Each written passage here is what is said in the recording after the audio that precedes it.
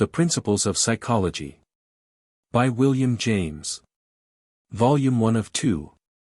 Psychology. Chapter 1. The Scope of Psychology.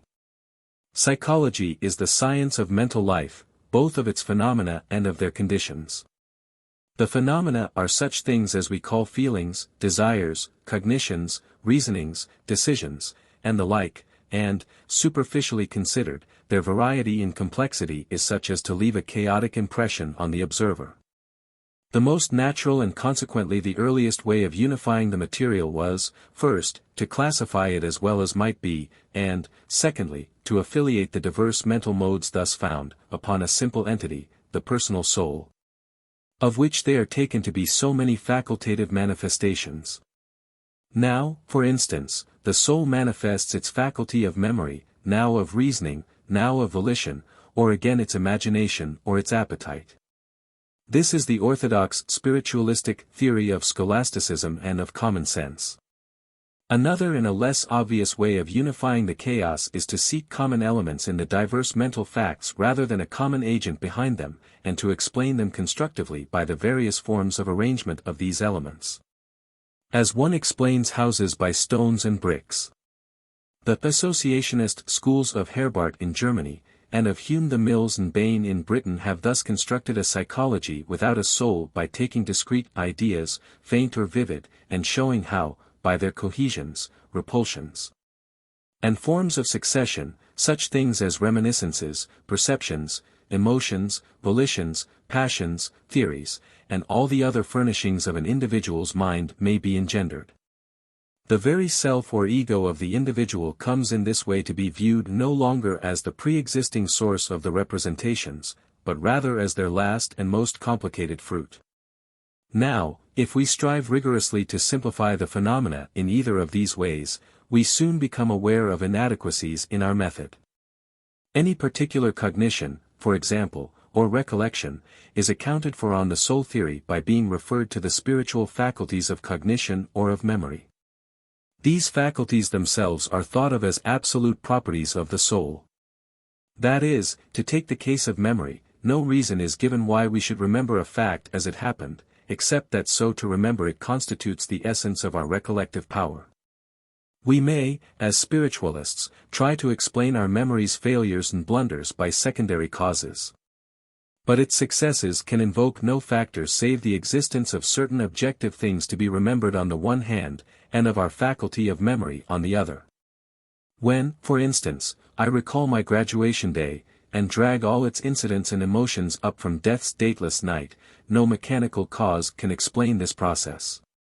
Nor can any analysis reduce it to lower terms or make its nature seem other than an ultimate datum, which, whether we rebel or not at its mysteriousness, must simply be taken for granted if we are to psychologize at all.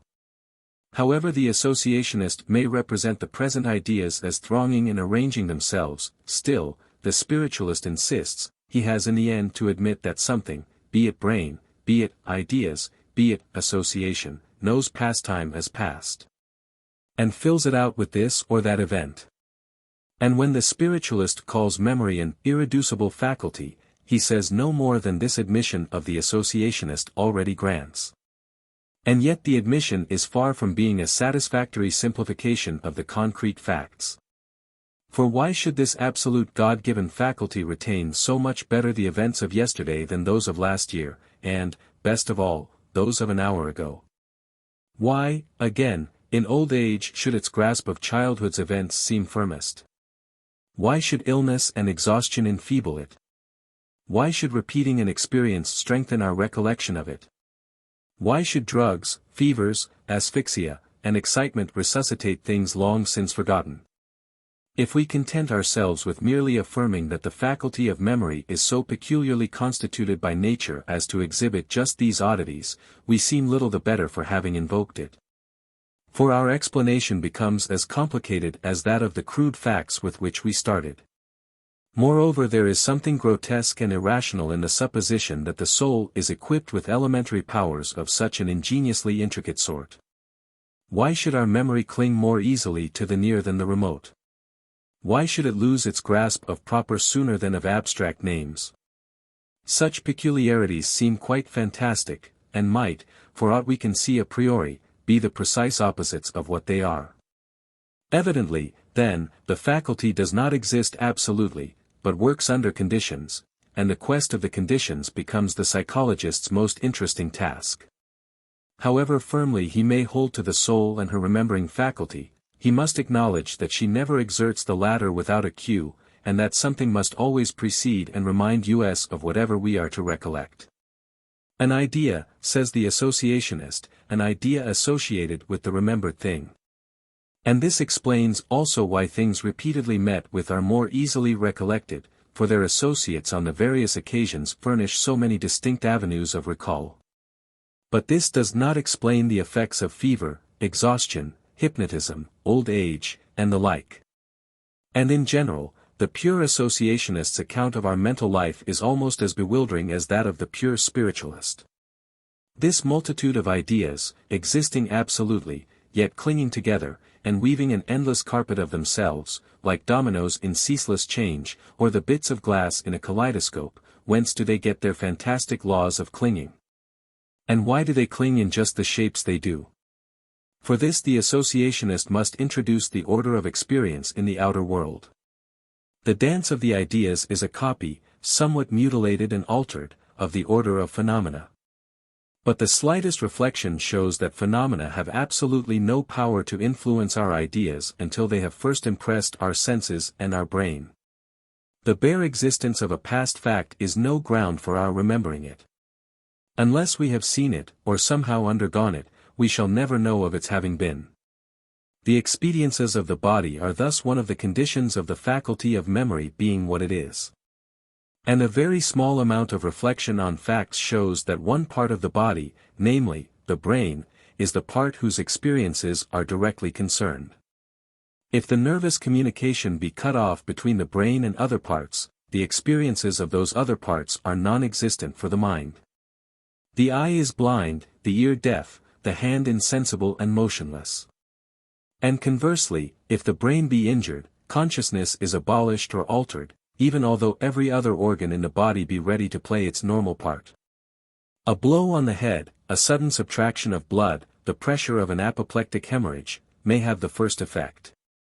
Whilst a very few ounces of alcohol or grains of opium or hashish, or a whiff of chloroform or nitrous oxide gas, are sure to have the second. The delirium of fever, the altered self of insanity, are all due to foreign matters circulating through the brain, or to pathological changes in that organ's substance.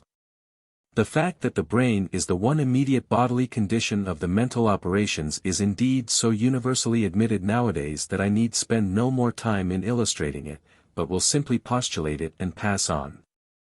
The whole remainder of the book will be more or less of a proof that the postulate was correct. Bodily experiences, therefore, and more particularly brain experiences, must take a place amongst those conditions of the mental life of which psychology need take account. The spiritualist and the associationist must both be cerebralists. To the extent at least of admitting that certain peculiarities in the way of working of their own favorite principles are explicable only by the fact that the brain laws are a codeterminant of the result. Our first conclusion, then, is that a certain amount of brain physiology must be presupposed or included in psychology. In still another way the psychologist is forced to be something of a nerve physiologist. Mental phenomena are not only conditioned a part ante by bodily processes, but they lead to them a part post. That they lead to acts is of course the most familiar of truths, but I do not merely mean acts in the sense of voluntary and deliberate muscular performances. Mental states occasion also changes in the caliber of blood vessels, or alteration in the heartbeats, or processes more subtle still, in glands and viscera. If these are taken into account, as well as acts which follow at some remote period because the mental state was once there, it will be safe to lay down the general law that no mental modification ever occurs which is not accompanied or followed by a bodily change. The ideas and feelings, e.g., which these present printed characters excite in the reader's mind not only occasion movements of his eyes and nascent movements of articulation in him, but will some day make him speak, or take sides in a discussion, or give advice, or choose a book to read, differently from what would have been the case had they never impressed his retina. Our psychology must therefore take account not only of the conditions antecedent to mental states, but of their resultant consequences as well. But actions originally prompted by conscious intelligence may grow so automatic by dint of habit as to be apparently unconsciously performed. Standing, walking, buttoning and unbuttoning, piano playing, talking, even saying one's prayers, may be done when the mind is absorbed in other things. The performances of animal instinct seem semi-automatic, and the reflex acts of self-preservation certainly are so. Yet they resemble intelligent acts in bringing about the same ends at which the animal's consciousness, on other occasions, deliberately aims. Shall the study of such machine-like yet purposive acts as these be included in psychology? The boundary line of the mental is certainly vague. It is better not to be pedantic, but to let the science be as vague as its subject, and include such phenomena as these if by so doing we can throw any light on the main business in hand. It will ere long be seen, I trust, that we can, and that we gain much more by a broad than by a narrow conception of our subject. At a certain stage in the development of every science a degree of vagueness is what best consists with fertility. On the whole, few recent formulas have done more real service of a rough sort in psychology than the Spencerian one that the essence of mental life and of bodily life are one, namely, the adjustment of inner to outer relations. Such a formula is vagueness incarnate, but because it takes into account the fact that minds inhabit environments which act on them and on which they in turn react. Because, in short, it takes mind in the midst of all its concrete relations, it is immensely more fertile than the old-fashioned rational psychology, which treated the soul as a detached existent, sufficient unto itself, and assumed to consider only its nature and properties. I shall therefore feel free to make any sallies into zoology or into pure nerve physiology which may seem instructive for our purposes, but otherwise shall leave those sciences to the physiologists. Can we state more distinctly still the manner in which the mental life seems to intervene between impressions made from without upon the body, and reactions of the body upon the outer world again? Let us look at a few facts. If some iron filings be sprinkled on a table and a magnet brought near them, they will fly through the air for a certain distance and stick to its surface. A savage seeing the phenomenon explains it as the result of an attraction or love between the magnet and the filings. But let a card cover the poles of the magnet, and the filings will press forever against its surface without its ever occurring to them to pass around its sides and thus come into more direct contact with the object of their love. Blow bubbles through a tube into the bottom of a pail of water, they will rise to the surface and mingle with the air. Their action may again be poetically interpreted as due to a longing to recombine with the mother atmosphere above the surface. But if you invert a jar full of water over the pail, they will rise and remain lodged beneath its bottom, shut in from the outer air, although a slight deflection from their course at the outset, or a redescent towards the rim of the jar when they found their upward course impeded, would easily have set them free. If now we pass from such actions as these to those of living things, we notice a striking difference. Romeo wants Juliet as the filings want the magnet, and if no obstacles intervene he moves towards her by as straight a line as they. But Romeo and Juliet, if a wall be built between them, do not remain idiotically pressing their faces against its opposite sides like the magnet and the filings with the card. Romeo soon finds a circuitous way, by scaling the wall or otherwise, of touching Juliet's lips directly. With the filings the path is fixed, whether it reaches the end depends on accidents.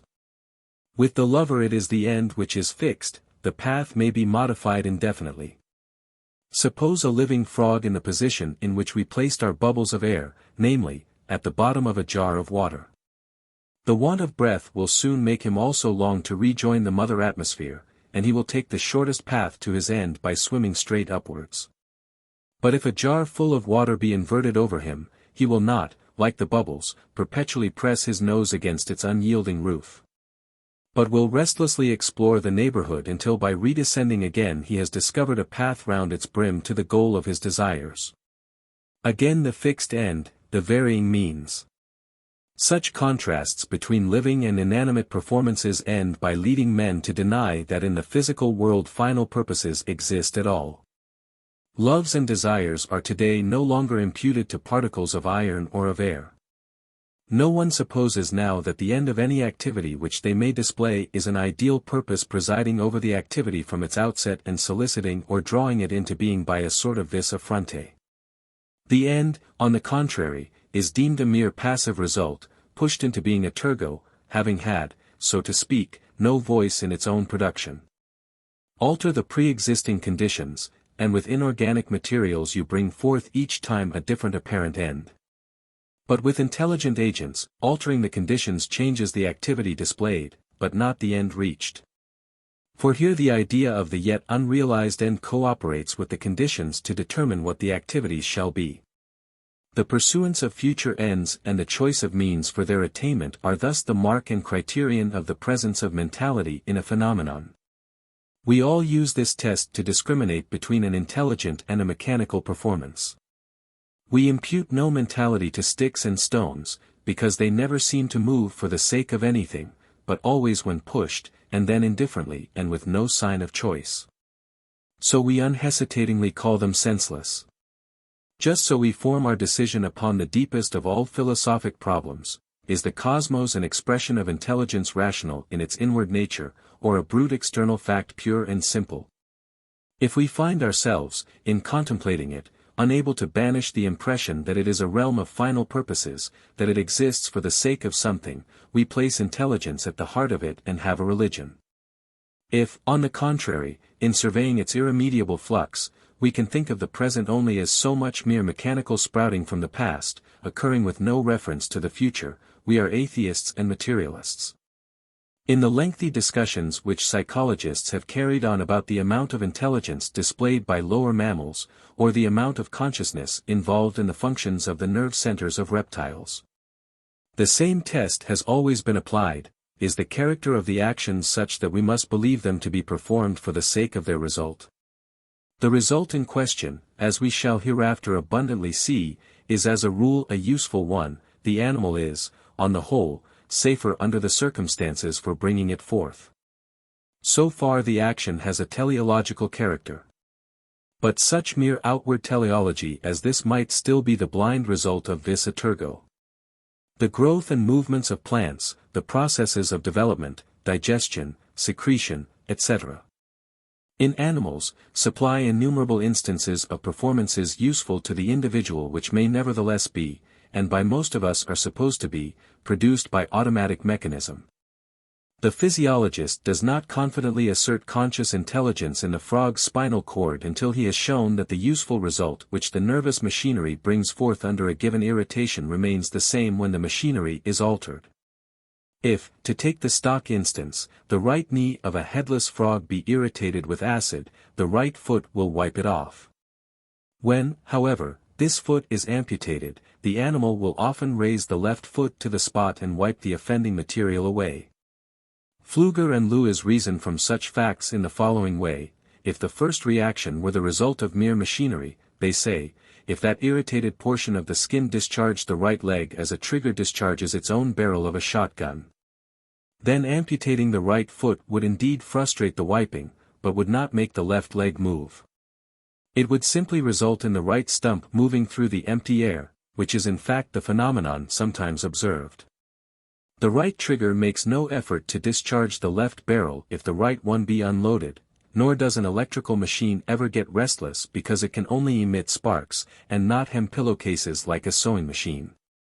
If, on the contrary, the right leg originally moved for the purpose of wiping the acid, then nothing is more natural than that, when the easiest means of effecting that purpose prove fruitless, other means should be tried. Every failure must keep the animal in a state of disappointment which will lead to all sorts of new trials and devices, and tranquility will not ensue till one of these, by a happy stroke, achieves the wished-for end. In a similar way Goltz ascribes intelligence to the frog's optic lobes and cerebellum. We alluded above to the manner in which a sound frog imprisoned in water will discover an outlet to the atmosphere.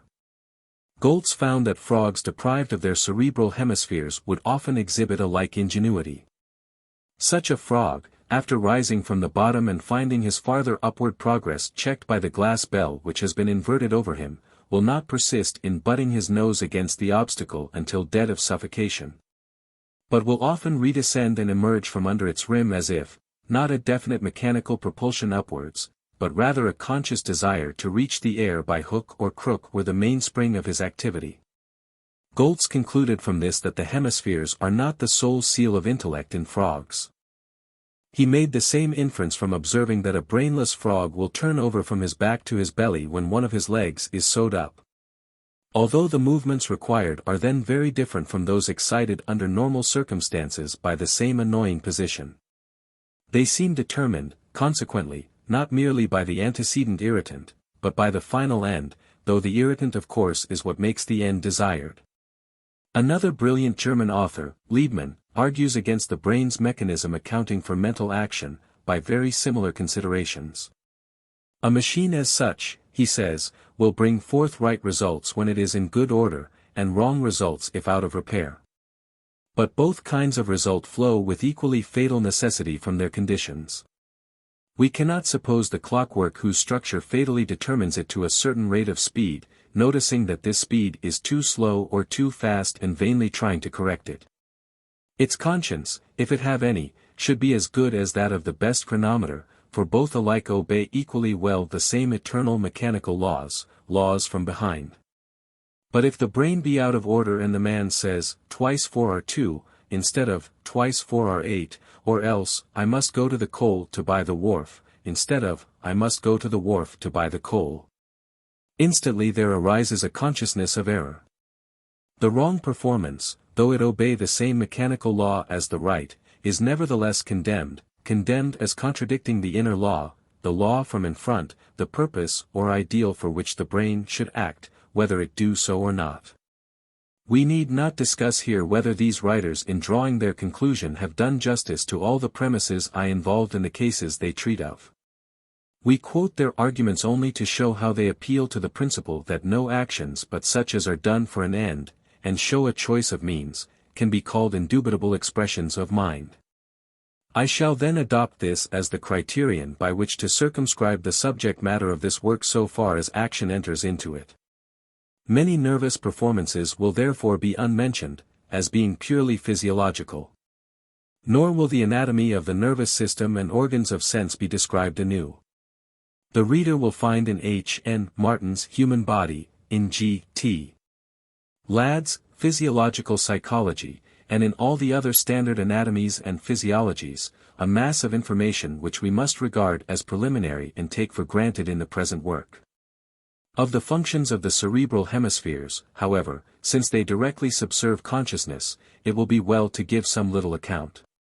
Cf. G.O.T. Ladd, Elements of Physiological Psychology, 1887, pt. 3, Chapter 3, Sections 9, 12. Zur Analysis der Wirklichkeit, page 489. Nothing is easier than to familiarize one's self with the mammalian brain. Get a sheep's head, a small saw, chisel, scalpel and forceps, all three can best be had from a surgical instrument maker, and unravel its parts either by the aid of a human dissecting book, such as Holden's Manual of Anatomy, or by the specific directions ad hoc given in such books as Foster and Langley's Practical Physiology, Macmillan, or Morell's Comparative Anatomy and Dissection of Mammalia, Longmans. Chapter 2. The Functions of the Brain. If I begin chopping the foot of a tree, its branches are unmoved by my act, and its leaves murmur as peacefully as ever in the wind. If, on the contrary, I do violence to the foot of a fellow man, the rest of his body instantly responds to the aggression by movements of alarm or defense. The reason of this difference is that the man has a nervous system whilst the tree has none. And the function of the nervous system is to bring each part into harmonious cooperation with every other. The afferent nerves, when excited by some physical irritant, be this as gross in its mode of operation as a chopping axe or as subtle as the waves of light, conveys the excitement to the nervous centers. The commotion set up in the centers does not stop there, but discharges itself, if at all strong, through the efferent nerves into muscles and glands, exciting movements of the limbs and viscera, or acts of secretion, which vary with the animal, and with the irritant applied. These acts of response have usually the common character of being of service. They ward off the noxious stimulus and support the beneficial one. Whilst if, in itself indifferent, the stimulus be a sign of some distant circumstance of practical importance, the animal's acts are addressed to this circumstance so as to avoid its perils or secure its benefits, as the case may be. To take a common example, if I hear the conductor calling, "All aboard," as I enter the depot, my heart first stops, then palpitates, and my legs respond to the air waves falling on my tympanum by quickening their movements. If I stumble as I run, the sensation of falling provokes a movement of the hands towards the direction of the fall, the effect of which is to shield the body from too sudden a shock. If a cinder enter my eye, its lids close forcibly and a copious flow of tears tends to wash it out. These three responses to a sensational stimulus differ, however, in many respects. The closure of the eye and the lacrimation are quite involuntary, and so is the disturbance of the heart. Such involuntary responses we know as reflex acts. The motion of the arms to break the shock of falling may also be called reflex, since it occurs too quickly to be deliberately intended. Whether it be instinctive or whether it result from the pedestrian education of childhood may be doubtful. It is, at any rate, less automatic than the previous acts, for a man might by conscious effort learn to perform it more skillfully, or even to suppress it altogether. Actions of this kind, into which instinct and volition enter upon equal terms, have been called semi-reflex. The act of running towards the train, on the other hand, has no instinctive element about it. It is purely the result of education, and is preceded by a consciousness of the purpose to be attained and a distinct mandate of the will. It is a voluntary act. Thus the animal's reflex and voluntary performances shade into each other gradually, being connected by acts which may often occur automatically, but may also be modified by conscious intelligence. An outside observer, unable to perceive the accompanying consciousness, might be wholly at a loss to discriminate between the automatic acts and those which volition escorted. But if the criterion of mind's existence be the choice of the proper means for the attainment of a supposed end, all the acts seem to be inspired by intelligence, for appropriateness characterizes them all alike. This fact, now, has led to two quite opposite theories about the relation to consciousness of the nervous functions.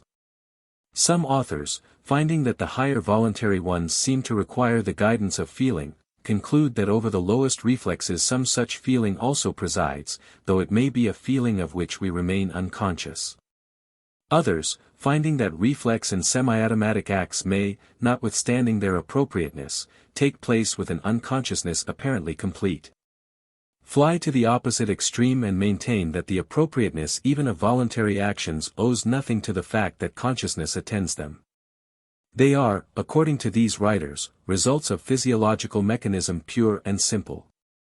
In a near chapter we shall return to this controversy again. Let us now look a little more closely at the brain and at the ways in which its states may be supposed to condition those of the mind. The frog's nerve centers. Both the minute anatomy and the detailed physiology of the brain are achievements of the present generation, or rather we may say, beginning with Maynard, of the past 20 years. Many points are still obscure and subject to controversy. But a general way of conceiving the organ has been reached on all hands which in its main feature seems not unlikely to stand, and which even gives a most plausible scheme of the way in which cerebral and mental operations go hand in hand. Figure 1. Ch. Cerebral. Hemispheres, OTH. Optic thalami, OL.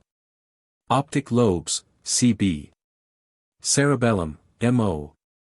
Medulla oblongata. SC, spinal cord. The best way to enter the subject will be to take a lower creature, like a frog, and study by the vivisectional method the functions of his different nerve centers. The frog's nerve centers are figured in the accompanying diagram, which needs no further explanation. I will first proceed to state what happens when various amounts of the anterior parts are removed, in different frogs, in the way in which an ordinary student removes them, that is, with no extreme precautions as to the purity of the operation. We shall in this way reach a very simple conception of the functions of the various centers, involving the strongest possible contrast between the cerebral hemispheres and the lower lobes. This sharp conception will have didactic advantages, for it is often very instructive to start with too simple a formula and correct it later on. Our first formula, as we shall later see, will have to be softened down somewhat by the results of more careful experimentation both on frogs and birds, and by those of the most recent observations on dogs, monkeys, and man. But it will put us, from the outset, in clear possession of some fundamental notions and distinctions which we could otherwise not gain so well, and none of which the later more completed view will overturn.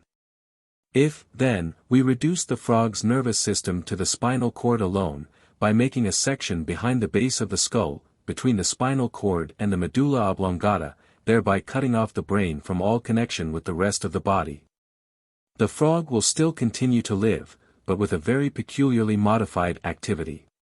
It ceases to breathe or swallow, it lies flat on its belly, and does not, like a normal frog, sit up on its four paws, though its hind legs are kept, as usual, folded against its body and immediately resume this position if drawn out. If thrown on its back, it lies there quietly, without turning over like a normal frog. Locomotion and voice seem entirely abolished. If we suspend it by the nose, and irritate different portions of its skin by acid, it performs a set of remarkable, defensive movements calculated to wipe away the irritant. Thus, if the breast be touched, both fore paws will rub it vigorously. If we touch the outer side of the elbow, the hind foot of the same side will rise directly to the spot and wipe it. The back of the foot will rub the knee if that be attacked, whilst if the foot be cut away, the stump will make ineffectual movements, and then, in many frogs, a pause will come, as if for deliberation, succeeded by a rapid passage of the opposite unmutilated foot to the acidulated spot. The most striking character of all these movements, after their teleological appropriateness, is their precision. They vary, in sensitive frogs and with a proper amount of irritation, so little as almost to resemble in their machine-like regularity the performances of a jumping jack, whose legs must twitch whenever you pull the string. The spinal cord of the frog thus contains arrangements of cells and fibers fitted to convert skin irritations into movements of defense. We may call it the center for defensive movements in this animal. We may indeed go farther than this, and by cutting the spinal cord in various places find that its separate segments are independent mechanisms, for appropriate activities of the head and of the arms and legs respectively. The segment governing the arms is especially active, in male frogs, in the breeding season. And these members alone with the breast and back appertaining to them, everything else being cut away, will then actively grasp a finger placed between them and remain hanging to it for a considerable time. The spinal cord in other animals has analogous powers. Even in men it makes movements of defense. Paraplegics draw up their legs when tickled. And Robin, on tickling the breast of a criminal an hour after decapitation, saw the arm and hand move towards the spot. Of the lower functions of the mammalian cord, studied so ably by Goltz and others, this is not the place to speak. If, in a second animal, the cut be made just behind the optic lobes so that the cerebellum and medulla oblongata remain attached to the cord, then swallowing, breathing, crawling, and a rather enfeebled jumping and swimming are added to the movements previously observed. There are other reflexes too.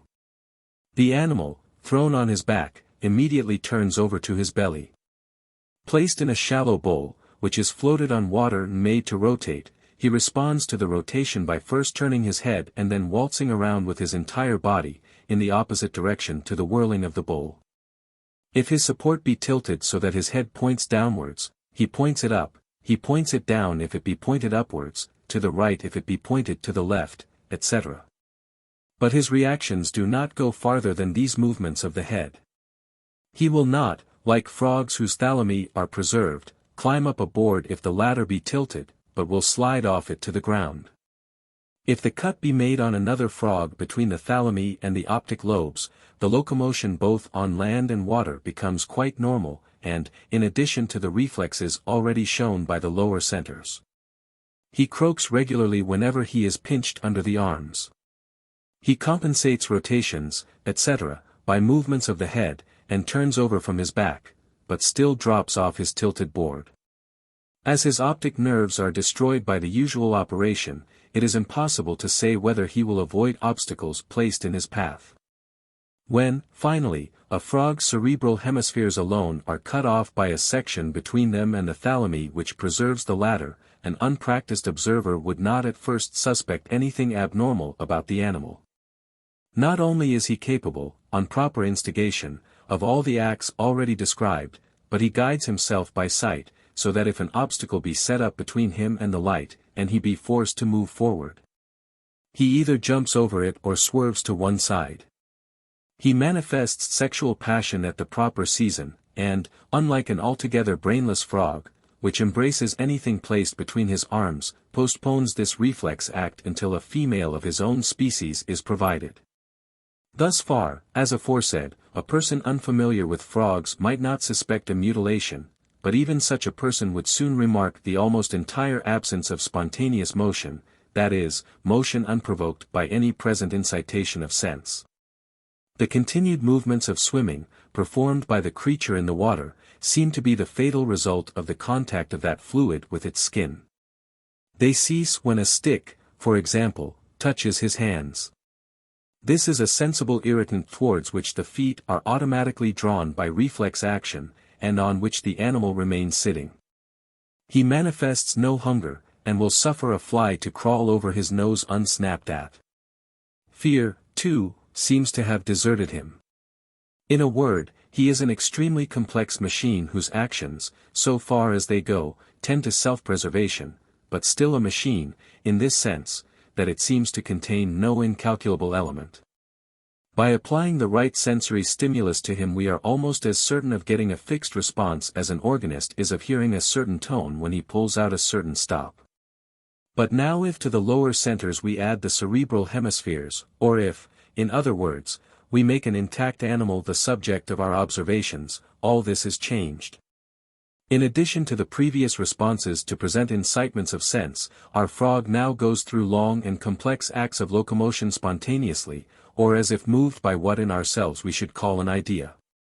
His reactions to outward stimuli vary their form, too.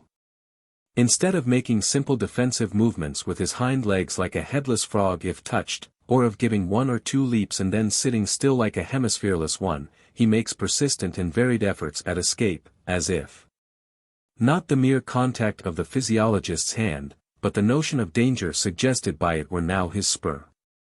Led by the feeling of hunger, too, he goes in search of insects, fish, or smaller frogs, and varies his procedure with each species of victim. The physiologist cannot by manipulating him elicit croaking, crawling up a board, swimming or stopping, at will. His conduct has become incalculable. We can no longer foretell it exactly. Effort to escape is his dominant reaction, but he may do anything else, even swell up and become perfectly passive in our hands. Such are the phenomena commonly observed, and such the impressions which one naturally receives. Certain general conclusions follow irresistibly. First of all the following. The acts of all the centers involve the use of the same muscles. When a headless frog's hind leg wipes the acid, he calls into play all the leg muscles which a frog with his full medulla oblongata and cerebellum uses when he turns from his back to his belly.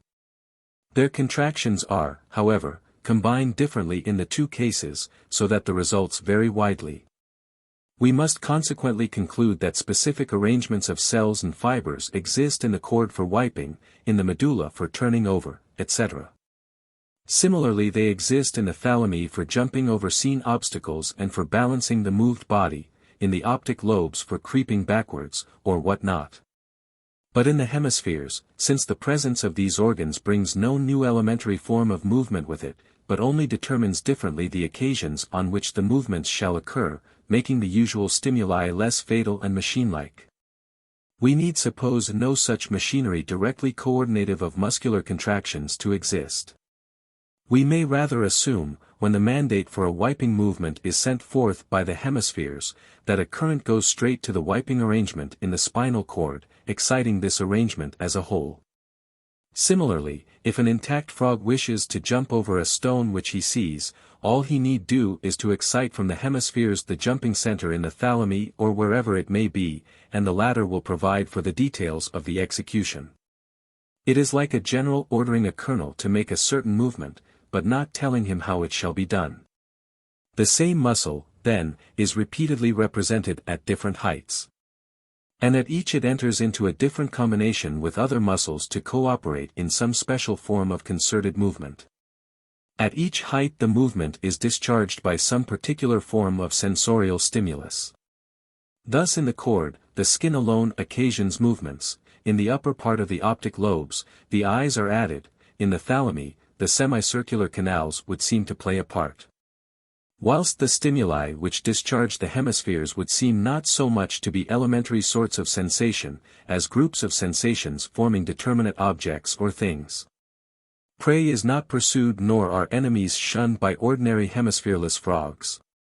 Those reactions upon complex circumstances which we call instinctive rather than reflex, are already in this animal dependent on the brain's highest lobes, and still more is this the case with animals higher in the zoological scale. The results are just the same if, instead of a frog, we take a pigeon, and cut out his hemispheres as they are ordinarily cut out for a lecture room demonstration. There is not a movement natural to him which this brainless bird cannot perform if expressly excited thereto. Only the inner promptings seem deficient, and when left to himself he spends most of his time crouched on the ground with his head sunk between his shoulders as if asleep. General notion of hemispheres. All these facts lead us, when we think about them, to some such explanatory conception as this: the lower centers act from present sensational stimuli alone. The hemispheres act from perceptions and considerations, the sensations which they may receive serving only as suggestors of these. But what are perceptions but sensations grouped together? And what are considerations but expectations, in the fancy, of sensations which will be felt one way or another according as action takes this course or that? If I step aside on seeing a rattlesnake, from considering how dangerous an animal he is, the mental materials which constitute my prudential reflection are images more or less vivid of the movement of his head, of a sudden pain in my leg, of a state of terror, a swelling of the limb, a chill, delirium, unconsciousness, etc. etc., and the ruin of my hopes.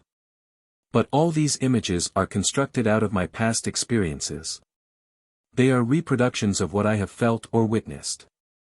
They are, in short, remote sensations. And the difference between the hemisphereless animal and the whole one may be concisely expressed by saying that the one obeys absent, the other only present, objects. The hemispheres would then seem to be the seat of memory. Vestiges of past experience must in some way be stored up in them, and must, when aroused by present stimuli, first appear as representations of distant goods and evils, and then must discharge into the appropriate motor channels for warding off the evil and securing the benefits of the good. If we liken the nervous currents to electric currents, we can compare the nervous system, c, below the hemispheres to a direct circuit from sense organ to muscle along the line S. C. M of Figure 2.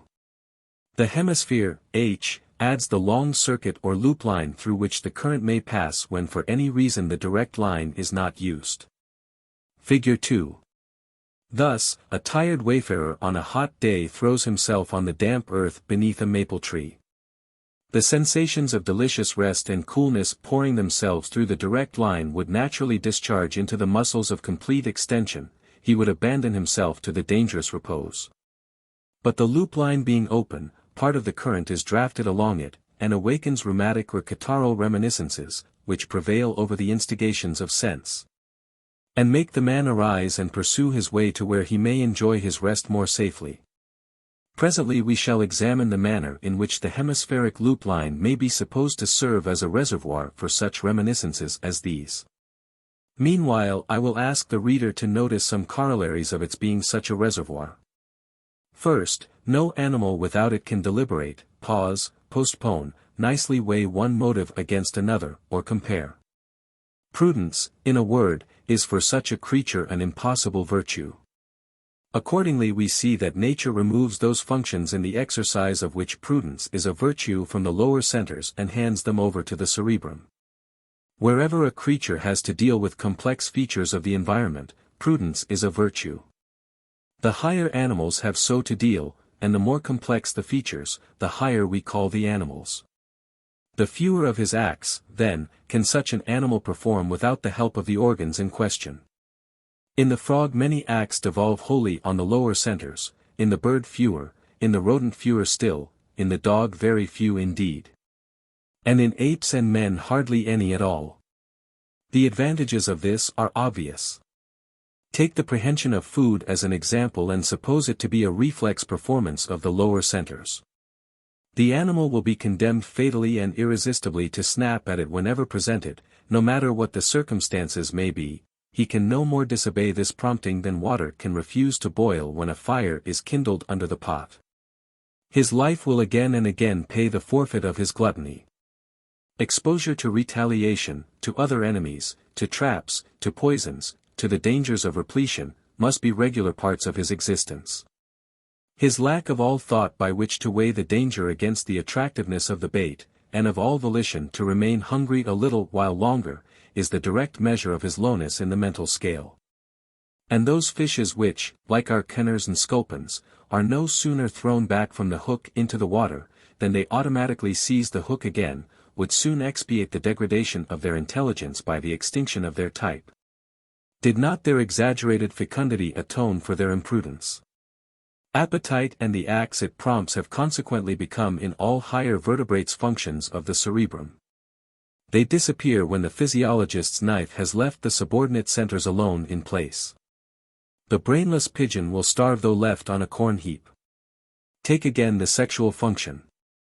In birds this devolves exclusively upon the hemispheres.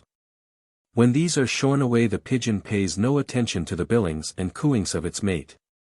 And Goltz found that a bitch in heat would excite no emotion in male dogs who had suffered large loss of cerebral tissue. Those who have read Darwin's Descent of Man know what immense importance in the amelioration of the breed in birds this author ascribes to the mere fact of sexual selection. The sexual act is not performed until every condition of circumstance and sentiment is fulfilled, until time, place, and partner all are fit. But in frogs and toads this passion devolves on the lower centers. They show consequently a machine-like obedience to the present incitement of sense, and an almost total exclusion of the power of choice. Copulation occurs per fas aut nifas, occasionally between males, often with dead females, in puddles exposed on the highway, and the male may be cut in two without letting go his hold. Every spring an immense sacrifice of batrachian life takes place from these causes alone. No one need be told how dependent all human social elevation is upon the prevalence of chastity. Hardly any factor measures more than this the difference between civilization and barbarism. Physiologically interpreted, chastity means nothing more than the fact that present solicitations of sense are overpowered by suggestions of aesthetic and moral fitness which the circumstances awaken in the cerebrum. And that upon the inhibitory or permissive influence of these alone action directly depends. Within the psychic life due to the cerebrum itself the same general distinction obtains, between considerations of the more immediate and considerations of the more remote. In all ages the man whose determinations are swayed by reference to the most distant ends has been held to possess the highest intelligence.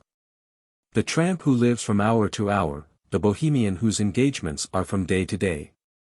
The bachelor who builds but for a single life, the father who acts for another generation, the patriot who thinks of a whole community and many generations.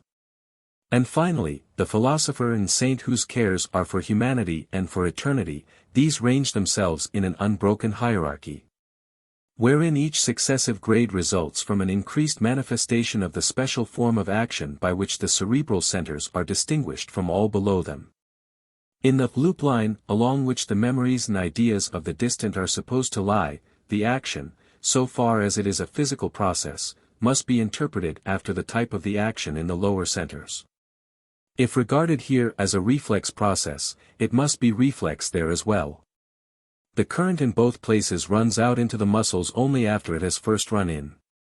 But whilst the path by which it runs out is determined in the lower centers by reflections few and fixed amongst the cell arrangements, in the hemispheres the reflections are many and unstable. This, it will be seen, is only a difference of degree and not of kind, and does not change the reflex type. The conception of all action as conforming to this type is the fundamental conception of modern nerve physiology. So much for our general preliminary conception of the nerve centers. Let us define it more distinctly before we see how well physiological observation will bear it out in detail. The education of the hemispheres. Nerve currents run in through sense organs, and whilst provoking reflex acts in the lower centers, they arouse ideas in the hemispheres, which either permit the reflexes in question, check them, or substitute others for them. All ideas being in the last resort reminiscences, the question to answer is, how can processes become organized in the hemispheres which correspond to reminiscences in the mind? Nothing is easier than to conceive a possible way in which this might be done, provided four assumptions be granted. These assumptions, which after all are inevitable in any event, are 1. The same cerebral process which, when aroused from without by a sense organ, gives the perception of an object, will give an idea of the same object and aroused by other cerebral processes from within. 2. If processes 1, 2, 3, 4 have once been aroused together or in immediate succession, any subsequent arousal of any one of them, whether from without or within, will tend to arouse the others in the original order. This is the so-called law of association. 3. Every sensorial excitement propagated to a lower center tends to spread upwards and arouse an idea. 4. Every idea tends ultimately either to produce a movement or to check one which otherwise would be produced. Figure 3. Suppose now, these assumptions being granted, that we have a baby before us who sees a candle flame for the first time, and, by virtue of a reflex tendency common in babies of a certain age, extends his hand to grasp it, so that his fingers get burned. So far we have two reflex currents in play. First, from the eye to the extension movement, along the line 1, 1, 1, 1 of figure 3, and second, from the finger to the movement of drawing back the hand, along the line 2, 2, 2, 2. If this were the baby's whole nervous system, and if the reflexes were once for all organic, we should have no alteration in his behavior, no matter how often the experience recurred. The retinal image of the flame would always make the arm shoot forward, the burning of the finger would always send it back. But we know that, the burnt child dreads the fire, and that one experience usually protects the fingers forever. The point is to see how the hemispheres may bring this result to pass. Figure 4. The dotted lines stand for afferent paths, the broken lines for paths. Between the centers, the entire lines for efferent paths. We must complicate our diagram, see figure 4. Let the current 1, 1, from the eye, discharge upward as well as downward when it reaches the lower center for vision, and arouse the perceptional process S1 in the hemispheres.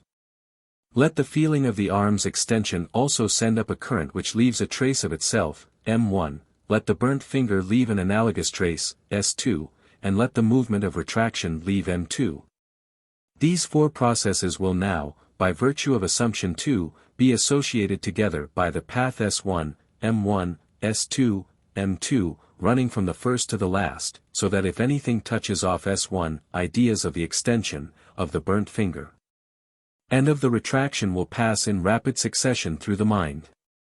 The effect on the child's conduct and the candle flame is next presented is easy to imagine. Of course the sight of it arouses the grasping reflex. But it arouses simultaneously the idea thereof, together with that of the consequent pain, and of the final retraction of the hand. And if these cerebral processes prevail in strength over the immediate sensation in the centers below, the last idea will be the cue by which the final action is discharged. The grasping will be arrested in mid-career, the hand drawn back, and the child's fingers saved. In all this we assume that the hemispheres do not natively couple any particular sense impression with any special motor discharge. They only register, and preserve traces of, such couplings as are already organized in the reflex centers below.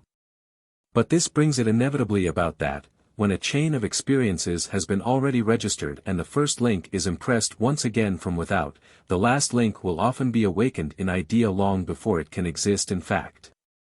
And if this last link were previously coupled with emotion, that motion may now come from the mere ideal suggestion without waiting for the actual impression to arise. Thus an animal with hemispheres acts in anticipation of future things. Or, to use our previous formula, he acts from considerations of distant good and ill.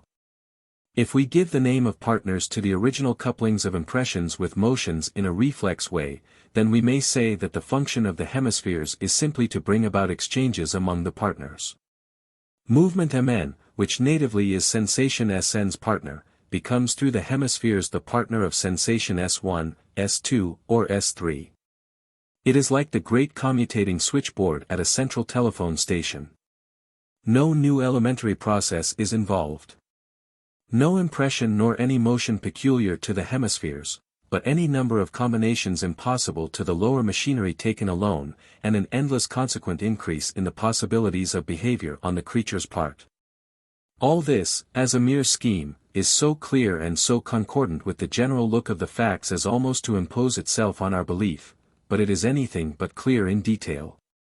The brain physiology of late years has with great effort sought to work out the paths by which these couplings of sensations with movements take place, both in the hemispheres and in the centers below. So we must next test our scheme by the facts discovered in this direction. We shall conclude, I think, after taking them all into account, that the scheme probably makes the lower centers too machine-like and the hemispheres not quite machine-like enough, and must consequently be softened down a little. So much I may say in advance. Meanwhile, before plunging into the details which await us, it will somewhat clear our ideas if we contrast the modern way of looking at the matter with the phrenological conception which but lately preceded it. The phrenological conception. In a certain sense Gall was the first to seek to explain in detail how the brain could subserve our mental operations. His way of proceeding was only too simple. He took the faculty psychology as his ultimatum on the mental side, and he made no farther psychological analysis.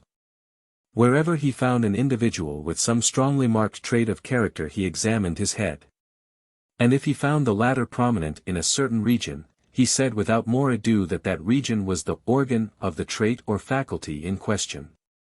The traits were of very diverse constitution, some being simple sensibilities like weight or color, some being instinctive tendencies like alimentiveness or amativeness. And others, again, being complex resultants like conscientiousness, individuality. Phrenology fell promptly into disrepute among scientific men because observation seemed to show that large faculties and large bumps might fail to coexist. Because the scheme of Gall was so vast as hardly to admit of accurate determination at all, who of us can say even of his own brothers whether their perceptions of weight and of time are well developed or not? Because the followers of Gall and Spurzheim were unable to reform these errors in any appreciable degree, and, finally, because the whole analysis of faculties was vague and erroneous from a psychologic point of view. Popular professors of the lore have nevertheless continued to command the admiration of popular audiences. And there seems no doubt that phrenology, however little it satisfy our scientific curiosity about the functions of different portions of the brain, may still be, in the hands of intelligent practitioners, a useful help in the art of reading character. A hooked nose and a firm jaw are usually signs of practical energy, soft, delicate hands are signs of refined sensibility. Even so may a prominent eye be a sign of power over language, and a bull neck a sign of sensuality. But the brain behind the eye and neck need no more be the organ of the signified faculty than the jaw is the organ of the will or the hand the organ of refinement. These correlations between mind and body are, however, so frequent that the characters given by phrenologists are often remarkable for knowingness and insight. Phrenology hardly does more than restate the problem. To answer the question, why do I like children, by saying, because you have a large organ of philoprogenitiveness, but renames the phenomenon to be explained. What is my philoprogenitiveness? Of what mental elements does it consist? And how can a part of the brain be its organ? A science of the mind must reduce such complex manifestations as philoprogenitiveness to their elements. A science of the brain must point out the functions of its elements. A science of the relations of mind and brain must show how the elementary ingredients of the former correspond to the elementary functions of the latter. But phrenology, except by occasional coincidence, takes no account of elements at all. Its faculties, as a rule, are fully equipped persons in a particular mental attitude. Take, for example, the faculty of language. It involves in reality a host of distinct powers. We must first have images of concrete things and ideas of abstract qualities and relations. We must next have the memory of words and then the capacity so to associate each idea or image with a particular word that, when the word is heard, the idea shall forthwith enter our mind. We must conversely, as soon as the idea arises in our mind, associate with it a mental image of the word, and by means of this image we must innervate our articulatory apparatus so as to reproduce the word as physical sound. To read or to write a language other elements still must be introduced. But it is plain that the faculty of spoken language alone is so complicated as to call into play almost all the elementary powers which the mind possesses: memory, imagination, association, judgment, and volition. A portion of the brain competent to be the adequate seat of such a faculty would needs be an entire brain in miniature, just as the faculty itself is really a specification of the entire man, a sort of homunculus. Yet just such homunculi are for the most part the phrenological organs. As Lang says, "We have a parliament of little men together, each one of whom, as happens also in a real parliament, possesses but a single idea which he ceaselessly strives to make prevail, benevolence, firmness, hope, and the rest." Instead of one soul, phrenology gives us 40, each alone as enigmatic as the full aggregate psychic life can be. Instead of dividing the latter into affective elements, she divides it into personal beings of peculiar character. Her pastor, sure there be a horse inside, called out the peasants to X after their spiritual shepherd had spent hours in explaining to them the construction of the locomotive. With a horse inside truly everything becomes clear, even though it be a queer enough sort of horse. The horse itself calls for no explanation. Phrenology takes a start to get beyond the point of view of the ghost-like soul entity, but she ends by populating the whole skull with ghosts of the same order. Modern science conceives of the matter in a very different way. Brain and mind alike consist of simple elements, sensory and motor. All nervous centers, says Dar. Huglings Jackson, from the lowest to the very highest, the substrata of consciousness, are made up of nothing else than nervous arrangements, representing impressions and movements. I do not see of what other materials the brain can be made. Maynard represents the matter similarly when he calls the cortex of the hemispheres the surface of projection for every muscle and every sensitive point of the body. The muscles and the sensitive points are represented each by a cortical point, and the brain is nothing but the sum of all these cortical points, to which, on the mental side, as many ideas correspond. Ideas of sensation, ideas of motion are, on the other hand, the elementary factors out of which the mind is built up by the associationists in psychology. There is a complete parallelism between the two analyses. The same diagram of little dots, circles, or triangles joined by lines symbolizes equally well the cerebral and mental processes. The dots stand for cells or ideas. The lines for fibers or associations. We shall have later to criticize this analysis so far as it relates to the mind, but there is no doubt that it is a most convenient, and has been a most useful, hypothesis, formulating the facts in an extremely natural way. If, then, we grant that motor and sensory ideas variously associated are the materials of the mind, all we need do to get a complete diagram of the mind's and the brain's relations should be to ascertain which sensory idea corresponds to which sensational surface of projection, and which motor idea to which muscular surface of projection. The associations would then correspond to the fibrous connections between the various surfaces. This distinct cerebral localization of the various elementary sorts of idea has been treated as a postulate by many physiologists, e.g. Monk. And the most stirring controversy in nerve physiology which the present generation has seen has been the localization question.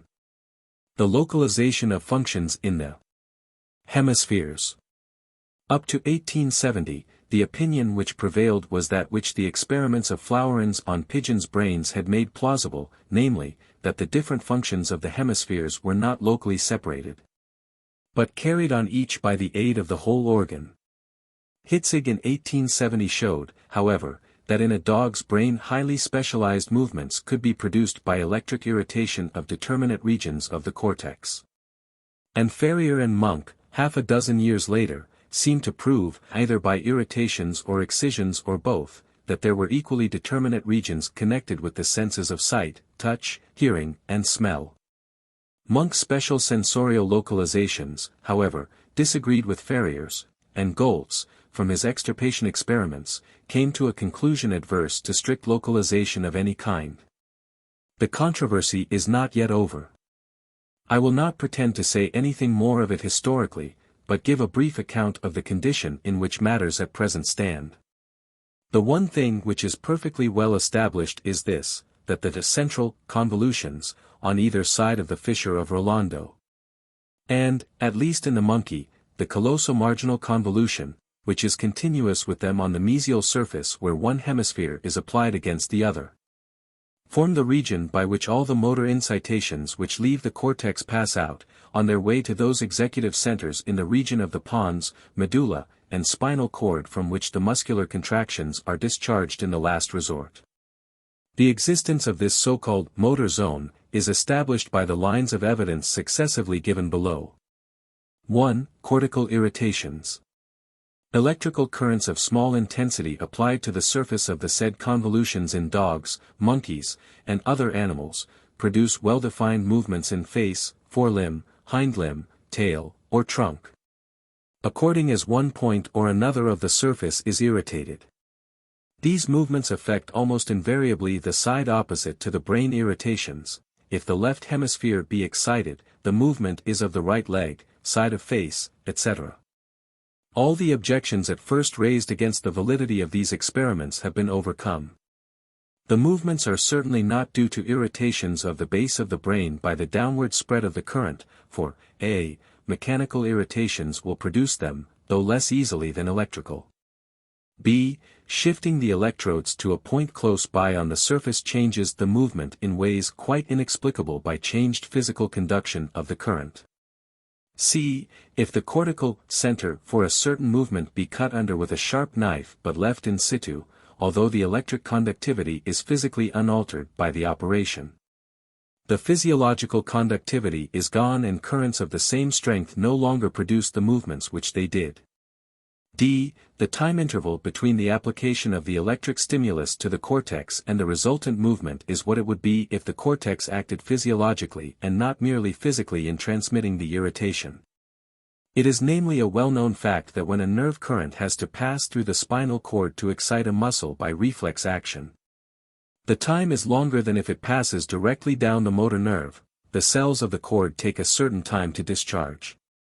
Similarly, when a stimulus is applied directly to the cortex, the muscle contracts 2 or 3/100ths of a second later than it does when the place on the cortex is cut away and the electrodes are applied to the white fibers below. 2. Cortical ablations.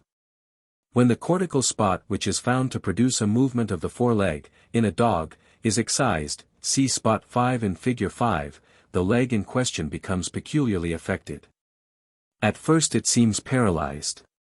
Soon, however, it is used with the other legs, but badly. The animal does not bear his weight on it, allows it to rest on its dorsal surface, stands with it crossing the other leg, does not remove it if it hangs over the edge of a table, can no longer give the paw at word of command if able to do so before the operation, does not use it for scratching the ground, or holding a bone as formerly, lets it slip out when running on a smooth surface or when shaking himself, etc. etc. Sensibility of all kinds seems diminished as well as motility, but of this I shall speak later on.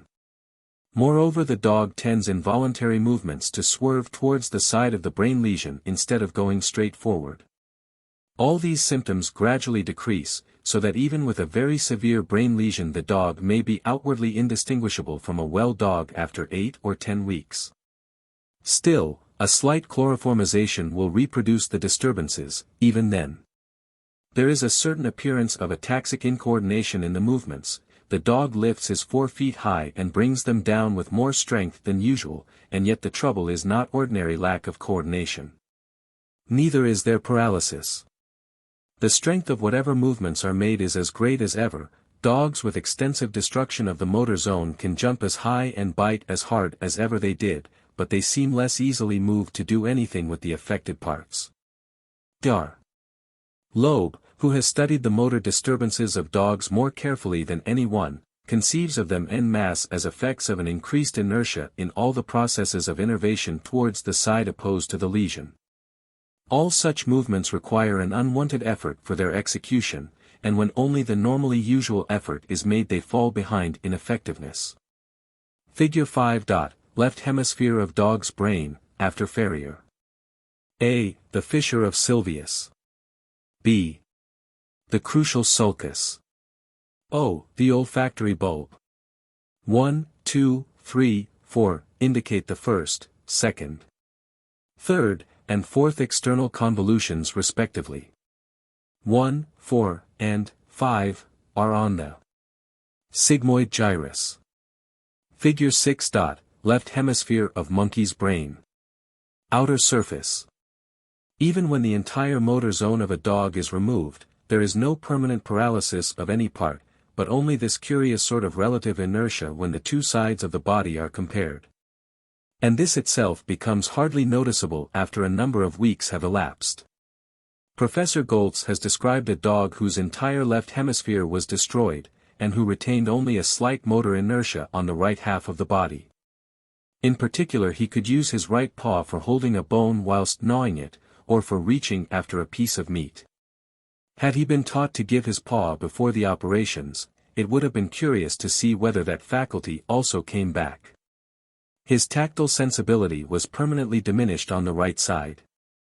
In monkeys a genuine paralysis follows upon ablations of the cortex in the motor region.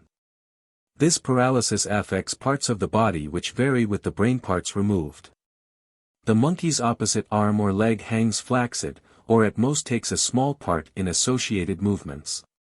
When the entire region is removed there is a genuine and permanent hemiplegia in which the arm is more affected than the leg. And this is followed months later by contracture of the muscles, as in man after inveterate hemiplegia. According to Schaefer and Horsley, the trunk muscles also become paralyzed after destruction of the marginal convolution on both sides, see Fig.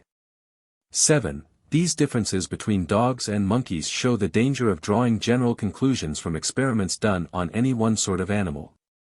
I subjoin the figures given by the last-named authors of the motor regions in the monkey's brain. Fig. 7. Left hemisphere of monkey's brain. Mesial surface. In man we are necessarily reduced to the observation post-mortem of cortical ablations produced by accident or disease, tumor, hemorrhage, softening, etc. What results during life from such conditions is either localized spasm, or palsy of certain muscles of the opposite side. The cortical regions which invariably produce these results are homologous with those which we have just been studying in the dog, cat, ape, etc. Figures 8 and 9 show the result of 169 cases carefully studied by Exner. The parts shaded are regions where lesions produced no motor disturbance. Those left white were, on the contrary, never injured without motor disturbances of some sort. Where the injury to the cortical substance is profound in man, the paralysis is permanent and is succeeded by muscular rigidity in the paralyzed parts, just as it may be in the monkey. Figure 8. Right hemisphere of human brain. Lateral surface. Figure 9. Right hemisphere of human brain. Mesial surface. 3. Descending degenerations show the intimate connection of the Rolandic regions of the cortex with the motor tracts of the cord. When, either in man or in the lower animals, these regions are destroyed, a peculiar degenerative change known as secondary sclerosis is found to extend downwards through the white fibrous substance of the brain in a perfectly definite manner, affecting certain distinct strands which pass through the inner capsule, crura, and pons, into the anterior pyramids of the medulla oblongata. And from thence, partly crossing to the other side, downwards into the anterior, direct, and lateral, crossed, columns of the spinal cord. 4. Anatomical proof of the continuity of the Rolandic regions with these motor columns of the cord is also clearly given. Flechsig's pyramidenbon forms an uninterrupted strand, distinctly traceable in human embryos, before its fibers have acquired their white, medullary sheath, passing upwards from the pyramids of the medulla, and traversing the internal capsule and corona radiata to the convolutions in question, Fig. 10. None of the inferior gray matter of the brain seems to have any connection with this important fibrous strand. It passes directly from the cortex to the motor arrangements in the cord, depending for its proper nutrition, as the facts of degeneration show, on the influence of the cortical cells. Just as motor nerves depend for their nutrition on that of the cells of the spinal cord. Electrical stimulation of this motor strand in any accessible part of its course has been shown in dogs to produce movements analogous to those which excitement of the cortical surface calls forth. Figure 10. Schematic transverse section of brain showing motor strand. After Ettinger. One of the most instructive proofs of motor localization in the cortex is that furnished by the disease now called aphemia, or motor aphasia. Motor aphasia is neither loss of voice nor paralysis of the tongue or lips. The patient's voice is as strong as ever, and all the innervations of his hypoglossal and facial nerves, except those necessary for speaking, may go on perfectly well. He can laugh and cry, and even sing, but he either is unable to utter any words at all, or a few meaningless stock phrases form his only speech. Or else he speaks incoherently and confusedly, mispronouncing, misplacing, and misusing his words in various degrees. Sometimes his speech is a mere broth of unintelligible syllables. In cases of pure motor aphasia the patient recognizes his mistakes and suffers acutely from them. Now whenever a patient dies in such a condition as this, and an examination of his brain is permitted, it is found that the lowest frontal gyrus, see Figure 11, is the seat of injury. Broca first noticed this fact in 1861, and since then the gyrus has gone by the name of Broca's convolution. The injury in right-handed people is found on the left hemisphere, and in left-handed people on the right hemisphere. Most people, in fact, are left-brained, that is, all their delicate and specialized movements are handed over to the charge of the left hemisphere. The ordinary right-handedness for such movements is only a consequence of that fact. A consequence which shows outwardly on account of that extensive decussation of the fibers whereby most of those from the left hemisphere pass to the right half of the body only. But the left-brainedness might exist in equal measure and not show outwardly. This would happen wherever organs on both sides of the body could be governed by the left hemisphere. And just such a case seems offered by the vocal organs, in that highly delicate and special motor service which we call speech. Either hemisphere can innervate them bilaterally, just as either seems able to innervate bilaterally the muscles of the trunk, ribs, and diaphragm. Of the special movements of speech, however, it would appear, from the facts of aphasia, that the left hemisphere in most persons habitually takes exclusive charge. With that hemisphere thrown out of gear, speech is undone. Even though the opposite hemisphere still be there for the performance of less specialized acts, such as the various movements required in eating. Figure 11. Schematic profile of left hemisphere, with the parts shaded whose destruction causes motor, Broca, and sensory, Wernicke, aphasia. It will be noticed that Broca's region is homologous with the parts ascertained to produce movements of the lips, tongue, and larynx when excited by electric currents in apes, cf. Figure 6. The evidence is therefore as complete as it well can be that the motor incitations to these organs leave the brain by the lower frontal region. Victims of motor aphasia generally have other disorders. One which interests us in this connection has been called agraphia. They have lost the power to write. They can read writing and understand it, but either cannot use the pen at all or make egregious mistakes with it. The seat of the lesion here is less well determined, owing to an insufficient number of good cases to conclude from. There is no doubt, however, that it is, in right-handed people, on the left side, and little doubt that it consists of elements of the hand and arm region specialized for that service. The symptom may exist when there is little or no disability in the hand for other uses. If it does not get well, the patient usually educates his right hemisphere, i.e. learns to write with his left hand. In other cases of which we shall say more a few pages later on, the patient can write both spontaneously and at dictation, but cannot read even what he has himself written. All these phenomena are now quite clearly explained by separate brain centers for the various feelings and movements and tracts for associating these together. But their minute discussion belongs to medicine rather than to general psychology, and I can only use them here to illustrate the principles of motor localization. Under the heads of sight and hearing I shall have a little more to say. The different lines of proof which I have taken up establish conclusively the proposition that all the motor impulses which leave the cortex pass out, in healthy animals, from the convolutions about the fissure of Rolando. When, however, it comes to defining precisely what is involved in a motor impulse leaving the cortex, things grow more obscure. Does the impulse start independently from the convolutions in question, or does it start elsewhere and merely flow through? And to what particular phase of psychic activity does the activity of these centers correspond? Opinions and authorities here divide, but it will be better, before entering into these deeper aspects of the problem, to cast a glance at the facts which have been made out concerning the relations of the cortex to sight, hearing, and smell. Sight. Ferrier was the first in the field here. He found, when the angular convolution, that lying between the intraparietal and external occipital fissures, and bending round the top of the fissure of Sylvius, in Fig. 6, was excited in the monkey, that movements of the eyes and head as if for vision occurred, and that when it was extirpated, what he supposed to be total and permanent blindness of the opposite eye followed. Munk almost immediately declared total and permanent blindness to follow from destruction of the occipital lobe in monkeys as well as dogs, and said that the angular gyrus had nothing to do with sight, but was only the center for tactile sensibility of the eyeball. Hunk's absolute tone about his observations and his theoretic arrogance have led to his ruin as an authority. But he did two things of permanent value. He was the first to distinguish in these vivisections between sensorial and psychic blindness, and to describe the phenomenon of restitution of the visual function after its first impairment by an operation. And the first to notice the hemiopic character of the visual disturbances which result when only one hemisphere is injured. Sensorial blindness is absolute insensibility to light.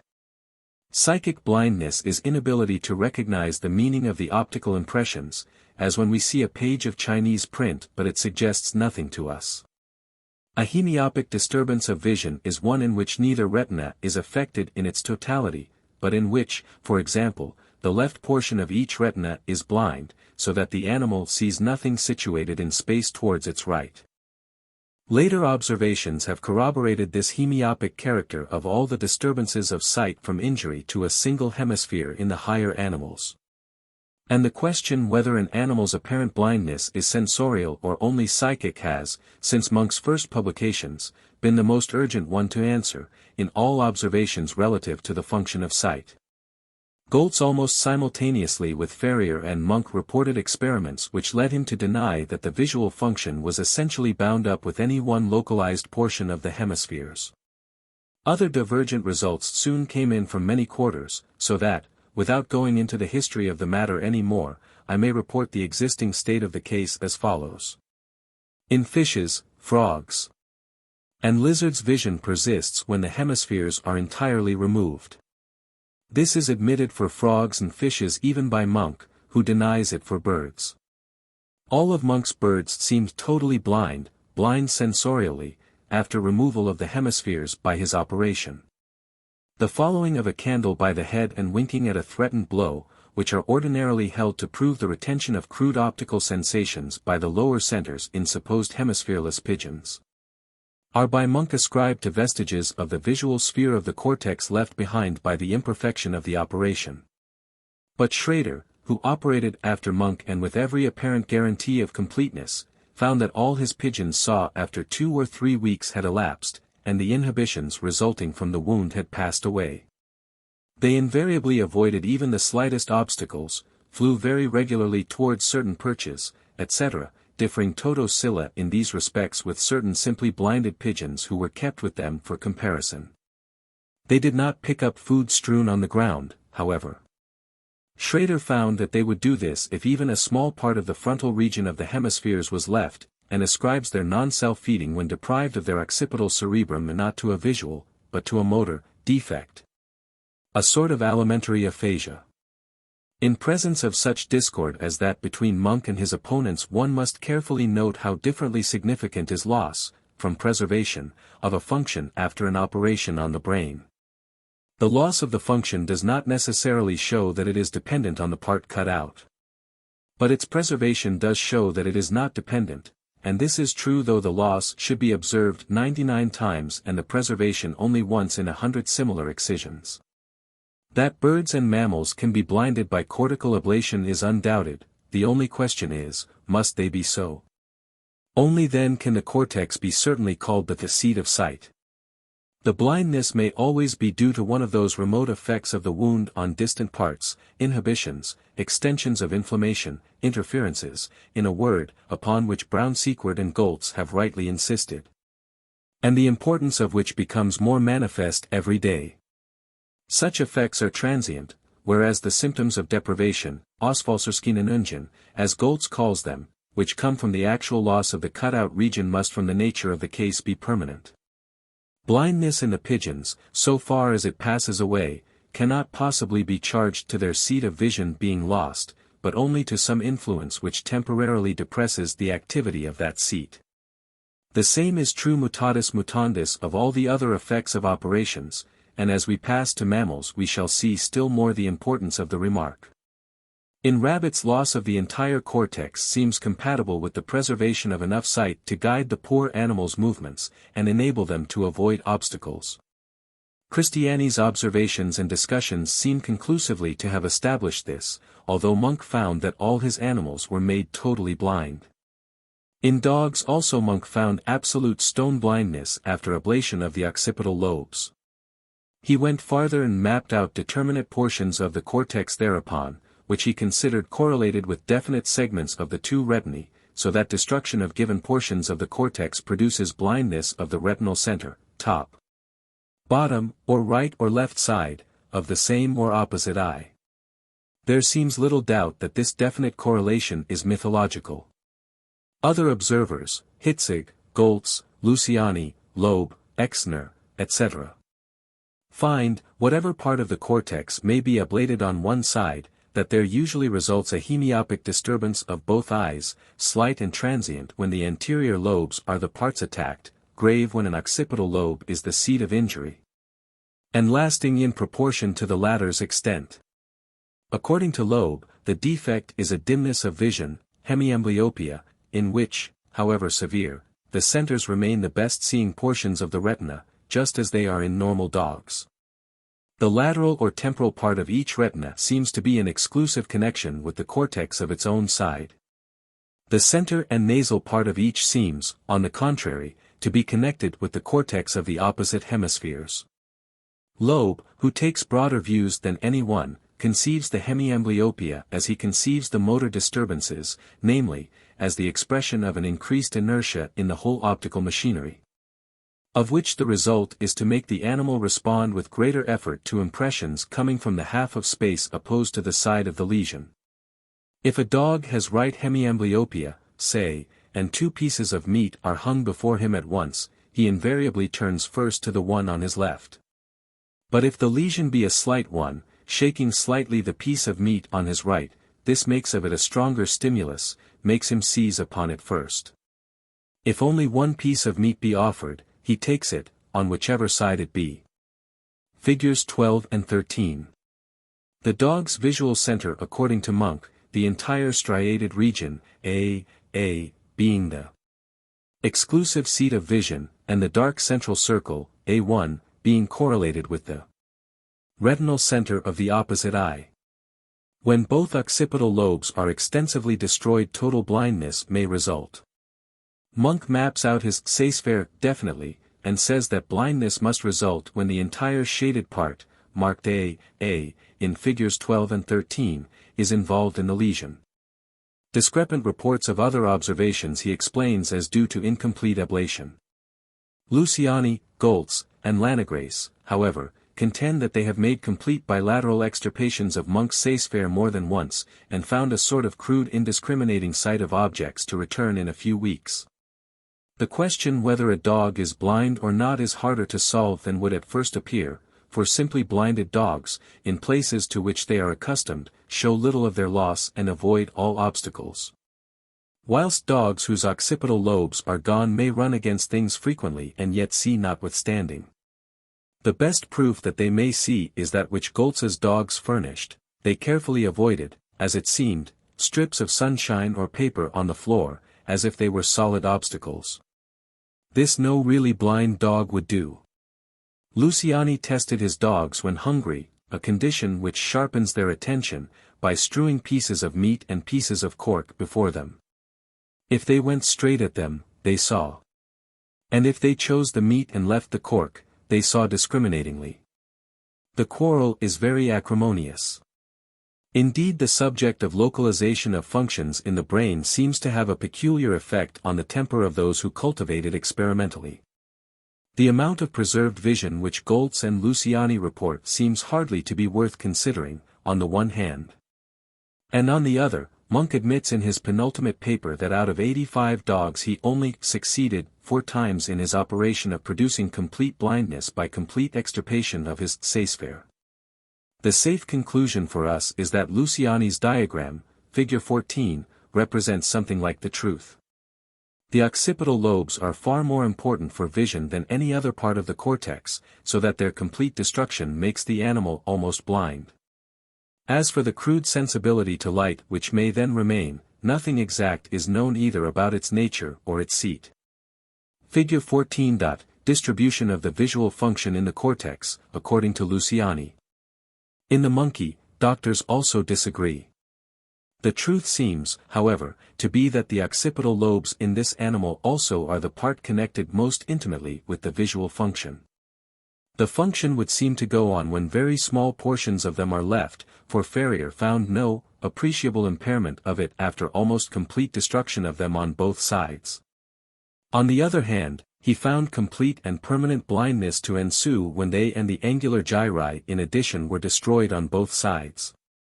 Monk, as well as Brown and Schaefer, found no disturbance of sight from destroying the angular gyri alone, although Ferrier found blindness to ensue. This blindness was probably due to inhibitions exerted in distans, or to cutting of the white optical fibers passing under the angular gyri on their way to the occipital lobes. Brown and Schaefer got complete and permanent blindness in one monkey from total destruction of both occipital lobes. Luciani and Sepeli, performing this operation on 2 monkeys, found that the animals were only mentally, not sensorially, blind. After some weeks they saw their food, but could not distinguish by sight between figs and pieces of cork. Luciani and Sepeli seem, however, not to have extirpated the entire lobes. When one lobe only is injured, the affection of sight is hemiopic in monkeys. In this all observers agree. On the whole, then, Monk's original location of vision in the occipital lobes is confirmed by the later evidence. In man we have more exact results, since we are not driven to interpret the vision from the outward conduct. On the other hand, however, we cannot vivisect, but must wait for pathological lesions to turn up. The pathologists who have discussed these, the literature is tedious ad libitum, conclude that the occipital lobes are the indispensable part for vision in man. Hemiopic disturbance in both eyes comes from lesion of either one of them, and total blindness, sensorial as well as psychic, from destruction of both. Hemiopia may also result from lesion in other parts, especially the neighboring angular and supramarginal gyri, and it may accompany extensive injury in the motor region of the cortex. In these cases it seems probable that it is due to an actio in distans, probably to the interruption of fibers proceeding from the occipital lobe. There seem to be a few cases on record where there was injury to the occipital lobes without visual defect. Ferrier has collected as many as possible to prove his localization in the angular gyrus. A strict application of logical principles would make one of these cases outweigh 100 contrary ones.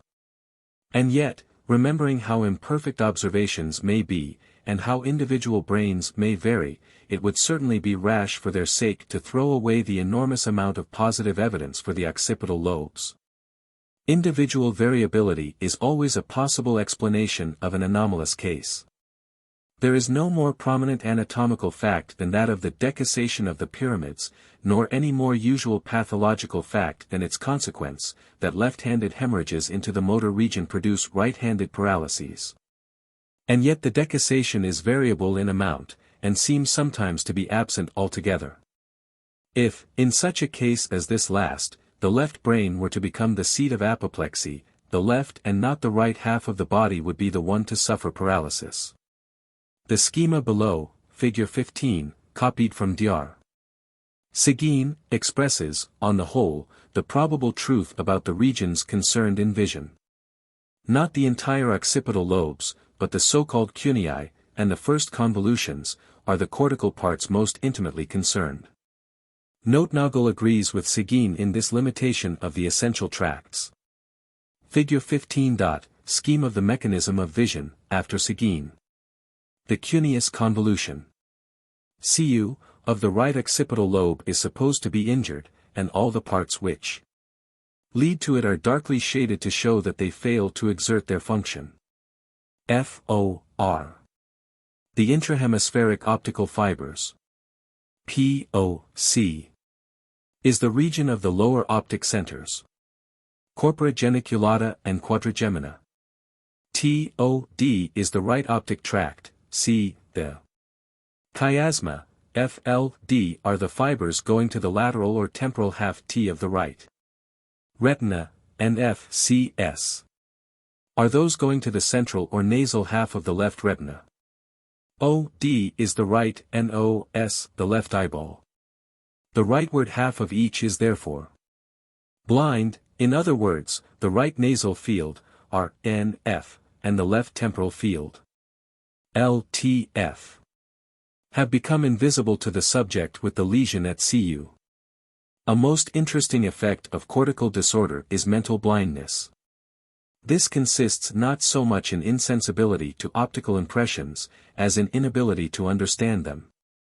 Psychologically it is interpretable as loss of associations between optical sensations and what they signify, and any interruption of the paths between the optic centers and the centers for other ideas ought to bring it about.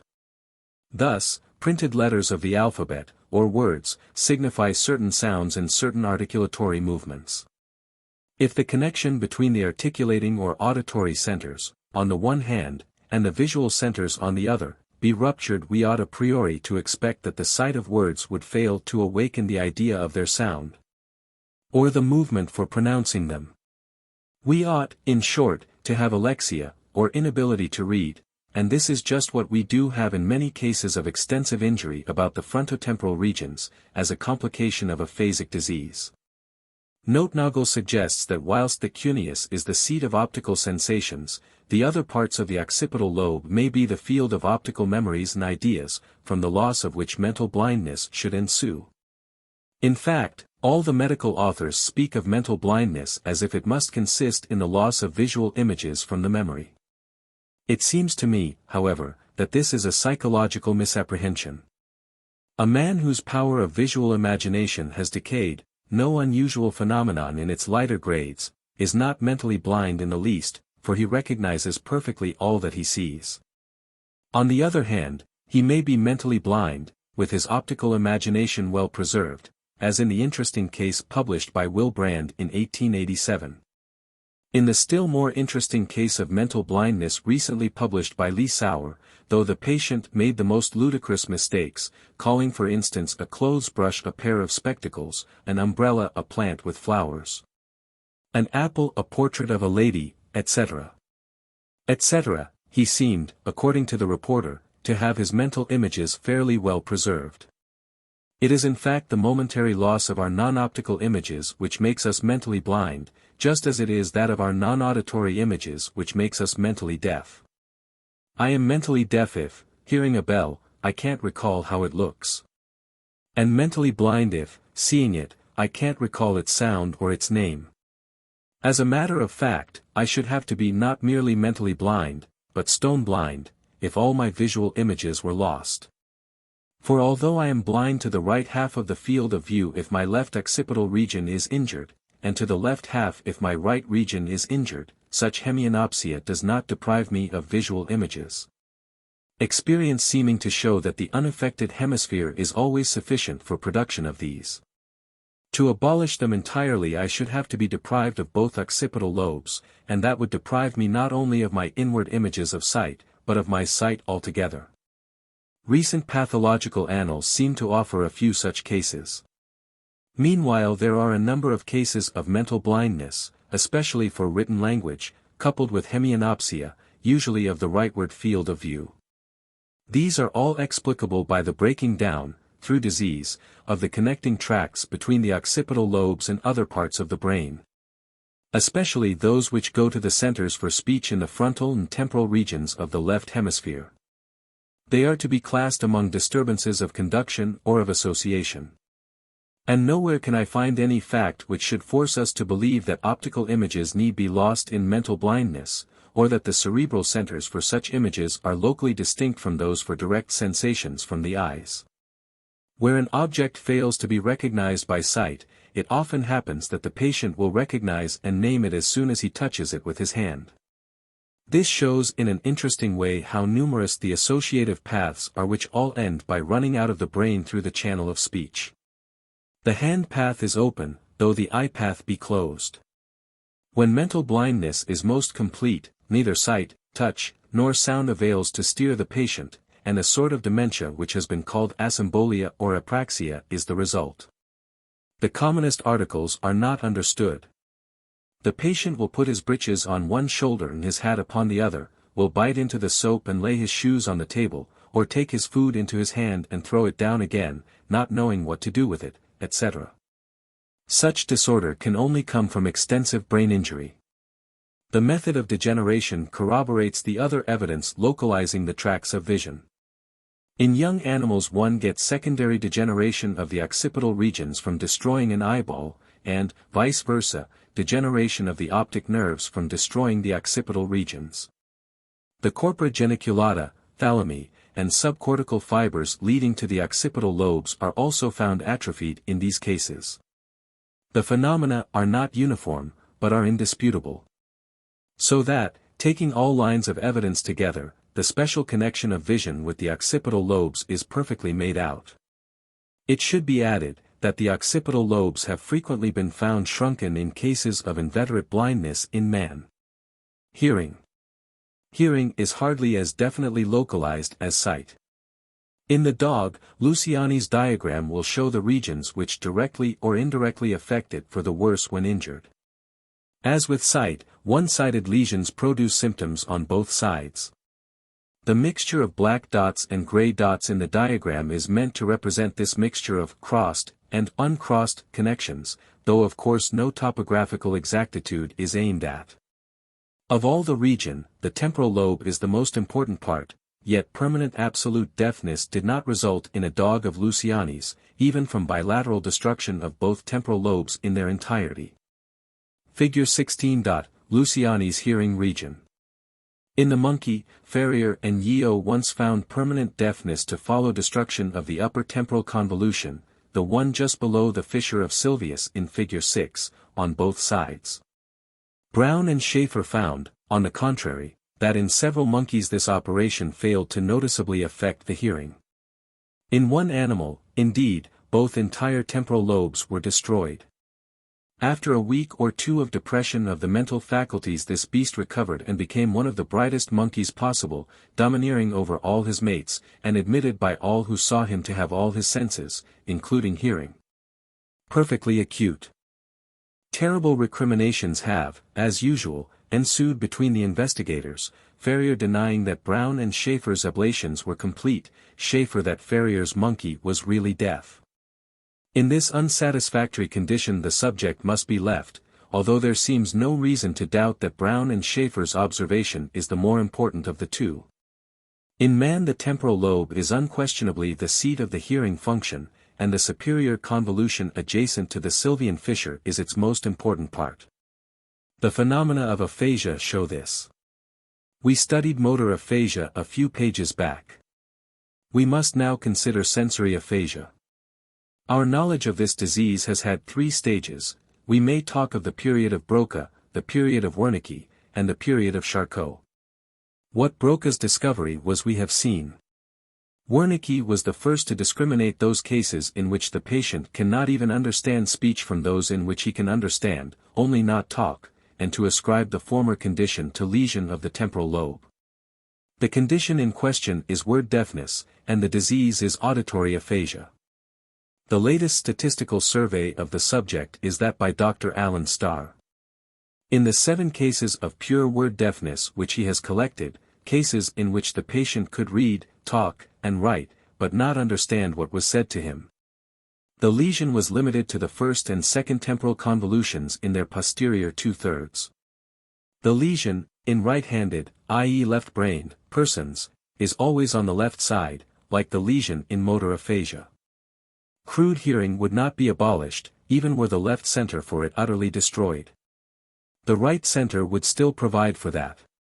But the linguistic use of hearing appears bound up with the integrity of the left center more or less exclusively. Here it must be that words heard enter into association with the things which they represent, on the one hand, and with the movements necessary for pronouncing them, on the other. In a large majority of Dr. Starr's 50 cases, the power either to name objects or to talk coherently was impaired. This shows that in most of us, as Wernicke said, speech must go on from auditory cues. That is, it must be that our ideas do not innervate our motor centers directly, but only after first arousing the mental sound of the words. This is the immediate stimulus to articulation. And where the possibility of this is abolished by the destruction of its usual channel in the left temporal lobe, the articulation must suffer. In the few cases in which the channel is abolished with no bad effect on speech we must suppose an idiosyncrasy. The patient must innervate his speech organs either from the corresponding portion of the other hemisphere or directly from the centers of ideation, those, namely, of vision, touch, etc., without leaning on the auditory region. It is the minuter analysis of the facts in the light of such individual differences as these which constitutes Charcot's contribution towards clearing up the subject.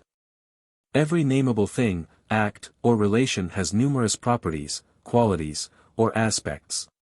In our minds the properties of each thing, together with its name, form an associated group. If different parts of the brain are severally concerned with the several properties, and a farther part with the hearing, and still another with the uttering, of the name, there must inevitably be brought about, through the law of association which we shall later study, such a dynamic connection amongst all these brain parts that the activity of any one of them will be likely to awaken the activity of all the rest. When we are talking as we think, the ultimate process is that of utterance. If the brain part for that be injured, speech is impossible or disorderly, even though all the other brain parts be intact, and this is just the condition of things which, we found to be brought about by limited lesion of the left inferior frontal convolution. But back of that last act various orders of succession are possible in the associations of a talking man's ideas. The more usual order seems to be from the tactile, visual, or other properties of the things thought about to the sound of their names, and then to the latter's utterance. But if in a certain individual the thought of the look of an object or of the look of its printed name be the process which habitually precedes articulation, then the loss of the hearing center will pro tanto not affect that individual's speech. He will be mentally deaf, i.e. his understanding of speech will suffer, but he will not be aphasic. In this way it is possible to explain the 7 cases of pure word deafness which figure in Dr. Starr's table. If this order of association be ingrained and habitual in that individual, injury to his visual centers will make him not only word blind, but aphasic as well. His speech will become confused in consequence of an occipital lesion. Nonin, consequently, plotting out on a diagram of the hemisphere the 71 irreproachably reported cases of aphasia which he was able to collect, finds that the lesions concentrate themselves in 3 places: first, on Broca's center; second, on Wernicke's; third, on the supramarginal and angular gyri under which those fibers pass which connect the visual centers with the rest of the brain, see figure 17. With this result Dr. Starr's analysis of purely sensory cases agrees. Figure 17. In a later chapter we shall again return to these differences in the effectiveness of the sensory spheres in different individuals. Meanwhile, few things show more beautifully than the history of our knowledge of aphasia how the sagacity and patience of many banded workers are in time certain to analyze the darkest confusion into an orderly display. There is no center of speech in the brain any more than there is a faculty of speech in the mind. The entire brain, more or less, is at work in a man who uses language. The subjoined diagram, from Boss, shows the 4 parts most critically concerned, and, in the light of our text, needs no farther explanation, see figure 18. Figure 18. Smell. Everything conspires to point to the median descending part of the temporal lobes as being the organs of smell. Even Ferrier and Monk agree on the hippocampal gyrus, though Ferrier restricts olfaction, as Monk does not, to the lobule or uncinate process of the convolution, reserving the rest of it for touch. Anatomy and pathology also point to the hippocampal gyrus. But as the matter is less interesting from the point of view of human psychology than were sight and hearing, I will say no more, but simply add Luciani and Seppeli's diagram of the dog's smell center. Of taste. We know little that is definite. What little there is points to the lower temporal regions again. Consult Ferrier as below. Figure 19. Luciani's olfactory region in the dog. Touch. Interesting problems arise with regard to the seat of tactile and muscular sensibility. Hitzig, whose experiments on dogs' brains 15 years ago opened the entire subject which we are discussing, ascribed the disorders of motility observed after ablations of the motor region to a loss of what he called muscular consciousness. The animals do not notice eccentric positions of their limbs, will stand with their legs crossed, with the affected paw resting on its back or hanging over a table's edge, etc. And do not resist our bending and stretching of it as they resist with the unaffected paw. Goltz, Monk, Schiff, Herzen, and others promptly ascertained an equal defect of cutaneous sensibility to pain, touch, and cold. The paw is not withdrawn when pinched, remains standing in cold water, etc. Ferrier meanwhile denied that there was any true anesthesia produced by ablations in the motor zone, and explains the appearance of it as an effect of the sluggish motor responses of the affected side. Monk and Schiff, on the contrary, conceive of the motor zone as essentially sensory, and in different ways explain the motor disorders as secondary results of the anesthesia which is always there. Monk calls the motor zone the foolsphere of the animal's limbs, etc.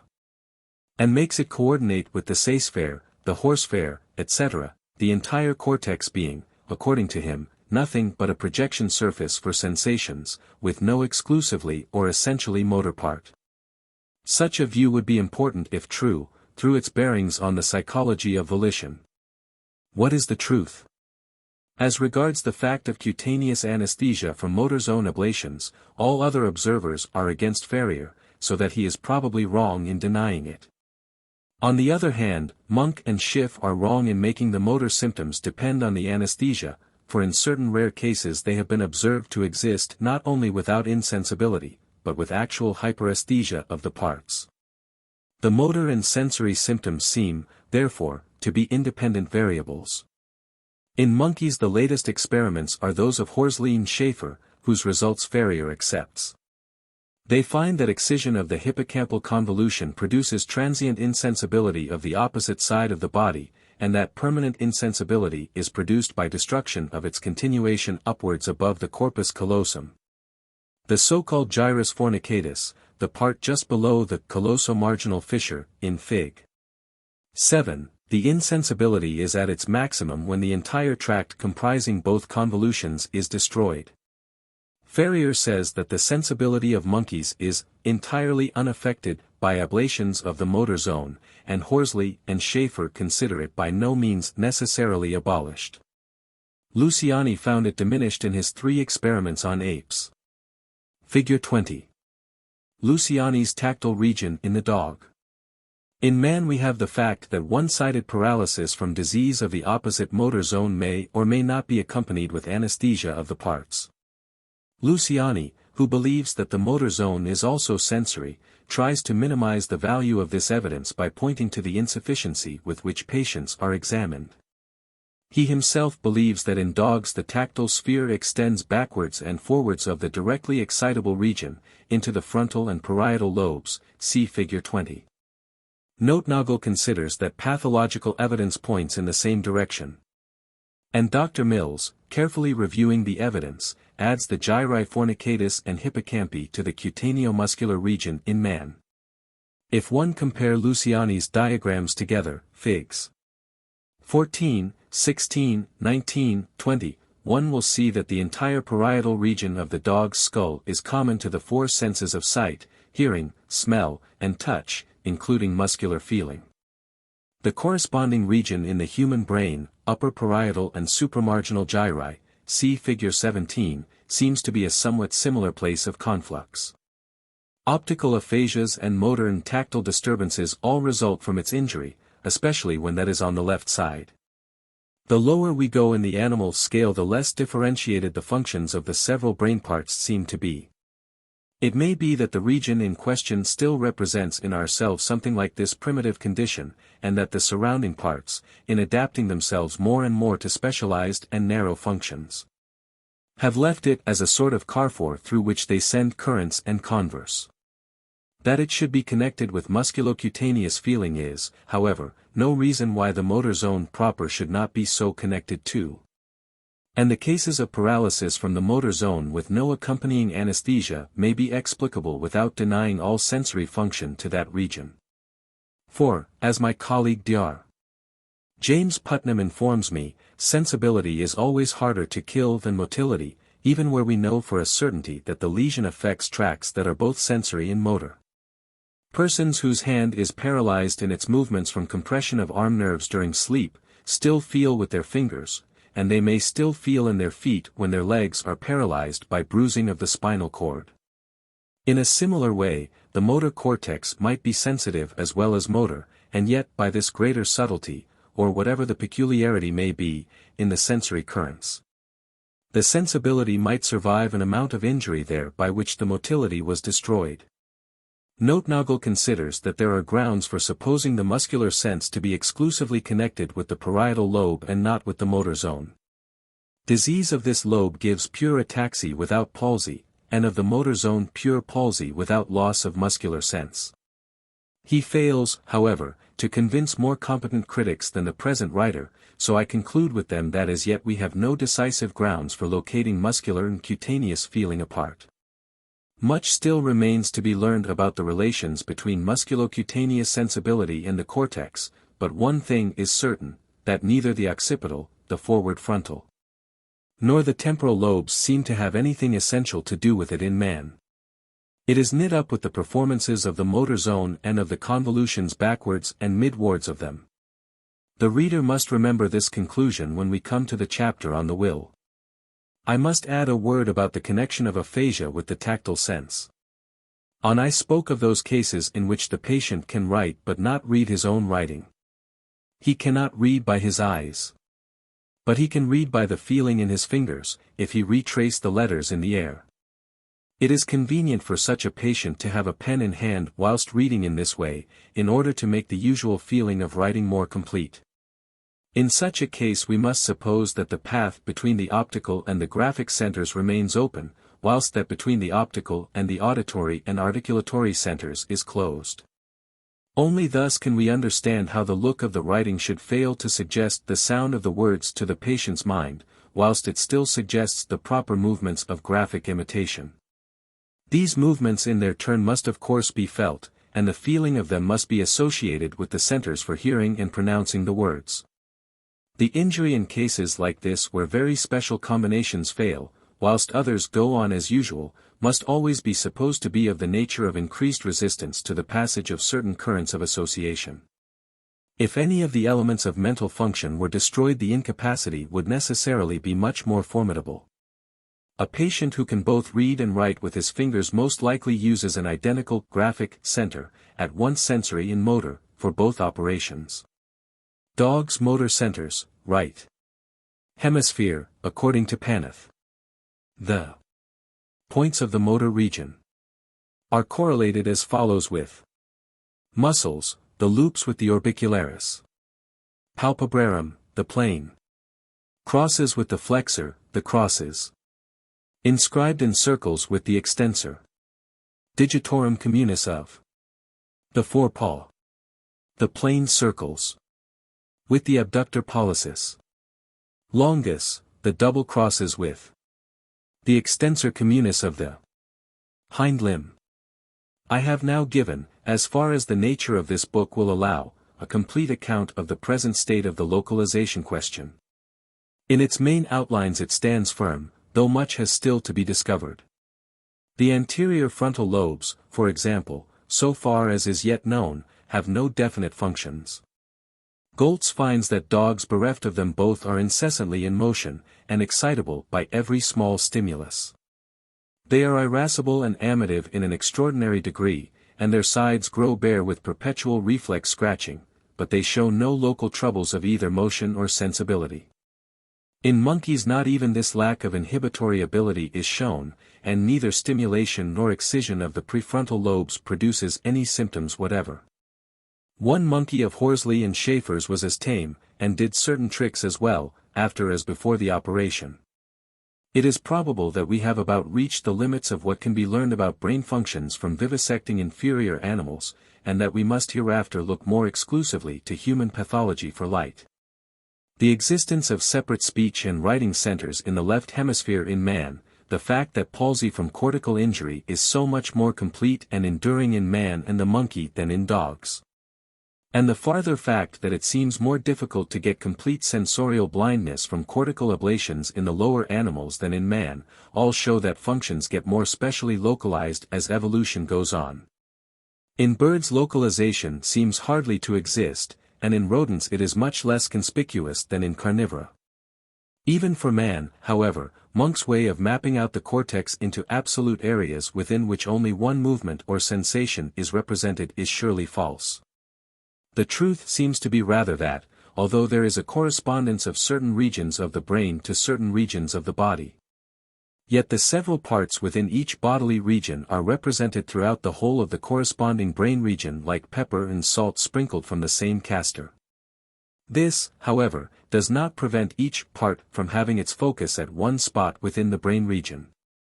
The various brain regions merge into each other in the same mixed way. As Mr. Horsley says, there are border centers, and the area of representation of the face merges into that for the representation of the upper limb. If there was a focal lesion at that point, you would have the movements of these two parts starting together. The accompanying figure from Paneth shows just how the matter stands in the dog. I am speaking now of localizations breadthwise over the brain surface. It is conceivable that there might be also localizations depthwise through the cortex. The more superficial cells are smaller, the deepest layer of them is large. And it has been suggested that the superficial cells are sensorial, the deeper ones motor, or that the superficial ones in the motor region are correlated with the extremities of the organs to be moved, fingers, etc. The deeper ones with the more central segments, wrist, elbow, etc. It need hardly be said that all such theories are as yet but guesses. We thus see that the postulate of Maynard and Jackson which we started with is on the whole most satisfactorily corroborated by subsequent objective research. The highest centers do probably contain nothing but arrangements for representing impressions and movements, and other arrangements for coupling the activity of these arrangements together. Currents pouring in from the sense organs first excite some arrangements, which in turn excite others, until at last a motor discharge downwards of some sort occurs. When this is once clearly grasped, there remains little ground for keeping up that old controversy about the motor zone, as to whether it is in reality motor or sensitive. The whole cortex, inasmuch as currents run through it, is both. All the currents probably have feelings going with them, and sooner or later bring movements about. In one aspect, then, every center is afferent, in another efferent, even the motor cells of the spinal cord having these two aspects inseparably conjoined. Merique, and Exner and Paneth have shown that by cutting round a motor center and so separating it from the influence of the rest of the cortex, the same disorders are produced as by cutting it out. So that really it is only the mouth of the funnel, as it were, through which the stream of innervation, starting from elsewhere, pours. Consciousness accompanying the stream, and being mainly of things seen if the stream is strongest occipitally, of things heard if it is strongest temporally, of things felt, etc., if the stream occupies most intensely the motor zone. It seems to me that some broad and vague formulation like this is as much as we can safely venture on in the present state of science, and in subsequent chapters one expect to give confirmatory reasons for my view. Man's consciousness limited to the hemispheres. But is the consciousness which accompanies the activity of the cortex the only consciousness that man has? Or are his lower centers conscious as well? This is a difficult question to decide, how difficult one only learns when one discovers that the cortex consciousness itself of certain objects can be seemingly annihilated in any good hypnotic subject by a bare wave of his operator's hand. And yet be proved by circumstantial evidence to exist all the while in a split-off condition, quite as ejective to the rest of the subject's mind as that mind is to the mind of the bystanders.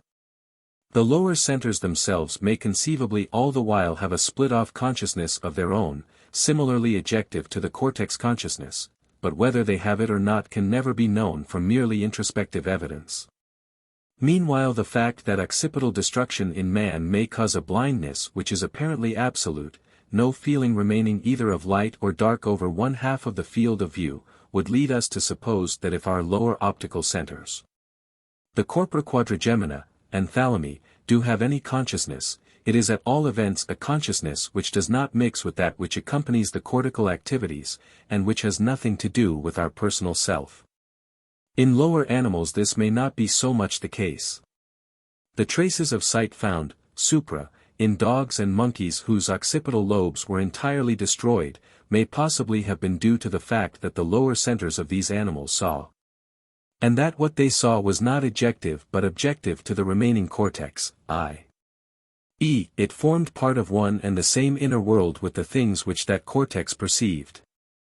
It may be, however, that the phenomena were due to the fact that in these animals the cortical centers for vision reach outside of the occipital zone, and that destruction of the latter fails to remove them as completely as in man.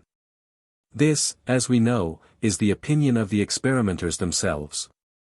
For practical purposes, nevertheless, and limiting the meaning of the word consciousness to the personal self of the individual, we can pretty confidently answer the question prefixed to this paragraph by saying that the cortex is the sole organ of consciousness in man. If there be any consciousness pertaining to the lower centers, it is a consciousness of which the self knows nothing. The restitution of function. Another problem, not so metaphysical, remains. The most general and striking fact connected with cortical injury is that of the restoration of function. Functions lost at first are after a few days or weeks restored. How are we to understand this restitution? Two theories are in the field. 1. Restitution is due to the vicarious action either of the rest of the cortex or of centers lower down, acquiring functions which until then they had not performed. 2. It is due to the remaining centers, whether cortical or lower, resuming functions which they had always had, but of which the wound had temporarily inhibited the exercise. This is the view of which Goltz and Brown-Sequard are the most distinguished defenders. Inhibition is a vera causa, of that there can be no doubt. The pneumogastric nerve inhibits the heart, the splanchnic inhibits the intestinal movements, and the superior laryngeal those of inspiration. The nerve irritations which may inhibit the contraction of arterioles are innumerable, and reflex actions are often repressed by the simultaneous excitement of other sensory nerves. For all such facts the reader must consult the treatises on physiology. What concerns us here is the inhibition exerted by different parts of the nerve centers, when irritated, on the activity of distant parts. The flaccidity of a frog from shock, for a minute or so after his medulla oblongata is cut, is an inhibition from the seat of injury which quickly passes away.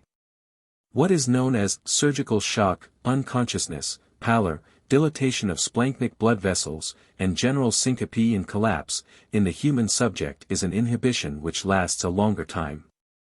Goltz, Frosberg, and others, cutting the spinal cord in dogs, proved that there were functions inhibited still longer by the wound, but which re-established themselves ultimately if the animal was kept alive.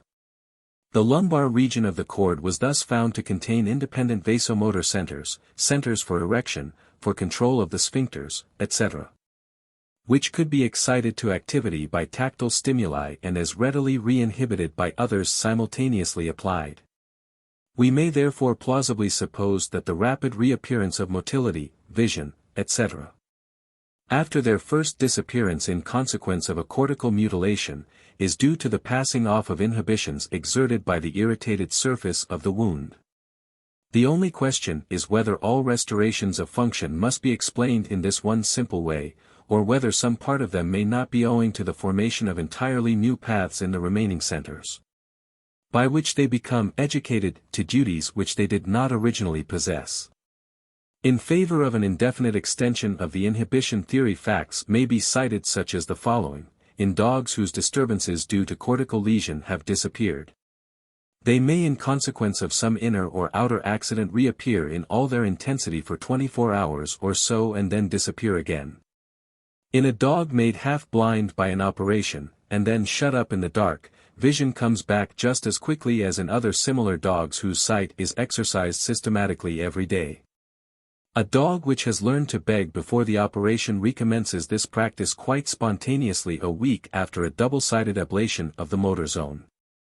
Occasionally, in a pigeon, or even, it is said, in a dog, we see the disturbances less marked immediately after the operation than they are half an hour later. This would be impossible were they due to the subtraction of the organs which normally carried them on. Moreover, the entire drift of recent physiological and pathological speculation is towards enthroning inhibition as an ever-present and indispensable condition of orderly activity. We shall see how great is its importance, in the chapter on the will. Mr. Charles Mercier considers that no muscular contraction, once begun, would ever stop without it, short of exhaustion of the system, and Brown-Sequard has for years been accumulating examples to show how far its influence extends. Under these circumstances it seems as if error might more probably lie in curtailing its sphere too much than in stretching it too far as an explanation of the phenomena following cortical lesion. On the other hand, if we admit no re-education of centers, we not only fly in the face of an a priori probability, but we find ourselves compelled by facts to suppose an almost incredible number of functions natively lodged in the centers below the thalami or even in those below the corpora quadrigemina. I will consider the a priori objection after first taking a look at the facts which I have in mind. They confront us the moment we ask ourselves just which are the parts which perform the functions abolished by an operation after sufficient time has elapsed for restoration to occur. The first observers thought that they must be the corresponding parts of the opposite or intact hemisphere. But as long ago as 1875 Carville and Duret tested this by cutting out the foreleg center on one side, in a dog, and then, after waiting till restitution had occurred, cutting it out on the opposite side as well. Goltz and others have done the same thing. If the opposite side were really the seat of the restored function, the original palsy should have appeared again and been permanent. But it did not appear at all. There appeared only a palsy of the hitherto unaffected side. The next supposition is that the parts surrounding the cut-out region learn vicariously to perform its duties. But here, again, experiment seems to upset the hypothesis, so far as the motor zone goes at least. For we may wait till motility has returned in the affected limb, and then both irritate the cortex surrounding the wound without exciting the limb to movement, and ablate it, without bringing back the vanished palsy. It would accordingly seem that the cerebral centers below the cortex must be the seat of the regained activities. But Goltz destroyed a dog's entire left hemisphere, together with the corpus striatum and the thalamus on that side, and kept him alive until a surprisingly small amount of motor and tactile disturbance remained. These centers cannot here have accounted for the restitution. He has even, as it would appear, ablated both the hemispheres of a dog, and kept him alive 51 days, able to walk and stand. The corpora striata and thalami in this dog were also practically gone. In view of such results we seem driven, with M. François Frank, to fall back on the ganglia lower still, or even on the spinal cord as the vicarious organ of which we are in quest. If the abeyance of function between the operation and the restoration was due exclusively to inhibition, then we must suppose these lowest centers to be in reality extremely accomplished organs. They must always have done what we now find them doing after function is restored, even when the hemispheres were intact. Of course this is conceivably the case, yet it does not seem very plausible. And the a priori considerations which a moment since I said I should urge, make it less plausible still. For, in the first place, the brain is essentially a place of currents, which run in organized paths. Loss of function can only mean one of two things, either that a current can no longer run in, or that if it runs in, it can no longer run out, by its old path. Either of these inabilities may come from a local ablation. And restitution can then only mean that, in spite of a temporary block, an in-running current has at last become enabled to flow out by its old path again, e.g. the sound of "give your paw" discharges after some weeks into the same canine muscles into which it used to discharge before the operation. As far as the cortex itself goes, since one of the purposes for which it actually exists is the production of new paths, the only question before us is the formation of these particular, vicarious, paths too much to expect of its plastic powers? It would certainly be too much to expect that a hemisphere should receive currents from optic fibers whose arriving place within it is destroyed, or that it should discharge into fibers of the pyramidal strand if their place of exit is broken down.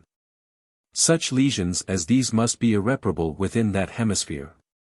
Yet even then, through the other hemisphere, the corpus callosum, and the bilateral connections in the spinal cord, one can imagine some road by which the old muscles might eventually be innervated by the same incoming currents which innervated them before the block.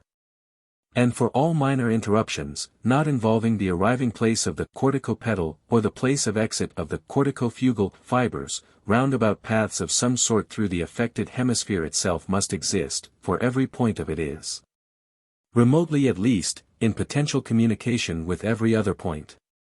The normal paths are only paths of least resistance. If they get blocked or cut, paths formerly more resistant become the least resistant paths under the changed conditions. It must never be forgotten that a current that runs in has got to run out somewhere.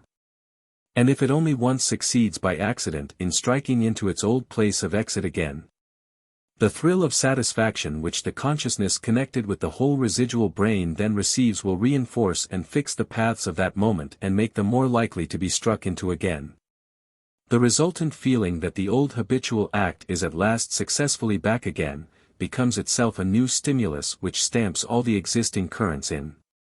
It is matter of experience that such feelings of successful achievement do tend to fix in our memory whatever processes have led to them, and we shall have a good deal more to say upon the subject when we come to the chapter on the will. My conclusion then is this, that some of the restitution of function, especially where the cortical lesion is not too great, is probably due to genuinely vicarious function on the part of the centers that remain, whilst some of it is due to the passing off of inhibitions. In other words, both the vicarious theory and the inhibition theory are true in their measure. But as for determining that measure, or saying which centers are vicarious, and to what extent they can learn new tricks, that is impossible at present. Final correction of the Maynard scheme. And now, after learning all these facts, what are we to think of the child and the candle flame, and of that scheme which provisionally imposed itself on our acceptance after surveying the actions of the frog? Cf. Supra. It will be remembered that we then considered the lower centers en masse as machines for responding to present sense impressions exclusively, and the hemispheres as equally exclusive organs of action from inward considerations or ideas. And that, following Maynard, we supposed the hemispheres to have no native tendencies to determinate activity, but to be merely superadded organs for breaking up the various reflexes performed by the lower centers, and combining their motor and sensory elements in novel ways. It will also be remembered that I prophesied that we should be obliged to soften down the sharpness of this distinction after we had completed our survey of the farther facts. The time has now come for that correction to be made. Wider and completer observations show us both that the lower centers are more spontaneous, and that the hemispheres are more automatic, than the Maynard scheme allows. Schrader's observations in Goltz's laboratory on hemisphereless frogs and pigeons give an idea quite different from the picture of these creatures which is classically current. Steiner's observations on frogs already went a good way in the same direction, showing, for example, that locomotion is a well-developed function of the medulla oblongata. But Schrader, by great care in the operation, and by keeping the frogs a long time alive, found that at least in some of them the spinal cord would produce movements of locomotion when the frog was smartly roused by a poke. And that swimming and croaking could sometimes be performed when nothing above the medulla oblongata remained. Schrader's hemisphereless frogs moved spontaneously, ate flies, buried themselves in the ground, and in short did many things which before his observations were supposed to be impossible unless the hemispheres remained. Steiner and Vulpian have remarked an even greater vivacity in fishes deprived of their hemispheres. Vulpian says of his brainless carps that 3 days after the operation one of them darted at food and at a knot tied on the end of a string, holding the latter so tight between his jaws that his head was drawn out of water. Later, they see morsels of white of egg. The moment these sink through the water in front of them, they follow and seize them, sometimes after they are on the bottom, sometimes before they have reached it. In capturing and swallowing this food they execute just the same movements as the intact carps which are in the same aquarium. The only difference is that they seem to see them at less distance, seek them with less impetuosity and less perseverance in all the points of the bottom of the aquarium. But they struggle, so to speak, sometimes with the sound carps to grasp the morsels. It is certain that they do not confound these bits of white of egg with other white bodies, small pebbles for example, which are at the bottom of the water. The same carp which, 3 days after operation, seized the knot on a piece of string, no longer snaps at it now, but if one brings it near her, she draws away from it by swimming backwards before it comes into contact with her mouth.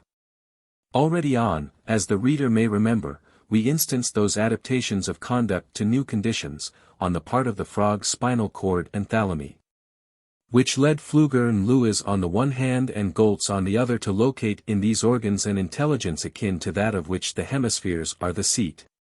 When it comes to birds deprived of their hemispheres, the evidence that some of their acts have conscious purpose behind them is quite as persuasive.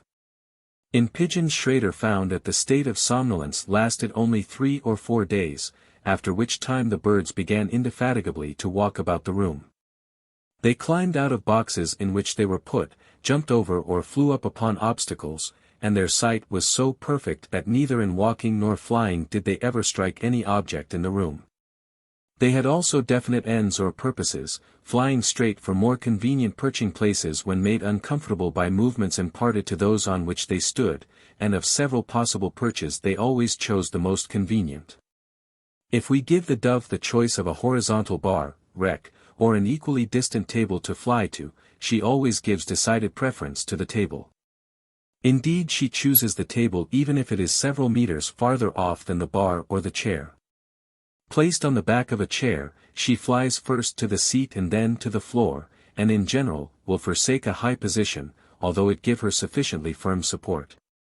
And in order to reach the ground will make use of the environing objects as intermediate goals of flight, showing a perfectly correct judgment of their distance. Although able to fly directly to the ground, she prefers to make the journey in successive stages. Once on the ground, she hardly ever rises spontaneously into the air. Young rabbits deprived of their hemispheres will stand, run, start at noises, avoid obstacles in their path, and give responsive cries of suffering when hurt. Rats will do the same, and throw themselves moreover into an attitude of defense. Dogs never survive such an operation if performed at once. But Goltz's latest dog, mentioned on, which is said to have been kept alive for 51 days after both hemispheres had been removed by a series of ablations and the corpora striata and thalami had softened away. Shows how much the midbrain centers and the cord can do even in the canine species. Taken together, the number of reactions shown to exist in the lower centers by these observations make out a pretty good case for the Maynard scheme, as applied to these lower animals. That scheme demands hemispheres which shall be mere supplements or organs of repetition, and in the light of these observations they obviously are so to a great extent. But the Maynard scheme also demands that the reactions of the lower centers shall all be native, and we are not absolutely sure that some of those which we have been considering may not have been acquired after the injury. And it furthermore demands that they should be machine-like, whereas the expression of some of them makes us doubt whether they may not be guided by an intelligence of low degree. Even in the lower animals, then, there is reason to soften down that opposition between the hemispheres and the lower centers which the scheme demands. The hemispheres may, it is true, only supplement the lower centers, but the latter resemble the former in nature and have some small amount at least of spontaneity and choice. But when we come to monkeys and man the scheme well-nigh breaks down altogether, for we find that the hemispheres do not simply repeat voluntarily actions which the lower centers perform as machines. There are many functions which the lower centers cannot by themselves perform at all. When the motor cortex is injured in a man or a monkey, genuine paralysis ensues, which in man is incurable, and almost or quite equally so in the ape. Dar. Seguin knew a man with hemi-blindness, from cortical injury, which had persisted unaltered for 23 years. Traumatic inhibition cannot possibly account for this. The blindness must have been an Ausfallserscheinung, due to the loss of vision's essential organ. It would seem, then, that in these higher creatures the lower centers must be less adequate than they are farther down in the zoological scale. And that even for certain elementary combinations of movement and impression the cooperation of the hemispheres is necessary from the start. Even in birds and dogs the power of eating properly is lost when the frontal lobes are cut off. The plain truth is that neither in man nor beast are the hemispheres the virgin organs which our scheme called them. So far from being unorganized at birth, they must have native tendencies to reaction of a determinate sort. These are the tendencies which we know as emotions and instincts, and which we must study with some detail in later chapters of this book. Both instincts and emotions are reactions upon special sorts of objects of perception. They depend on the hemispheres, and they are in the first instance reflex, that is, they take place the first time the exciting object is met, are accompanied by no forethought or deliberation, and are irresistible. But they are modifiable to a certain extent by experience, and on later occasions of meeting the exciting object, the instincts especially have less of the blind impulsive character which they had at first. All this will be explained at some length in chapter 24. Meanwhile we can say that the multiplicity of emotional and instinctive reactions in man, together with his extensive associative power, permit of extensive recouplings of the original sensory and motor partners. The consequences of one instinctive reaction often prove to be the inciters of an opposite reaction, and being suggested on later occasions by the original object, may then suppress the first reaction altogether. Just as in the case of the child and the flame. For this education the hemispheres do not need to be tabulae rasa at first, as the Maynard scheme would have them, and so far from their being educated by the lower centers exclusively, they educate themselves. We have already noticed the absence of reactions from fear and hunger in the ordinary brainless frog. Schrader gives a striking account of the instinctless condition of his brainless pigeons, active as they were in the way of locomotion and voice. The hemisphereless animal moves in a world of bodies which are all of equal value for him. He is, to use Goltz's apt expression, impersonal. Every object is for him only a space-occupying mass. He turns out of his path for an ordinary pigeon no otherwise than for a stone. He may try to climb over both. All authors agree that they never found any difference, whether it was an inanimate body, a cat, a dog, or a bird of prey which came in their pigeon's way. The creature knows neither friends nor enemies, in the thickest company it lives like a hermit. The languishing cooing of the male awakens no more impression than the rattling of the peas, or the call whistle which in the days before the injury used to make the birds hasten to be fed. Quite as little as the earlier observers have I seen hemisphereless she-birds answer the courting of the male. A hemisphereless male will coo all day long and show distinct signs of sexual excitement, but his activity is without any object. It is entirely indifferent to him whether the she-bird be there or not. If one is placed near him, he leaves her unnoticed. As the male pays no attention to the female, so she pays none to her young. The brood may follow the mother ceaselessly calling for food, but they might as well ask it from a stone. The hemisphereless sphereless pigeon is in the highest degree tame, and fears man as little as cat or bird of prey. Putting together now all the facts and reflections which we have been through, it seems to me that we can no longer hold strictly to the Maynard scheme. If anywhere, it will apply to the lowest animals. But in them especially the lower centers seem to have a degree of spontaneity and choice. On the whole, I think that we are driven to substitute for it some such general conception as the following, which allows for zoological differences as we know them, and is vague and elastic enough to receive any number of future discoveries of detail. Conclusion. All the centers, in all animals, whilst they are in one aspect mechanisms, probably are, or at least once were, organs of consciousness in another. Although the consciousness is doubtless much more developed in the hemispheres than it is anywhere else. The consciousness must everywhere prefer some of the sensations which it gets to others, and if it can remember these in their absence, however dimly, they must be its ends of desire. If, moreover, it can identify in memory any motor discharges which may have led to such ends, and associate the latter with them, then these motor discharges themselves may in turn become desired as means. This is the development of will. And its realization must of course be proportional to the possible complication of the consciousness. Even the spinal cord may possibly have some little power of will in this sense, and of effort towards modified behavior in consequence of new experiences of sensibility. All nervous centers have then in the first instance one essential function, that of intelligent action. They feel, prefer one thing to another, and have ends. Like all other organs, however, they evolve from ancestor to descendant, and their evolution takes two directions, the lower centers passing downwards into more unhesitating automatism, and the higher ones upwards into larger intellectuality. Thus it may happen that those functions which can safely grow uniform and fatal become least accompanied by mind, and that their organ, the spinal cord, becomes a more and more soulless machine. Whilst on the contrary those functions which it benefits the animal to have adapted to delicate environing variations pass more and more to the hemispheres, whose anatomical structure and attendant consciousness grow more and more elaborate as zoological evolution proceeds. In this way it might come about that in man and the monkeys the basal ganglia should do fewer things by themselves than they can do in dogs, fewer in dogs than in rabbits, fewer in rabbits than in hawks, fewer in hawks than in pigeons, fewer in pigeons than in frogs, fewer in frogs than in fishes, and that the hemispheres should correspondingly do more. This passage of functions forward to the ever-enlarging hemispheres would be itself one of the evolutive changes, to be explained like the development of the hemispheres themselves, either by fortunate variation or by inherited effects of use. The reflexes, on this view, upon which the education of our human hemispheres depends, would not be due to the basal ganglia alone.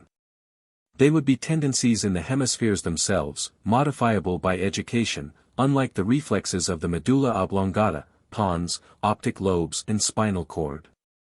Such cerebral reflexes, if they exist, form a basis quite as good as that which the Maynard scheme offers, for the acquisition of memories and associations which may later result in all sorts of changes of partners in the psychic world.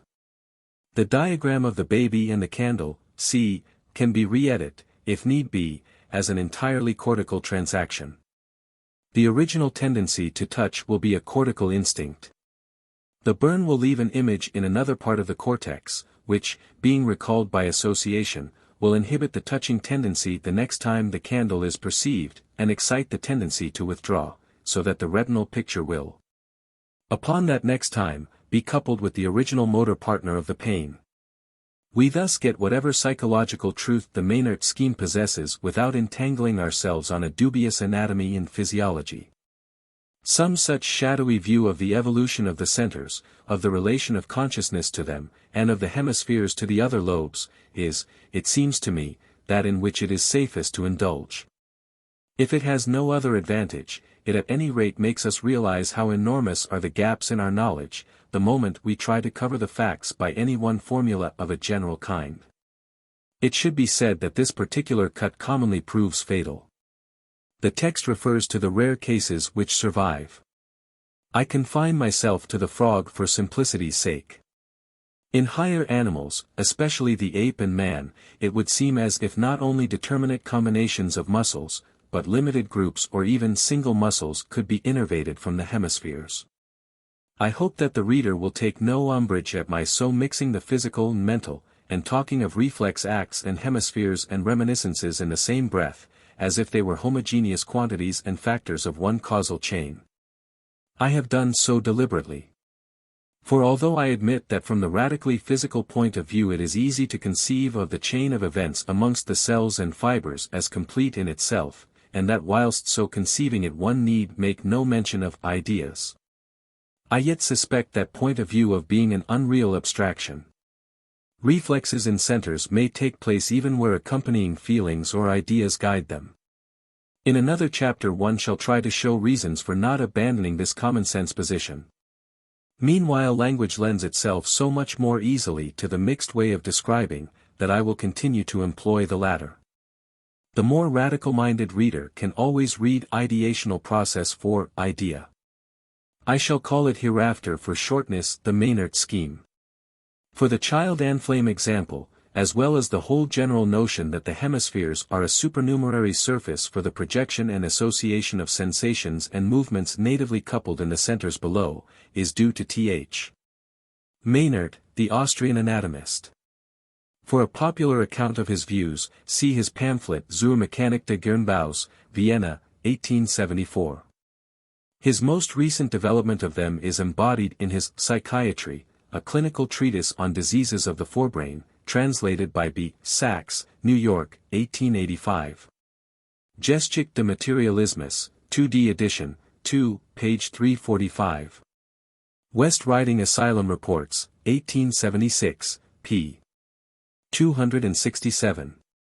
For a thorough discussion of the various objections, see Ferrier's Functions of the Brain, 2d edition, pages 227 to 234, and François Frank's Lecken sur les fonctions motrices du cerveau, 1887, Lecken 31. The most minutely accurate experiments on irritation of cortical points are those of Paneth, in Pfluger's Archive, vol. 37, page 528. Recently the skull has been fearlessly opened by surgeons, and operations upon the human brain performed, sometimes with the happiest results. In some of these operations the cortex has been electrically excited for the purpose of more exactly localizing the spot, and the movements first observed in dogs and monkeys have then been verified in men. J.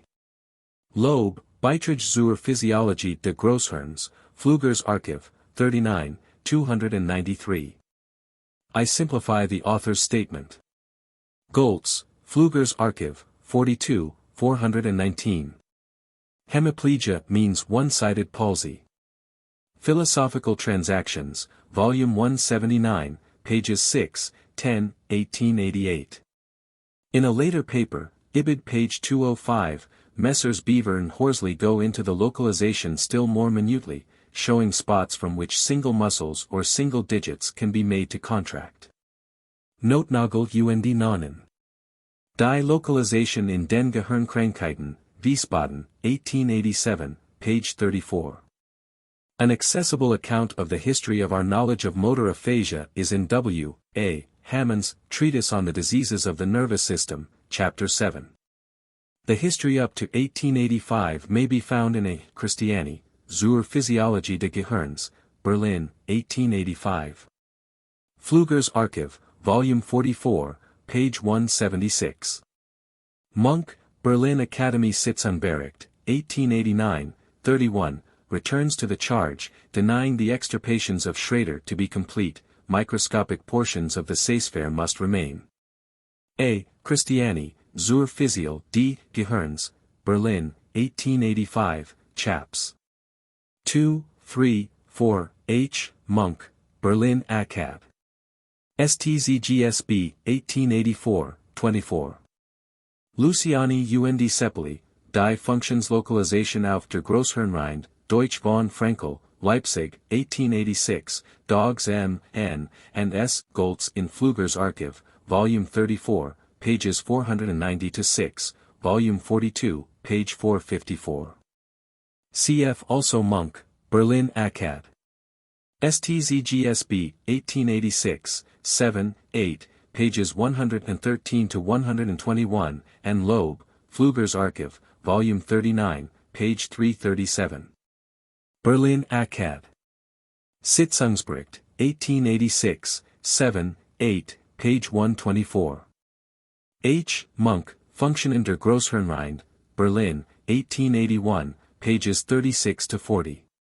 Ferrier, Functions, etc., 2D edition, Chap. 9, PTI, Brown and Schaefer, Philos, Transactions, Volume 179, page 321.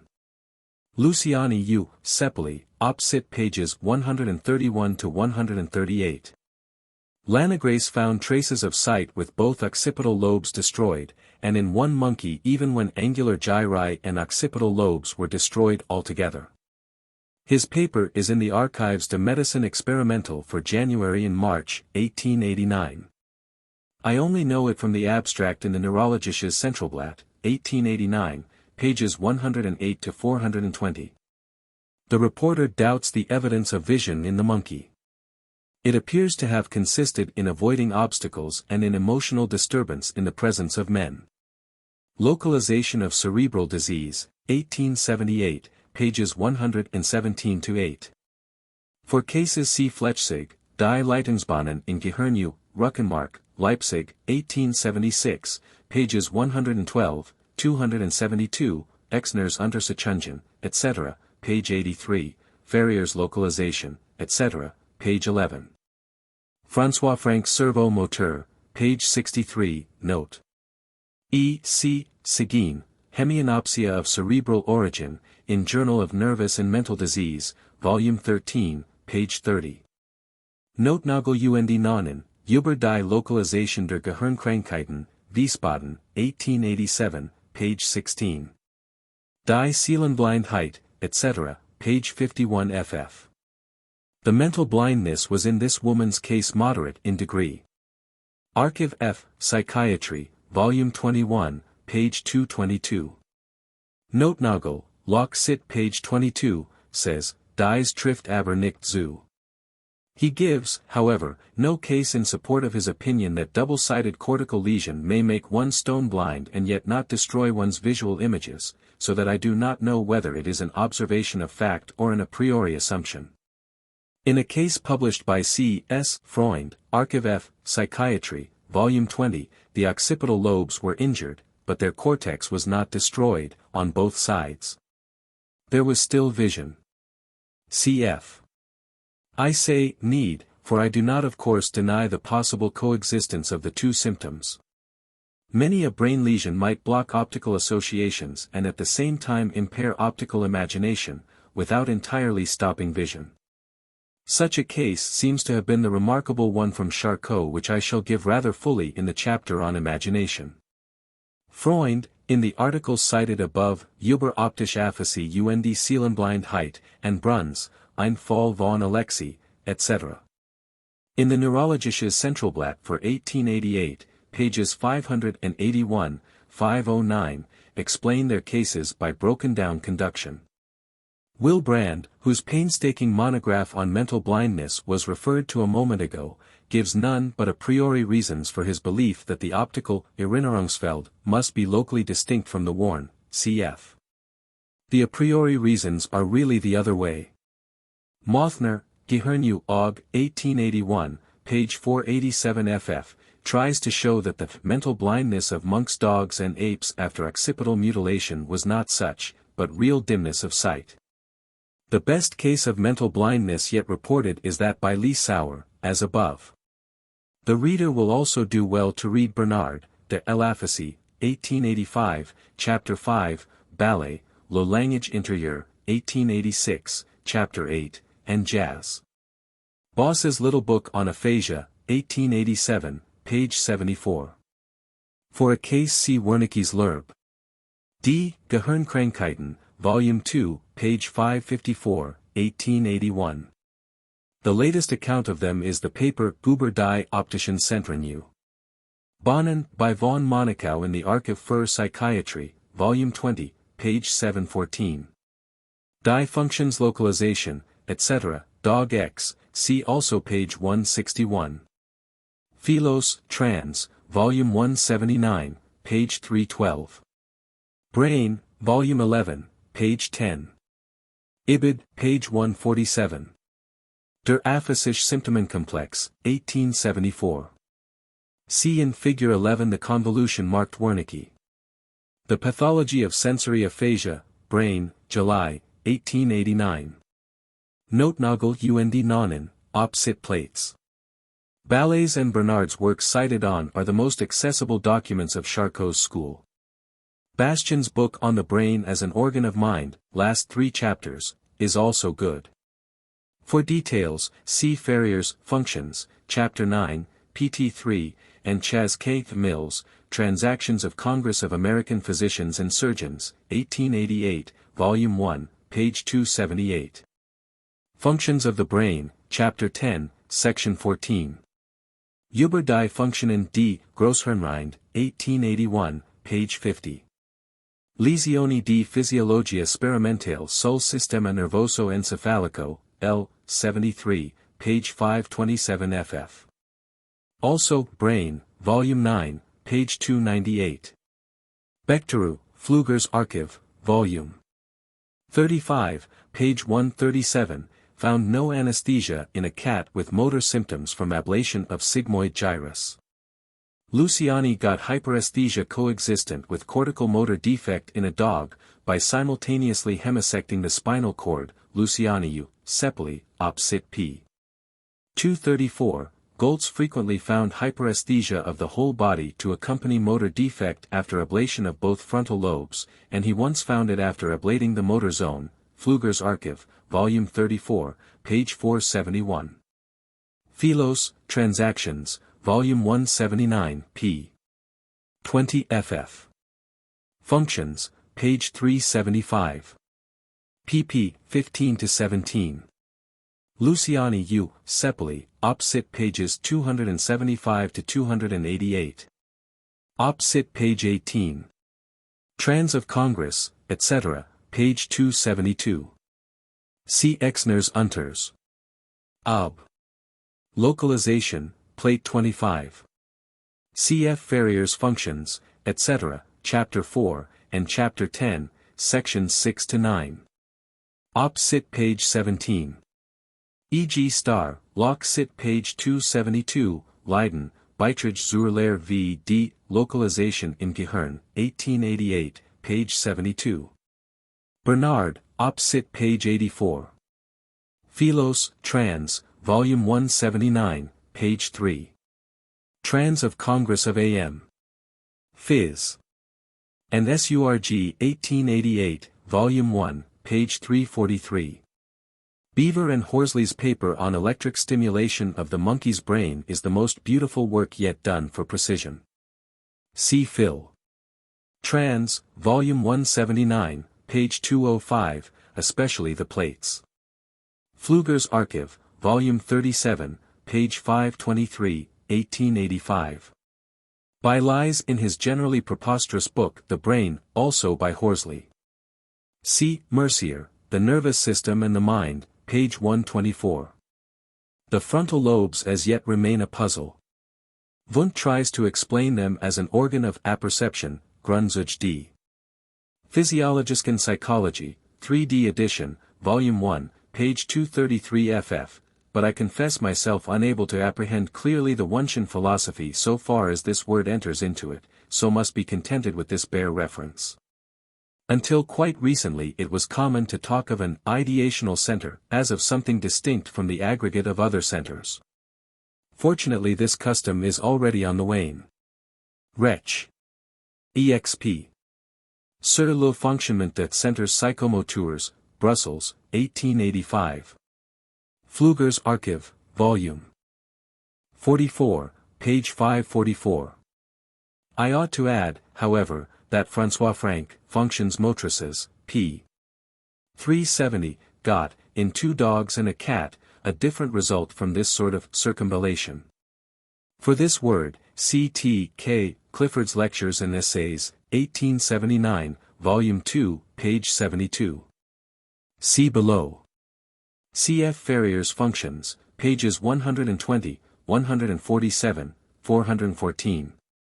See also Vulpian, Leçons sur la physio d'Ouest Nerveux, page 548, Luciani Sepeli, op. Cit. pages 404 to 5, H. Maudsley, Physiology of Mind, 1876, pages 138 ff, 197 ff, and 241 ff. In G. H.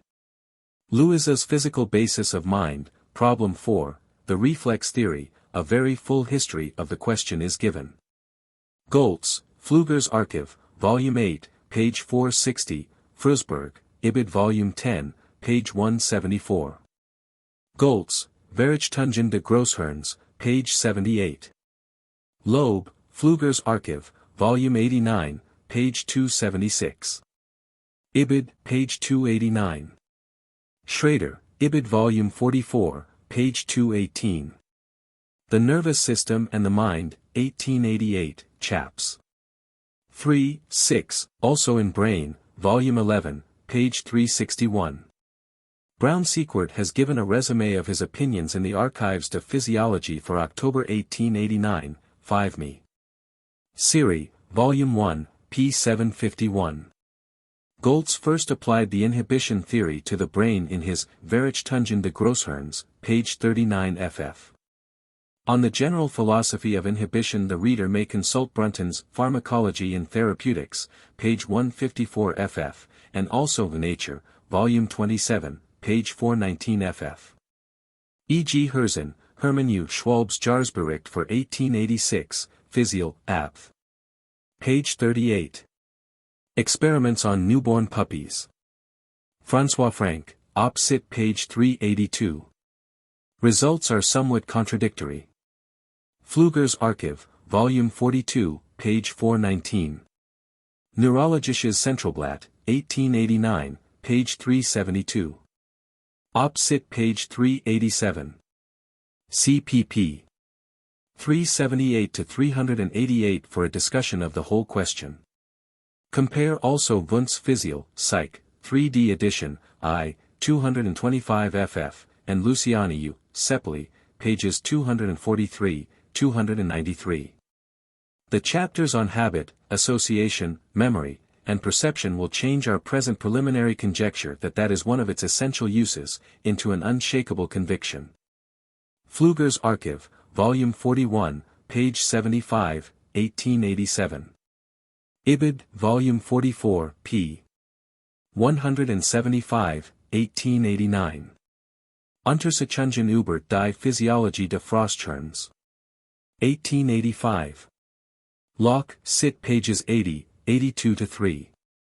Schrader also found a biting reflex developed and the medulla oblongata is cut through just behind the cerebellum. Berlin Acad. Sitzungsbericht for 1886. Comptes Rendus, volume 102, page 90. Comptes Rendus de l'Académique.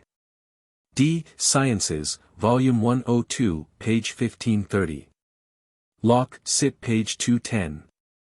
Goltz, Pfluger's Archive, volume 42, page 447, Schrader, Ibid volume 44, page 219 ff. It is possible that this symptom may be an effect of traumatic inhibition, however. A few years ago one of the strongest arguments for the theory that the hemispheres are purely supernumerary was Soltmann's often quoted observation that in newborn puppies the motor zone of the cortex is not excitable by electricity and only becomes so in the course of a fortnight. Presumably after the experiences of the lower centers have educated it to motor duties. Paneth's later observations, however, seem to show that Soltmann may have been misled through over-narcotizing his victims. Pfluger's Archiv, Volume 37, page 202. In the Neurologisches Centralblatt for 1889, p. 513, Bechter returns to the subject on Soltmann's side without, however, noticing Paneth's work. Münsterberg, Die Willenschandlung, 1888, p.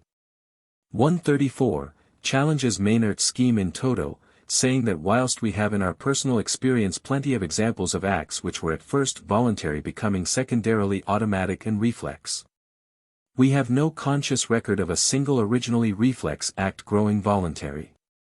As far as conscious record is concerned, we could not possibly have it even if the Meinert scheme were wholly true, for the education of the hemispheres which that scheme postulates must in the nature of things antedate recollection. But it seems to me that Münsterberg's rejection of the scheme may possibly be correct as regards reflexes from the lower centers. Everywhere in this department of psychogenesis we are made to feel how ignorant we really are. Pfluger's Archiv, Volume 44, pages 230-1. Naturally, as Schiff long ago pointed out, Lerb.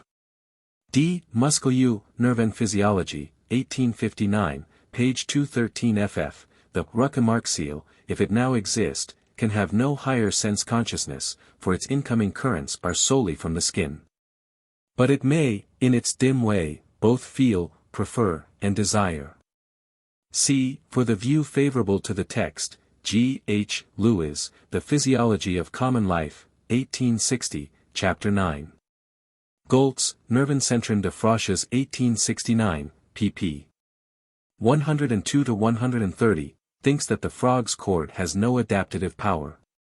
This may be the case in such experiments as his, because the beheaded frog's short span of life does not give it time to learn the new tricks asked for. But Rosenthal, Biologisches Centralblatt, Volume 4, page 247, and Mendelssohn, Berlin Akad. Sitzungsbericht, 1885, p. 107, in their investigations on the simple reflexes of the frog's cord, show that there is some adaptation to new conditions, inasmuch as when usual paths of conduction are interrupted by a cut, new paths are taken. According to Rosenthal, these grow more pervious, i.e. require a smaller stimulus, in proportion as they are more often traversed. Whether this evolution takes place through the inheritance of habits acquired, or through the preservation of lucky variations, is an alternative which we need not discuss here. We shall consider it in the last chapter in the book. For our present purpose the modus operandi of the evolution makes no difference, provided it be admitted to occur. See Schrader's Observations, Locke Cit. Chapter 3.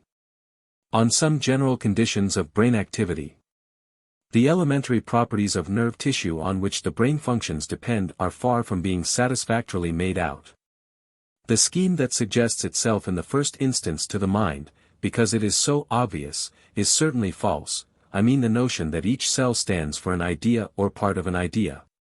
And that the ideas are associated or bound into bundles, to use a phrase of Locke's, by the fibers. If we make a symbolic diagram on a blackboard, of the laws of association between ideas, we are inevitably led to draw circles, or closed figures of some kind, and to connect them by lines. When we hear that the nerve centers contain cells which send off fibers, we say that nature has realized our diagram for us, and that the mechanical substratum of thought is plain. In some way, it is true, our diagram must be realized in the brain. But surely in no such visible and palpable way as we at first suppose. An enormous number of the cellular bodies in the hemispheres are fiberless. Where fibers are sent off they soon divide into untraceable ramifications. And nowhere do we see a simple coarse anatomical connection, like a line on the blackboard, between two cells. Too much anatomy has been found to order for theoretic purposes, even by the anatomists. And the popular science notions of cells and fibers are almost wholly wide of the truth. Let us therefore relegate the subject of the intimate workings of the brain to the physiology of the future, save in respect to a few points of which a word must now be said. And first of the summation of stimuli. in the same nerve tract. This is a property extremely important for the understanding of a great many phenomena of the neural, and consequently of the mental, life, and it behooves us to gain a clear conception of what it means before we proceed any farther. The law is this, that a stimulus which would be inadequate by itself to excite a nerve center to effective discharge may, by acting with one or more other stimuli, equally ineffectual by themselves alone, bring the discharge about. The natural way to consider this is as a summation of tensions which at last overcome a resistance. The first of them produce a latent excitement or a heightened irritability. The phrase is immaterial so far as practical consequences go. The last is the straw which breaks the camel's back. Where the neural process is one that has consciousness for its accompaniment, the final explosion would in all cases seem to involve a vivid state of feeling of a more or less substantive kind. But there is no ground for supposing that the tensions, whilst yet submaximal or outwardly ineffective, may not also have a share in determining the total consciousness present in the individual at the time. In later chapters we shall see abundant reason to suppose that they do have such a share, and that without their contribution the fringe of relations which is at every moment a vital ingredient of the mind's object, would not come to consciousness at all. The subject belongs too much to physiology for the evidence to be cited in detail in these pages. I will throw into a note a few references for such readers as may be interested in following it out, and simply say that the direct electrical irritation of the cortical centers sufficiently proves the point. For it was found by the earliest experimenters here that whereas it takes an exceedingly strong current to produce any movement when a single induction shock is used, a rapid succession of induction shocks, Faradayization, will produce movements when the current is comparatively weak. A single quotation from an excellent investigation will exhibit this law under further aspects. If we continue to stimulate the cortex at short intervals with the strength of current which produces the minimal muscular contraction, of the dog's digital extensor muscle, the amount of contraction gradually increases till it reaches the maximum. Each earlier stimulation leaves thus an effect behind it, which increases the efficacy of the following one. In this summation of the stimuli, the following points may be noted. 1. Single stimuli entirely inefficacious when alone may become efficacious by sufficiently rapid reiteration. If the current used is very much less than that which provokes the first beginning of contraction, a very large number of successive shocks may be needed before the movement appears. 20, 50, once 106 shocks were needed. 2. The summation takes place easily in proportion to the shortness of the interval between the stimuli. A current too weak to give effective summation and its shocks are 3 seconds apart will be capable of so doing when the interval is shortened to 1 second. 3. Not only electrical irritation leaves a modification which goes to swell the following stimulus, but every sort of irritant which can produce a contraction does so. If in any way a reflex contraction of the muscle experimented on has been produced, or if it is contracted spontaneously by the animal, as not unfrequently happens, by sympathy, during a deep inspiration, it is found that an electrical stimulus, until then inoperative, operates energetically if immediately applied. Furthermore, in a certain stage of the morphinarcosis an ineffectively weak shock will become powerfully effective, if, immediately before its application to the motor center, the skin of certain parts of the body is exposed to gentle tactile stimulation. If, having ascertained the subminimal strength of current and convinced oneself repeatedly of its inefficacy, we draw our hand a single time lightly over the skin of the paw whose cortical center is the object of stimulation, we find the current at once strongly effective. The increase of irritability lasts some seconds before it disappears. Sometimes the effect of a single light stroking of the paw is only sufficient to make the previously ineffectual current produce a very weak contraction. Repeating the tactile stimulation will then, as a rule, increase the contraction's extent. We constantly use the summation of stimuli in our practical appeals. If a car horse balks, the final way of starting him is by applying a number of customary incitements at once. If the driver uses reins and voice, if one bystander pulls at his head, another lashes his hindquarters, and the conductor rings the bell, and the dismounted passengers shove the car, all at the same moment, his obstinacy generally yields. And he goes on his way rejoicing. If we are striving to remember a lost name or fact, we think of as many cues as possible, so that by their joint action they may recall what no one of them can recall alone. The sight of a dead prey will often not stimulate a beast to pursuit, but if the sight of movement be added to that of form, pursuit occurs. Bruck noted that his brainless hen, which made no attempt to peck at the grain under her very eyes, began pecking if the grain were thrown on the ground with force, so as to produce a rattling sound. Dr. Alan Thompson hatched out some chickens on a carpet, where he kept them for several days. They showed no inclination to scrape, but when Dr. Thompson sprinkled a little gravel on the carpet, the chickens immediately began their scraping movements. A strange person and darkness are both of them stimuli to fear and mistrust in dogs, and for the matter of that, in men.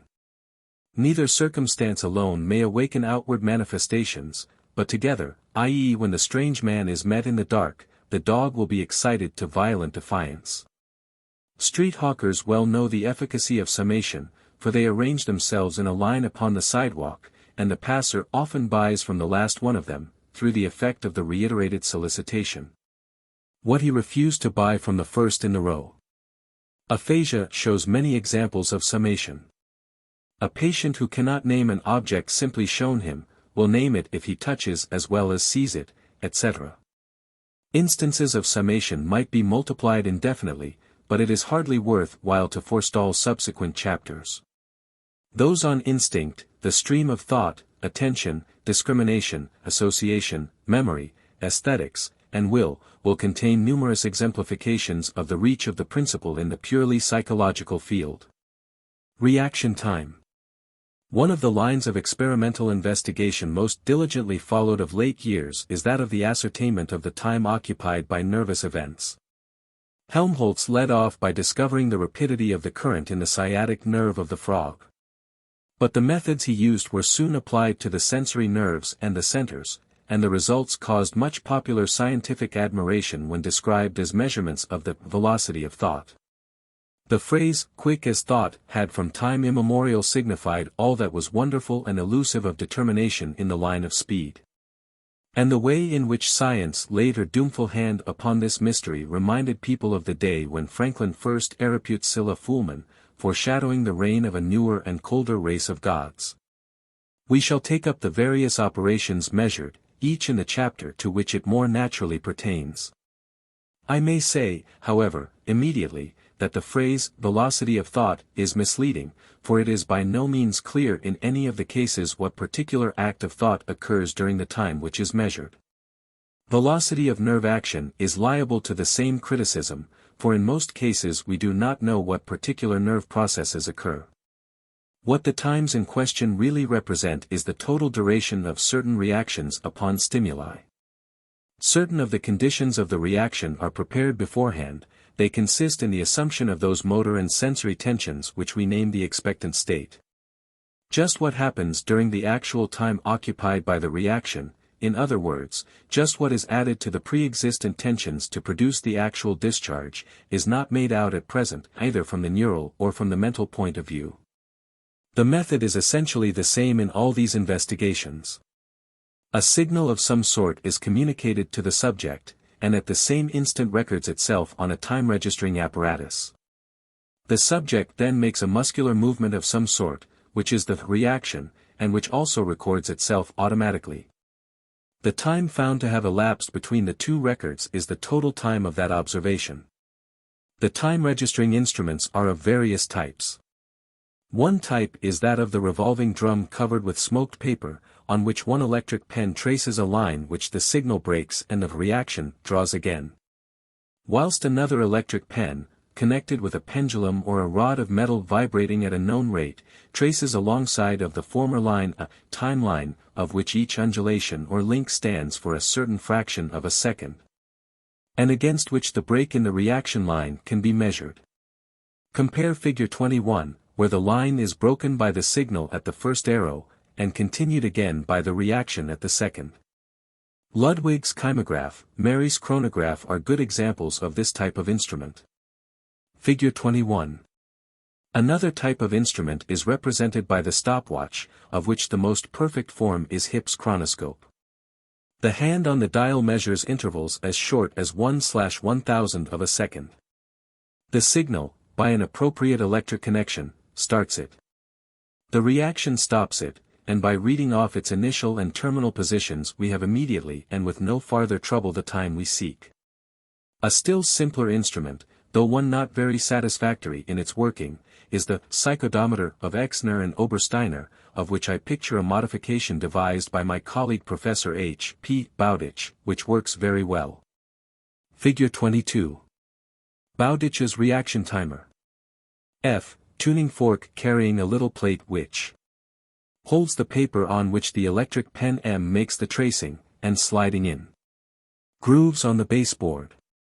P. A plug which spreads the prongs of the fork apart when it is pushed forward to its extreme limit, and releases them when it is drawn back to a certain point. The fork then vibrates, and, its backward movement continuing, an undulating line is drawn on the smoked paper by the pen. At T is a tongue fixed to the carriage of the fork, and at K an electric key which the tongue opens and with which the electric pen is connected. At the instant of opening, the pen changes its place and the undulating line is drawn at a different level on the paper. The opening can be made to serve as a signal to the reactor in a variety of ways, and his reaction can be made to close the pen again, when the line returns to its first level. The reaction time equals the number of undulations traced at the second level. The manner in which the signal and reaction are connected with the chronographic apparatus varies indefinitely in different experiments. Every new problem requires some new electric or mechanical disposition of apparatus. The least complicated time measurement is that known as simple reaction time, in which there is but one possible signal and one possible movement, and both are known in advance. The movement is generally the closing of an electric key with the hand. The foot, the jaw, the lips, even the eyelid, have been in turn made organs of reaction, and the apparatus has been modified accordingly. The time usually elapsing between stimulus and movement lies between 1 and 3/10 of a second, varying according to circumstances which will be mentioned anon. The subject of experiment, whenever the reactions are short and regular, is in a state of extreme tension, and feels, when the signal comes, as if it started the reaction, by a sort of fatality, and as if no psychic process of perception or volition had a chance to intervene.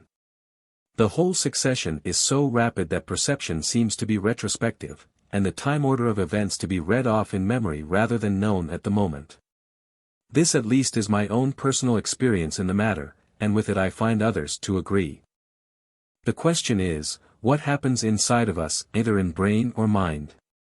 And to answer that we must analyze just what processes the reaction involves. It is evident that some time is lost in each of the following stages.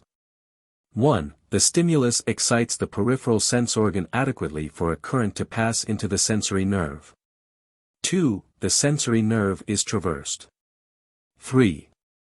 The transformation, or reflection, of the sensory into a motor current occurs in the centers. 4. The spinal cord and motor nerve are traversed. 5. The motor current excites the muscle to the contracting point. Time is also lost, of course, outside the muscle, in the joints, skin, etc., and between the parts of the apparatus.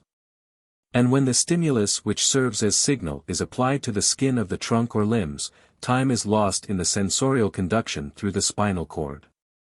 The stage marked 3 is the only one that interests us here. The other stages answer to purely physiological processes, but stage 3 is psychophysical, that is, it is a higher central process, and has probably some sort of consciousness accompanying it. What sort? Wundt has little difficulty in deciding that it is consciousness of a quite elaborate kind. He distinguishes between two stages in the conscious reception of an impression, calling one perception, and the other apperception, and likening the one to the mere entrance of an object into the periphery of the field of vision, and the other to its coming to occupy the focus or point of view. Inattentive awareness of an object, and attention to it, are, it seems to me, equivalents for perception and apperception, as Wundt uses the words. To these two forms of awareness of the impression Wundt adds the conscious volition to react, gives to the trio the name of psychophysical processes, and assumes that they actually follow upon each other in the succession in which they have been named. So at least I understand him. The simplest way to determine the time taken up by this psychophysical stage No. 3 would be to determine separately the duration of the several purely physical processes, 1, 2, 4, and 5, and to subtract them from the total reaction time. Such attempts have been made. But the data for calculation are too inaccurate for use, and, as Wundt himself admits, the precise duration of stage 3 must at present be left enveloped with that of the other processes, in the total reaction time. My own belief is that no such succession of conscious feelings as Wundt describes takes place during stage 3. It is a process of central excitement and discharge, with which doubtless some feeling coexists, but what feeling we cannot tell. Because it is so fugitive and so immediately eclipsed by the more substantive and enduring memory of the impression as it came in, and of the executed movement of response. Feeling of the impression, attention to it, thought of the reaction, volition to react, would, undoubtedly, all be links of the process under other conditions, and would lead to the same reaction, after an indefinitely longer time. But these other conditions are not those of the experiments we are discussing. And it is mythological psychology, of which we shall see many later examples, to conclude that because two mental processes lead to the same result they must be similar in their inward subjective constitution. The feeling of stage 3 is certainly no articulate perception. It can be nothing but the mere sense of a reflex discharge. The reaction whose time is measured is, in short, a reflex action pure and simple, and not a psychic act. A foregoing psychic condition is, it is true, a prerequisite for this reflex action. The preparation of the attention and volition, the expectation of the signal and the readiness of the hand to move, the instant it shall come. The nervous tension in which the subject waits, are all conditions of the formation in him for the time being of a new path or arc of reflex discharge. The tract from the sense organ which receives the stimulus, into the motor center which discharges the reaction, is already tingling with premonitory innervation, is raised to such a pitch of heightened irritability by the expectant attention, that the signal is instantaneously sufficient to cause the overflow. No other tract of the nervous system is, at the moment, in this hair-trigger condition. The consequence is that one sometimes responds to a wrong signal, especially if it be an impression of the same kind with the signal we expect. But if by chance we are tired, or the signal is unexpectedly weak, and we do not react instantly, but only after an express perception that the signal has come, and an express volition, the time becomes quite disproportionately long, a second or more, according to Exner, and we feel that the process is in nature altogether different. In fact, the reaction time experiments are a case to which we can immediately apply what we have just learned about the summation of stimuli. Expectant attention is but the subjective name for what objectively is a partial stimulation of a certain pathway, the pathway from the center for the signal to that for the discharge. We shall see that all attention involves excitement from within of the tract concerned in feeling the objects to which attention is given. The tract here is the excitomotor arc about to be traversed. The signal is but the spark from without which touches off a train already laid. The performance, under these conditions, exactly resembles any reflex action. The only difference is that whilst, in the ordinarily so-called reflex acts, the reflex arc is a permanent result of organic growth, it is here a transient result of previous cerebral conditions. I am happy to say that since the preceding paragraphs, and the notes thereto appertaining, were written, Wundt has himself become converted to the view which I defend. He now admits that in the shortest reactions, there is neither apperception nor will, but that they are merely brain reflexes due to practice. The means of his conversion are certain experiments performed in his laboratory by Hurrell Lang, who was led to distinguish between two ways of setting the attention in reacting on a signal, and who found that they gave very different time results. In the extreme sensorial way, as Lang calls it, of reacting, one keeps one's mind as intent as possible upon the expected signal, and purposely avoids thinking of the movement to be executed. In the extreme muscular way one does not think at all of the signal, but stands as ready as possible for the movement. The muscular reactions are much shorter than the sensorial ones, the average difference being in the neighborhood of 1/10 of a second. Wundt accordingly calls them shortened reactions and, with Lang, admits them to be mere reflexes. Whilst the sensorial reactions he calls complete, and holds to his original conception as far as they are concerned. The facts, however, do not seem to me to warrant even this amount of fidelity to the original Wundtian position. When we begin to react in the extreme sensorial way, Lang says that we get times so very long that they must be rejected from the count as non-typical. Only after the reactor has succeeded by repeated and conscientious practice in bringing about an extremely precise coordination of his voluntary impulse with his sense impression do we get times which can be regarded as typical sensorial reaction times. Now it seems to me that these excessive and untypical times are probably the real, complete times, the only ones in which distinct processes of actual perception and volition occur, see above. The typical sensorial time which is attained by practice is probably another sort of reflex, less perfect than the reflexes prepared by straining one's attention towards the movement. The times are much more variable in the sensorial way than in the muscular. The several muscular reactions differ little from each other. Only in them does the phenomenon occur of reacting on a false signal, or of reacting before the signal. Times intermediate between these two types occur according as the attention fails to turn itself exclusively to one of the extremes. It is obvious that Lang's distinction between the two types of reaction is a highly important one, and that the extreme muscular method, giving both the shortest times and the most constant ones, ought to be aimed at in all comparative investigations. Lang's own muscular time averaged 0.123, his sensorial time, 0.230. These reaction time experiments are then in no sense measurements of the swiftness of thought. Only when we complicate them is there a chance for anything like an intellectual operation to occur. They may be complicated in various ways. The reaction may be withheld until the signal has consciously awakened a distinct idea, Wundt's discrimination time, association time, and then performed. Or there may be a variety of possible signals, each with a different reaction assigned to it, and the reactor may be uncertain which one he is about to receive. The reaction would then hardly seem to occur without a preliminary recognition and choice. We shall see, however, in the appropriate chapters, that the discrimination and choice involved in such a reaction are widely different from the intellectual operations of which we are ordinarily conscious under those names. Meanwhile the simple reaction time remains as the starting point of all these superinduced complications. It is the fundamental physiological constant in all time measurements. As such, its own variations have an interest, and must be briefly passed in review. The reaction time varies with the individual and his age. An individual may have it particularly long in respect of signals of one sense, Bucola, p.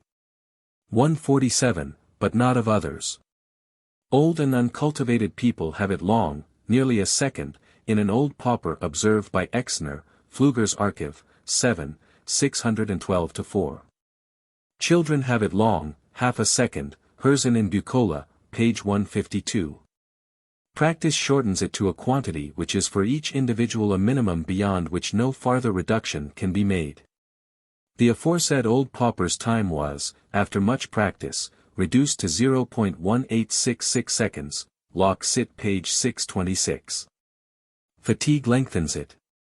Concentration of attention shortens it. Details will be given in the chapter on attention. The nature of the signal makes it vary. Wundt writes, I found that the reaction time for impressions on the skin with electric stimulus is less than for true touch sensations, as the following averages show. Average variation. Sound 0.167 sector 0.0221 seconds. Light 0.222 sector 0. 0.219 seconds. Electric skin sensation 0.201 sector 0.0115 seconds. Touch sensation 0.213 sector 0.0134 seconds. I here bring together the averages which have been obtained by some other observers. Hirsch, Hankel, Exner. Sound 0.1490.1505 0.1360. Light 0.2000. 22,460.1506. Skin sensation 0.182 0.1546 0.1337 inch. Thermic reactions have been lately measured by A. Goldscheider and by Vinchgau, 1887, who find them slower than reactions from touch. That from heat especially is very slow, more so than from cold, the differences, according to Goldscheider, depending on the nerve terminations in the skin. Gustatory reactions were measured by Vinchgau. They differed according to the substances used, running up to half a second as a maximum when identification took place. The mere perception of the presence of the substance on the tongue varied from 0.159 to 0.219, Pfluger's Archive, 14, 529. Olfactory reactions have been studied by Vinchgau, Bucola, and Bonis. They are slow, averaging about half a second, cf. Bonis, Recherches exp sur l'activité cérébrale, 1884, page 49 ff. It will be observed that sound is more promptly reacted on than either sight or touch. Taste and smell are slower than either. One individual, who reacted to touch upon the tip of the tongue in 0.125, took 0.993 to react upon the taste of quinine applied to the same spot. In another, upon the base of the tongue, the reaction to touch being 0.141, that to sugar was 0.552, Vinchgau, quoted by Bucola, page 103. Bucola found the reaction to odors to vary from 0.334 to 0.681, according to the perfume used and the individual. The intensity of the signal makes a difference. The intenser the stimulus, the shorter the time. Herzen, Grundlinien einer Allgem. Psychophysiology, page 101, compared the reaction from a corn on the toe with that from the skin of the hand of the same subject. The two places were stimulated simultaneously, and the subject tried to react simultaneously with both hand and foot, but the foot always went quickest. When the sound skin of the foot was touched instead of the corn, it was the hand which always reacted first. Wundt tries to show that when the signal is made barely perceptible, the time is probably the same in all the senses, namely, about 0.332 foot, Physial, Psych, 2d edition, 224. Where the signal is of touch, the place to which it is applied makes a difference in the resultant reaction time. G. S. Hall and V. Kreis found, Archiv F. Anat, U. Physial. 1879, that when the fingertip was the place the reaction was shorter than when the middle of the upper arm was used, in spite of the greater length of nerve trunk to be traversed in the latter case. This discovery invalidates the measurements of the rapidity of transmission of the current in human nerves, for they are all based on the method of comparing reaction times from places near the root and near the extremity of a limb. The same observers found that signals seen by the periphery of the retina gave longer times than the same signals seen by direct vision. The season makes a difference, the time being some hundredths of a second shorter on cold winter days, Vinchgau apud Exner, Hermanns HDBH, page 270. Intoxicants alter the time. Coffee and tea appear to shorten it. Small doses of wine and alcohol first shorten and then lengthen it, but the shortening stage tends to disappear if a large dose be given immediately. This, at least, is the report of two German observers. Dr. J. W. Warren, whose observations are more thorough than any previous ones, could find no very decided effects from ordinary doses, Journal of Physiology, 8, 311. Morphia lengthens the time. Amyl nitrite lengthens it, but after the inhalation it may fall to less than the normal. Ether and chloroform lengthen it, for authorities, etc., see Bucola, page 189. Certain diseased states naturally lengthen the time. The hypnotic trance has no constant effect, sometimes shortening and sometimes lengthening it. Hall, Mind, 8, 170, James, Proc. A.M. SOC for Psych. Research, 246. The time taken to inhibit a movement, e.g. to cease contraction of jaw muscles, seems to be about the same as to produce one, Gad, Archive F, and not U. Physial, 1887, 468, or Kansky, Ibid 1889, 1885.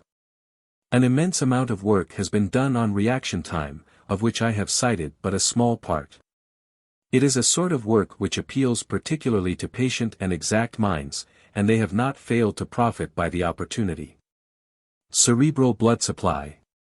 The next point to occupy our attention is the changes of circulation which accompany cerebral activity. Figure 23. Sphygmographic pulse tracing. A. During intellectual repose, B. During intellectual activity. Mosso.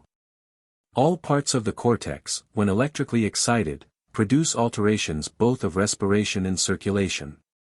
The blood pressure rises, as a rule, all over the body, no matter where the cortical irritation is applied, though the motor zone is the most sensitive region for the purpose. Elsewhere the current must be strong enough for an epileptic attack to be produced. Slowing and quickening of the heart are also observed, and are independent of the vasoconstrictive phenomenon. Mosso, using his ingenious plethysmograph as an indicator, discovered that the blood supply to the arms diminished during intellectual activity. And found furthermore that the arterial tension, as shown by the sphygmograph, was increased in these members, see Fig. 23, so slight an emotion as that produced by the entrance of Professor Ludwig into the laboratory was instantly followed by a shrinkage of the arms. The brain itself is an excessively vascular organ, a sponge full of blood, in fact. And another of Mosso's inventions showed that when less blood went to the arms, more went to the head. The subject to be observed lay on a delicately balanced table which could tip downward either at the head or at the foot if the weight of either end were increased. The moment emotional or intellectual activity began in the subject, down went the balance at the head end, in consequence of the redistribution of blood in his system. But the best proof of the immediate afflux of blood to the brain during mental activity is due to Mosso's observations on 3 persons whose brain had been laid bare by lesion of the skull. By means of apparatus described in his book, this physiologist was enabled to let the brain pulse record itself directly by a tracing. The intracranial blood pressure rose immediately whenever the subject was spoken to, or when he began to think actively, as in solving a problem in mental arithmetic. Mosso gives in his work a large number of reproductions of tracings which show the instantaneity of the change of blood supply, whenever the mental activity was quickened by any cause whatever, intellectual or emotional. He relates of his female subject that one day whilst tracing her brain pulse he observed a sudden rise with no apparent outer or inner cause. She however confessed to him afterwards that at that moment she had caught sight of a skull on top of a piece of furniture in the room, and that this had given her a slight emotion. The fluctuations of the blood supply to the brain were independent of respiratory changes, and followed the quickening of mental activity almost immediately. We must suppose a very delicate adjustment whereby the circulation follows the needs of the cerebral activity. Blood very likely may rush to each region of the cortex according as it is most active, but of this we know nothing. I need hardly say that the activity of the nervous matter is the primary phenomenon, and the afflux of blood its secondary consequence. Many popular writers talk as if it were the other way about, and as if mental activity were due to the afflux of blood. But, as Professor H. N. Martin has well said, that belief has no physiological foundation whatever. It is even directly opposed to all that we know of cell life. A chronic pathological congestion may, it is true, have secondary consequences. But the primary congestions which we have been considering follow the activity of the brain cells by an adaptive reflex vasomotor mechanism doubtless as elaborate as that which harmonizes blood supply with cell action in any muscle or gland. Of the changes in the cerebral circulation during sleep I will speak in the chapter which treats of that subject. Cerebral thermometry. Brain activity seems accompanied by a local disengagement of heat. The earliest careful work in this direction was by Dr. J. S. Lombard in 1867. Dr. Lombard's latest results include the records of over 60,000 observations. He noted the changes in delicate thermometers and electric piles placed against the scalp in human beings, and found that any intellectual effort, such as computing, composing, reciting poetry silently or aloud, and especially that emotional excitement such as an anger fit, caused a general rise of temperature, which rarely exceeded a degree Fahrenheit. The rise was in most cases more marked in the middle region of the head than elsewhere. Strange to say, it was greater in reciting poetry silently than in reciting it aloud. Dr. Lombard's explanation is that, in internal recitation an additional portion of energy, which in recitation aloud was converted into nervous and muscular force, now appears as heat. I should suggest rather, if we must have a theory, that the surplus of heat in recitation to oneself is due to inhibitory processes which are absent when we recite aloud. In the chapter on the will we shall see that the simple central process is to speak when we think. To think silently involves a check in addition. In 1870 the indefatigable Schiff took up the subject, experimenting on live dogs and chickens, plunging thermoelectric needles into the substance of their brain, to eliminate possible errors from vascular changes in the skin when the thermometers were placed upon the scalp. After habituation was established, he tested the animals with various sensations, tactile, optic, olfactory, and auditory. He found very regularly an immediate deflection of the galvanometer, indicating an abrupt alteration of the intracerebral temperature. When, for instance, he presented an empty roll of paper to the nose of his dog as it lay motionless, there was a small deflection, but when a piece of meat was in the paper the deflection was much greater. Schiff concluded from these and other experiments that sensorial activity heats the brain tissue, but he did not try to localize the increment of heat beyond finding that it was in both hemispheres, whatever might be the sensation applied. Dr. R. W.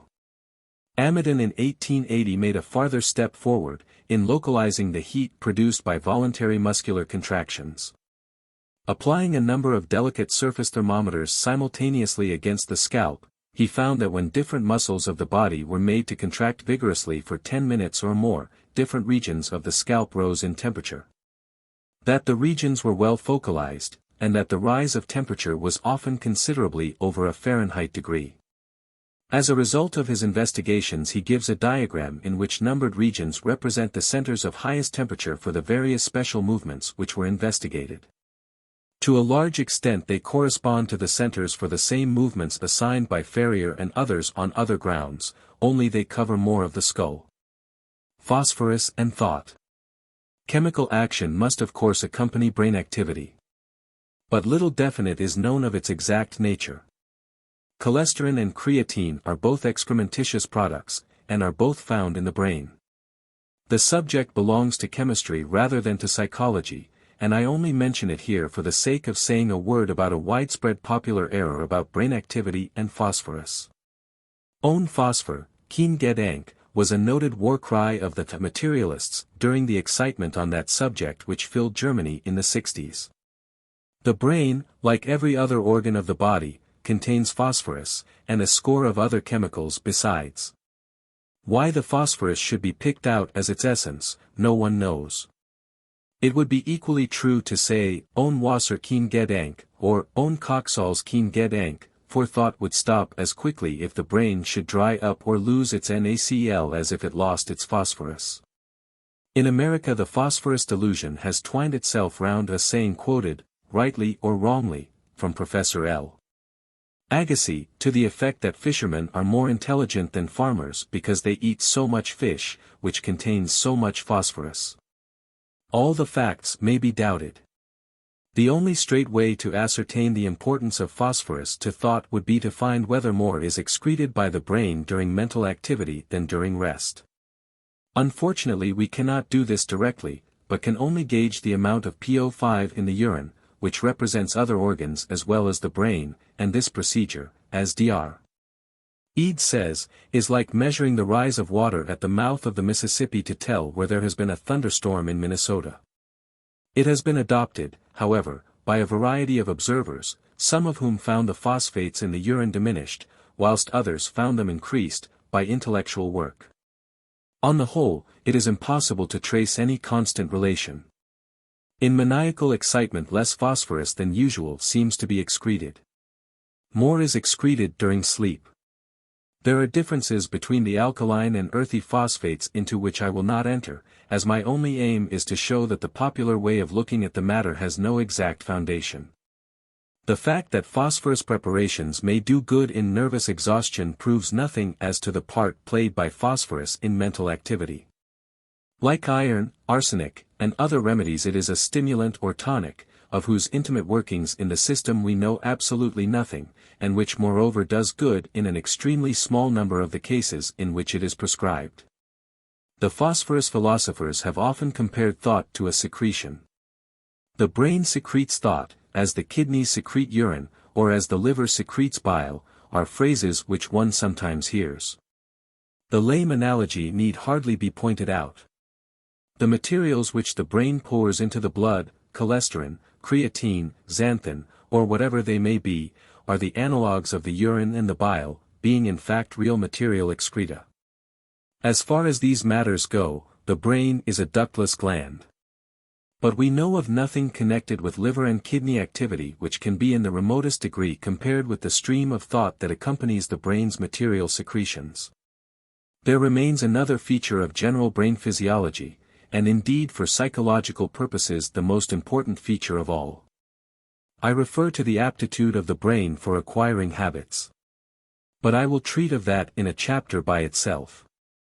I shall myself in later places indulge in much of this schematization. The reader will understand once for all that it is symbolic. And that the use of it is hardly more than to show what a deep congruity there is between mental processes and mechanical processes of some kind, not necessarily of the exact kind portrayed. Valentine, Archiv F. D. Gassant. Physio, 1873, page 458. Sterling, Leipzig Academic, Bericht, 1875, page 372, Journal of Physio, 1875. J. Ward, Archiv F. Anat, U. Physio, 1880, page 72. H. Sewell, Johns Hopkins Studies, 1880, page 30. Kronecker U. Nicolaides, Archiv F. Anat, U. Physio, 1880, page 437. Exner, Archiv F. Die Gess.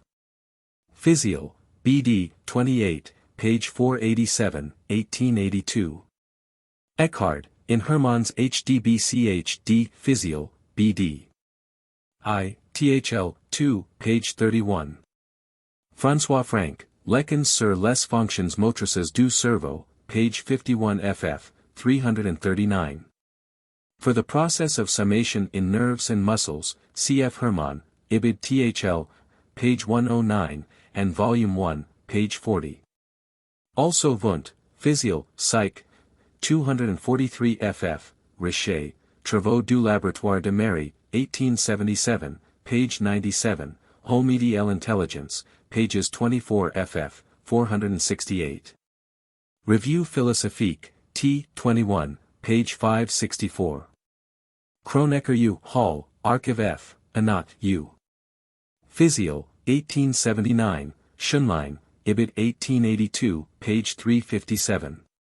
Sertoli, Hoffmann and Schwab's Jahresbericht, 1882, page 25. De Watteville, Neurologisches Centralblatt, 1883, number 7. Grunhagen, Arch F. D. Guess. Physio, BD, 34, page 301, 1884. Bubnoff und Heidenheim, Über Erregungs und Hemmungsvorgänge innerhalb der motorischen Hirnzentren. Archiv F. D. Guess. Physio, BD, 26, page 156, 1881. Archiv F. D. Guess. Physio, BD. 26, page 176, 1881. Exner thinks, Ibid BD, 28, page 497, 1882, that the summation here occurs in the spinal cord. It makes no difference where this particular summation occurs, so far as the general philosophy of summation goes. G. H. Lewis, Physical Basis of Mind, page 479, where many similar examples are given, 487-9. Romanes, Mental Evolution in Animals, page 168. See a similar instance in Mach, Beiträge zur Analyse der Empfindungen, page 36, a sparrow being the animal. My young children are afraid of their own pug dog, if he enters their room after they are in bed and the lights are out.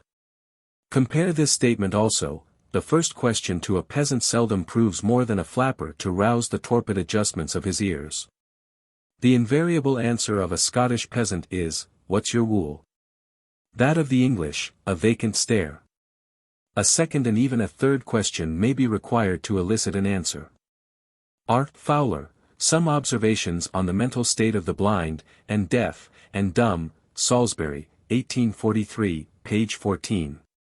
The reader will find a great deal about chronographic apparatus in J. Mary, La Méthode Graphique, pt 2, chapter 2. One can make pretty fair measurements with no other instrument than a watch, by making a large number of reactions, each serving as a signal for the following one, and dividing the total time they take by their number. Dr. O. W. Holmes first suggested this method, which has been ingeniously elaborated and applied by Professor Jastrow. See Science for September 10, 1886. See, for a few modifications, Cattell, Mind, 11, 220 ff. Physial, Psych, 2, 221-2. Cf. Also the first edition, 728-9. I must confess to finding all Wundt's utterances about apperception both vacillating and obscure. I see no use whatever for the word, as he employs it, in psychology. Attention, perception, conception, volition, are its ample equivalents. Why we should need a single word to denote all these things by turns, Wundt fails to make clear. Consult, however, his pupil Stodd's article, Über den Begriff der Apperception, etc., in Wundt's periodical Philosophische Studien, I. 149, which may be supposed official. For a minute criticism of Wundt's apperception, see Marty, Viertelgeschrift F. Wis. Philos, X. 346. By Exner, for example, Pfluger's Archiv, 7, 628 ff. p. 222. Cf. also Richer, Reverend Philos, 6, 395-6. For instance, if, on the previous day, one had resolved to act on a signal when it should come, and it now came whilst we were engaged in other things, and reminded us of the resolve. I need hardly mention that success in these experiments depends in a high degree on our concentration of attention. If inattentive, one gets very discrepant figures. This concentration of the attention is in the highest degree exhausting. After some experiments in which I was concerned to get results as uniform as possible, I was covered with perspiration and excessively fatigued although I had sat quietly in my chair all the while. Exner, Locke Cit 7, 618. Wundt, Physial. Psych, 2, 226. Pfluger's Archiv, 7, 616. In short, what M. Delboeuf calls an organe adventice. The reaction time, moreover, is quite compatible with the reaction itself being of a reflex order. Some reflexes, sneezing, e.g., are very slow.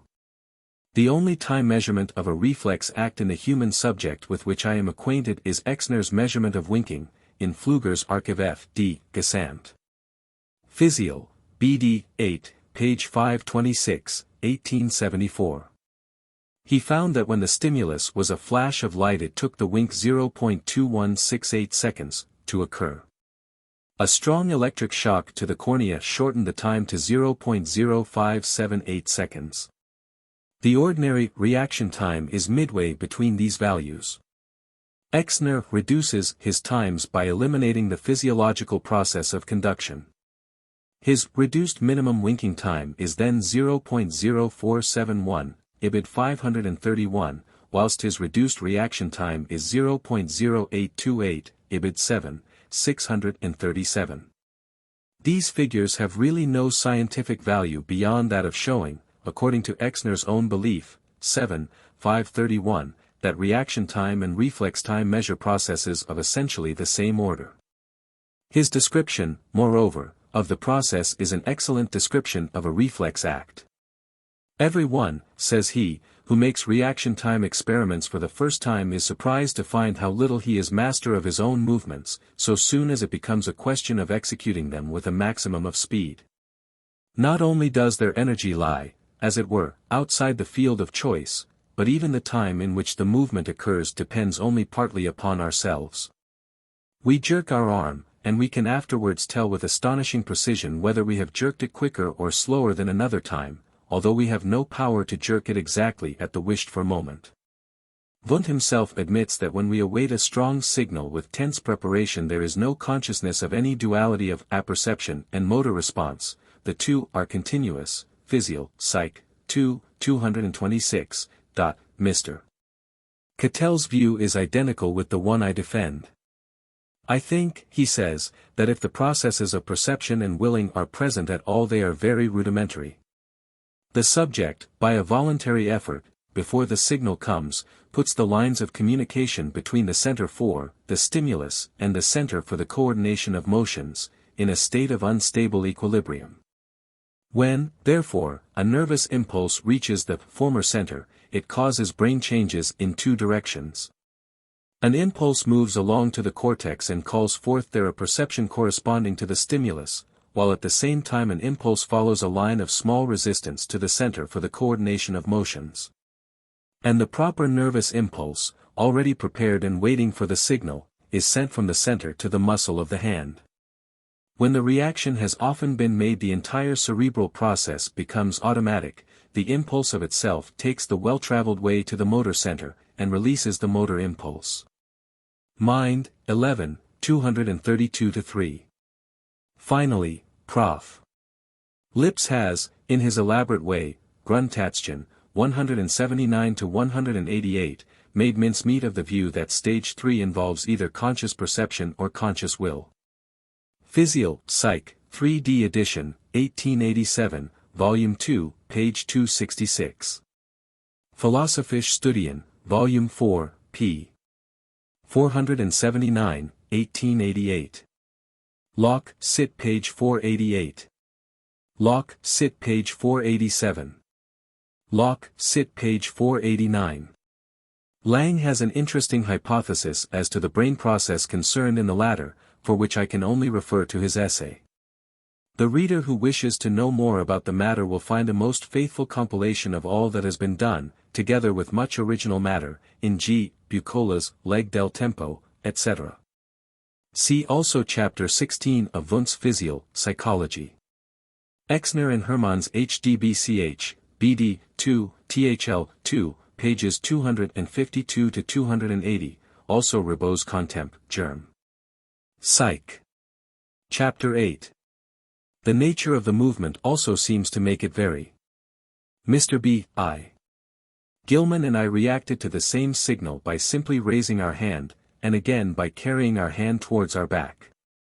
The moment registered was always that at which the hand broke an electric contact in starting to move. But it started 1 or 2/100ths of a second later when the more extensive movement was the one to be made. Orkansky, on the other hand, experimenting on contractions of the masseter muscle, found, Archive F, Anat, U. Physio, 1889, p. 187, that the greater the amplitude of contraction intended, the shorter grew the time of reaction. He explains this by the fact that a more ample contraction makes a greater appeal to the attention, and that this shortens the times. Physio. Psych, 2, 223. François Franck, Fonctions Motrices, Leçon 22. La Porra, 1884, page 117. Über den Kreislauf des Bluts im menschlichen Gehirn, 1881, Chapter 2. The introduction gives the history of our previous knowledge of the subject. In this conclusion M. Gley, Archives de Physiology, 1881, page 742, agrees with Professor Mosso. Gley found his pulse rise 1 to 3 beats, his carotid dilate, and his radial artery contract during hard mental work. Address before Med and Chirurg. Society of Maryland, 1879. See his book, Experimental Researches on the Regional Temperature of the Head, London, 1879. Locke, Sit page 195. The most convenient account of Schiff's experiments is by Professor Heersen, in the Revue Philosophique, Volume 3, page 36. A New Study of Cerebral Cortical Localization, N. Y. Putnam, 1880, pages 48 to 53. Archives of Medicine, Volume 10, Number 1, 1883.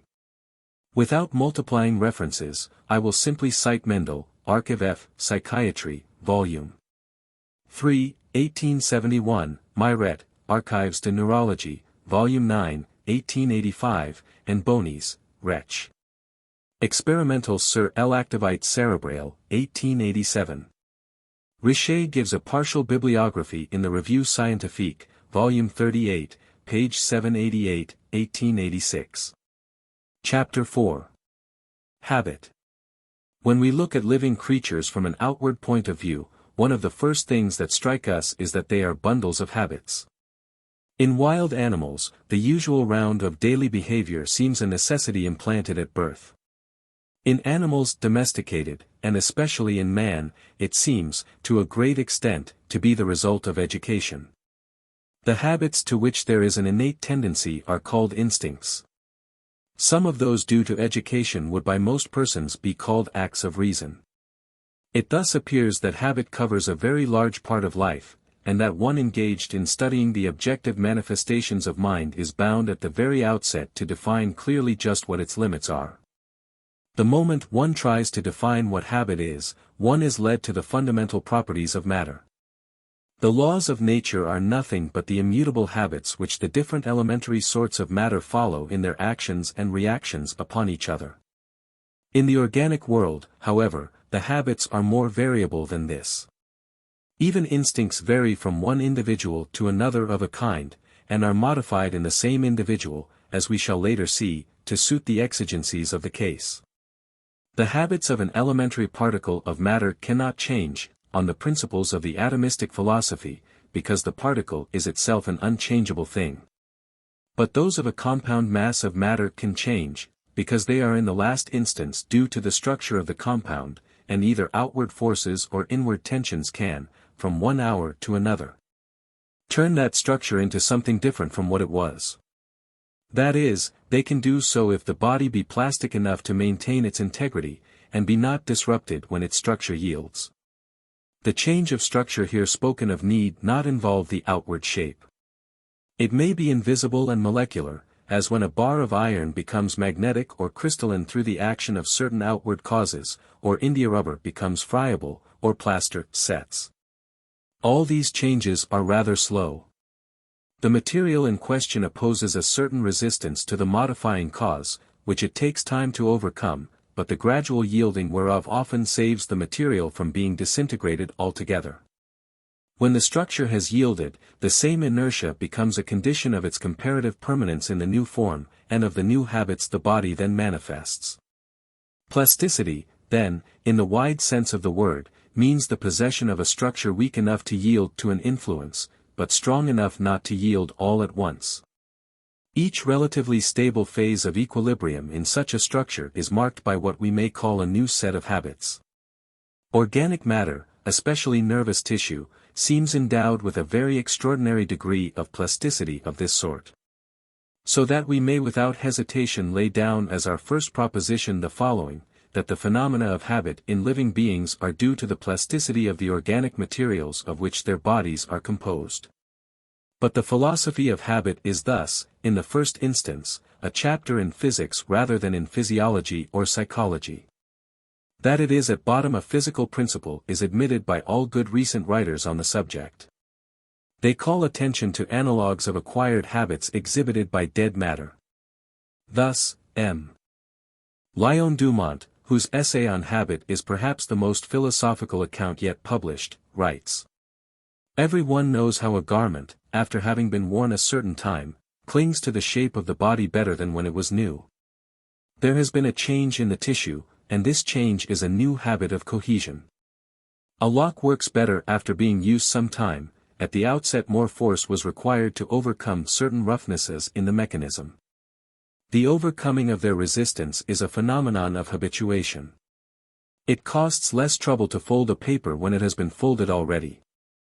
This saving of trouble is due to the essential nature of habit, which brings it about that, to reproduce the effect, a less amount of the outward cause is required. The sounds of a violin improve by use in the hands of an able artist, because the fibers of the wood at last contract habits of vibration conform to harmonic relations. This is what gives such inestimable value to instruments that have belonged to great masters. Water, in flowing, hollows out for itself a channel, which grows broader and deeper. And, after having ceased to flow, it resumes, when it flows again, the path traced by itself before. Just so, the impressions of outer objects fashion for themselves in the nervous system more and more appropriate paths, and these vital phenomena recur under similar excitements from without, when they have been interrupted a certain time. Not in the nervous system alone. A scar anywhere is a locus minoris resistentia, more liable to be abraded, inflamed, to suffer pain and cold, than are the neighboring parts. A sprained ankle, a dislocated arm, are in danger of being sprained or dislocated again. Joints that have once been attacked by rheumatism or gout, mucous membranes that have been the seat of catarrh, are with each fresh recurrence more prone to a relapse, until often the morbid state chronically substitutes itself for the sound one. And if we ascend to the nervous system, we find how many so-called functional diseases seem to keep themselves going simply because they happen to have once begun. And how the forcible cutting short by medicine of a few attacks is often sufficient to enable the physiological forces to get possession of the field again, and to bring the organs back to functions of health. Epilepsies, neuralgias, convulsive affections of various sorts, insomnias, are so many cases in point. And, to take what are more obviously habits, the success with which a weaning treatment can often be applied to the victims of unhealthy indulgence of passion, or of mere complaining or irascible disposition, shows us how much the morbid manifestations themselves were due to the mere inertia of the nervous organs, when once launched on a false career. Can we now form a notion of what the inward physical changes may be like, in organs whose habits have thus struck into new paths? In other words, can we say just what mechanical facts the expression, change of habit, covers when it is applied to a nervous system? Certainly we cannot in anything like a minute or definite way. But our usual scientific custom of interpreting hidden molecular events after the analogy of visible massive ones enables us to frame easily an abstract and general scheme of processes which the physical changes in question may be like. And when once the possibility of some kind of mechanical interpretation is established, mechanical science, in her present mood, will not hesitate to set her brand of ownership upon the matter, feeling sure that it is only a question of time when the exact mechanical explanation of the case shall be found out. If habits are due to the plasticity of materials to outward agents, we can immediately see to what outward influences, if to any, the brain matter is plastic. Not to mechanical pressures, not to thermal changes, not to any of the forces to which all the other organs of our body are exposed. For nature has carefully shut up our brain and spinal cord in bony boxes, where no influences of this sort can get at them. She has floated them in fluid so that only the severest shocks can give them a concussion, and blanketed and wrapped them about in an altogether exceptional way. The only impressions that can be made upon them are through the blood, on the one hand, and through the sensory nerve roots, on the other. And it is to the infinitely attenuated currents that pour in through these latter channels that the hemispherical cortex shows itself to be so peculiarly susceptible. The currents, once in, must find a way out. In getting out they leave their traces in the paths which they take. The only thing they can do, in short, is to deepen old paths or to make new ones. And the whole plasticity of the brain sums itself up in two words when we call it an organ in which currents pouring in from the sense organs make with extreme facility paths which do not easily disappear. For, of course, a simple habit, like every other nervous event, the habit of snuffling, for example, or of putting one's hands into one's pockets, or of biting one's nails, is, mechanically, nothing but a reflex discharge. And its anatomical substratum must be a path in the system. The most complex habits, as we shall presently see more fully, are, from the same point of view, nothing but concatenated discharges in the nerve centers, due to the presence there of systems of reflex paths. So organized as to wake each other up successively, the impression produced by one muscular contraction serving as a stimulus to provoke the next, until a final impression inhibits the process and closes the chain. The only difficult mechanical problem is to explain the formation de novo of a simple reflex or path in a pre-existing nervous system. Here, as in so many other cases, it is only the premier pas que coûte. For the entire nervous system is nothing but a system of paths between a sensory terminus a quo and a muscular, glandular, or other terminus ad quem. A path once traversed by a nerve current might be expected to follow the law of most of the paths we know, and to be scooped out and made more permeable than before, and this ought to be repeated with each new passage of the current. Whatever obstructions may have kept it at first from being a path should then, little by little, and more, be swept out of the way, until at last it might become a natural drainage channel. This is what happens where either solids or liquids pass over a path.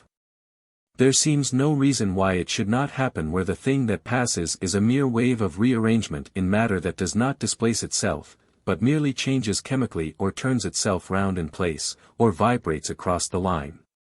The most plausible views of the nerve current make it out to be the passage of some such wave of rearrangement as this. If only a part of the matter of the path were to rearrange itself, the neighboring parts remaining inert, it is easy to see how their inertness might oppose a friction which it would take many waves of rearrangement to break down and overcome. If we call the path itself the organ, and the wave of rearrangement the function, then it is obviously a case for repeating the celebrated French formula of la fonction fait l'organe. So nothing is easier than to imagine how, when a current once has traversed a path, it should traverse it more readily still a second time. But what made it ever traverse it the first time? In answering this question we can only fall back on our general conception of a nervous system as a mass of matter whose parts, constantly kept in states of different tension, are as constantly tending to equalize their states. The equalization between any 2 points occurs through whatever path may at the moment be most pervious. But, as a given point of the system may belong, actually or potentially, to many different paths, and, as the play of nutrition is subject to accidental changes, blocks may from time to time occur, and make currents shoot through unwanted lines. Such an unwanted line would be a new created path, which if traversed repeatedly, would become the beginning of a new reflex arc.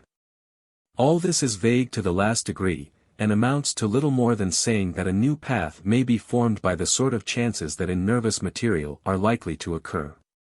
But, vague as it is really the last word of our wisdom in the matter. It must be noticed that the growth of structural modification in living matter may be more rapid than in any lifeless mass.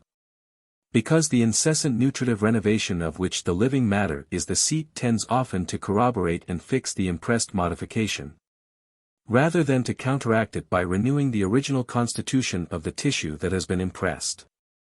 Thus, we notice after exercising our muscles or our brain in a new way, that we can do so no longer at that time, but after a day or two of rest, when we resume the discipline, our increase in skill not seldom surprises us. I have often noticed this in learning a tune, and it has led a German author to say that we learn to swim during the winter and to skate during the summer. Dar. Carpenter writes, "It is a matter of universal experience that every kind of training for special aptitudes is both far more effective, and leaves a more permanent impress, when exerted on the growing organism than when brought to bear on the adult. The effect of such training is shown in the tendency of the organ to grow to the mode in which it is habitually exercised. As is evidenced by the increased size and power of particular sets of muscles, and the extraordinary flexibility of joints, which are acquired by such as have been early exercised in gymnastic performances. There is no part of the organism of man in which the reconstructive activity is so great, during the whole period of life, as it is in the ganglionic substance of the brain. This is indicated by the enormous supply of blood which it receives. It is, moreover, a fact of great significance that the nerve substance is specially distinguished by its reparative power. For while injuries of other tissues, such as the muscular, which are distinguished by the speciality of their structure and endowments, are repaired by substance of a lower or less specialized type, those of nerve substance are repaired by a complete reproduction of the normal tissue.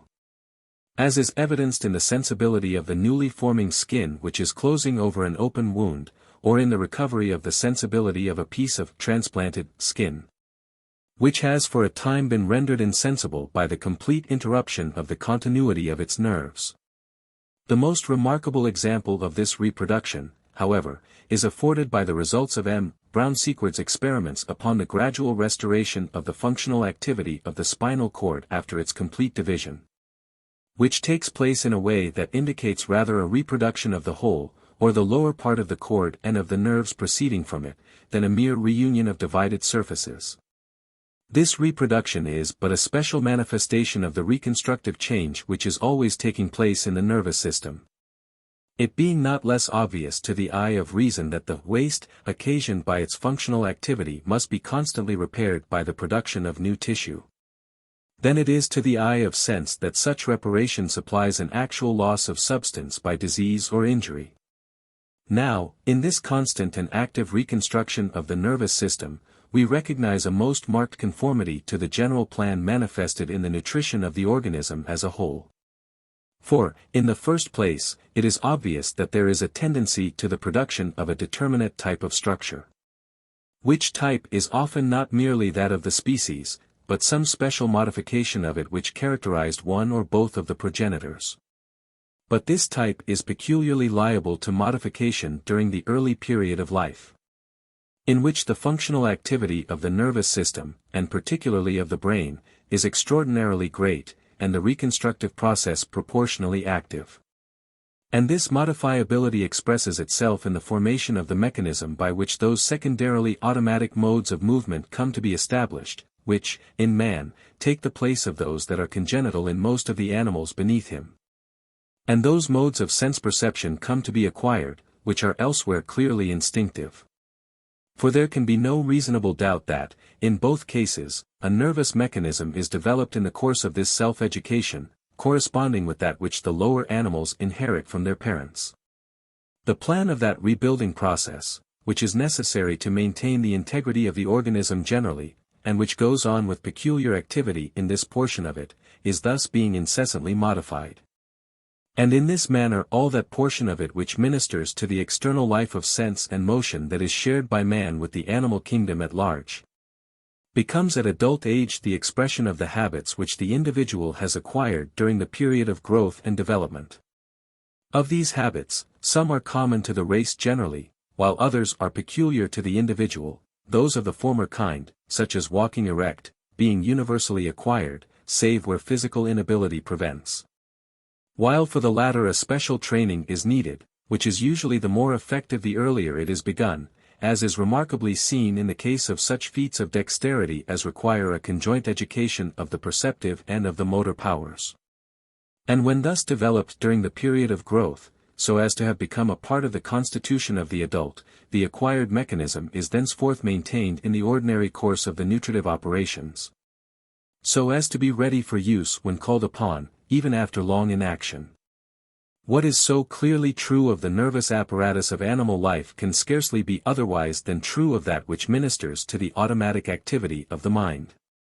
For, as already shown, the study of psychology has evolved no more certain result than that there are uniformities of mental action which are so entirely conformable to those of bodily action as to indicate their intimate relation to a mechanism of thought and feeling, acting under the like conditions with that of sense and motion.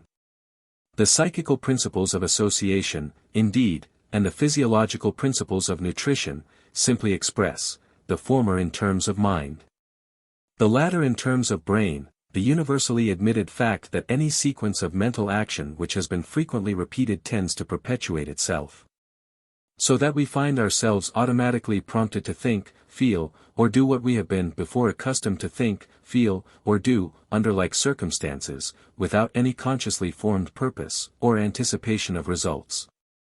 For there is no reason to regard the cerebrum as an exception to the general principle that, while each part of the organism tends to form itself in accordance with the mode in which it is habitually exercised, this tendency will be especially strong in the nervous apparatus, in virtue of that incessant regeneration which is the very condition of its functional activity.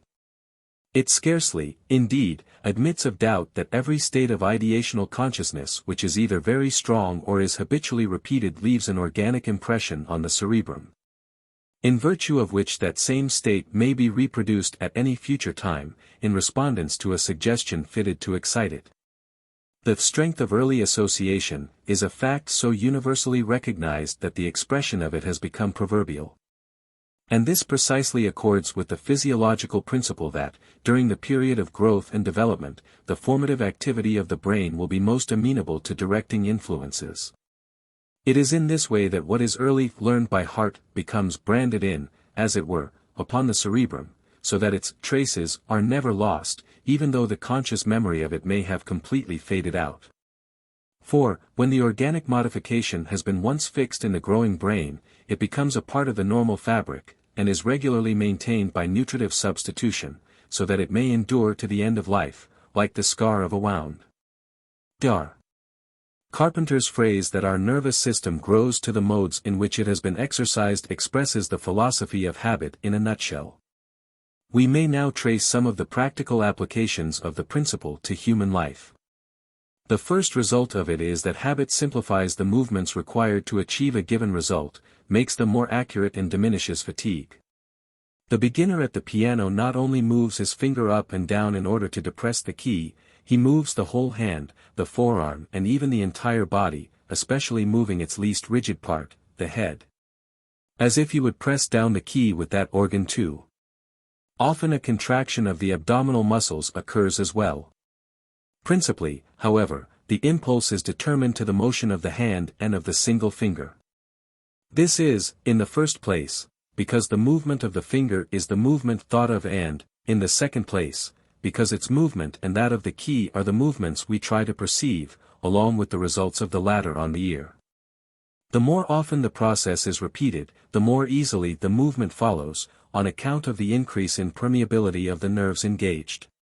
But the more easily the movement occurs, the slighter is the stimulus required to set it up.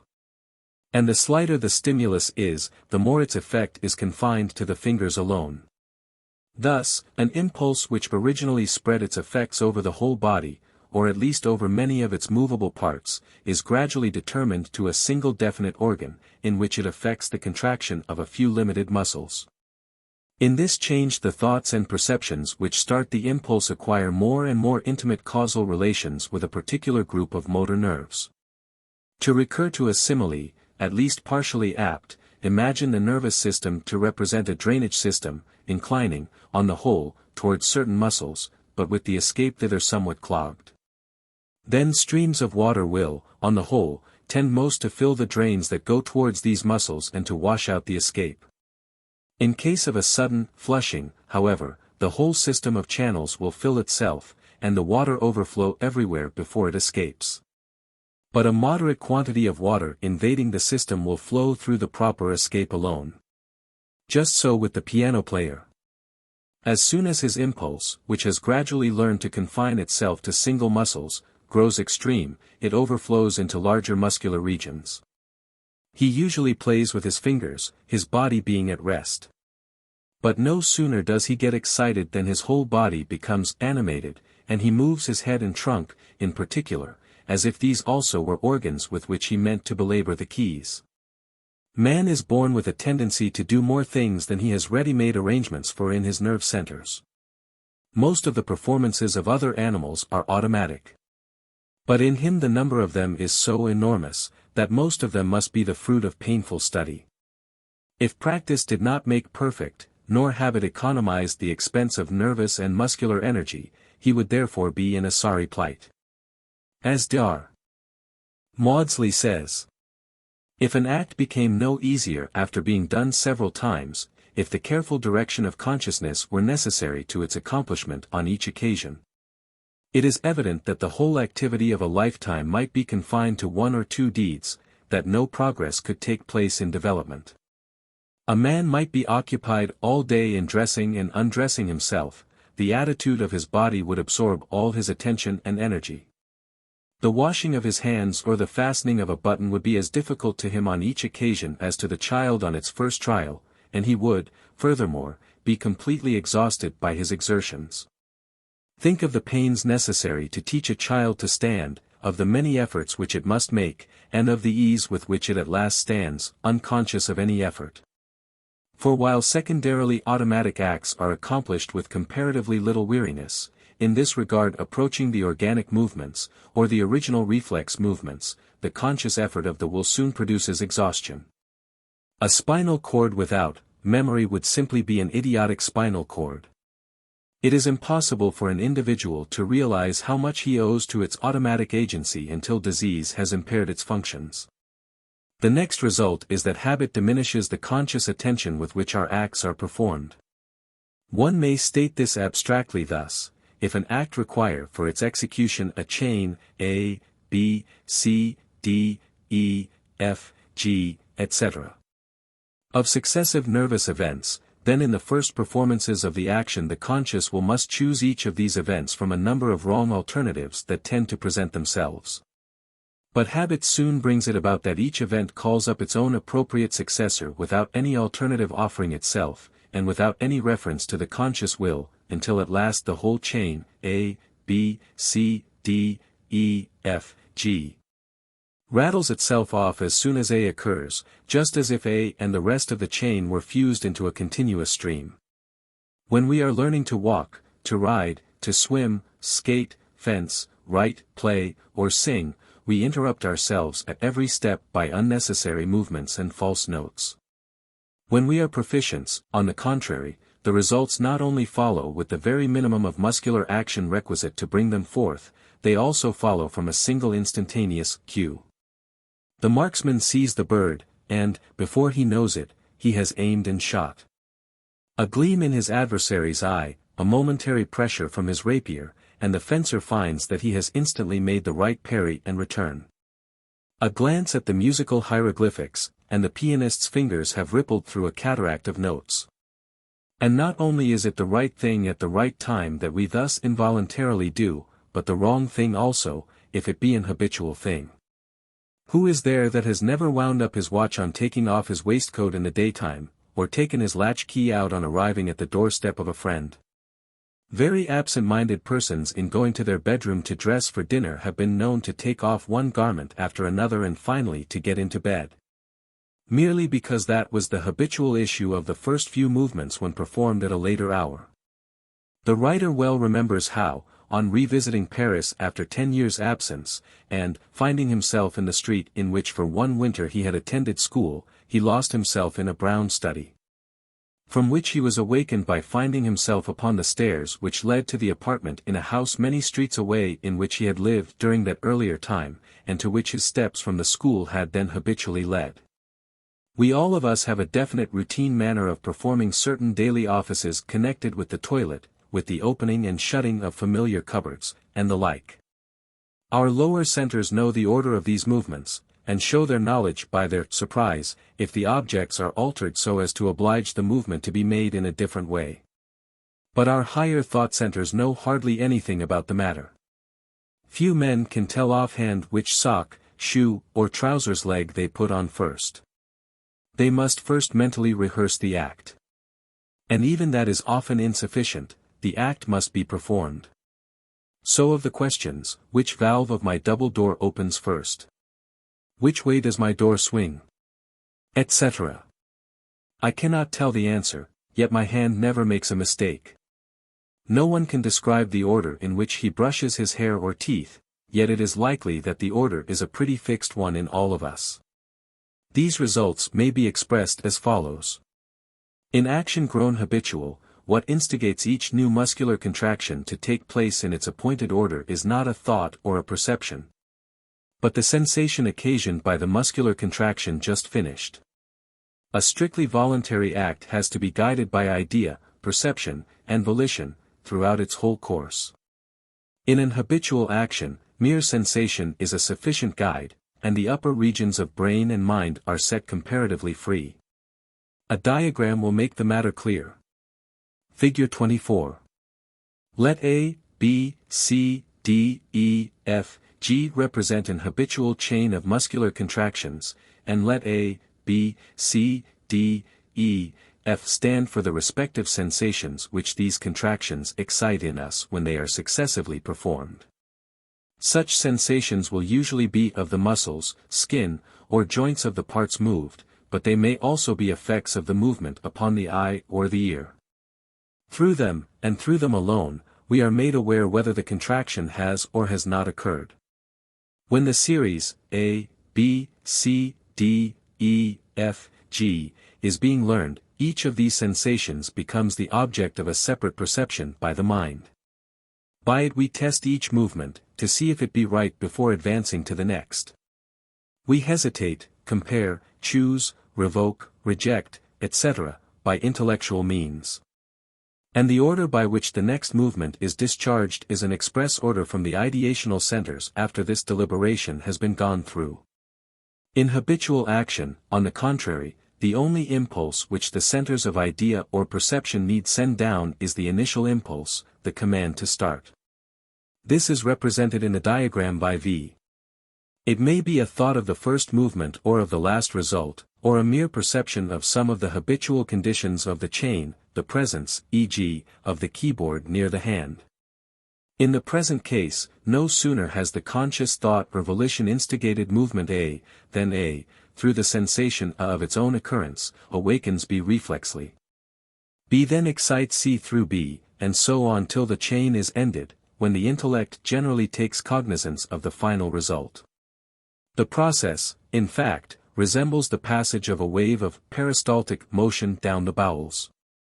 The intellectual perception at the end is indicated in the diagram by the effect of G being represented, at G, in the ideational centers above the merely sensational line. The sensational impressions, A, B, C, D, E, F, are all supposed to have their seat below the ideational lines. That our ideational centers, if involved at all by A, B, C, D, E, F, are involved in a minimal degree, is shown by the fact that the attention may be wholly absorbed elsewhere. We may say our prayers, or repeat the alphabet, with our attention far away. A musical performer will play a piece which has become familiar by repetition while carrying on an animated conversation, or while continuously engrossed by some train of deeply interesting thought. The accustomed sequence of movements being directly prompted by the sight of the notes, or by the remembered succession of the sounds, if the piece is played from memory. Aided in both cases by the guiding sensations derived from the muscles themselves. But, further, a higher degree of the same training, acting on an organism specially fitted to profit by it, enables an accomplished pianist to play a difficult piece of music at sight. The movements of the hands and fingers following so immediately upon the sight of the notes that it seems impossible to believe that any but the very shortest and most direct track can be the channel of the nervous communication through which they are called forth. The following curious example of the same class of acquired aptitudes, which differ from instincts only in being prompted to action by the will, is furnished by Robert Houdin. With a view of cultivating the rapidity of visual and tactile perception, and the precision of respondent movements, which are necessary for success in every kind of prestidigitation, Houdin early practiced the art of juggling with balls in the air. And having, after a month's practice, become thorough master of the art of keeping up 4 balls at once, he placed a book before him, and, while the balls were in the air, accustomed himself to read without hesitation.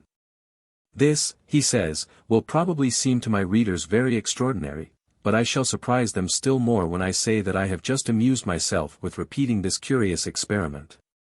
Though 30 years have elapsed since the time I was writing, and though I have scarcely once touched the balls during that period, I can still manage to read with ease while keeping 3 balls up. Autobiography, page 26. We have called A, B, C, D, E, F, the antecedents of the successive muscular attractions, by the name of sensations. Some authors seem to deny that they are even this. If not even this, they can only be centripetal nerve currents, not sufficient to arouse feeling, but sufficient to arouse motor response. It may be at once admitted that they are not distinct volitions. The will, if any will be present, limits itself to a permission that they exert their motor effects. D.R.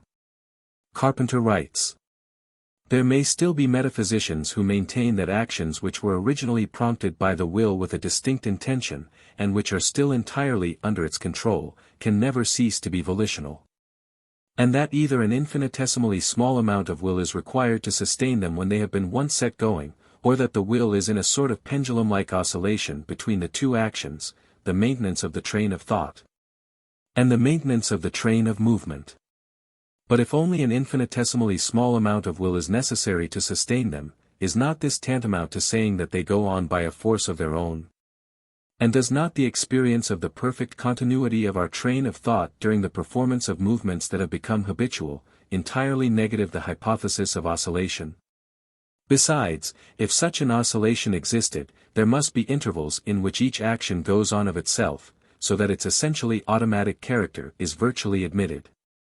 The physiological explanation, that the mechanism of locomotion, as of other habitual movements, grows to the mode in which it is early exercised, and that it then works automatically under the general control and direction of the will, can scarcely be put down by any assumption of an hypothetical necessity, which rests only on the basis of ignorance of one side of our composite nature. But if not distinct acts of will, these immediate antecedents of each movement of the chain are at any rate accompanied by consciousness of some kind.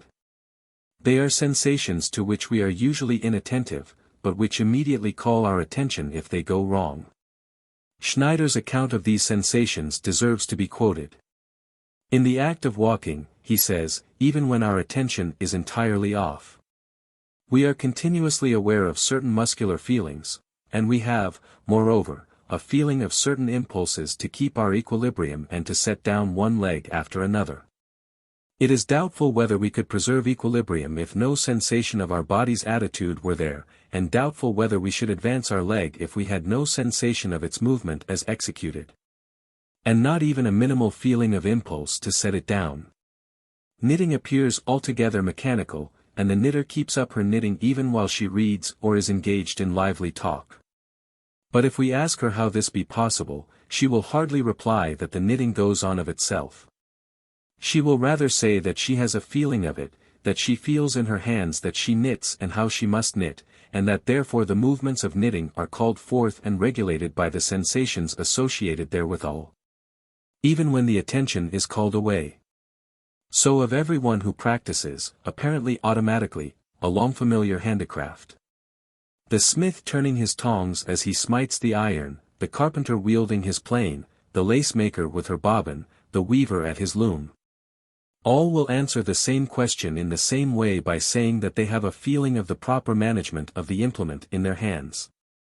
In these cases, the feelings which are conditions of the appropriate acts are very faint. But none the less are they necessary.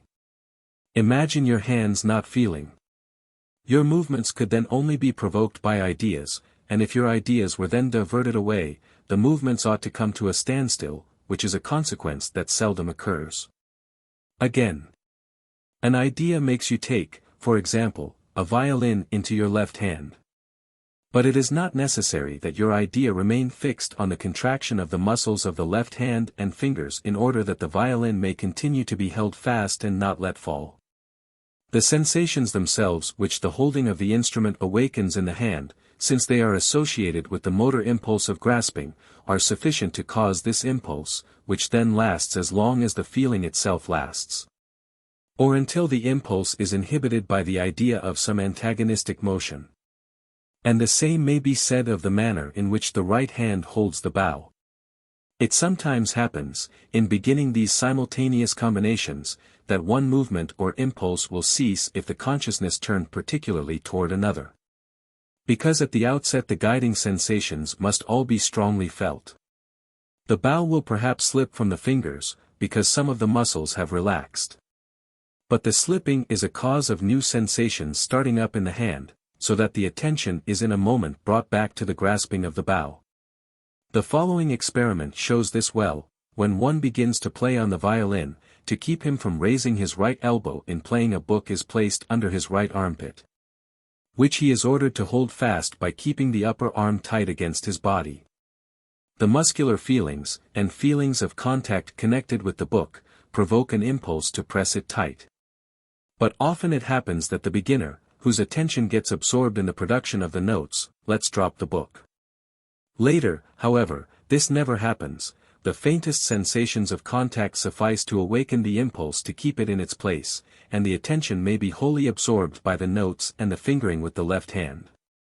The simultaneous combination of movements is thus in the first instance conditioned by the facility with which in us, alongside of intellectual processes, processes of inattentive feeling may still go on. This brings us by a very natural transition to the ethical implications of the law of habit. They are numerous and momentous. R. Carpenter, from whose mental physiology we have quoted, has so prominently enforced the principle that our organs grow to the way in which they have been exercised, and dwelt upon its consequences. That his book almost deserves to be called a work of edification, on this account alone. We need make no apology, then, for tracing a few of these consequences ourselves. Habit a second nature. Habit is 10 times nature, the Duke of Wellington is said to have exclaimed. And the degree to which this is true no one can probably appreciate as well as one who is a veteran soldier himself. The daily drill and the years of discipline end by fashioning a man completely over again, as to most of the possibilities of his conduct. There is a story, which is credible enough, though it may not be true, of a practical joker, who, seeing a discharged veteran carrying home his dinner, suddenly called out, "Attention!" Whereupon the man instantly brought his hands down, and lost his mutton and potatoes in the gutter. The drill had been thorough, and its effects had become embodied in the man's nervous structure. Riderless cavalry horses, at many a battle, have been seen to come together and go through their customary evolutions at the sound of the bugle call. Most trained domestic animals, dogs and oxen, and omnibus and car horses, seem to be machines almost pure and simple, undoubtingly, unhesitatingly doing from minute to minute the duties they have been taught, and giving no sign that the possibility of an alternative ever suggests itself to their mind. Men grown old in prison have asked to be readmitted after being once set free. In a railroad accident to a traveling menagerie in the United States sometime in 1881, a tiger, whose cage had broken open, is said to have emerged, but presently crept back again, as if too much bewildered by his new responsibilities, so that he was without difficulty secured. Habit is thus the enormous flywheel of society, its most precious conservative agent. It alone is what keeps us all within the bounds of ordinance, and saves the children of fortune from the envious uprisings of the poor. It alone prevents the hardest and most repulsive walks of life from being deserted by those brought up to tread therein. It keeps the fisherman and the deckhand at sea through the winter. It holds the miner in his darkness, and nails the countryman to his log cabin and his lonely farm through all the months of snow. It protects us from invasion by the natives of the desert and the frozen zone. It dooms us all to fight out the battle of life upon the lines of our nurture or our early choice, and to make the best of a pursuit that disagrees, because there is no other for which we are fitted, and it is too late to begin again. It keeps different social strata from mixing. Already at the age of 25 you see the professional mannerism settling down on the young commercial traveler, on the young doctor, on the young minister, on the young counselor at law. You see the little lines of cleavage running through the character, the tricks of thought, the prejudices, the ways of the shop, in a word, from which the man can by no more escape than his coat sleeve can suddenly fall into a new set of folds. On the whole, it is best he should not escape. It is well for the world that in most of us, by the age of 30, the character has set like plaster, and will never soften again. If the period between 20 and 30 is the critical one in the formation of intellectual and professional habits, the period below 20 is more important still for the fixing of personal habits, properly so called, such as vocalization and pronunciation, gesture, motion, and address. Hardly ever is a language learned after 20 spoken without a foreign accent. Hardly ever can a youth transferred to the society of his betters unlearn the nasality and other vices of speech bred in him by the associations of his growing years. Hardly ever, indeed, no matter how much money there be in his pocket, can he even learn to dress like a gentleman born. The merchants offer their wares as eagerly to him as to the veriest swell, but he simply cannot buy the right things.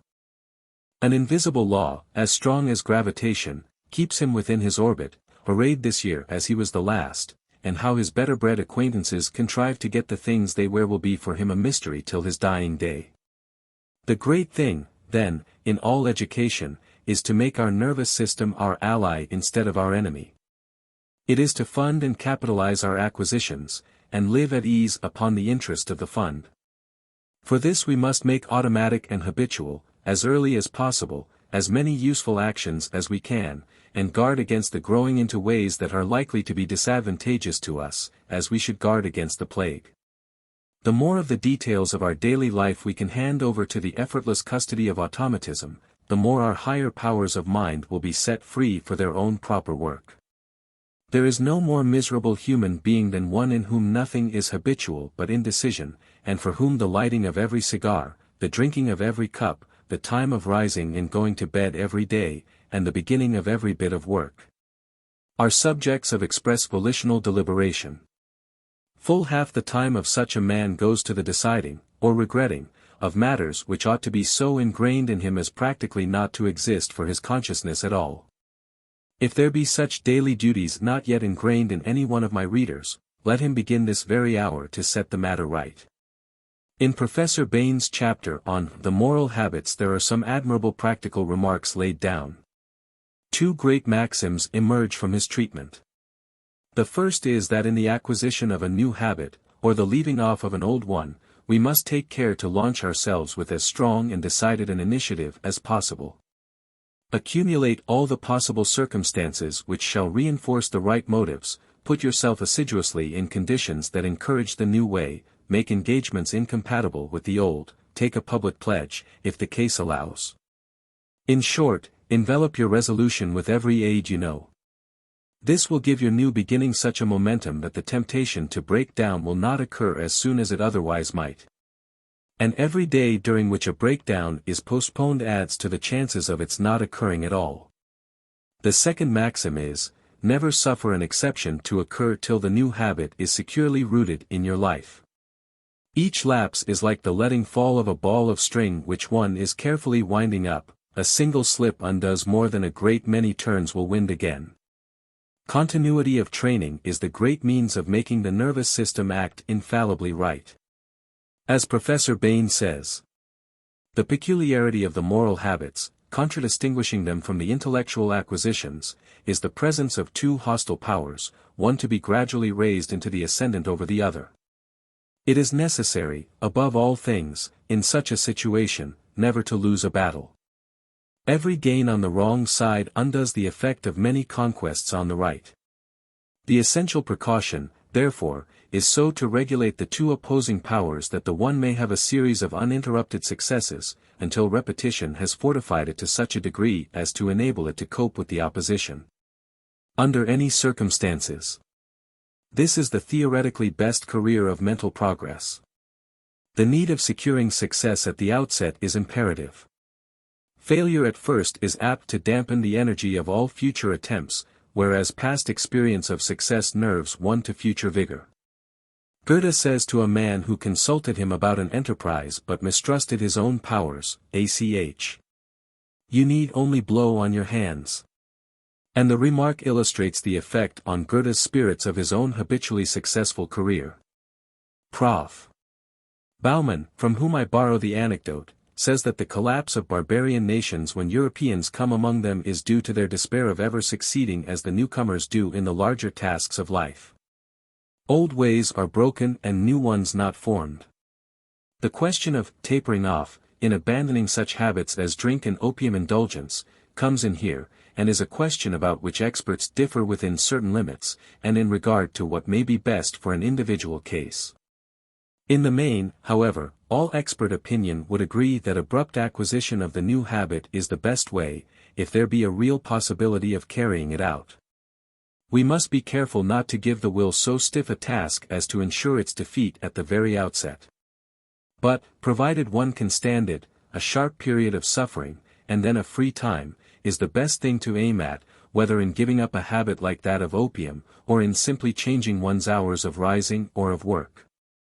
It is surprising how soon a desire will die of inanition if it be never fed. One must first learn, unmoved, looking neither to the right nor left, to walk firmly on the straight and narrow path, before one can begin to make oneself over again. He who every day makes a fresh resolve is like one who, arriving at the edge of the ditch he is to leap, forever stops and returns for a fresh run. Without unbroken advance there is no such thing as accumulation of the ethical forces possible, and to make this possible, and to exercise us and habituate us in it, is the sovereign blessing of regular work.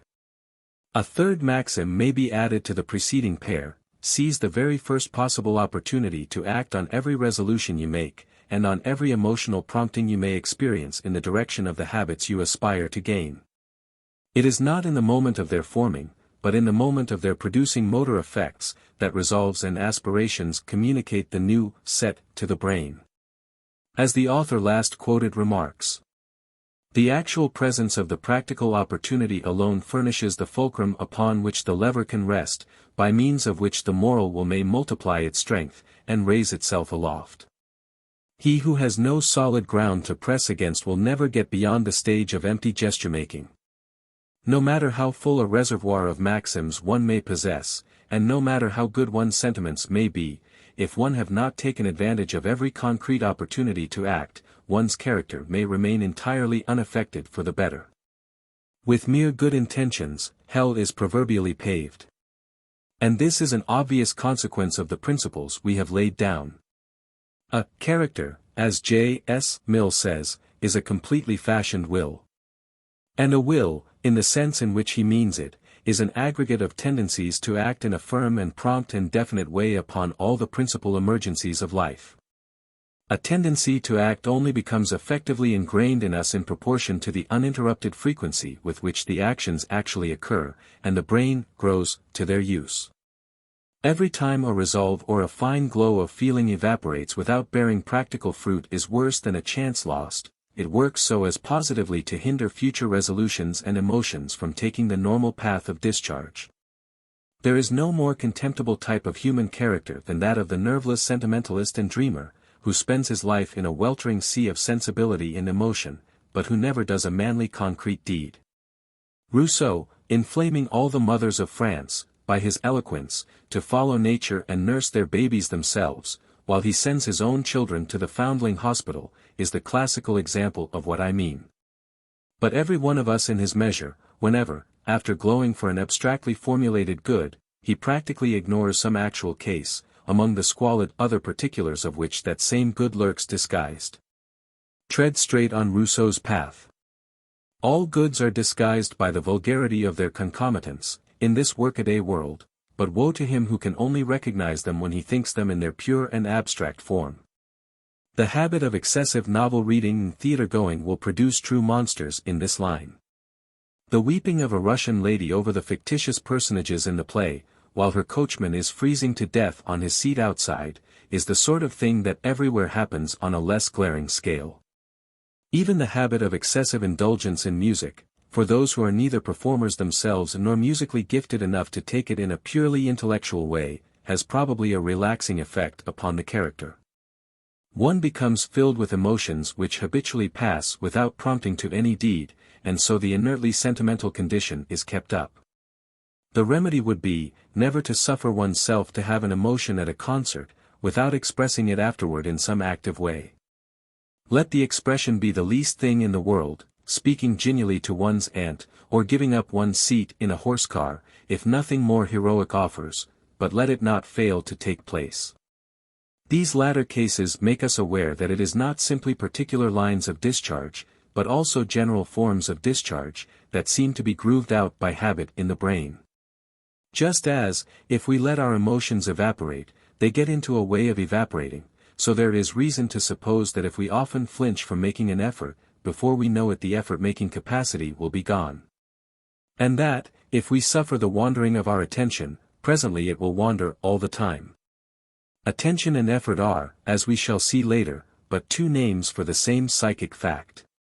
To what brain processes they correspond we do not know.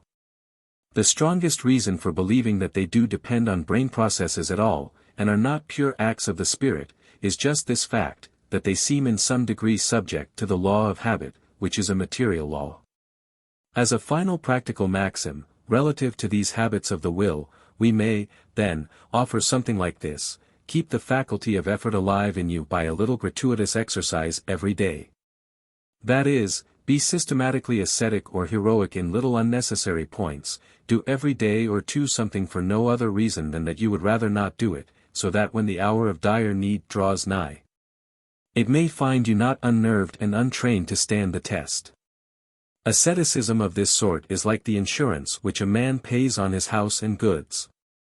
The tax does him no good at the time, and possibly may never bring him a return. But if the fire does come, his having paid it will be his salvation from ruin. So with the man who has daily inured himself to habits of concentrated attention, energetic volition, and self-denial in unnecessary things. He will stand like a tower when everything rocks around him, and when his softer fellow mortals are winnowed like chaff in the blast. The physiological study of mental conditions is thus the most powerful ally of hortatory ethics. The hell to be endured hereafter, of which theology tells, is no worse than the hell we make for ourselves in this world by habitually fashioning our characters in the wrong way. Could the young but realize how soon they will become mere walking bundles of habits, they would give more heed to their conduct while in the plastic state. We are spinning our own fates, good or evil, and never to be undone. Every smallest stroke of virtue or of vice leaves its never so little scar. The drunken Rip Van Winkle, in Jefferson's play, excuses himself for every fresh dereliction by saying, "I won't count this time." Well, he may not count it, and a kind heaven may not count it, but it is being counted none the less. Down among his nerve cells and fibers the molecules are counting it, registering and storing it up to be used against him when the next temptation comes. Nothing we ever do is, in strict scientific literalness, wiped out. Of course, this has its good side as well as its bad one. As we become permanent drunkards by so many separate drinks, so we become saints in the moral, and authorities and experts in the practical and scientific spheres, by so many separate acts and hours of work. Let no youth have any anxiety about the upshot of his education, whatever the line of it may be. If he keep faithfully busy each hour of the working day, he may safely leave the final result to itself. He can with perfect certainty count on waking up some fine morning, to find himself one of the competent ones of his generation, in whatever pursuit he may have singled out. Silently, between all the details of his business, the power of judging in all that class of matter will have built itself up within him as a possession that will never pass away. Young people should know this truth in advance. The ignorance of it has probably engendered more discouragement and faint-heartedness in youths embarking on arduous careers than all other causes put together. This chapter has already appeared in the Popular Science Monthly for February 1887. In the sense above explained, which applies to inner structure as well as to outer form. Revue Philosophique, I, 324. Some paths, to be sure, are banked up by bodies moving through them under too great pressure, and made impervious. These special cases we disregard. We cannot say the will, for, though many, perhaps most, human habits were once voluntary actions, no action, as we shall see in a later chapter, can be primarily such. While an habitual action may once have been voluntary, the voluntary action must before that, at least once, have been impulsive or reflex. It is this very first occurrence of all that we consider in the text. Those who desire a more definite formulation may consult J. Fiske's Cosmic Philosophy, Volume 2, pages 142 to 146 and Spencer's Principles of Biology, sections 302 and 303, and a part entitled Physical Synthesis of his Principles of Psychology. Mr. Spencer there tries, not only to show how new actions may arise in nervous systems and form new reflex arcs therein, but even how nervous tissue may actually be born by the passage of new waves of isometric transformation through an originally indifferent mass. I cannot help thinking that Mr. Spencer's data, under a great show of precision, conceal vagueness and improbability, and even self-contradiction. Mental Physiology, 1874, pages 339 to 345. See, later, Massius in Van Beneden's and Van Bambeek's Archives de Biologie, Volume 1, Liège, 1880. W. J. G. H. Schneider, Der Menschliche Will, 1882, pages 417 to 419, freely translated. For the drain simile, see also Spencer's Psychology, Part 5, Chapter 8. Physiology of Mind, page 155. Carpenter's Mental Physiology, 1874, pages 217, 218. Von Hartmann devotes a chapter of his Philosophy of the Unconscious, English translation, Volume 1, page 72, to proving that they must be both ideas and unconscious. Mental Physiology, page 20. Der Menschliche Will, pages 447, 448. Der Menschliche Will, page 439. The last sentence is rather freely translated, the sense is unaltered. Huxley's Elementary Lessons in Physiology, Lesson 12. See the admirable passage about success at the outset, in his Handbuch der Moral, 1878, pages 38 to 43. J. Bonson, Beitrag zu Charakterologie, 1867, Vol. I, page 209. See for remarks on this subject a readable article by Miss V. Scudder on Musical Devotees and Morals, in the Andover Review for January 1887. Chapter 5. The Automaton Theory. In describing the functions of the hemispheres a short way back, we used language derived from both the bodily and the mental life, saying now that the animal made indeterminate and unforeseeable reactions, and anon that he was swayed by considerations of future good and evil. Treating his hemispheres sometimes as the seat of memory and ideas in the psychic sense, and sometimes talking of them as simply a complicated addition to his reflex machinery. This sort of vacillation in the point of view is a fatal incident of all ordinary talk about these questions. But I must now settle my scores with those readers to whom I already dropped a word in passing, and who have probably been dissatisfied with my conduct ever since. Suppose we restrict our view to facts of one and the same plane, and let that be the bodily plane, cannot all the outward phenomena of intelligence still be exhaustively described? Those mental images, those considerations, whereof we spoke, presumably they do not arise without neural processes arising simultaneously with them, and presumably each consideration corresponds to a process sui generis, and unlike all the rest. In other words, however numerous and delicately differentiated the train of ideas may be, the train of brain events that runs alongside of it must in both respects be exactly its match. And we must postulate a neural machinery that offers a living counterpart for every shading, however fine, of the history of its owner's mind. Whatever degree of complication the latter may reach, the complication of the machinery must be quite as extreme, otherwise we should have to admit that there may be mental events to which no brain events correspond. But such an admission as this the physiologist is reluctant to make. It would violate all his beliefs. No psychosis without neurosis, is one form which the principle of continuity takes in his mind. But this principle forces the physiologist to make still another step. If neural action is as complicated as mind, and if in the sympathetic system and lower spinal cord we see what, so far as we know, is unconscious neural action executing deeds that to all outward intent may be called intelligent, what is there to hinder us from supposing that even where we know consciousness to be there, The still more complicated neural action which we believe to be its inseparable companion is alone and of itself the real agent of whatever intelligent deeds may appear.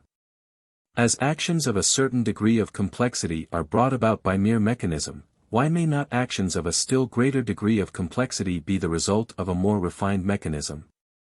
The conception of reflex action is surely one of the best conquests of physiological theory. Why not be radical with it?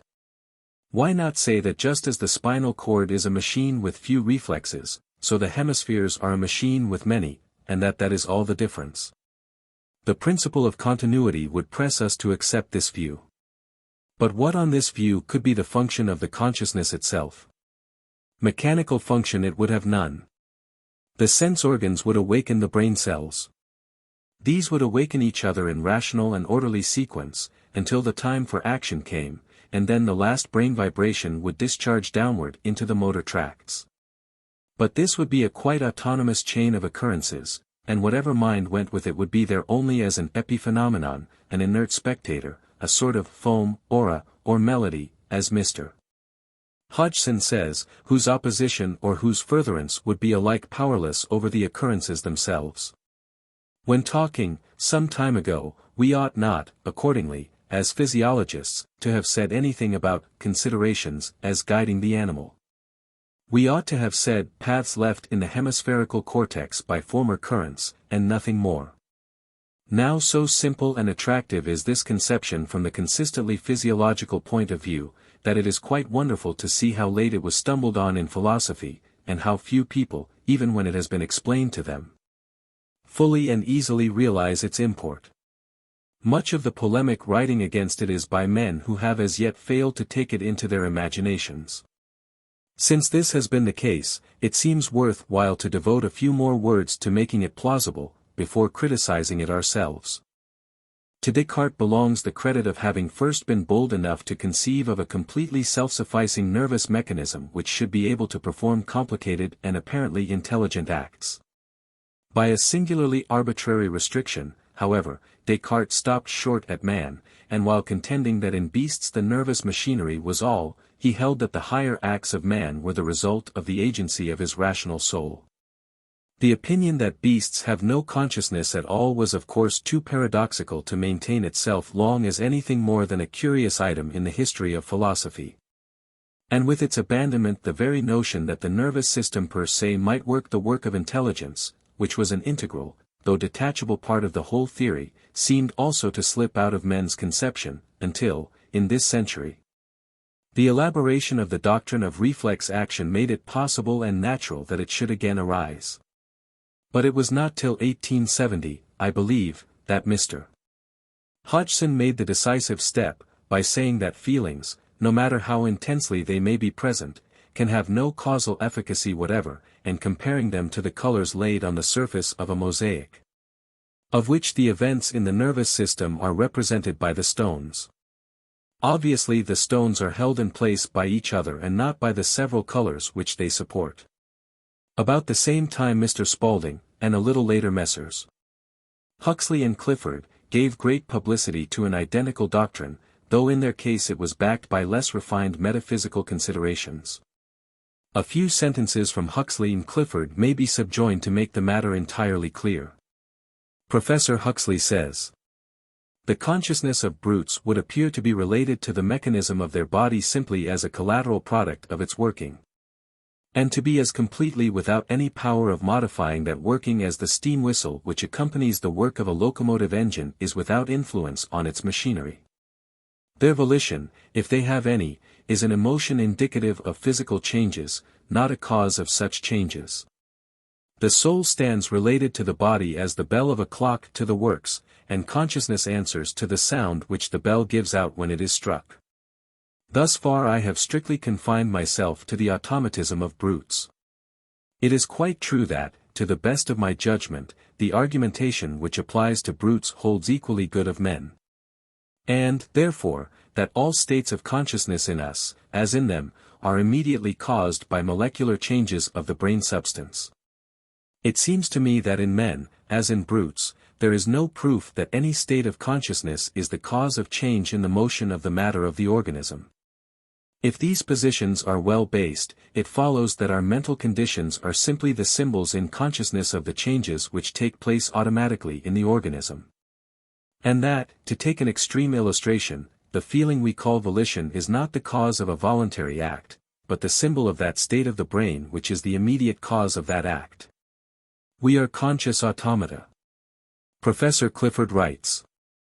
All the evidence that we have goes to show that the physical world gets along entirely by itself, according to practically universal rules.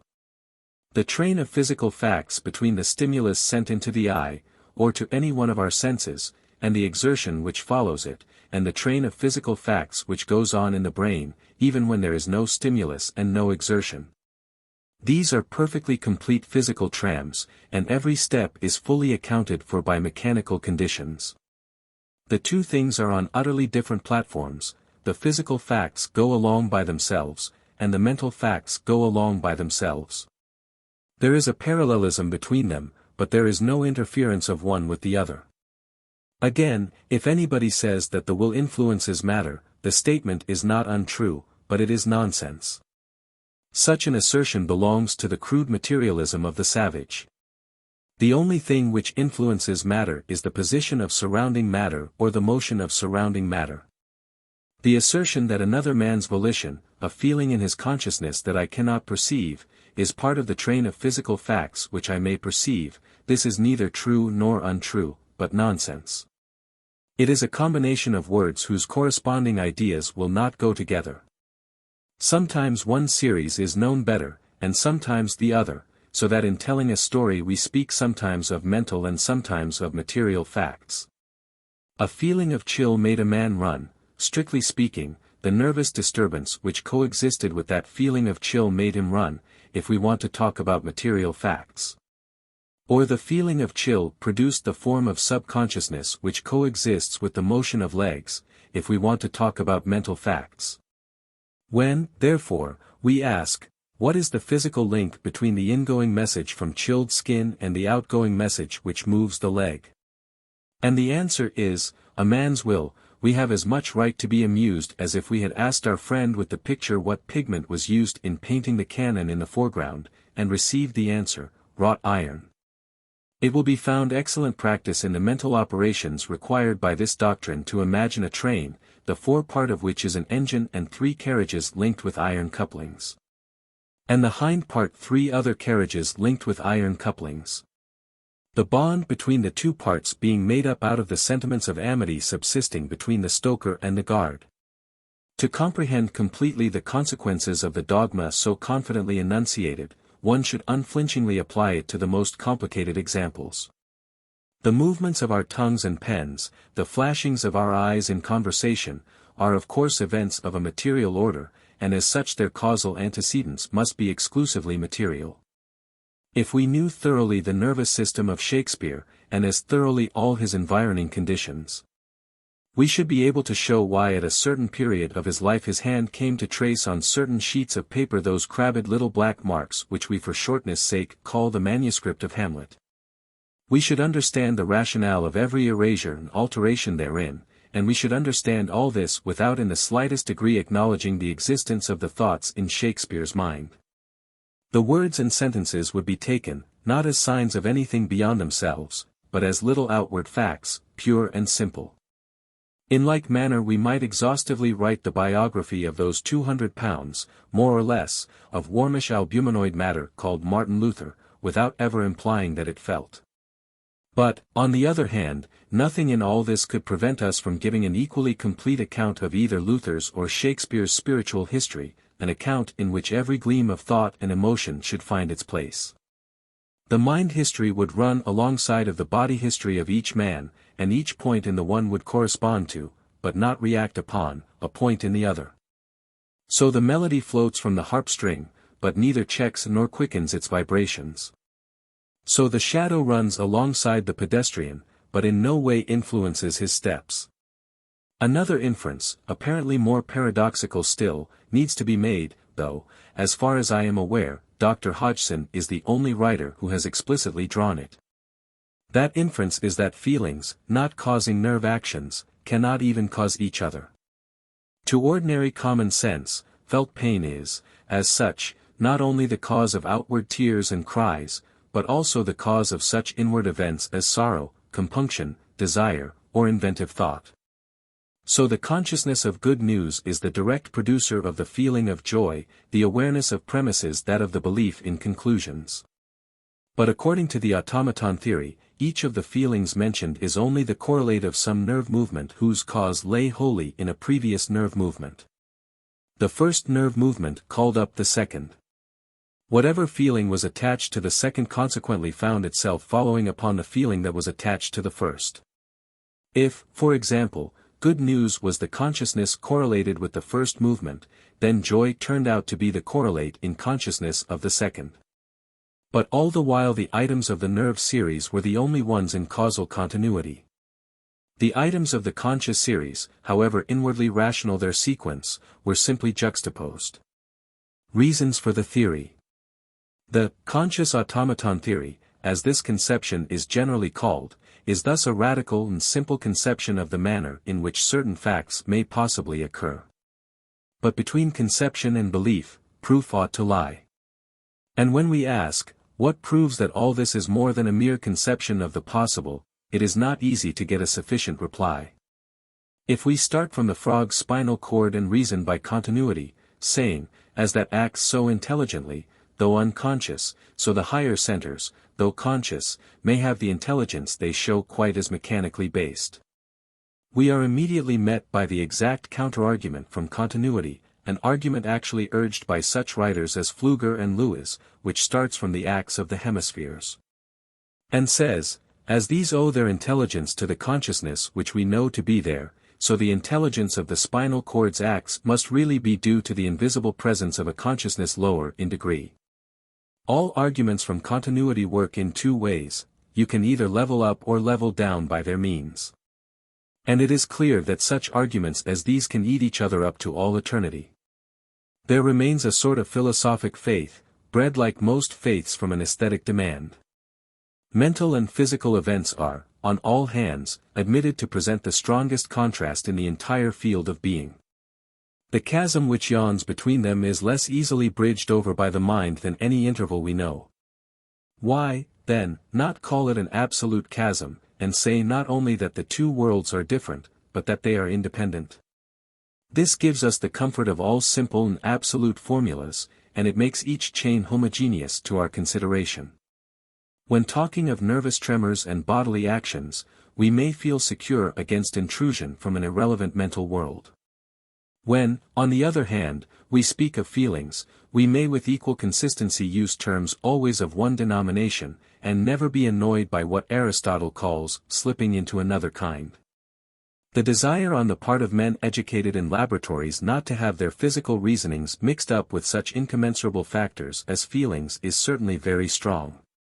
I have heard a most intelligent biologist say, it is high time for scientific men to protest against the recognition of any such thing as consciousness in a scientific investigation. In a word, feeling constitutes the unscientific half of existence, and anyone who enjoys calling himself a scientist will be too happy to purchase an untrammeled homogeneity of terms in the studies of his predilection. At the slight cost of admitting a dualism which, in the same breath that it allows to mind an independent status of being, banishes it to a limbo of causal inertness, from whence no intrusion or interruption on its part need ever be feared. Over and above this great postulate that matters must be kept simple, there is, it must be confessed, still another highly abstract reason for denying causal efficacity to our feelings. We can form no positive image of the modus operandi of a volition or other thought affecting the cerebral molecules. Let us try to imagine an idea, say of food, producing a movement, say of carrying food to the mouth. What is the method of its action? Does it assist the decomposition of the molecules of the gray matter, or does it retard the process, or does it alter the direction in which the shocks are distributed? Let us imagine the molecules of the gray matter combined in such a way that they will fall into simpler combinations on the impact of an incident force. Now suppose the incident force, in the shape of a shock from some other center, to impinge upon these molecules. By hypothesis it will decompose them, and they will fall into the simpler combination. How is the idea of food to prevent this decomposition? Manifestly it can do so only by increasing the force which binds the molecules together. Good. Try to imagine the idea of a beefsteak binding two molecules together. It is impossible. Equally impossible is it to imagine a similar idea loosening the attractive force between two molecules. This passage from an exceedingly clever writer expresses admirably the difficulty to which I allude. Combined with a strong sense of the chasm between the two worlds, and with a lively faith in reflex machinery. The sense of this difficulty can hardly fail to make one turn consciousness out of the door as a superfluity so far as one's explanations go. One may bow her out politely, allow her to remain as an epiphenomenon, invaluable word, but one insists that matter shall hold all the power. Having thoroughly recognized the fathomless abyss that separates mind from matter, and having so blended the very notion into his very nature that there is no chance of his ever forgetting it or failing to saturate with it all his meditations. The student of psychology has next to appreciate the association between these two orders of phenomena. They are associated in a manner so intimate that some of the greatest thinkers consider them different aspects of the same process. When the rearrangement of molecules takes place in the higher regions of the brain, a change of consciousness simultaneously occurs. The change of consciousness never takes place without the change in the brain, the change in the brain never. Without the change in consciousness. But why the two occur together, or what the link is which connects them, we do not know, and most authorities believe that we never shall and never can know. Having firmly and tenaciously grasped these two notions, of the absolute separateness of mind and matter, and of the invariable concomitance of a mental change with a bodily change, the student will enter on the study of psychology with half his difficulties surmounted. Half his difficulties ignored, I should prefer to say. For this concomitance in the midst of absolute separateness is an utterly irrational notion. It is to my mind quite inconceivable that consciousness should have nothing to do with a business which it so faithfully attends. And the question, what has it to do? Is one which psychology has no right to surmount, for it is her plain duty to consider it. The fact is that the whole question of interaction and influence between things is a metaphysical question, and cannot be discussed at all by those who are unwilling to go into matters thoroughly. It is truly enough hard to imagine the idea of a beefsteak binding two molecules together, but since Hume's time it has been equally hard to imagine anything binding them together. The whole notion of binding is a mystery, the first step towards the solution of which is to clear scholastic rubbish out of the way. Popular science talks of forces, attractions, or affinities, as binding the molecules. But clear science, though she may use such words to abbreviate discourse, has no use for the conceptions, and is satisfied when she can express in simple laws the bare space relations of the molecules as functions of each other and of time. To the more curiously inquiring mind, however, this simplified expression of the bare facts is not enough, there must be a reason for them, and something must determine the laws. And when one seriously sits down to consider what sort of a thing one means when one asks for a reason, one is led so far afield, so far away from popular science and its scholasticism, as to see that even such a fact as the existence or non-existence in the universe of the idea of a beefsteak may not be wholly indifferent to other facts in the same universe, and in particular may have something to do with determining the distance at which two molecules in that universe shall lie apart. If this is so, then common sense, though the intimate nature of causality and of the connection of things in the universe lies beyond her pitifully bounded horizon, has the root and gist of the truth in her hands when she obstinately holds to it that feelings and ideas are causes. However inadequate our ideas of causal efficacy may be, we are less wide of the mark when we say that our ideas and feelings have it, than the automatists are when they say they haven't it. As in the night all cats are grey, so in the darkness of metaphysical criticism all causes are obscure. But one has no right to pull the pall over the psychic half of the subject only, as the automatists do, and to say that that causation is unintelligible, whilst in the same breath one dogmatizes about material causation as if Hume, Kant, and Lotze had never been born. One cannot thus blow hot and cold. One must be impartially naive or impartially critical. If the latter, the reconstruction must be thoroughgoing or metaphysical, and will probably preserve the common-sense view that ideas are forces, in some translated form. But psychology is a mere natural science, accepting certain terms uncritically as her data, and stopping short of metaphysical reconstruction. Like physics, she must be naive. And if she finds that in her very peculiar field of study ideas seem to be causes, she had better continue to talk of them as such. She gains absolutely nothing by a breach with common sense in this matter, and she loses, to say the least, all naturalness of speech. If feelings are causes, of course their effects must be furtherances and checkings of internal cerebral motions, of which in themselves we are entirely without knowledge. It is probable that for years to come we shall have to infer what happens in the brain either from our feelings or from motor effects which we observe. The organ will be for us a sort of vat in which feelings and motions somehow go on stewing together, and in which innumerable things happen of which we catch but the statistical result. Why, under these circumstances, we should be asked to forswear the language of our childhood I cannot well imagine, especially as it is perfectly compatible with the language of physiology. The feelings can produce nothing absolutely new, they can only reinforce and inhibit reflex currents which already exist, and the original organization of these by physiological forces must always be the groundwork of the psychological scheme. My conclusion is that to urge the automaton theory upon us, as it is now urged, on purely a priori and quasi-metaphysical grounds, is an unwarrantable impertinence in the present state of psychology. Reasons against the theory. But there are much more positive reasons than this why we ought to continue to talk in psychology as if consciousness had causal efficacy. The particulars of the distribution of consciousness, so far as we know them, point to its being efficacious. Let us trace some of them. It is very generally admitted, though the point would be hard to prove, that consciousness grows the more complex and intense the higher we rise in the animal kingdom. That of a man must exceed that of an oyster.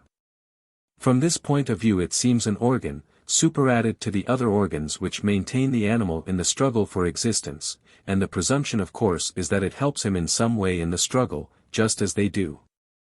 But it cannot help him without being in some way efficacious and influencing the course of his bodily history. If now it could be shown in what way consciousness might help him, and if, moreover, the defects of his other organs, where consciousness is most developed, are such as to make them need just the kind of help that consciousness would bring provided it were efficacious. Why, then the plausible inference would be that it came just because of its efficacy, in other words, its efficacy would be inductively proved. Now the study of the phenomena of consciousness which we shall make throughout the rest of this book will show us that consciousness is at all times primarily a selecting agency. Whether we take it in the lowest sphere of sense, or in the highest of intellect ion, we find it always doing one thing, choosing one out of several of the materials so presented to its notice, emphasizing and accentuating that and suppressing as far as possible all the rest. The item emphasized is always in close connection with some interest felt by consciousness to be paramount at the time. But what are now the defects of the nervous system in those animals whose consciousness seems most highly developed? Chief among them must be instability. The cerebral hemispheres are the characteristically high nerve centers, and we saw how indeterminate and unforeseeable their performances were in comparison with those of the basal ganglia and the cord. But this very vagueness constitutes their advantage. They allow their possessor to adapt his conduct to the minutest alterations in the environing circumstances, any one of which may be for him a sign, suggesting distant motives more powerful than any present solicitations of sense. It seems as if certain mechanical conclusions should be drawn from this state of things. An organ, swayed by slight impressions, is an organ whose natural state is one of unstable equilibrium. We may imagine the various lines of discharge in the cerebrum to be almost on a par in point of permeability. What discharge a given small impression will produce may be called accidental.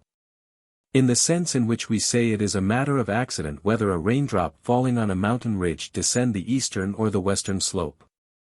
It is in this sense that we may call it a matter of accident whether a child be a boy or a girl. The ovum is so unstable a body that certain causes too minute for our apprehension may at a certain moment tip it one way or the other. The natural law of an organ constituted after this fashion can be nothing but a law of caprice. I do not see how one could reasonably expect from it any certain pursuance of useful lines of reaction, such as the few and fatally determined performances of the lower centers constitute within their narrow sphere. The dilemma in regard to the nervous system seems, in short, to be of the following kind. We may construct one which will react infallibly and certainly, but it will then be capable of reacting to very few changes in the environment, it will fail to be adapted to all the rest. We may, on the other hand, construct a nervous system potentially adapted to respond to an infinite variety of minute features in the situation, but its fallibility will then be as great as its elaboration. We can never be sure that its equilibrium will be upset in the appropriate direction. In short, a high brain may do many things, and may do each of them at a very slight hint. But its hair-trigger organization makes of it a happy-go-lucky, hit-or-miss affair. It is as likely to do the crazy as the sane thing at any given moment. A low brain does few things, and in doing them perfectly forfeits all other use. The performances of a high brain are like dice thrown forever on a table. Unless they be loaded, what chance is there that the highest number will turn up oftener than the lowest? All this is said of the brain as a physical machine pure and simple. Can consciousness increase its efficiency by loading its dice? Such is the problem. Loading its dice would mean bringing a more or less constant pressure to bear in favor of those of its performances which make for the most permanent interests, cf. the brain's owner. It would mean a constant inhibition of the tendencies to stray aside. Well, just such pressure and such inhibition are what consciousness seems to be exerting all the while. And the interests in whose favor it seems to exert them are its interests and its alone, interests which it creates, and which, but for it, would have no status in the realm of being whatever. We talk, it is true, when we are Darwinizing, as if the mere body that owns the brain had interests. We speak about the utilities of its various organs and how they help or hinder the body's survival. And we treat the survival as if it were an absolute end, existing as such in the physical world, a sort of actual should be, presiding over the animal and judging his reactions, quite apart from the presence of any commenting intelligence outside. We forget that in the absence of some such superadded commenting intelligence, whether it be that of the animal itself, or only ours or Mr. Darwin's, the reactions cannot be properly talked of as useful or hurtful at all. Considered merely physically, all that can be said of them is that if they occur in a certain way survival will as a matter of fact prove to be their incidental consequence. The organs themselves, and all the rest of the physical world, will, however, all the time be quite indifferent to this consequence, and would quite as cheerfully, the circumstances changed, compass the animal's destruction. In a word, survival can enter into a purely physiological discussion only as an hypothesis made by an onlooker, about the future. But the moment you bring a consciousness into the midst, survival ceases to be a mere hypothesis. No longer is it, if survival is to occur, then so and so must brain and other organs work. It has now become an imperative decree, survival shall occur, and therefore organs must so work. Real ends appear for the first time now upon the world stage. The conception of consciousness as a purely cognitive form of being, which is the pet way of regarding it in many idealistic schools, modern as well as ancient, is thoroughly anti-psychological, as the remainder of this book will show. Every actually existing consciousness seems to itself at any rate to be a fighter for ends, of which many, but for its presence, would not be ends at all. Its powers of cognition are mainly subservient to these ends, discerning which facts further them and which do not. Now let consciousness only be what it seems to itself, and it will help an unstable brain to compass its proper ends. The movements of the brain per se yield the means of attaining these ends mechanically, but only out of a lot of other ends, if so they may be called, which are not the proper ones of the animal, but often quite opposed.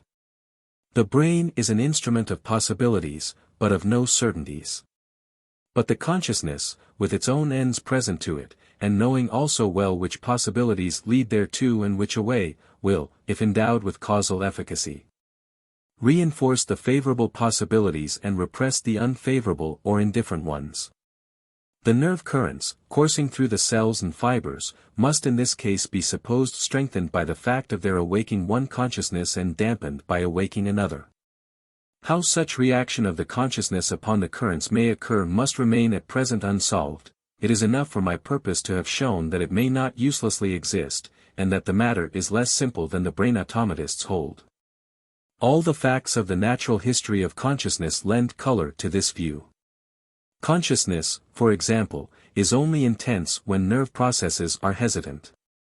In rapid, automatic, habitual action it sinks to a minimum. Nothing could be more fitting than this. If consciousness have the teleological function we suppose, nothing more meaningless, if not. Habitual actions are certain, and being in no danger of going astray from their end, need no extraneous help. In hesitant action, there seem many alternative possibilities of final nervous discharge. The feeling awakened by the nascent excitement of each alternative nerve tract seems by its attractive or repulsive quality to determine whether the excitement shall abort or shall become complete. Where indecision is great, as before a dangerous leap, consciousness is agonizingly intense. Feeling, from this point of view, may be likened to a cross-section of the chain of nervous discharge, ascertaining the links already laid down, and groping among the fresh ends presented to it for the one which seems best to fit the case. The phenomena of vicarious function, which we studied in seem to form another bit of circumstantial evidence. A machine in working order acts fatally in one way. Our consciousness calls this the right way. Take out a valve, throw a wheel out of gear or bend a pivot, and it becomes a different machine, acting just as fatally in another way which we call the wrong way. But the machine itself knows nothing of wrong or right, matter has no ideals to pursue. A locomotive will carry its train through an open drawbridge as cheerfully as to any other destination. A brain with part of it scooped out is virtually a new machine, and during the first days after the operation functions in a thoroughly abnormal manner. As a matter of fact, however, its performances become from day to day more normal, until at last a practiced eye may be needed to suspect anything wrong. Some of the restoration is undoubtedly due to inhibitions passing away. But if the consciousness which goes with the rest of the brain, be there not only in order to take cognizance of each functional error, but also to exert an efficient pressure to check it if it be a sin of commission, and to lend a strengthening hand if it be a weakness or sin of omission, nothing seems more natural than that the remaining parts, assisted in this way, should by virtue of the principle of habit grow back to the old teleological modes of exercise for which they were at first incapacitated. Nothing, on the contrary, seems at first sight more unnatural than that they should vicariously take up the duties of a part now lost without those duties as such exerting any persuasive or coercive force. At the end of chapter 26 I shall return to this again. There is yet another set of facts which seem explicable on the supposition that consciousness has causal efficacy. It is a well-known fact that pleasures are generally associated with beneficial, pains with detrimental, experiences. All the fundamental vital processes illustrate this law. Starvation, suffocation, privation of food, drink and sleep, work when exhausted, burns, wounds, inflammation, the effects of poison, are as disagreeable as filling the hungry stomach, enjoying rest and sleep after fatigue, exercise after rest. And a sound skin and unbroken bones at all times, are pleasant. Mr. Spencer and others have suggested that these coincidences are due, not to any pre-established harmony, but to the mere action of natural selection which would certainly kill off in the long run any breed of creatures to whom the fundamentally noxious experience seemed enjoyable. An animal that should take pleasure in a feeling of suffocation would, if that pleasure were efficacious enough to make him immerse his head in water, enjoy a longevity of 4 or 5 minutes. But if pleasures and pains have no efficacy, one does not see, without some such a priori rational harmony as would be scouted by the scientific champions of the automaton theory, why the most noxious acts, such as burning, might not give thrills of delight, and the most necessary ones, such as breathing, cause agony. The exceptions to the law are, it is true, numerous, but relate to experiences that are either not vital or not universal. Drunkenness, for instance, which though noxious, is to many persons delightful, is a very exceptional experience. But, as the excellent physiologist Pick remarks, if all rivers and springs ran alcohol instead of water, either all men would now be born to hate it or our nerves would have been selected so as to drink it with impunity. The only considerable attempt, in fact, that has been made to explain the distribution of our feelings is that of Mr. Grant Allen in his suggestive little work Physiological Aesthetics. And his reasoning is based exclusively on that causal efficacy of pleasures and pains which the double-aspect partisans so strenuously deny. Thus, then, from every point of view the circumstantial evidence against that theory is strong. A priori analysis of both brain action and conscious action shows us that if the latter were efficacious it would, by its selective emphasis, make amends for the indeterminateness of the former. Whilst the study a posteriori of the distribution of consciousness shows it to be exactly such as we might expect in an organ added for the sake of steering a nervous system grown too complex to regulate itself. The conclusion that it is useful is, after all this, quite justifiable. But, if it is useful, it must be so through its causal efficaciousness, and the automaton theory must succumb to the theory of common sense. At any rate, pending metaphysical reconstructions not yet successfully achieved, shall have no hesitation in using the language of common sense throughout this book. The Theory of Practice, Volume 1, page 416 ff. The present writer recalls how in 1869, when still a medical student, he began to write an essay showing how almost everyone who speculated about brain processes illicitly interpolated into his account of them links derived from the entirely heterogeneous universe of feeling.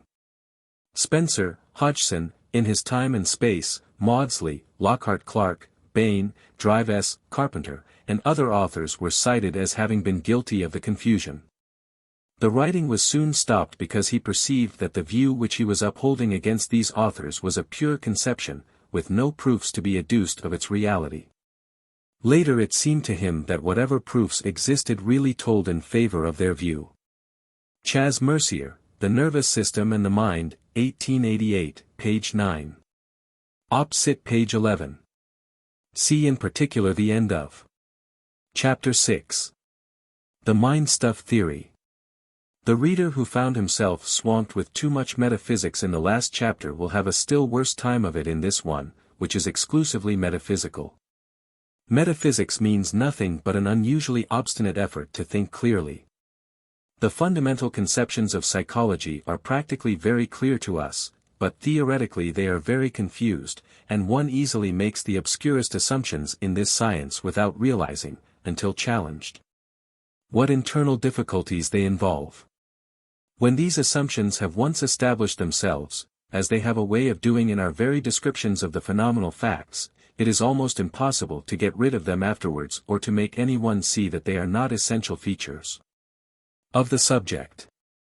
The only way to prevent this disaster is to scrutinize them beforehand and make them give an articulate account of themselves before letting them pass.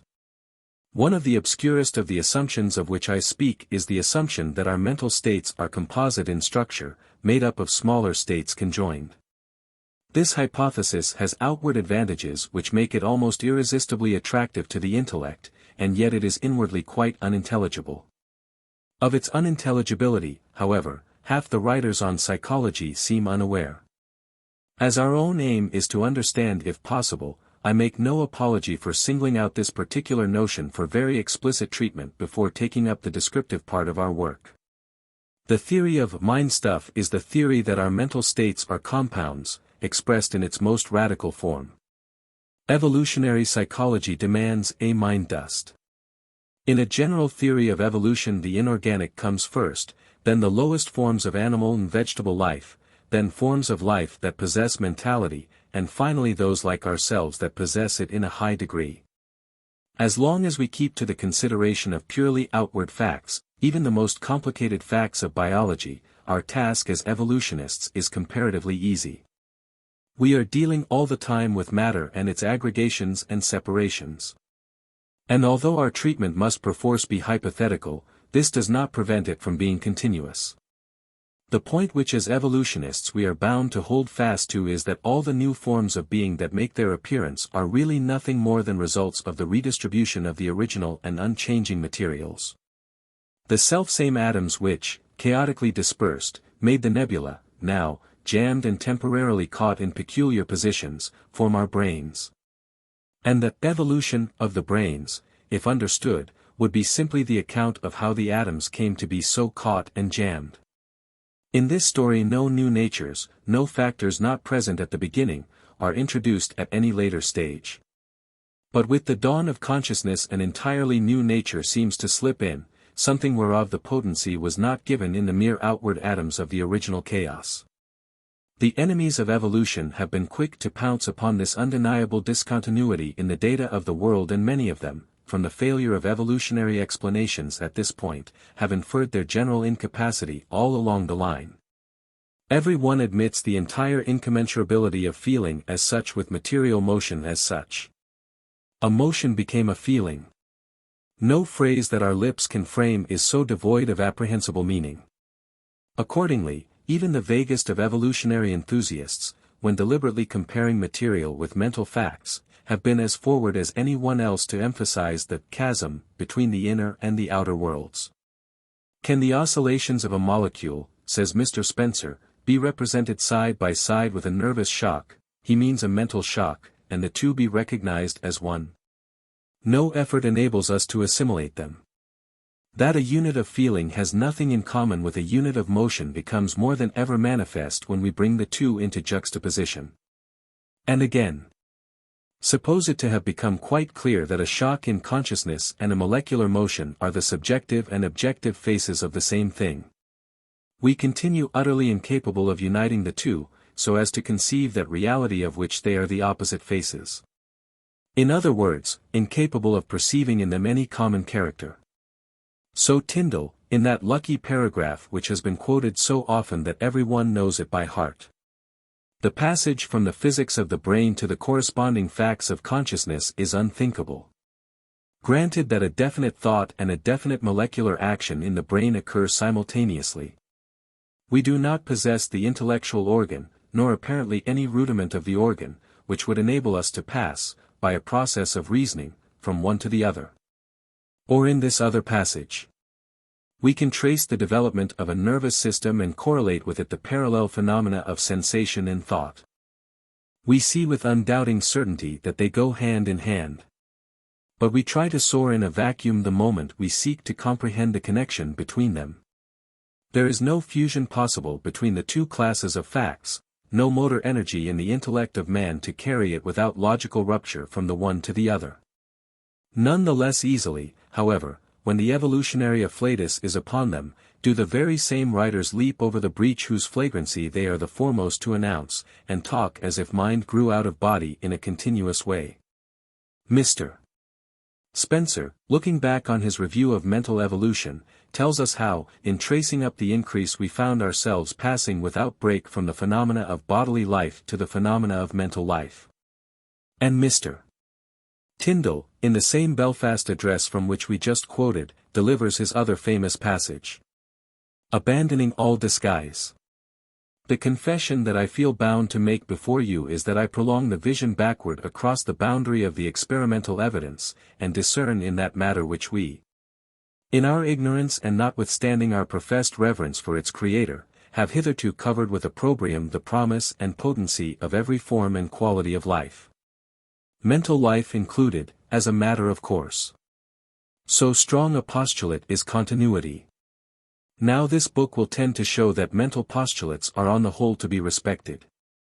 The demand for continuity has, over large tracts of science, proved itself to possess true prophetic power. We ought therefore ourselves sincerely to try every possible mode of conceiving the dawn of consciousness so that it may not appear equivalent to the eruption into the universe of a new nature, non-existent until then. Merely to call the consciousness nascent will not serve our turn. It is true that the word signifies not yet quite born, and so seems to form a sort of bridge between existence and nonentity. But that is a verbal quibble. The fact is that discontinuity comes in if a new nature comes in at all. The quantity of the latter is quite immaterial. The girl in Midshipman Easy could not excuse the illegitimacy of her child by saying, it was a little small one. And consciousness, however little, is an illegitimate birth in any philosophy that starts without it, and yet professes to explain all facts by continuous evolution. If evolution is to work smoothly, consciousness in some shape must have been present at the very origin of things. Accordingly, we find that the more clear-sighted evolutionary philosophers are beginning to posit it there. Each atom of the nebula, they suppose, must have had an aboriginal atom of consciousness linked with it.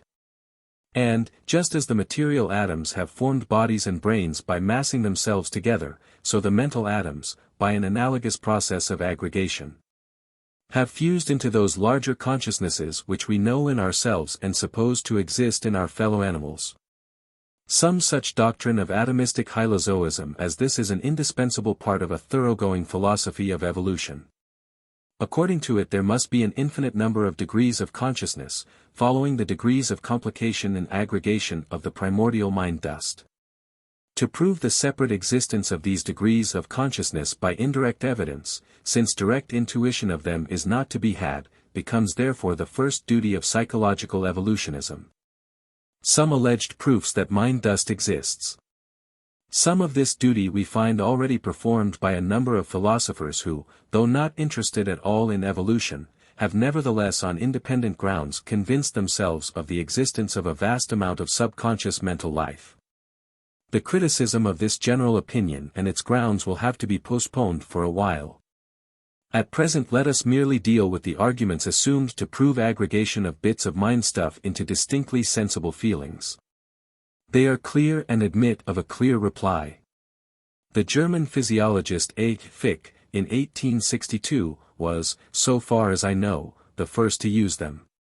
He made experiments on the discrimination of the feelings of warmth and of touch, when only a very small portion of the skin was excited through a hole in a card, the surrounding parts being protected by the card. He found that under these circumstances mistakes were frequently made by the patient, and concluded that this must be because the number of sensations from the elementary nerve tips affected was too small to sum itself distinctly into either of the qualities of feeling in question. He tried to show how a different manner of the summation might give rise in one case to the heat and in another to the touch. A feeling of temperature, he says, arises when the intensities of the units of feeling are evenly gradated, so that between two elements A and B no other unit can spatially intervene whose intensity is not also between that of A and B. A feeling of contact perhaps arises when this condition is not fulfilled. Both kinds of feeling, however, are composed of the same units.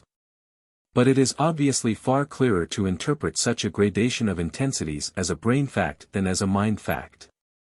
If in the brain a tract were first excited in one of the ways suggested by Prof. Fick, and then again in the other, it might very well happen, for aught we can say to the contrary, that the psychic accompaniment in the one case would be heat, and in the other pain. The pain and the heat would, however, not be composed of psychic units, but would each be the direct result of one total brain process. So long as this latter interpretation remains open, Fick cannot be held to have proved psychic summation. Later, both Spencer and Taine, independently of each other, took up the same line of thought. Mr. Spencer's reasoning is worth quoting in extenso. He writes, although the individual sensations and emotions, real or ideal, of which consciousness is built up, appear to be severally simple, homogeneous, unanalysable, or of inscrutable natures, yet they are not so. There is at least one kind of feeling which, as ordinarily experienced, seems elementary, that is demonstrably not elementary.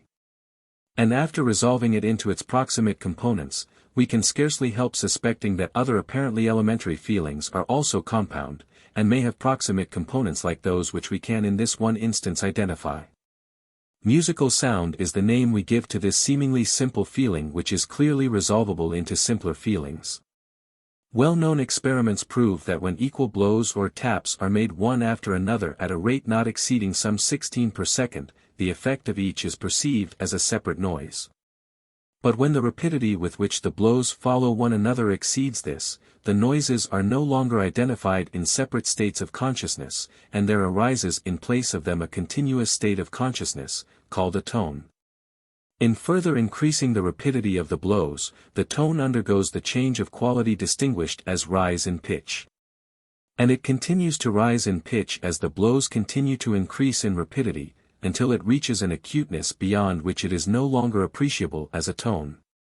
So that out of units of feeling of the same kind, many feelings distinguishable from one another in quality result, according as the units are more or less integrated. This is not all. The inquiries of Professor Helmholtz have shown that when, along with one series of these rapidly recurring noises, there is generated another series in which the noises are more rapid though not so loud, the effect is a change in that quality known as its timbre. As various musical instruments show us, tones which are alike in pitch and strength are distinguishable by their harshness or sweetness, their ringing or their liquid characters. And all their specific peculiarities are proved to arise from the combination of 1, 2, 3, or more, supplementary series of recurrent noises with the chief series of recurrent noises. So that while the unlikenesses of feeling known as differences of pitch in tones are due to differences of integration among the recurrent noises of one series, the unlikenesses of feeling known as differences of timbre are due to the simultaneous integration with this series of other series having other degrees of integration. And thus an enormous number of qualitatively contrasted kinds of consciousness that seem severally elementary prove to be composed of one simple kind of consciousness, combined and recombined with itself in multitudinous ways. Can we stop short here? If the different sensations known as sounds are built out of a common unit, is it not to be rationally inferred that so likewise are the different sensations known as tastes, and the different sensations known as odors? And the different sensations known as colors? Nay, shall we not regard it as probable that there is a unit common to all these strongly contrasted classes of sensations? If the unlikenesses among the sensations of each class may be due to unlikenesses among the modes of aggregation of a unit of consciousness common to them all, so too may the much greater unlikenesses between the sensations of each class and those of other classes. There may be a single primordial element of consciousness. And the countless kinds of consciousness may be produced by the compounding of this element with itself and the recompounding of its compounds with one another in higher and higher degrees, so producing increased multiplicity, variety, and complexity. Have we any clue to this primordial element? I think we have. That simple mental impression which proves to be the unit of composition of the sensation of musical tone, is allied to certain other simple mental impressions differently originated. The subjective effect produced by a crack or noise that has no appreciable duration is little else than a nervous shock. Though we distinguish such a nervous shock as belonging to what we call sounds, yet it does not differ very much from nervous shocks of other kinds. An electric discharge sent through the body causes a feeling akin to that which a sudden loud report causes. A strong unexpected impression made through the eyes, as by a flash of lightning, similarly gives rise to a start or shock. And though the feeling so named seems, like the electric shock, to have the body at large for its seat, and may therefore be regarded as the correlative rather of the efferent than of the afferent disturbance, yet on remembering the mental change that results from the instantaneous transit of an object across the field of vision, I think it may be perceived that the feeling accompanying the efferent disturbance is itself reduced very nearly to the same form. The state of consciousness so generated is, in fact, comparable in quality to the initial state of consciousness caused by a blow, distinguishing it from the pain or other feeling that commences the instant after. Which state of consciousness caused by a blow may be taken as the primitive and typical form of the nervous shock. The fact that sudden brief disturbances thus set up by different stimuli through different sets of nerves cause feelings scarcely distinguishable in quality will not appear strange when we recollect that distinguishableness of feeling implies appreciable duration. And that when the duration is greatly abridged, nothing more is known than that some mental change has occurred and ceased. To have a sensation of redness, to know a tone as acute or grave, to be conscious of a taste as sweet, implies in each case a considerable continuity of state. If the state does not last long enough to admit of its being contemplated, it cannot be classed as of this or that kind, and becomes a momentary modification very similar to momentary modifications otherwise caused. It is possible, then, may we not even say probable, that something of the same order as that which we call a nervous shock is the ultimate unit of consciousness. And that all the unlikenesses among our feelings result from unlike modes of integration of this ultimate unit. I say of the same order, because there are discernible differences among nervous shocks that are differently caused. And the primitive nervous shock probably differs somewhat from each of them. And I say of the same order, for the further reason that while we may ascribe to them a general likeness in nature, we must suppose a great unlikeness in degree. The nervous shocks recognized as such are violent, must be violent before they can be perceived amid the procession of multitudinous vivid feelings suddenly interrupted by them. But the rapidly recurring nervous shocks of which the different forms of feeling consist, we must assume to be of comparatively moderate, or even of very slight intensity. Were our various sensations and emotions composed of rapidly recurring shocks as strong as those ordinarily called shocks, they would be unbearable, indeed life would cease at once. We must think of them rather as successive faint pulses of subjective change, each having the same quality as the strong pulse of subjective change distinguished as a nervous shock. Insufficiency of these proofs. Figure 25. Convincing as this argument of Mr. Spencer's may appear on a first reading, it is singular how weak it really is. We do, it is true, when we study the connection between a musical note and its outward cause, find the note simple and continuous while the cause is multiple and discrete. Somewhere, then, there is a transformation, reduction, or fusion. The question is, where, in the nerve world or in the mind world? Really we have no experimental proof by which to decide, and if decide we must, analogy and a priori probability can alone guide us. Mr. Spencer assumes that the fusion must come to pass in the mental world, and that the physical processes get through air and ear, auditory nerve and medulla, lower brain and hemispheres, without their number being reduced. Figure 25 will make the point clear. Let the line A, B represent the threshold of consciousness, then everything drawn below that line will symbolize a physical process, everything above it will mean a fact of mind. Let the crosses stand for the physical blows, the circles for the events in successively higher orders of nerve cells, and the horizontal marks for the facts of feeling. Spencer's argument implies that each order of cells transmits just as many impulses as it receives to the cells above it. So that if the blows come at the rate of 20,000 in a second, the cortical cells discharge at the same rate, and one unit of feeling corresponds to each one of the 20,000 discharges. Then, and only then, does integration occur, by the 20,000 units of feeling compounding with themselves into the continuous state of consciousness represented by the short line at the top of the figure. Now such an interpretation as this flies in the face of physical analogy, no less than of logical intelligibility. Consider physical analogy first. A pendulum may be deflected by a single blow, and swing back. Will it swing back the more often the more we multiply the blows? No, for if they rain upon the pendulum too fast, it will not swing at all but remain deflected in a sensibly stationary state.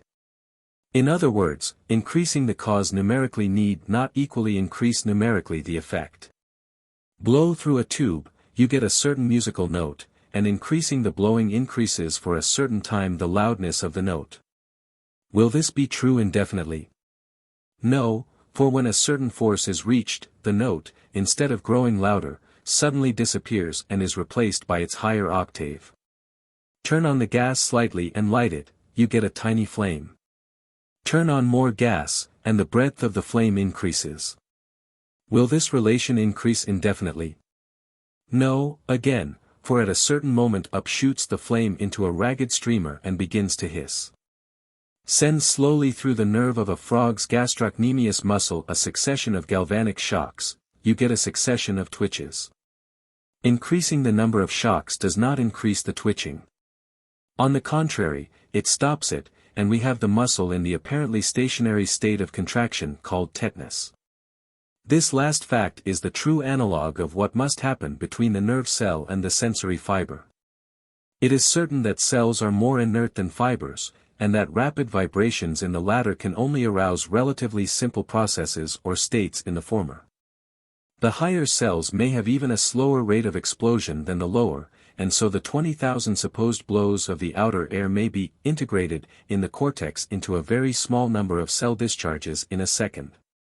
This other diagram will serve to contrast this supposition with Spencer's. Figure 26. In Figure 26 all integration occurs below the threshold of consciousness.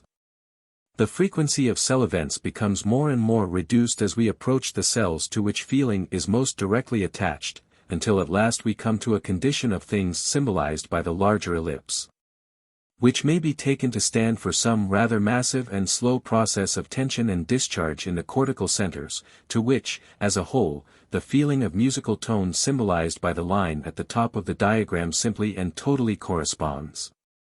It is as if a long file of men were to start one after the other to reach a distant point. The road at first is good and they keep their original distance apart. Presently it is intersected by bogs each worse than the last, so that the front men get so retarded that the hinder ones catch up with them before the journey is done, and all arrive together at the goal. On this supposition there are no unperceived units of mind stuff preceding and composing the full consciousness. The latter is itself an immediate psychic fact and bears an immediate relation to the neural state which is its unconditional accompaniment.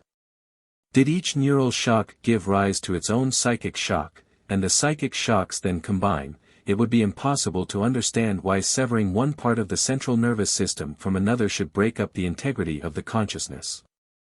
The cut has nothing to do with the psychic world. The atoms of mind stuff ought to float off from the nerve matter on either side of it, and come together over it and fuse, just as well as if it had not been made. We know, however, that they do not. That severance of the paths of conduction between a man's left auditory center or optical center and the rest of his cortex will sever all communication between the words which he hears or sees written and the rest of his ideas. Moreover, if feelings can mix into a tertium quid, why do we not take a feeling of greenness and a feeling of redness, and make a feeling of yellowness out of them? Why has optics neglected the open road to truth, and wasted centuries in disputing about theories of color composition which 2 minutes of introspection would have settled forever? We cannot mix feelings as such. Though we may mix the objects we feel, and from their mixture get new feelings. We cannot even, as we shall later see, have two feelings in our mind at once. At most we can compare together objects previously presented to us in distinct feelings. But then we find each object stubbornly maintaining its separate identity before consciousness, whatever the verdict of the comparison may be. Self-compounding of mental facts is inadmissible. But there is a still more fatal objection to the theory of mental units compounding with themselves or integrating. It is logically unintelligible. It leaves out the essential feature of all the combinations we actually know. All the combinations which we actually know are effects, wrought by the units said to be combined, upon some entity other than themselves. Without this feature of a medium or vehicle, the notion of combination has no sense. A multitude of contractile units, by joint action, and by being all connected, for instance, with a single tendon, will pull at the same, and will bring about a dynamical effect which is undoubtedly the resultant of their combined individual energies. On the whole, tendons are to muscular fibers, and bones are to tendons, combining recipients of mechanical energies.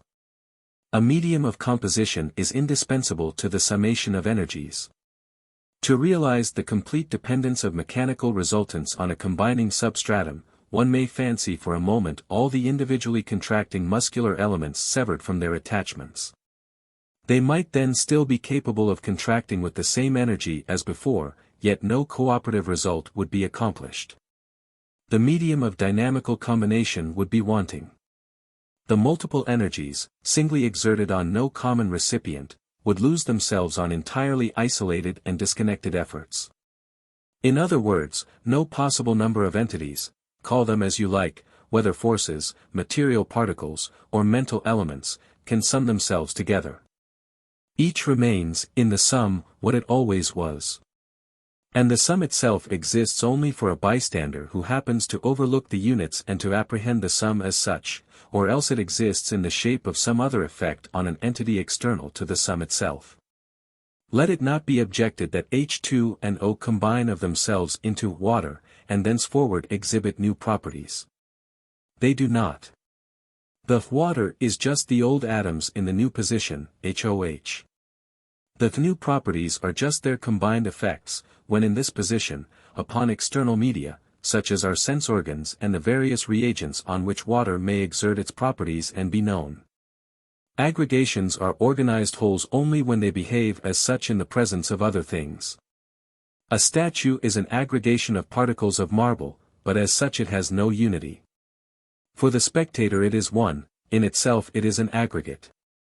Just as, to the consciousness of an ant crawling over it, it may again appear a mere aggregate. No summing up of parts can make an unity of a mass of discrete constituents, unless this unity exist for some other subject, not for the mass itself. Just so, in the parallelogram of forces, the forces themselves do not combine into the diagonal resultant, a body is needed on which they may impinge, to exhibit their resultant effect. No more do musical sounds combine per se into concords or discords. Concord and discord are names for their combined effects on that external medium, the ear. Where the elemental units are supposed to be feelings, the case is in no wise altered. Take 100 of them, shuffle them and pack them as close together as you can, whatever that may mean, still each remains the same feeling it always was, shut in its own skin, windowless, ignorant of what the other feelings are and mean. There would be 101st feeling there, if, when a group or series of such feelings were set up, a consciousness belonging to the group as such should emerge. And this 101st feeling would be a totally new fact. The 100 original feelings might, by a curious physical law, be a signal for its creation, when they came together. But they would have no substantial identity with it, nor it with them, and one could never deduce the one from the others, or, in any intelligible sense, say that they evolved it. Take a sentence of a dozen words, and take 12 men and tell to each one word. Then stand the men in a row or jam them in a bunch, and let each think of his word as intently as he will, nowhere will there be a consciousness of the whole sentence. We talk of the spirit of the age, and the sentiment of the people, and in various ways we hypostatize public opinion. But we know this to be symbolic speech, and never dream that the spirit, opinion, sentiment, etc. constitute a consciousness other than, and additional to, that of the several individuals whom the words age, people, or public denote. The private minds do not agglomerate into a higher compound mind. This has always been the invincible contention of the spiritualists against the associationists in psychology, a contention which we shall take up at greater length in. The associationists say the mind is constituted by a multiplicity of distinct ideas associated into a unity. There is, they say, an idea of A, and also an idea of B. Therefore, they say, there is an idea of A plus B, or of A and B together.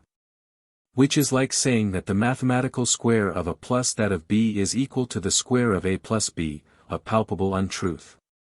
Idea of A plus idea of B is not identical with idea of A plus B.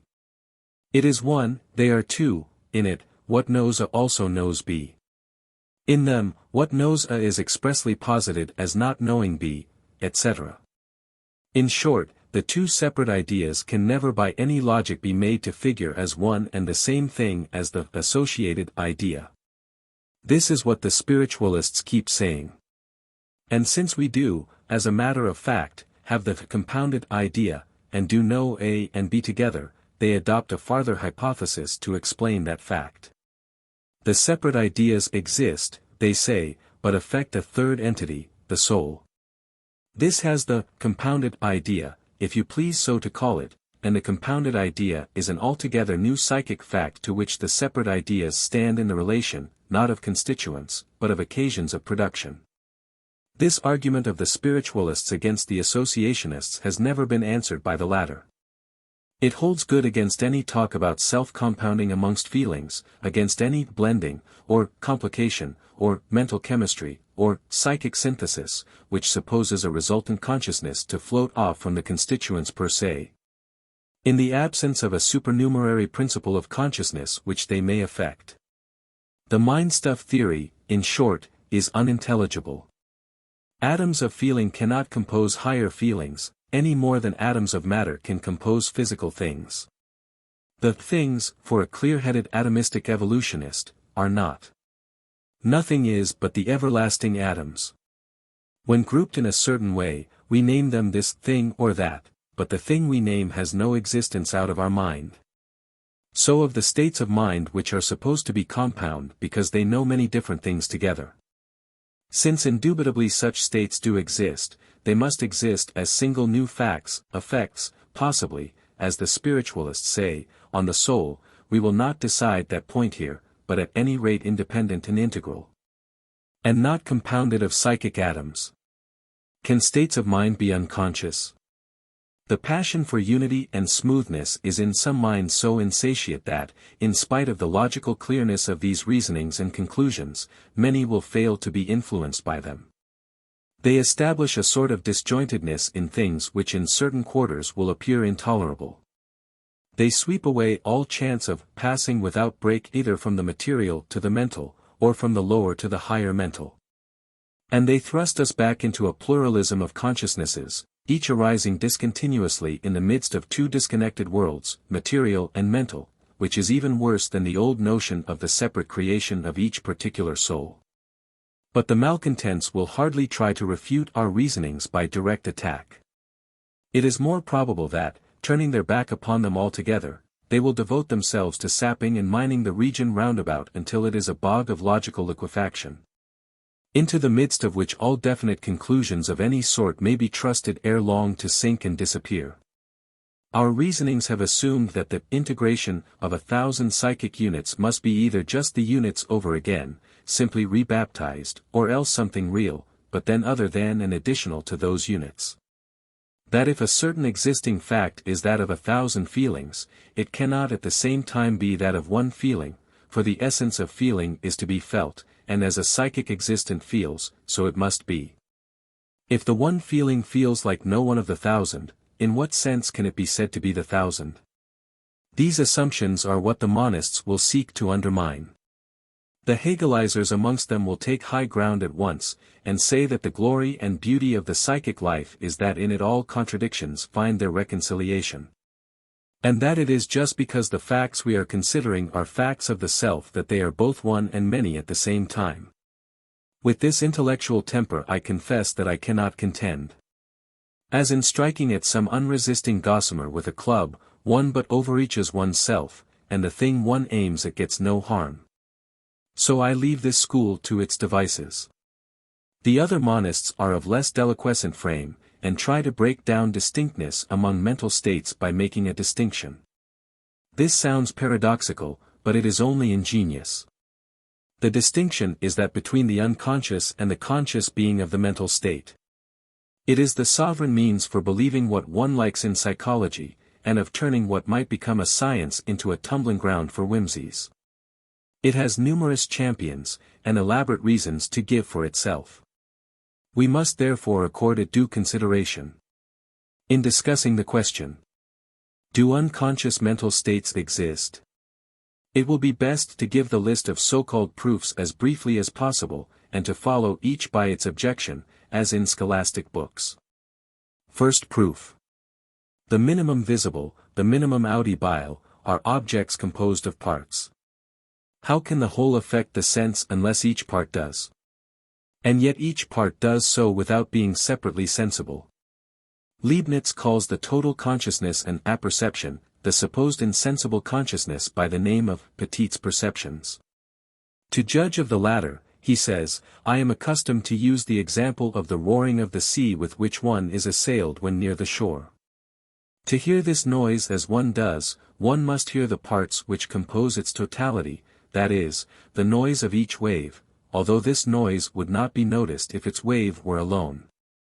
One must be affected a little by the movement of one wave, one must have some perception of each several noise, however small it be. Otherwise one would not hear that of 100,000 waves, for of 100,000 zeros one can never make a quantity. Reply. This is an excellent example of the so-called fallacy of division, or predicating what is true only of a collection, of each member of the collection distributively. It no more follows that if 1,000 things together cause sensation, one thing alone must cause it, than it follows that if 1 pound weight moves a balance, then 1 ounce weight must move it too, in less degree. 1 ounce weight does not move it at all, its movement begins with the pound. At most we can say that each ounce affects it in some way which helps the advent of that movement. And so each infrasensible stimulus to a nerve no doubt affects the nerve and helps the birth of sensation when the other stimuli come. But this affection is a nerve affection, and there is not the slightest ground for supposing it to be a perception unconscious of itself.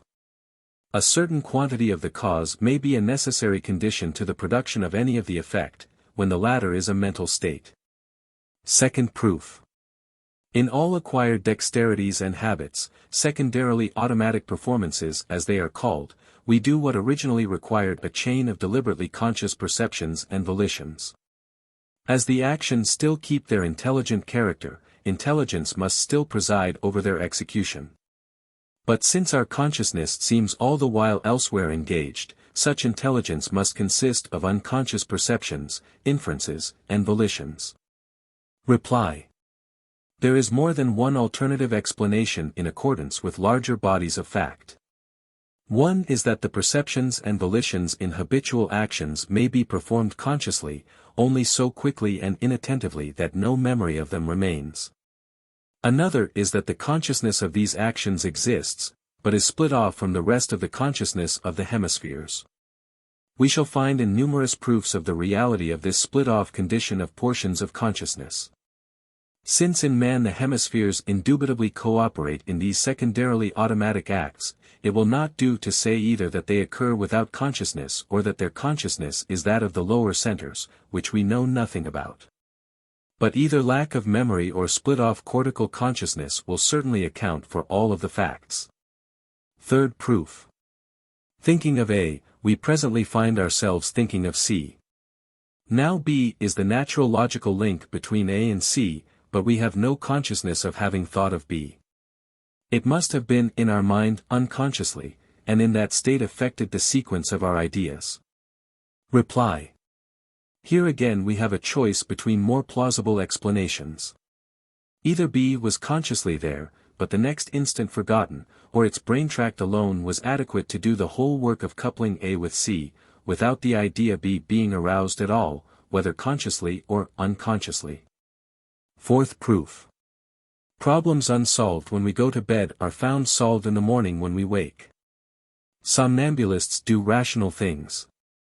We awaken punctually at an hour predetermined overnight, etc. Unconscious thinking, volition, time registration, etc.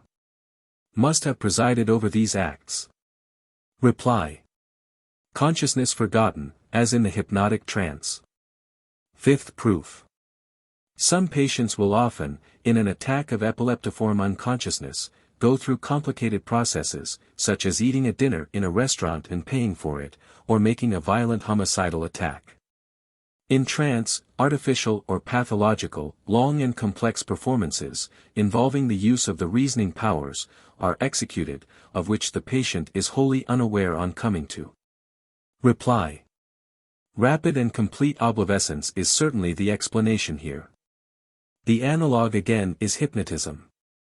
Tell the subject of an hypnotic trance, during his trance, that he will remember, and he may remember everything perfectly when he awakes, though without your telling him no memory would have remained.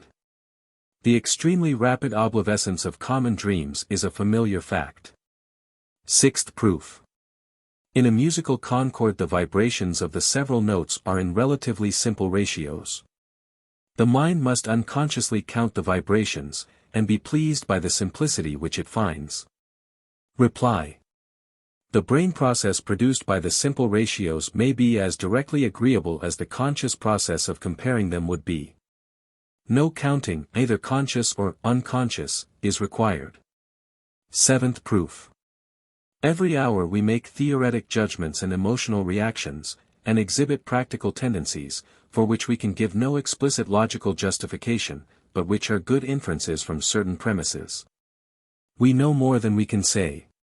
Our conclusions run ahead of our power to analyze their grounds. A child, ignorant of the axiom that two things equal to the same are equal to each other, applies it nevertheless in his concrete judgments unerringly.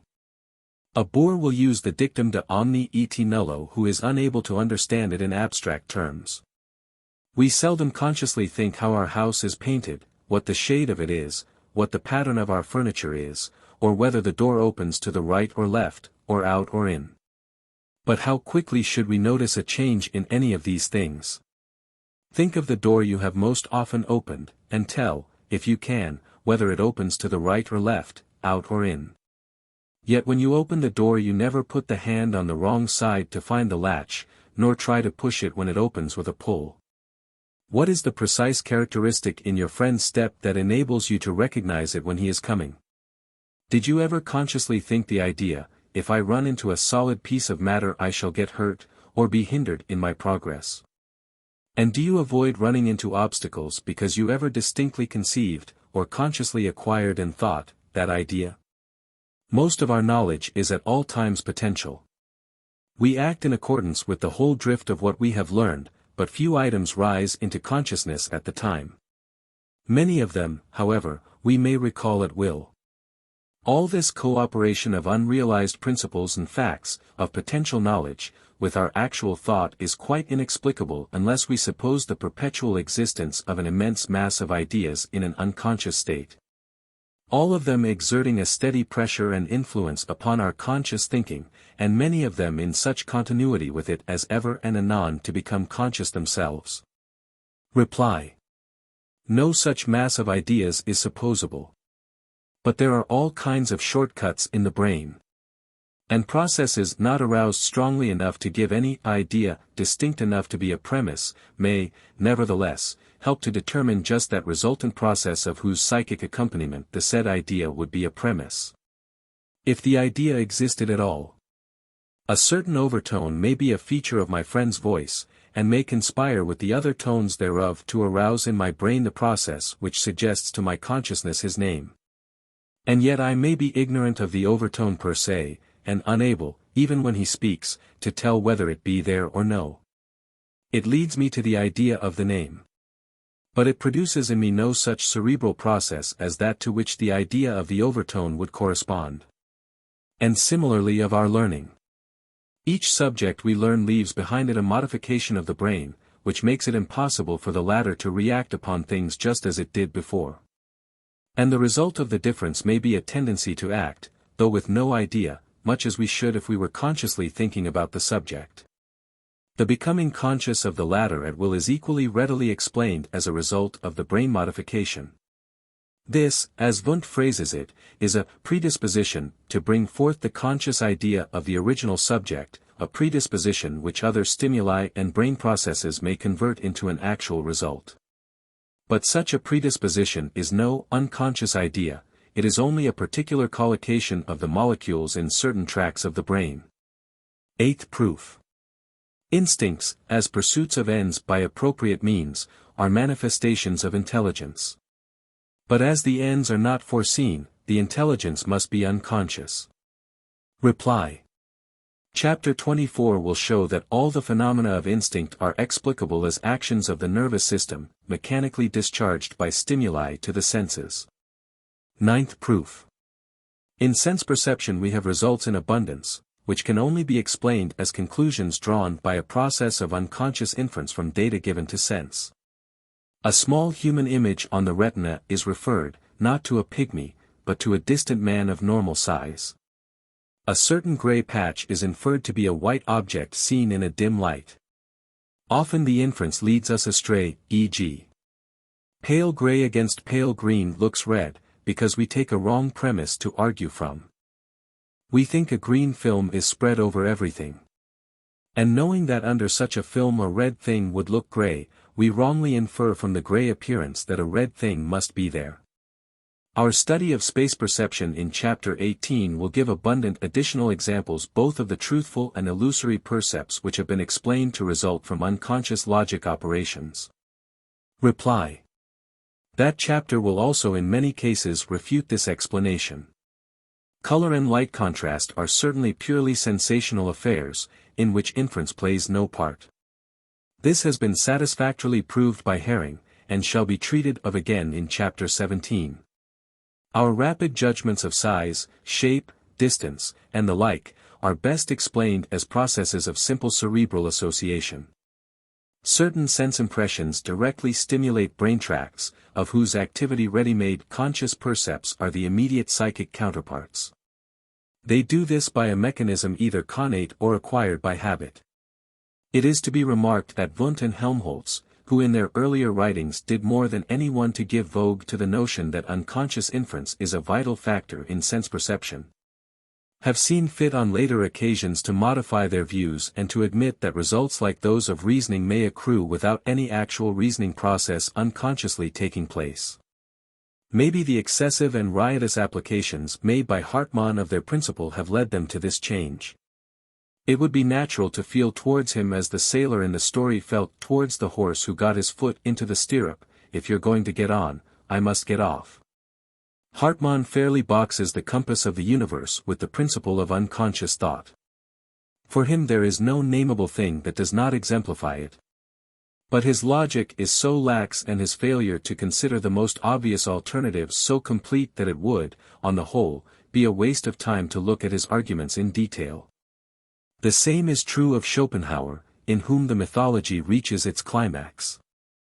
The visual perception, for example, of an object in space results, according to him, from the intellect performing the following operations, all unconscious. First, it apprehends the inverted retinal image and turns it right side up, constructing flat space as a preliminary operation. Then it computes from the angle of convergence of the eyeballs that the two retinal images must be the projection of but a single object. Thirdly, it constructs the third dimension and sees this object solid. Fourthly, it assigns its distance. And fifthly, in each and all of these operations it gets the objective character of what it constructs, by unconsciously inferring it as the only possible cause of some sensation which it unconsciously feels. Comment on this seems hardly called for. It is, as I said, pure mythology. None of these facts, then, appealed to so confidently in proof of the existence of ideas in an unconscious state, prove anything of the sort. They prove either that conscious ideas were present which the next instant were forgotten, or they prove that certain results, similar to results of reasoning, may be wrought out by rapid brain processes to which no ideation seems attached. But there is one more argument to be alleged, less obviously insufficient than those which we have reviewed, and demanding a new sort of reply. 10th proof. There is a great class of experiences in our mental life which may be described as discoveries that a subjective condition which we have been having is really something different from what we had supposed. We suddenly find ourselves bored by a thing which we thought we were enjoying well enough, or in love with a person whom we imagined we only liked. Or else we deliberately analyze our motives, and find that at bottom they contain jealousies and cupidities which we little suspected to be there. Our feelings towards people are perfect wells of motivation, unconscious of itself, which introspection brings to light. And our sensations likewise, we constantly discover new elements in sensations which we have been in the habit of receiving all our days, elements, too, which have been there from the first.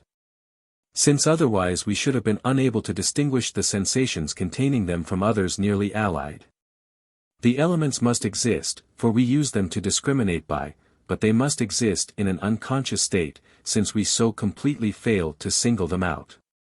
The books of the analytic school of psychology abound in examples of the kind. Who knows the countless associations that mingle with his each and every thought?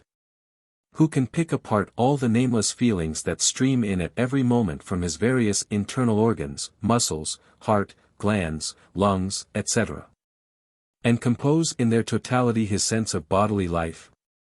Who is aware of the part played by feelings of innervation and suggestions of possible muscular exertion in all his judgments of distance, shape, and size? Consider, 2. The difference between a sensation which we simply have and one which we attend to. Attention gives results that seem like fresh creations. And yet the feelings and elements of feeling which it reveals must have been already there, in an unconscious state. We all know practically the difference between the so-called sonant and the so-called surd consonants, between D, B, Z, G, V, and T, P, S, K, F, respectively. But comparatively few persons know the difference theoretically, until their attention has been called to what it is, when they perceive it readily enough. The sonants are nothing but the surds plus a certain element, which is alike in all, superadded. That element is the laryngeal sound with which they are uttered, surds having no such accompaniment. When we hear the sonant letter, both its component elements must really be in our mind. But we remain unconscious of what they really are, and mistake the letter for a simple quality of sound until an effort of attention teaches us its two components. There exist a host of sensations which most men pass through life and never attend to, and consequently have only in an unconscious way. The feelings of opening and closing the glottis, of making tense the tympanic membrane, of accommodating for near vision, of intercepting the passage from the nostrils to the throat, are instances of what I mean. Every one gets these feelings many times an hour, but few readers, probably, are conscious of exactly what sensations are meant by the names I have just used. All these facts, and an enormous number more, seem to prove conclusively that, in addition to the fully conscious way in which an idea may exist in the mind, there is also an unconscious way. That it is unquestionably the same identical idea which exists in these two ways. And that therefore any arguments against the mind-stuff theory, based on the notion that SE in our mental life is sentiri, and that an idea must consciously be felt as what it is, fall to the ground. Objection. These reasonings are one tissue of confusion. Two states of mind which refer to the same external reality, or two states of mind the later one of which refers to the earlier, are described as the same state of mind, or idea, published as it were in two editions. And then whatever qualities of the second edition are found openly lacking in the first are explained as having really been there, only in an unconscious way. It would be difficult to believe that intelligent men could be guilty of so patent a fallacy, were not the history of psychology there to give the proof. The psychological stock in trade of some authors is the belief that two thoughts about one thing are virtually the same thought. And that this same thought may in subsequent reflections become more and more conscious of what it really was all along from the first.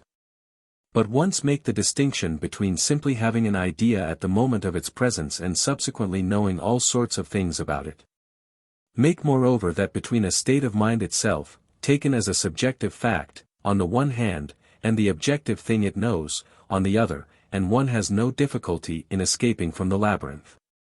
Take the latter distinction first, immediately all the arguments based on sensations and the new features in them which attention brings to light fall to the ground. The sensations of the B and the V when we attend to these sounds and analyze out the laryngeal contribution which makes them differ from P and F respectively, are different sensations from those of the B and the V taken in a simple way. They stand, it is true, for the same letters, and thus mean the same outer realities, but they are different mental affections, and certainly depend on widely different processes of cerebral activity. It is unbelievable that two mental states so different as the passive reception of a sound as a whole, and the analysis of that whole into distinct ingredients by voluntary attention, should be due to processes at all similar. And the subjective difference does not consist in that the first-named state is the second in an unconscious form. It is an absolute psychic difference, even greater than that between the states to which two different certs will give rise. The same is true of the other sensations chosen as examples. The man who learns for the first time how the closure of his glottis feels, experiences in this discovery an absolutely new psychic modification, the like of which he never had before. He had another feeling before, a feeling incessantly renewed, and of which the same glottis was the organic starting point, but that was not the later feeling in an unconscious state. It was a feeling sui generis altogether, although it took cognizance of the same bodily part, the glottis. We shall see, hereafter, that the same reality can be cognized by an endless number of psychic states, which may differ toto silla among themselves, without ceasing on that account to refer to the reality in question. Each of them is a conscious fact, none of them has any mode of being whatever except a certain way of being felt at the moment of being present. It is simply unintelligible and fantastical to say, because they point to the same outer reality, that they must therefore be so many editions of the same idea, now in a conscious and now in an unconscious phase. There is only one phase in which an idea can be, and that is a fully conscious condition. If it is not in that condition, then it is not at all. Something else is, in its place. The something else may be a merely physical brain process, or it may be another conscious idea. Either of these things may perform much the same function as the first idea, refer to the same object, and roughly stand in the same relations to the upshot of our thought. But that is no reason why we should throw away the logical principle of identity in psychology, and say that, however it may fare in the outer world, the mind at any rate is a place in which a thing can be all kinds of other things without ceasing to be itself as well. Now take the other cases alleged, and the other distinction, that namely between having a mental state and knowing all about it. The truth is here even simpler to unravel. When I decide that I have, without knowing it, been for several weeks in love, I am simply giving a name to a state which previously I have not named, but which was fully conscious. Which had no residual mode of being except the manner in which it was conscious. And which, though it was a feeling towards the same person for whom I now have a much more inflamed feeling, and though it continuously led into the latter, and is similar enough to be called by the same name, is yet in no sense identical with the latter, and least of all in an unconscious way. Again, the feelings from our viscera and other dimly felt organs, the feelings of innervation, if such there be, and those of muscular exertion which, in our spatial judgments, are supposed unconsciously to determine what we shall perceive, are just exactly what we feel them, perfectly determinate conscious states, not vague editions of other conscious states.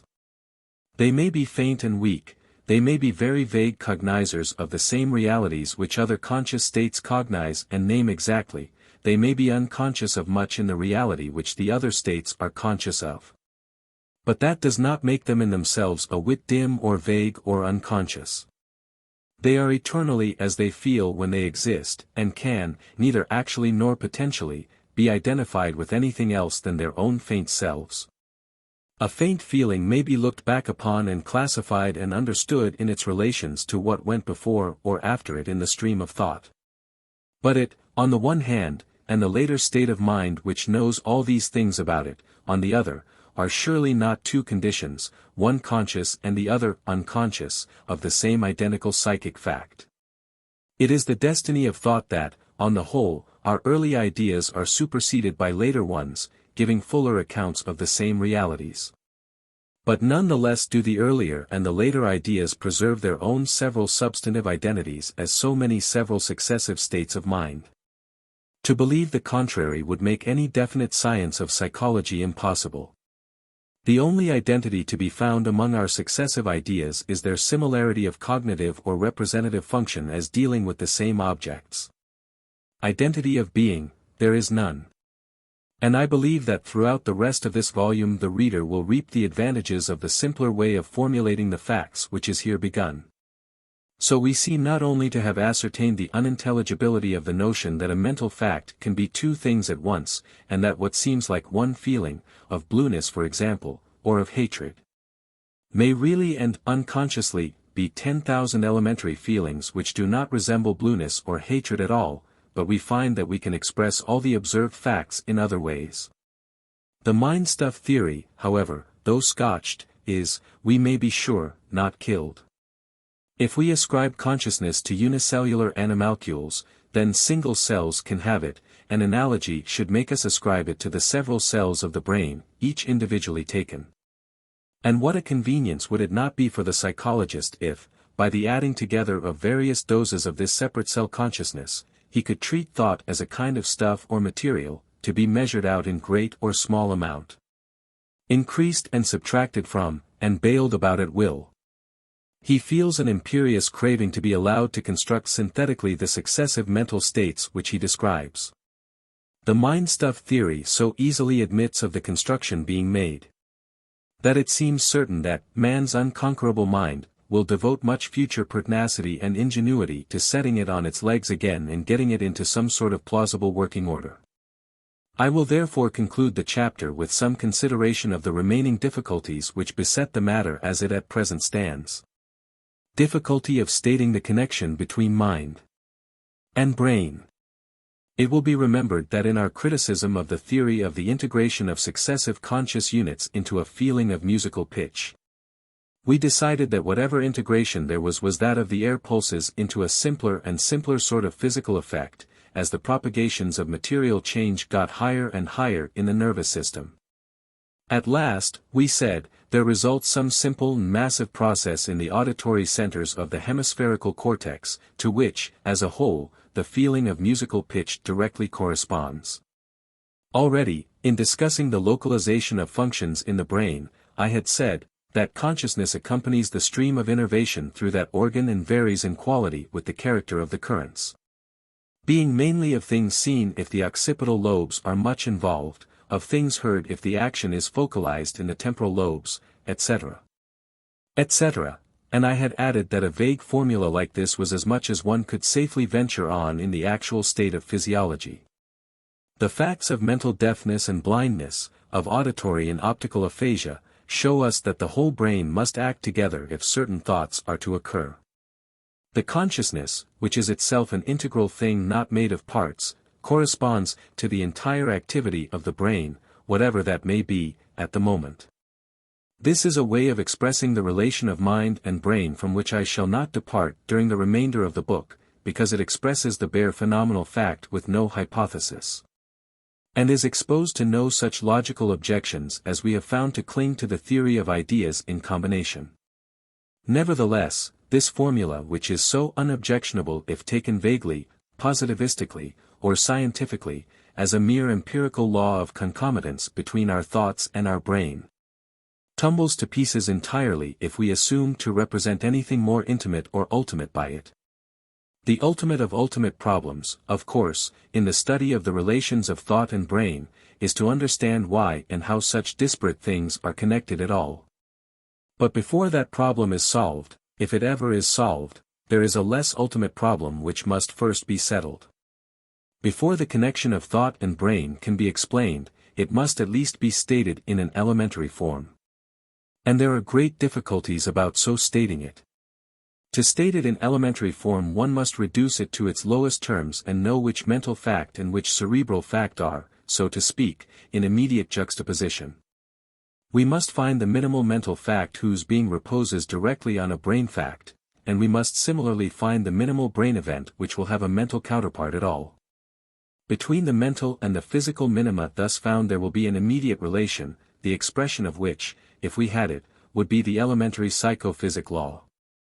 Our own formula escapes the unintelligibility of psychic atoms by taking the entire thought, even of a complex object, as the minimum with which it deals on the mental side. But in taking the entire brain process as its minimal fact on the material side it confronts other difficulties almost as bad. In the first place, it ignores analogies on which certain critics will insist, those, namely, between the composition of the total brain process and that of the object of the thought. The total brain process is composed of parts, of simultaneous processes in the seeing, the hearing, the feeling, and other centers.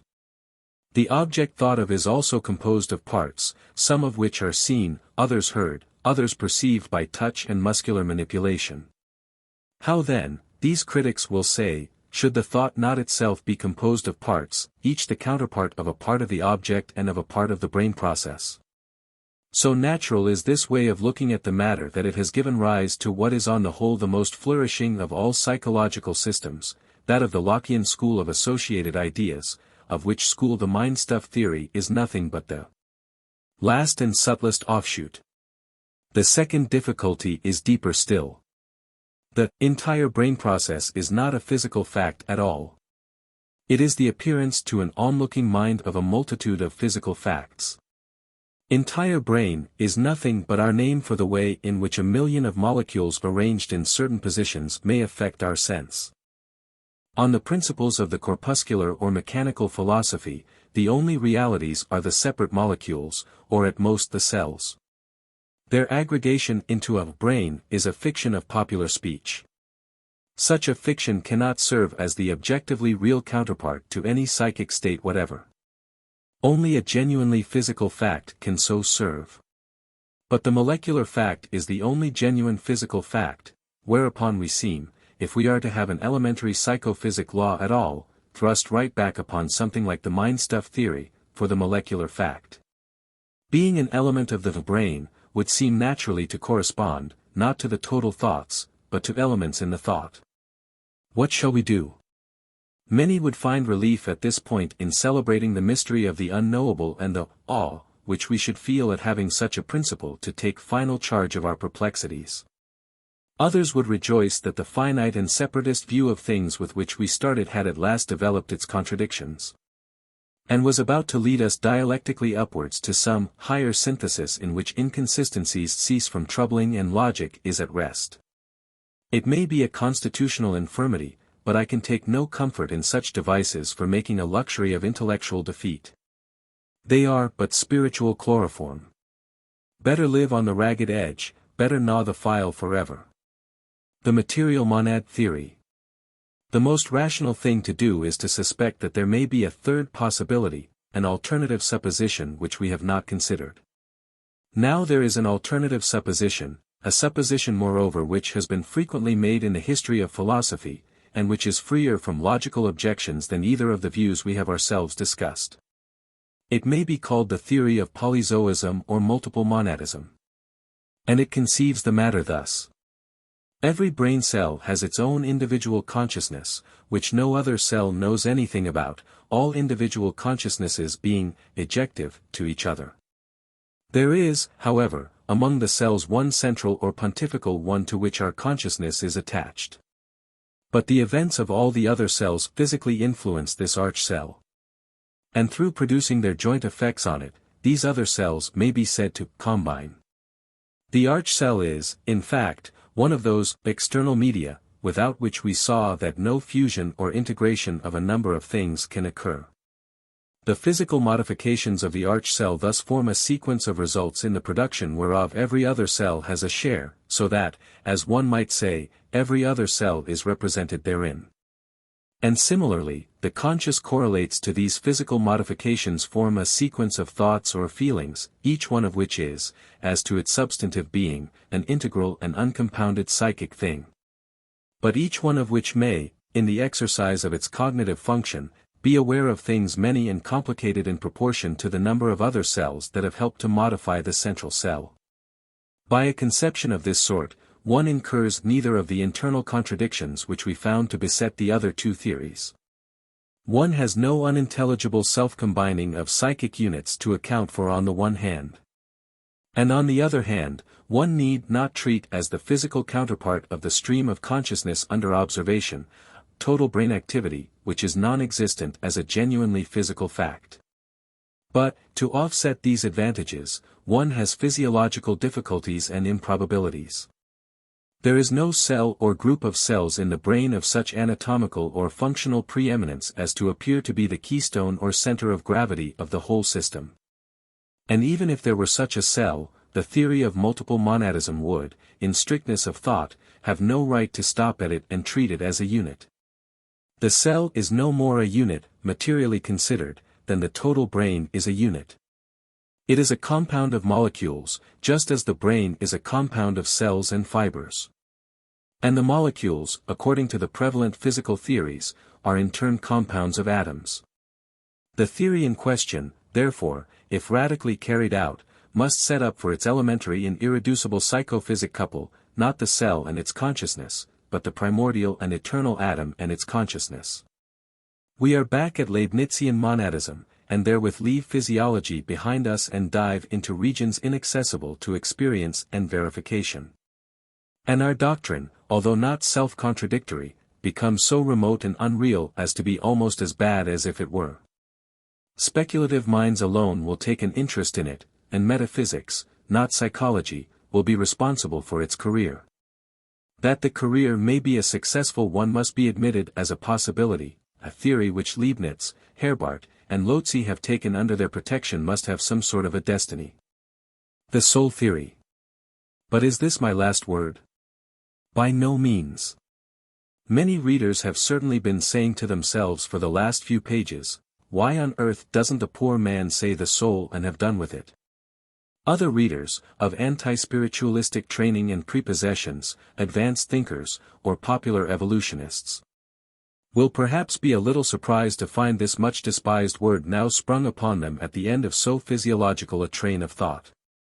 But the plain fact is that all the arguments for a pontifical cell, or an archmonad, are also arguments for that well-known spiritual agent in which scholastic psychology and common sense have always believed.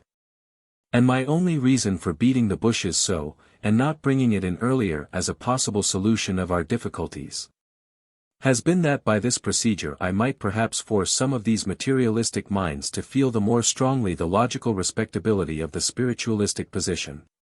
The fact is that one cannot afford to despise any of these great traditional objects of belief. Whether we realize it or not, there is always a great drift of reasons, positive and negative, towing us in their direction. If there be such entities as souls in the universe, they may possibly be affected by the manifold occurrences that go on in the nervous centers. To the state of the entire brain at a given moment they may respond by inward modifications of their own. These changes of state may be pulses of consciousness, cognitive of objects few or many, simple or complex.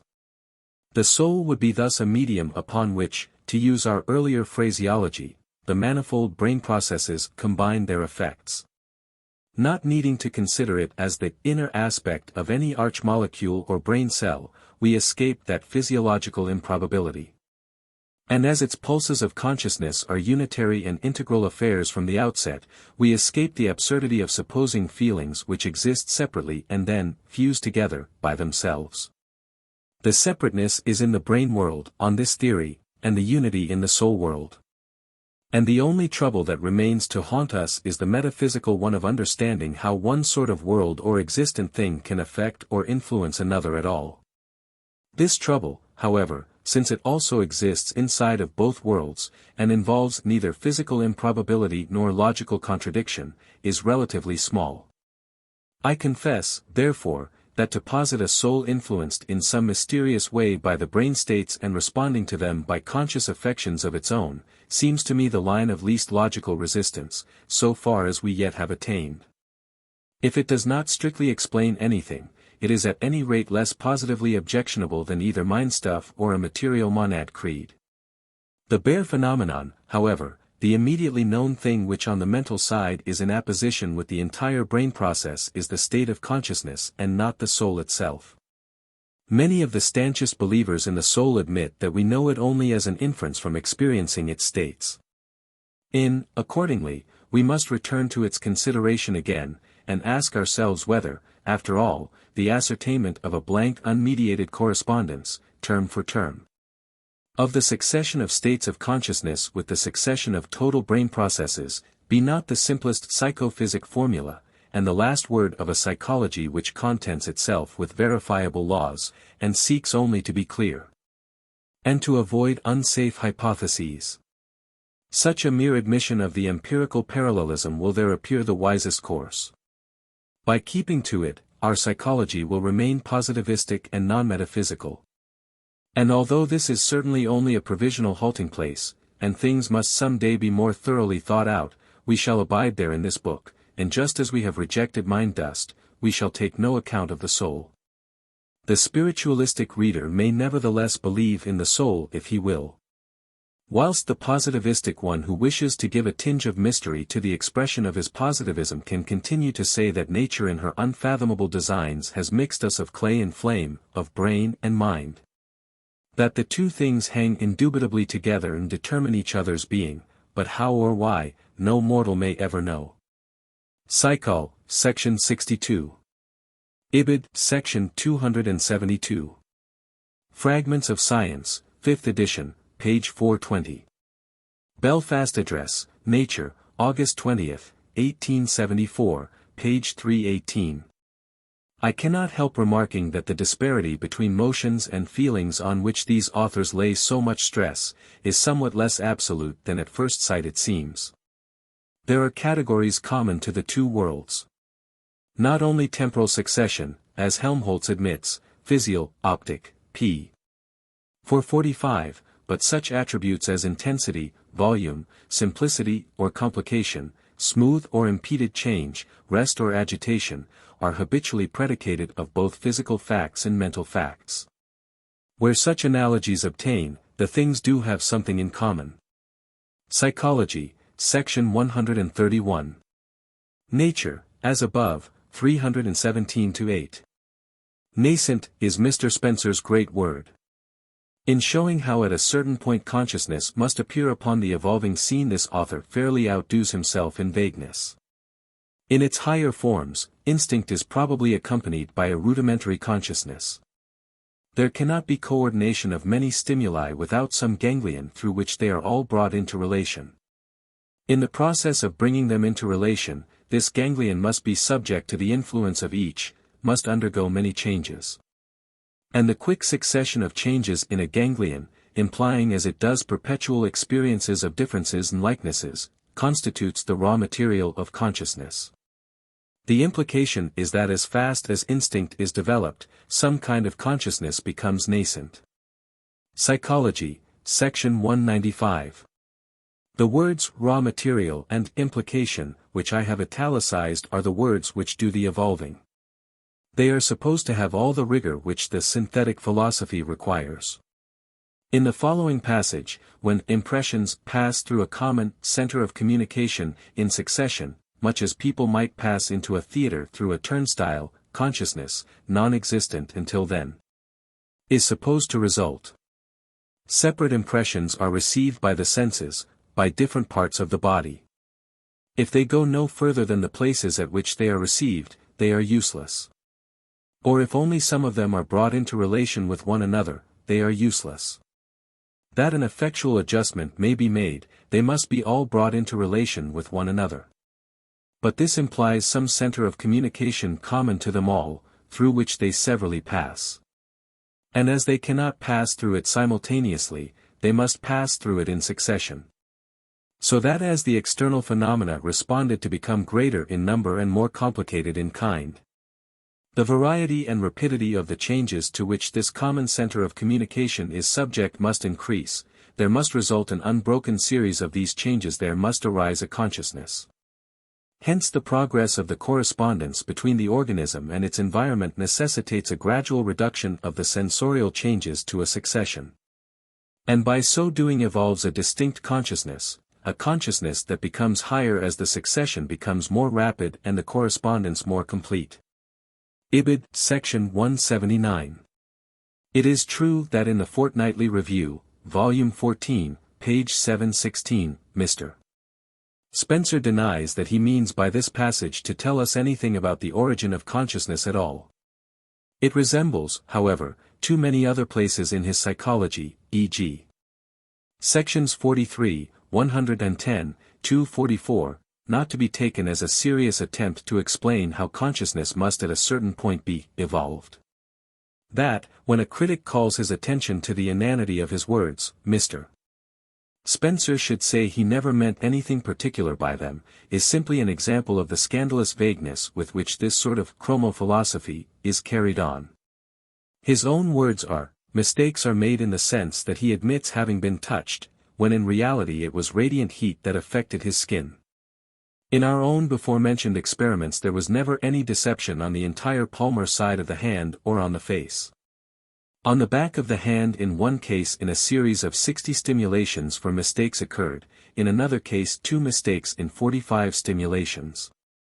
On the extensor side of the upper arm 3 deceptions out of 48 stimulations were noticed, and in the case of another individual, 1 out of 31.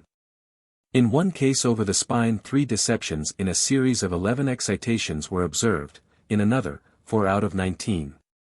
On the lumbar spine 6 deceptions came among 29 stimulations, and again 4 out of 7. There is certainly not yet enough material on which to rest a calculation of probabilities. But anyone can easily convince himself that on the back there is no question of even a moderately accurate discrimination between warmth and a light pressure so far as but small portions of skin come into play. It has been as yet impossible to make corresponding experiments with regard to sensibility to cold. Lerb. D. Anat, U. Physial, D. Sinusorgain, 1862, page 29. Principles of Psychology, section 60. Oddly enough, Mr.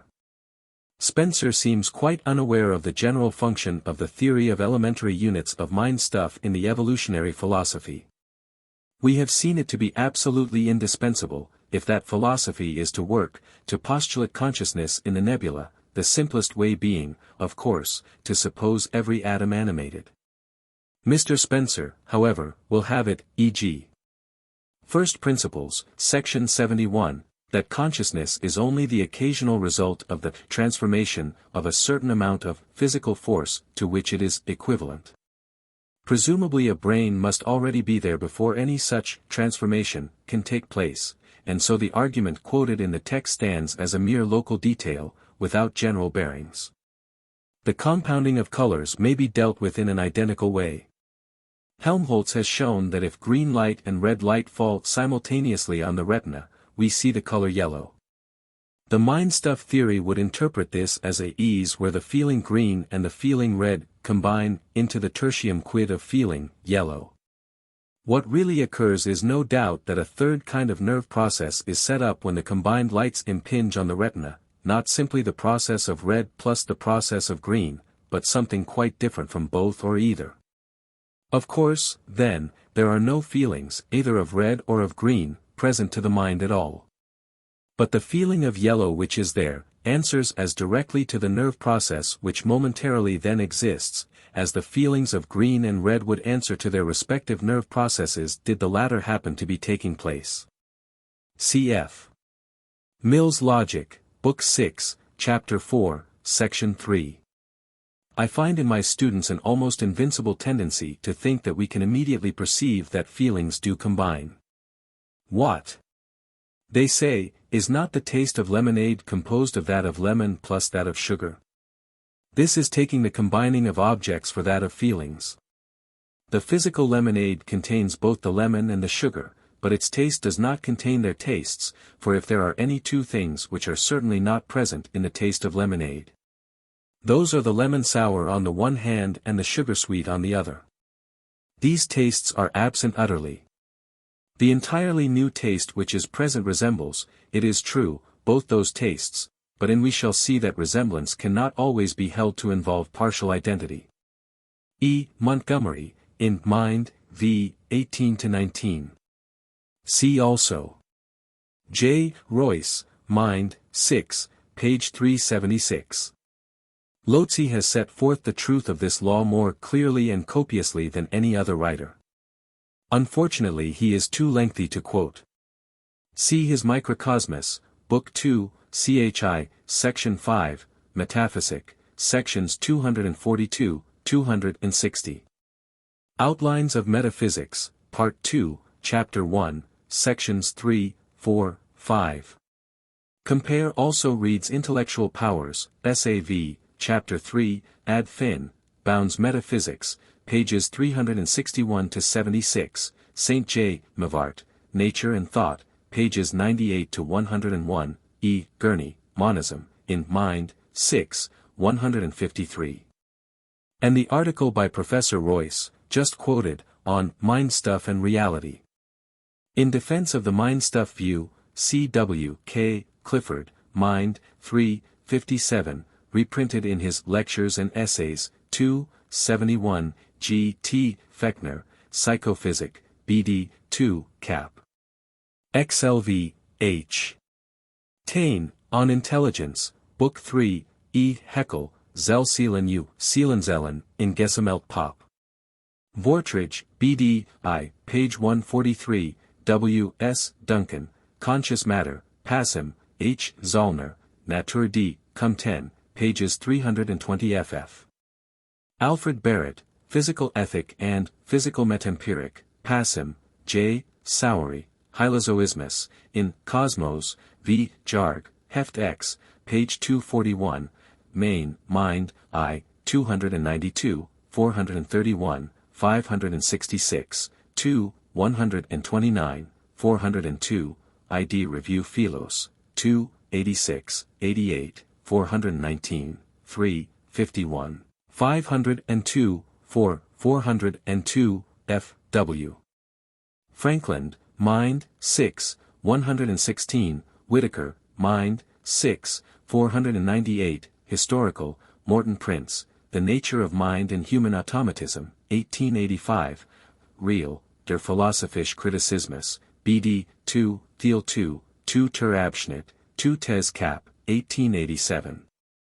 The clearest of all these statements is, as far as it goes, that of Prince. Someone might say that although it is true that neither a blind man nor a deaf man by himself can compare sounds with colors, yet since one hears and the other sees they might do so both together. But whether they are apart or close together makes no difference, not even if they permanently keep house together. No, not if they were Siamese twins, or more than Siamese twins, and were inseparably grown together, would it make the assumption any more possible. Only when sound and color are represented in the same reality is it thinkable that they should be compared.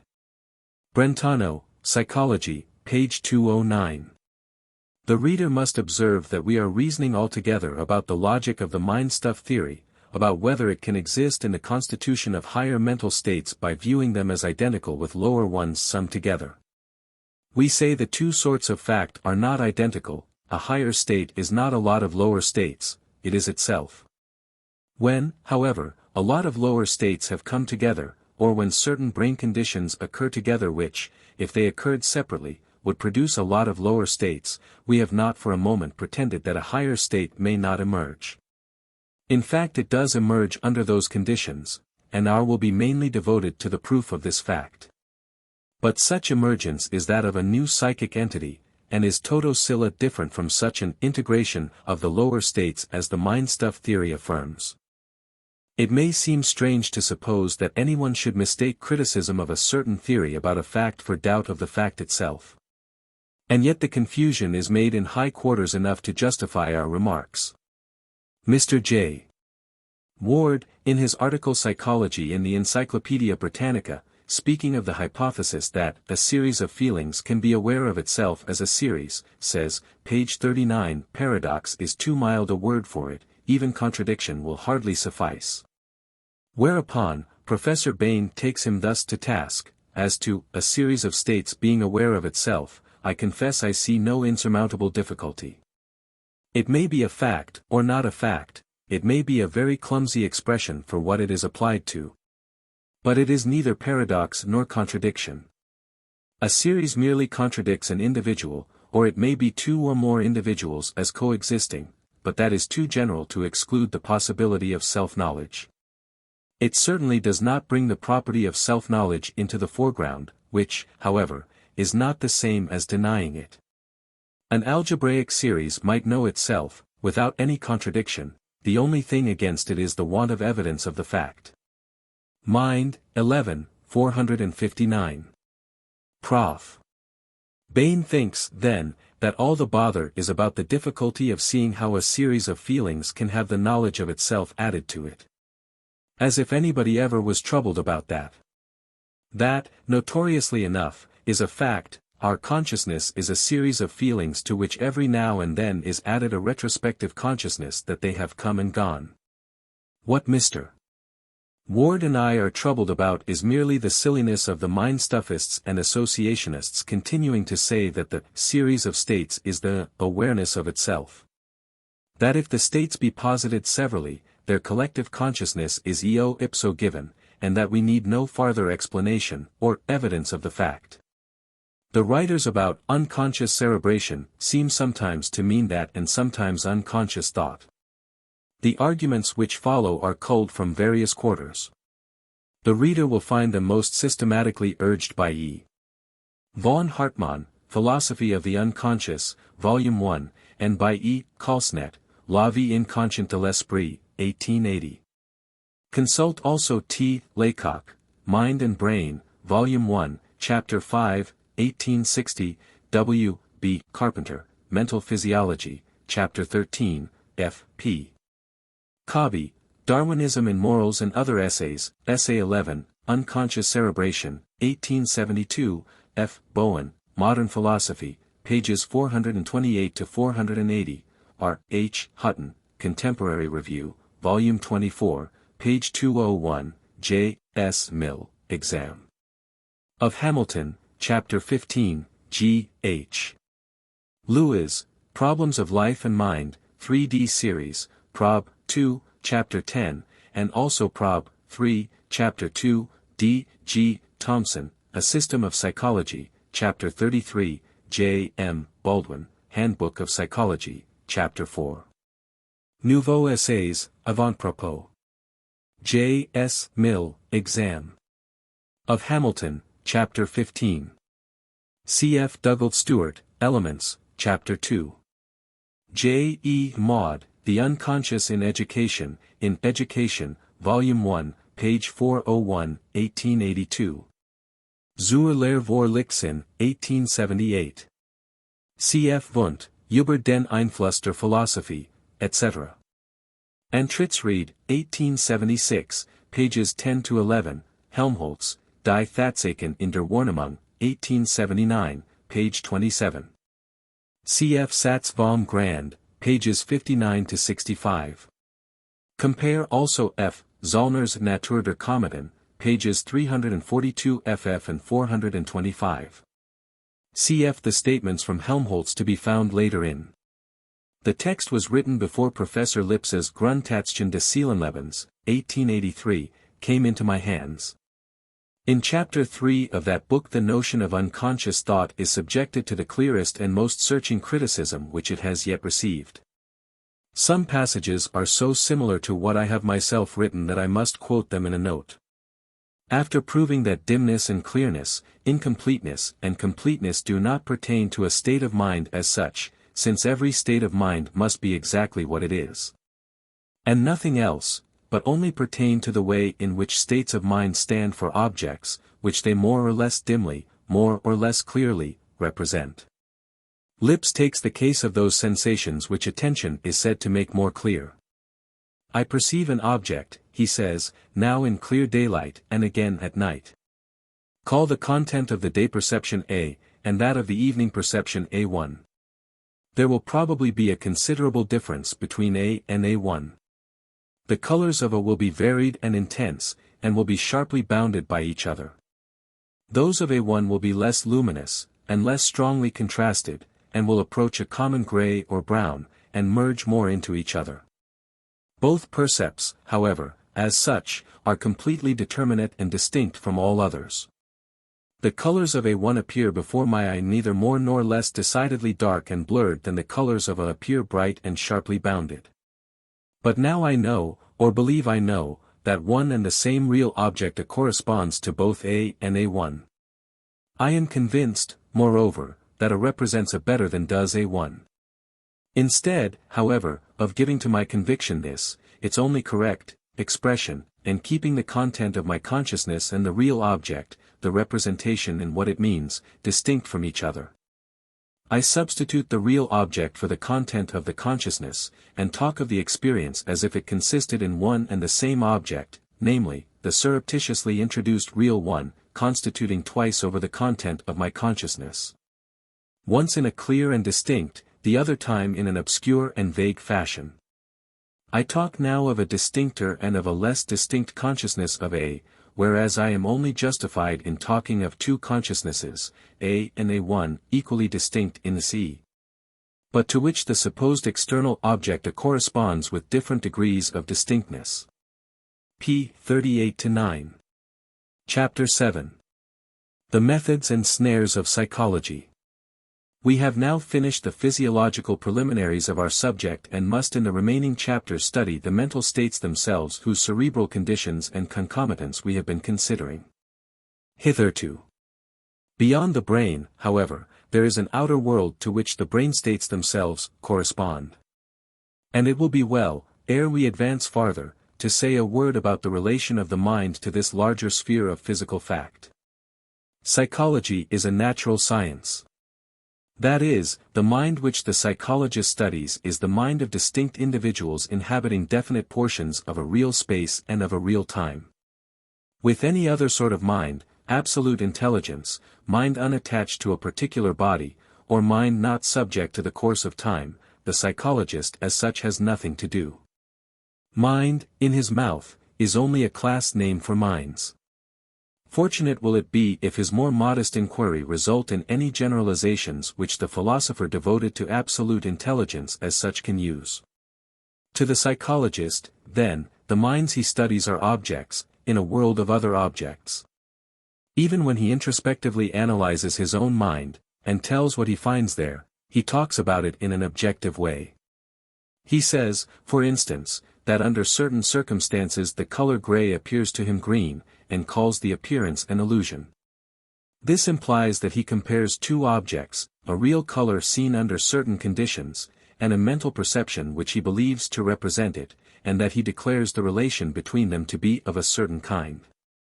In making this critical judgment, the psychologist stands as much outside of the perception which he criticizes as he does of the color. Both are his objects.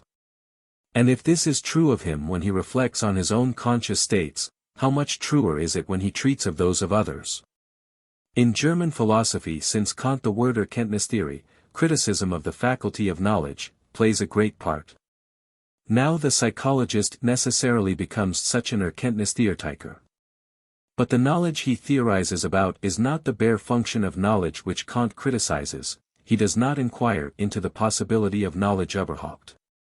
He assumes it to be possible, he does not doubt its presence in himself at the moment he speaks. The knowledge he criticizes is the knowledge of particular men about the particular things that surround them.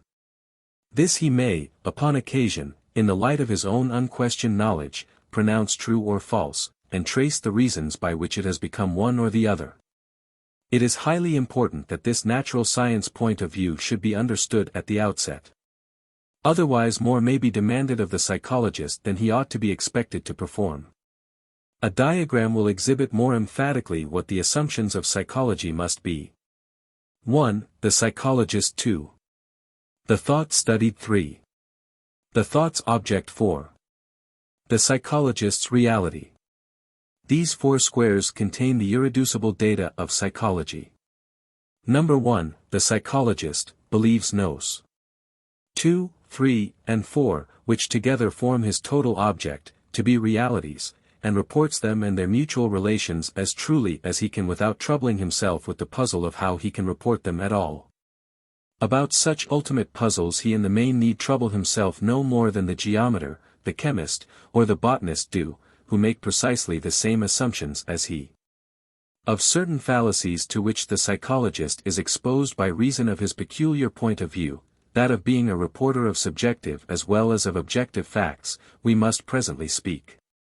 But not until we have considered the methods he uses for ascertaining what the facts in question are. The methods of investigation. Introspective observation is what we have to rely on first and foremost and always. The word introspection need hardly be defined, it means, of course, the looking into our own minds and reporting what we there discover. Every one agrees that we there discover states of consciousness. So far as I know, the existence of such states has never been doubted by any critic, however skeptical in other respects he may have been. That we have cogitations of some sort is the inconcussum in a world most of whose other facts have at some time tottered in the breath of philosophic doubt. All people unhesitatingly believe that they feel themselves thinking, and that they distinguish the mental state as an inward activity or passion, from all the objects with which it may cognitively deal. I regard this belief as the most fundamental of all the postulates of psychology, and shall discard all curious inquiries about its certainty as too metaphysical for the scope of this book. A question of nomenclature. We ought to have some general term by which to designate all states of consciousness merely as such, and apart from their particular quality or cognitive function. Unfortunately, most of the terms in use have grave objections. Mental state, state of consciousness, conscious modification, are cumbrous and have no kindred verbs. The same is true of subjective condition. Feeling has the verb to feel, both active and neuter, and such derivatives as feelingly, felt, feltness, etc., which make it extremely convenient. But on the other hand it has specific meanings as well as its generic one, sometimes standing for pleasure and pain, and being sometimes a synonym of sensation as opposed to thought. Whereas we wish a term to cover sensation and thought indifferently. Moreover, feeling has acquired in the hearts of Platonizing thinkers a very opprobrious set of implications. And since one of the great obstacles to mutual understanding in philosophy is the use of words eulogistically and disparagingly, impartial terms ought always, if possible, to be preferred. The word psychosis has been proposed by Mr. Huxley. It has the advantage of being correlative to neurosis, the name applied by the same author to the corresponding nerve process, and is moreover technical and devoid of partial implications. But it has no verb or other grammatical form allied to it. The expressions affection of the soul, modification of the ego, are clumsy, like state of consciousness, and they implicitly assert theories which it is not well to embody in terminology before they have been openly discussed and approved. Idea is a good vague neutral word, and was by Locke employed in the broadest generic way, but notwithstanding his authority it has not domesticated itself in the language so as to cover bodily sensations, and it moreover has no verb. Thought would be by far the best word to use if it could be made to cover sensations. It has no opprobrious connotation such as feeling has, and it immediately suggests the omnipresence of cognition, or reference to an object other than the mental state itself, which we shall soon see to be of the mental life's essence. But can the expression, thought of a toothache, ever suggest to the reader the actual present pain itself? It is hardly possible. And we thus seem about to be forced back on some pair of terms like Hume's impression and idea, or Hamilton's presentation and representation, or the ordinary feeling and thought, if we wish to cover the whole ground. In this quandary we can make no definitive choice, but must, according to the convenience of the context, use sometimes one, sometimes another of the synonyms that have been mentioned. My own partiality is for either feeling or thought. I shall probably often use both words in a wider sense than usual, and alternately startle two classes of readers by their unusual sound. But if the connection makes it clear that mental states at large, irrespective of their kind, are meant, this will do no harm, and may even do some good. The inaccuracy of introspective observation has been made a subject of debate. It is important to gain some fixed ideas on this point before we proceed. The commonest spiritualistic opinion is that the soul or subject of the mental life is a metaphysical entity, inaccessible to direct knowledge. And that the various mental states and operations of which we reflectively become aware are objects of an inner sense which does not lay hold of the real agent in itself, any more than sight or hearing gives us direct knowledge of matter in itself. From this point of view introspection is, of course, incompetent to lay hold of anything more than the soul's phenomena. But even then the question remains, how well can it know the phenomena themselves? Some authors take high ground here and claim for it a sort of infallibility. Thus Uberweg. When a mental image, as such, is the object of my apprehension, there is no meaning in seeking to distinguish its existence in my consciousness, in me, from its existence out of my consciousness, in itself. For the object apprehended is, in this case, one which does not even exist, as the objects of external perception do, in itself outside of my consciousness. It exists only within me. And Brentano. The phenomena inwardly apprehended are true in themselves. As they appear, of this the evidence with which they are apprehended is a warrant, so they are in reality. Who, then, can deny that in this a great superiority of psychology over the physical sciences comes to light? And again, no one can doubt whether the psychic condition he apprehends in himself be, and be so, as he apprehends it. Whoever should doubt this would have reached that finished doubt which destroys itself in destroying every fixed point from which to make an attack upon knowledge. Others have gone to the opposite extreme, and maintain that we can have no introspective cognition of our own minds at all. A deliverance of Auguste Comte to this effect has been so often quoted as to be almost classical. And some reference to it seems therefore indispensable here. Philosophers, says Kant, have in these latter days imagined themselves able to distinguish, by a very singular subtlety, two sorts of observation of equal importance, one external, the other internal. The latter being solely destined for the study of intellectual phenomena. I limit myself to pointing out the principal consideration which proves clearly that this pretended direct contemplation of the mind by itself is a pure illusion. It is in fact evident that, by an invincible necessity, the human mind can observe directly all phenomena except its own proper states. For by whom shall the observation of these be made? It is conceivable that a man might observe himself with respect to the passions that animate him, for the anatomical organs of passion are distinct from those whose function is observation. Though we have all made such observations on ourselves, they can never have much scientific value, and the best mode of knowing the passions will always be that of observing them from without, for every strong state of passion is necessarily incompatible with the state of observation. But, as for observing in the same way intellectual phenomena at the time of their actual presence, that is a manifest impossibility. The thinker cannot divide himself into two, of whom one reasons whilst the other observes him reason. The organ observed and the organ observing being, in this case, identical, how could observation take place? This pretended psychological method is then radically null and void. On the one hand, they advise you to isolate yourself, as far as possible, from every external sensation, especially every intellectual work, for if you were to busy yourself even with the simplest calculation, what would become of internal observation? On the other hand, after having with the utmost care attained this state of intellectual slumber, you must begin to contemplate the operations going on in your mind, when nothing there takes place. Our descendants will doubtless see such pretensions some day ridiculed upon the stage. The results of so strange a procedure harmonize entirely with its principle. For all the 2000 years during which metaphysicians have thus cultivated psychology, they are not agreed about one intelligible and established proposition. Internal observation gives almost as many divergent results as there are individuals who think they practice it. Kant hardly could have known anything of the English, and nothing of the German, empirical psychology. The results which he had in mind when writing were probably scholastic ones, such as principles of internal activity, the faculties, the ego, the liberum arbitrium indifferentia, etc. John Mill, in replying to him, says, "It might have occurred to M.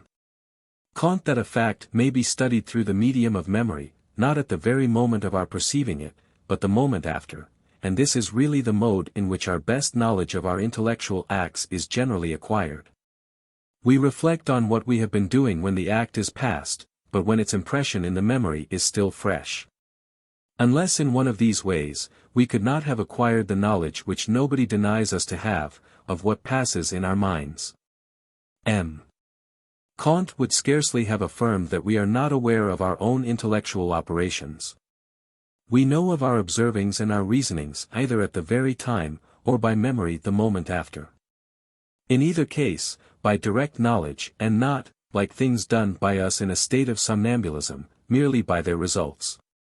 This simple fact destroys the whole of M. Kant's argument. Whatever we are directly aware of, we can directly observe. Where now does the truth lie? Our quotation from Mill is obviously the one which expresses the most of practical truth about the matter. Even the writers who insist upon the absolute veracity of our immediate inner apprehension of a conscious state have to contrast with this the fallibility of our memory or observation of it, a moment later. No one has emphasized more sharply than Brentano himself the difference between the immediate feltness of a feeling, and its perception by a subsequent reflective act. But which mode of consciousness of it is that which the psychologist must depend on?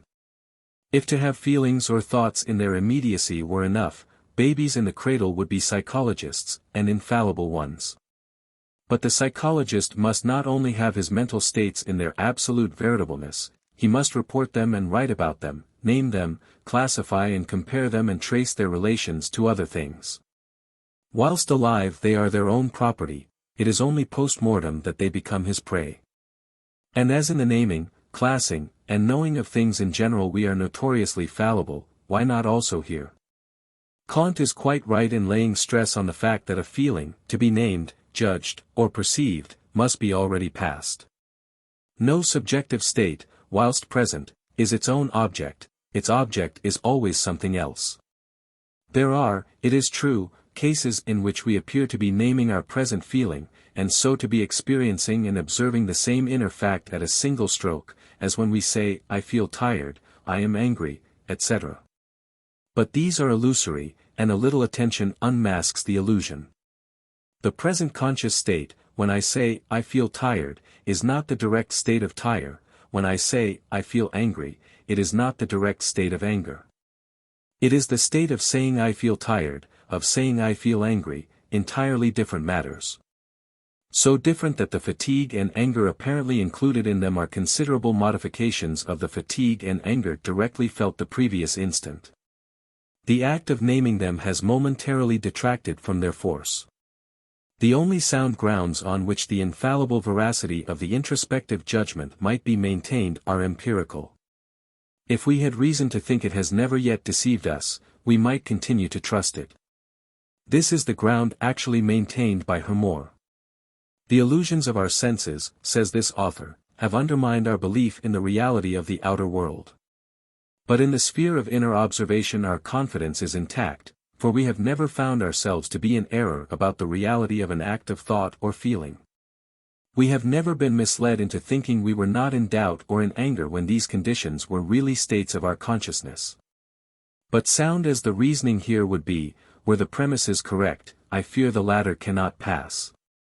However it may be with such strong feelings as doubt or anger, about weaker feelings, and about the relations to each other of all feelings, we find ourselves in continual error and uncertainty so soon as we are called on to name and class.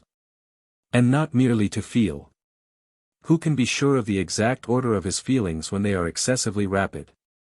Who can be sure, in his sensible perception of a chair, how much comes from the eye and how much is supplied out of the previous knowledge of the mind?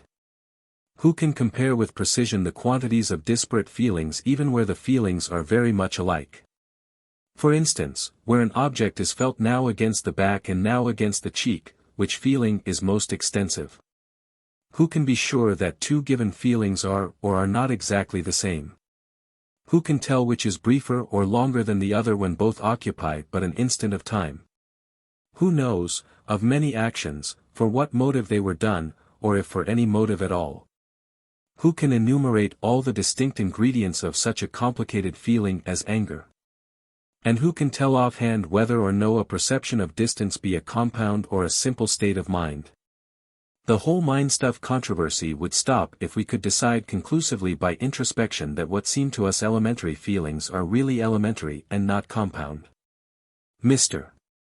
Sully, in his work on illusions, has a chapter on those of introspection from which we might now quote. But, since the rest of this volume will be little more than a collection of illustrations of the difficulty of discovering by direct introspection exactly what our feelings and their relations are, we need not anticipate our own future details. I but just state our general conclusion that introspection is difficult and fallible. And that the difficulty is simply that of all observation of whatever kind. Something is before us. We do our best to tell what it is, but in spite of our good will we may go astray, and give a description more applicable to some other sort of thing. The only safeguard is in the final consensus of our farther knowledge about the thing in question, later views correcting earlier ones, until at last the harmony of a consistent system is reached. Such a system, gradually worked out, is the best guarantee the psychologist can give for the soundness of any particular psychologic observation which he may report. Such a system we ourselves must strive, as far as may be, to attain. The English writers on psychology, and the school of Herbart in Germany, have in the main contented themselves with such results as the immediate introspection of single individuals gave, and shown what a body of doctrine they may make. The works of Locke, Hume, Reid, Hartley, Stewart, Brown, the Mills, will always be classics in this line. And in Professor Bain's treatises we have probably the last word of what this method taken mainly by itself can do, the last monument of the youth of our science, still untechnical and generally intelligible, like the chemistry of Lavoisier. Or anatomy before the microscope was used. The experimental method. But psychology is passing into a less simple phase.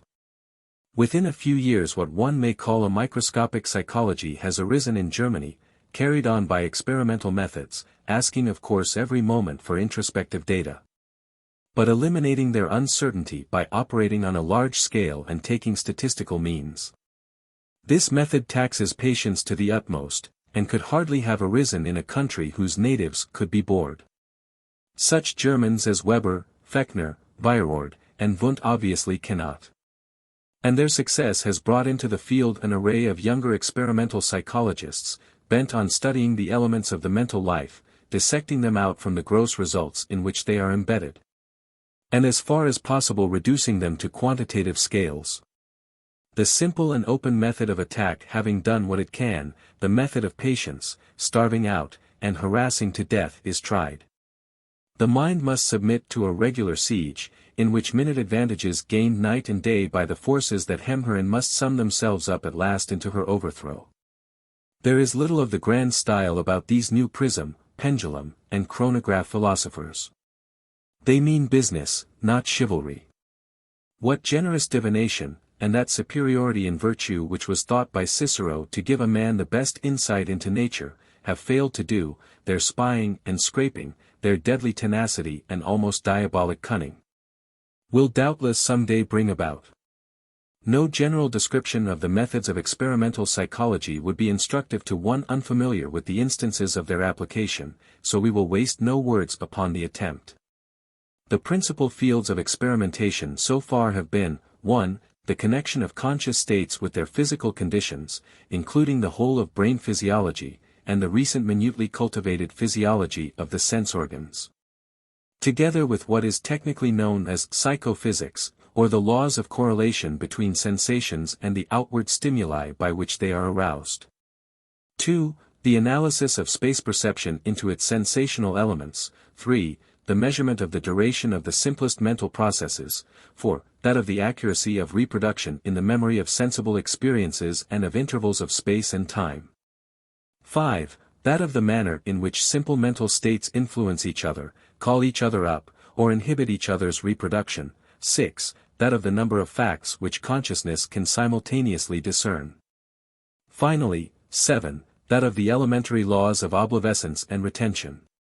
It must be said that in some of these fields the results have as yet borne little theoretic fruit commensurate with the great labor expended in their acquisition. But facts are facts, and if we only get enough of them they are sure to combine.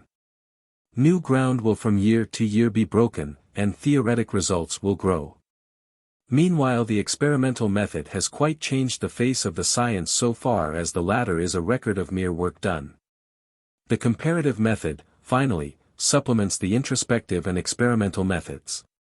This method presupposes a normal psychology of introspection to be established in its main features.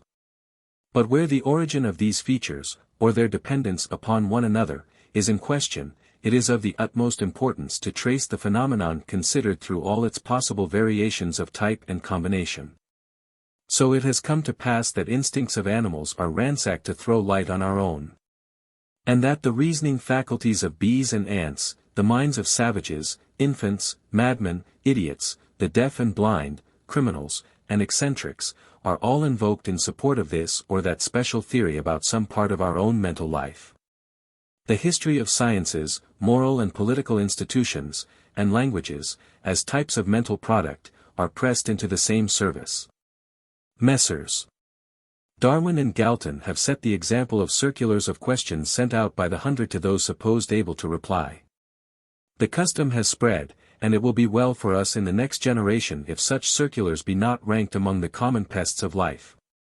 Meanwhile information grows, and results emerge. There are great sources of error in the comparative method. The interpretation of the psychoses of animals, savages, and infants is necessarily wild work, in which the personal equation of the investigator has things very much its own way. A savage will be reported to have no moral or religious feeling if his actions shock the observer unduly. A child will be assumed without self-consciousness because he talks of himself in the third person, etc., etc. No rules can be laid down in advance. Comparative observations, to be definite, must usually be made to test some pre-existing hypothesis, and the only thing then is to use as much sagacity as you possess, and to be as candid as you can. The sources of error in psychology. The first of them arises from the misleading influence of speech. Language was originally made by men who were not psychologists, and most men today employ almost exclusively the vocabulary of outward things. The cardinal passions of our life, anger, love, fear, hate, hope, and the most comprehensive divisions of our intellectual activity, to remember, expect, think, know, dream, with the broadest genera of aesthetic feeling, joy, sorrow, pleasure, pain, are the only facts of a subjective order which this vocabulary deigns to note by special words. The elementary qualities of sensation, bright, loud, red, blue, hot, cold, are, it is true, susceptible of being used in both an objective and a subjective sense. They stand for outer qualities and for the feelings which these arouse. But the objective sense is the original sense, and still today we have to describe a large number of sensations by the name of the object from which they have most frequently been got. An orange color, an odor of violets, a cheesy taste, a thunderous sound, a fiery smart, etc., will recall what I mean. This absence of a special vocabulary for subjective facts hinders the study of all but the very coarsest of them. Empiricist writers are very fond of emphasizing one great set of delusions which language inflicts on the mind. Whenever we have made a word, they say, to denote a certain group of phenomena, we are prone to suppose a substantive entity existing beyond the phenomena, of which the word shall be the name. But the lack of a word quite as often leads to the directly opposite error. We are then prone to suppose that no entity can be there. And so we come to overlook phenomena whose existence would be patent to us all, had we only grown up to hear it familiarly recognized in speech. It is hard to focus our attention on the nameless, and so there results a certain vacuousness in the descriptive parts of most psychologies. But a worse defect than vacuousness comes from the dependence of psychology on common speech. Naming our thought by its own objects, we almost all of us assume that as the objects are, so the thought must be. The thought of several distinct things can only consist of several distinct bits of thought, or ideas. That of an abstract or universal object can only be an abstract or universal idea. As each object may come and go, be forgotten and then thought of again, it is held that the thought of it has a precisely similar independence, self-identity, and mobility. The thought of the object's recurrent identity is regarded as the identity of its recurrent thought. And the perceptions of multiplicity, of coexistence, of succession, are severally conceived to be brought about only through a multiplicity, a coexistence, a succession, of perceptions. The continuous flow of the mental stream is sacrificed, and in its place an atomism, a brickbat plan of construction, is preached, for the existence of which no good introspective grounds can be brought forward. And out of which presently grow all sorts of paradoxes and contradictions, the heritage of woe of students of the mind. These words are meant to impeach the entire English psychology derived from Locke and Hume, and the entire German psychology derived from Herbart, so far as they both treat ideas as separate subjective entities that come and go. Examples will soon make the matter clearer. Meanwhile, our psychologic insight is vitiated by still other snares. The psychologist's fallacy.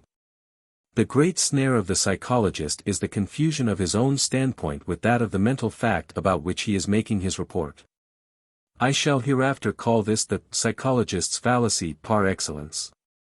For some of the mischief, here too, language is to blame. The psychologist, as we remarked above, stands outside of the mental state he speaks of. Both itself and its object are objects for him. Now when it is a cognitive state, percept, thought, concept, etc., he ordinarily has no other way of naming it than as the thought, percept, etc., of that object. He himself, meanwhile, knowing the selfsame object in his way, gets easily led to suppose that the thought, which is of it, knows it in the same way in which he knows it, although this is often very far from being the case. The most fictitious puzzles have been introduced into our science by this means. The so-called question of presentative or representative perception, of whether an object is present to the thought that thinks it by a counterfeit image of itself, or directly and without any intervening image at all. The question of nominalism and conceptualism, of the shape in which things are present when only a general notion of them is before the mind, are comparatively easy questions when once the psychologist's fallacy is eliminated from their treatment, as we shall ere long see, in. Another variety of the psychologist's fallacy is the assumption that the mental state studied must be conscious of itself as the psychologist is conscious of it. The mental state is aware of itself only from within. It grasps what we call its own content, and nothing more. The psychologist, on the contrary, is aware of it from without, and knows its relations with all sorts of other things. What the thought sees is only its own object. What the psychologist sees is the thought's object, plus the thought itself, plus possibly all the rest of the world. We must be very careful therefore, in discussing a state of mind from the psychologist's point of view, to avoid foisting into its own ken matters that are only there for ours. We must avoid substituting what we know the consciousness is, for what it is a consciousness of, and counting its outward, and so to speak physical, relations with other facts of the world, in among the objects of which we set it down as aware. Crude as such a confusion of standpoints seems to be when abstractly stated, it is nevertheless a snare into which no psychologist has kept himself at all times from falling, and which forms almost the entire stock-in-trade of certain schools. We cannot be too watchful against its subtly corrupting influence. Summary. To sum up the chapter, psychology assumes that thoughts successively occur, and that they know objects in a world which the psychologist also knows. These thoughts are the subjective data of which he treats, and their relations to their objects, to the brain, and to the rest of the world constitute the subject matter of psychologic science. Its methods are introspection, experimentation, and comparison. But introspection is no sure guide to truths about our mental states. And in particular the poverty of the psychological vocabulary leads us to drop out certain states from our consideration, and to treat others as if they knew themselves and their objects as the psychologist knows both. Which is a disastrous fallacy in the science. On the relation between psychology and general philosophy, C. Robertson, Mind, Volume 8, page 1, and J. Ward, Ibid page 153, J. Dewey Ibid Volume 9, page 1. Compare some remarks in Mill's Logic, BKI, Chapter 3, Sections 2, 3. Logic, Section 40. Psychology, Book 2, Chapter 3, Sections 1, 2. Cours de Philosophie Positive, I, 34-8. Auguste Comte and Positivism, 3D edition, 1882, page 64. Wundt says, the first rule for utilizing inward observation consists in taking, as far as possible, experiences that are accidental, unexpected, and not intentionally brought about. First, it is best as far as possible to rely on memory and not on immediate apprehension. Second, internal observation is better fitted to grasp clearly conscious states, especially voluntary mental acts. Such inner processes as are obscurely conscious and involuntary will almost entirely elude it. Because the effort to observe interferes with them, and because they seldom abide in memory. Logic, 2, 432. In cases like this, where the state outlasts the act of naming it, exists before it, and recurs when it is past, we probably run little practical risk of error when we talk as if the state knew itself. The state of feeling and the state of naming the feeling are continuous, and the infallibility of such prompt introspective judgments is probably great. But even here the certainty of our knowledge ought not to be argued on the a priori ground that percipi and esse are in psychology the same. The states are really two, the naming state and the named state are apart. Percipi is esse, is not the principle that applies. J. Moore, Grundlage der empirischen Psychologie, Leipzig, 1882, page 47. In English we have not even the generic distinction between the thing thought of and the thought thinking it, which in German is expressed by the opposition between gedachts and gedenk, in Latin by that between cogitatum and cogitatio. Compare B. P. Bound's Metaphysics, 1882, page 408. Chapter 8. The Relations of Minds to Other Things. Since, for psychology, a mind is an object in a world of other objects, its relation to those other objects must next be surveyed. First of all, to its time relations. Minds, as we know them, are temporary existences. Whether my mind had a being prior to the birth of my body, whether it shall have one after the latter's decease, are questions to be decided by my general philosophy or theology rather than by what we call scientific facts. I leave out the facts of so-called spiritualism, as being still in dispute. Psychology, as a natural science, confines itself to the present life, in which every mind appears yoked to a body through which its manifestations appear. In the present world, then, minds precede, succeed, and coexist with each other in the common receptacle of time, and of their collective relations to the latter nothing more can be said. The life of the individual consciousness in time seems, however, to be an interrupted one, so that the question, "Are we ever wholly unconscious?" becomes one which must be discussed. Sleep, fainting, coma, epilepsy, and other unconscious conditions are apt to break in upon and occupy large durations of what we nevertheless consider the mental history of a single man. And, the fact of interruption being admitted, is it not possible that it may exist where we do not suspect it, and even perhaps in an incessant and fine-grained form? This might happen, and yet the subject himself never know it. We often take ether and have operations performed without a suspicion that our consciousness has suffered a breach. The two ends join each other smoothly over the gap. And only the sight of our wound assures us that we must have been living through a time which for our immediate consciousness was non-existent. Even in sleep this sometimes happens. We think we have had no nap, and it takes the clock to assure us that we are wrong.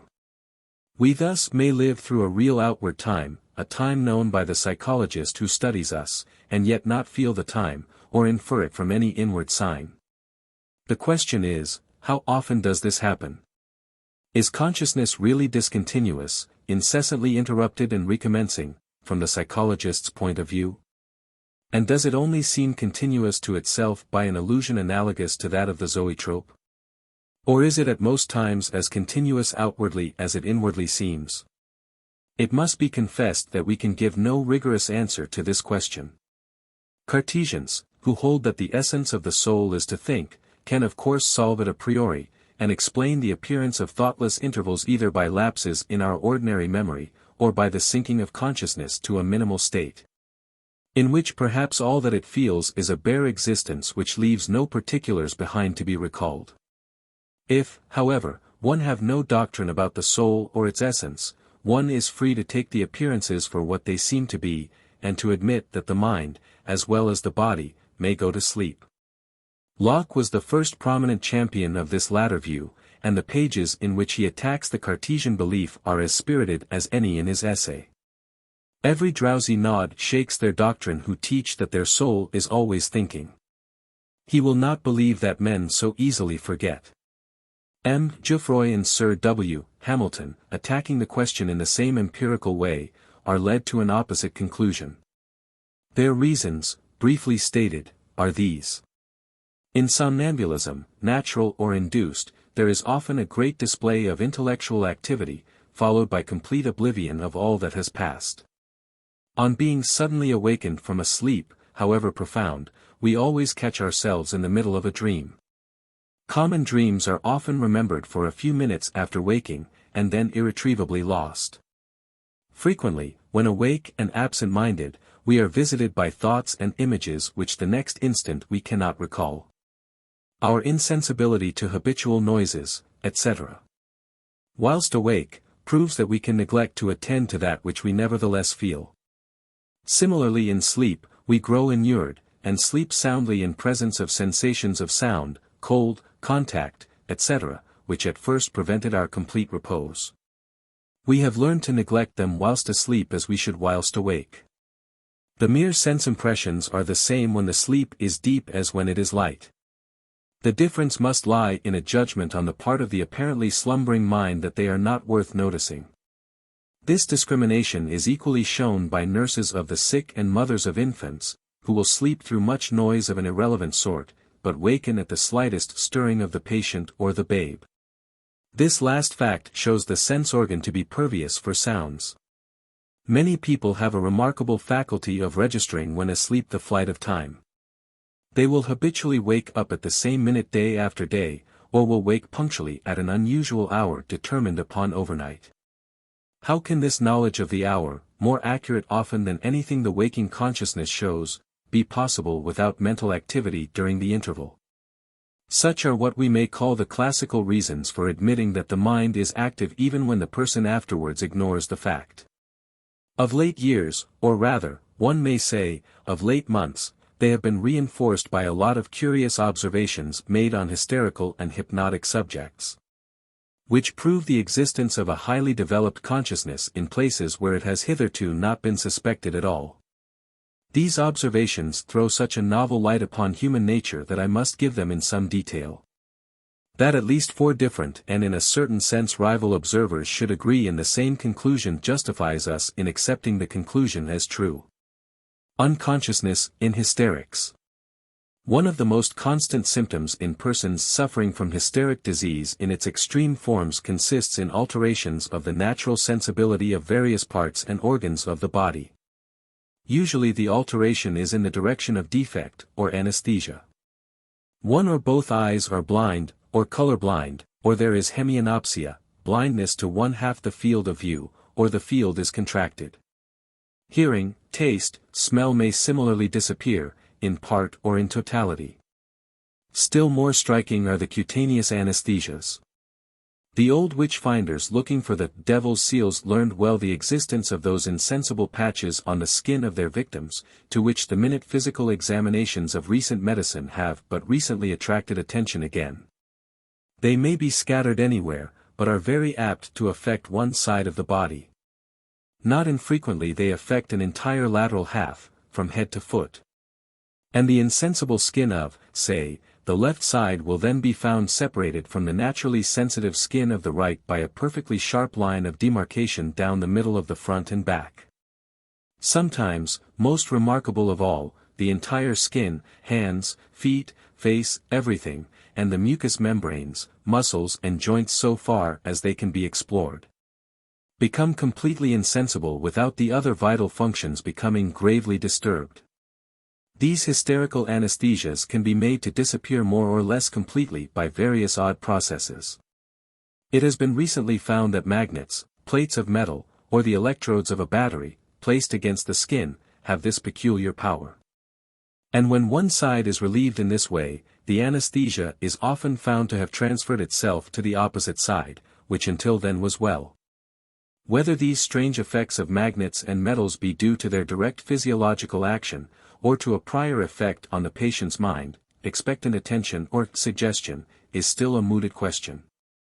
A still better awakener of sensibility is the hypnotic trance, into which many of these patients can be very easily placed, and in which their lost sensibility not infrequently becomes entirely restored.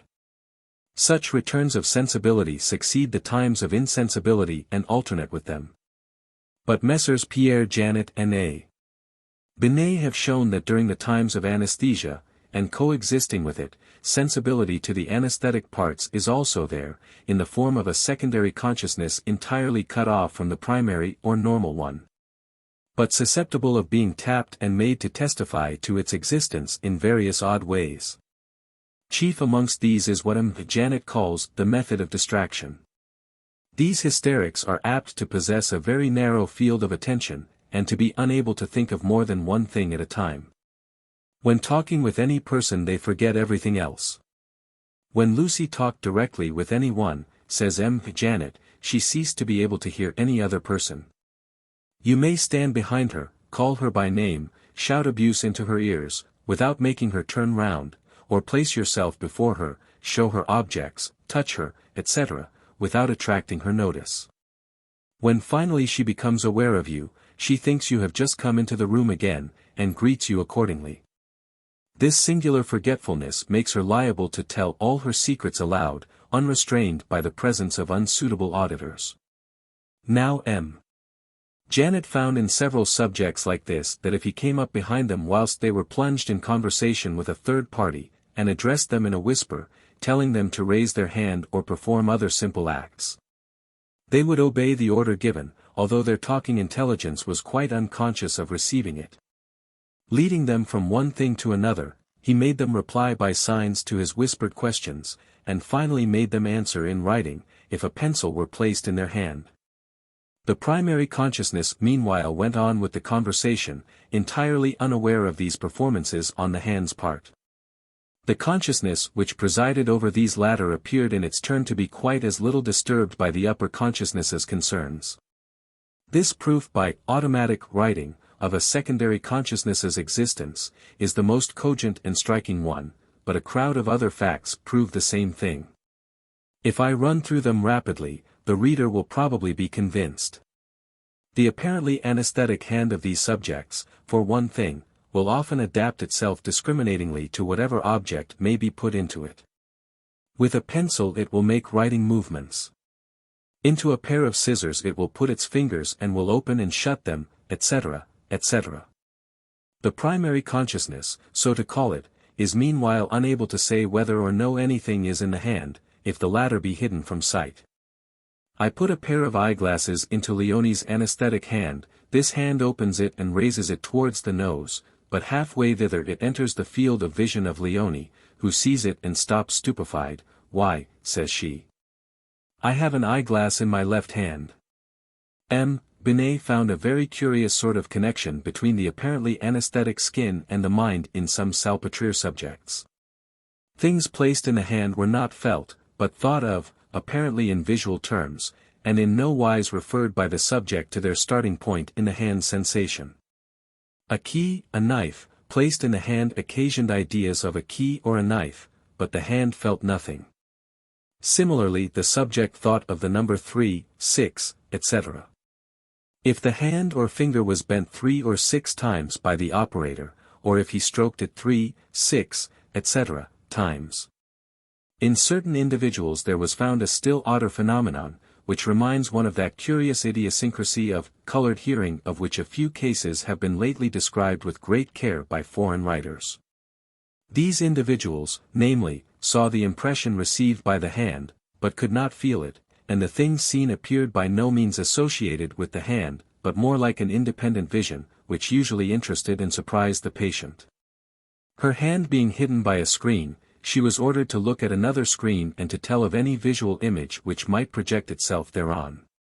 Numbers would then come, corresponding to the number of times the insensible member was raised, touched, etc. Colored lines and figures would come, corresponding to similar ones traced on the palm.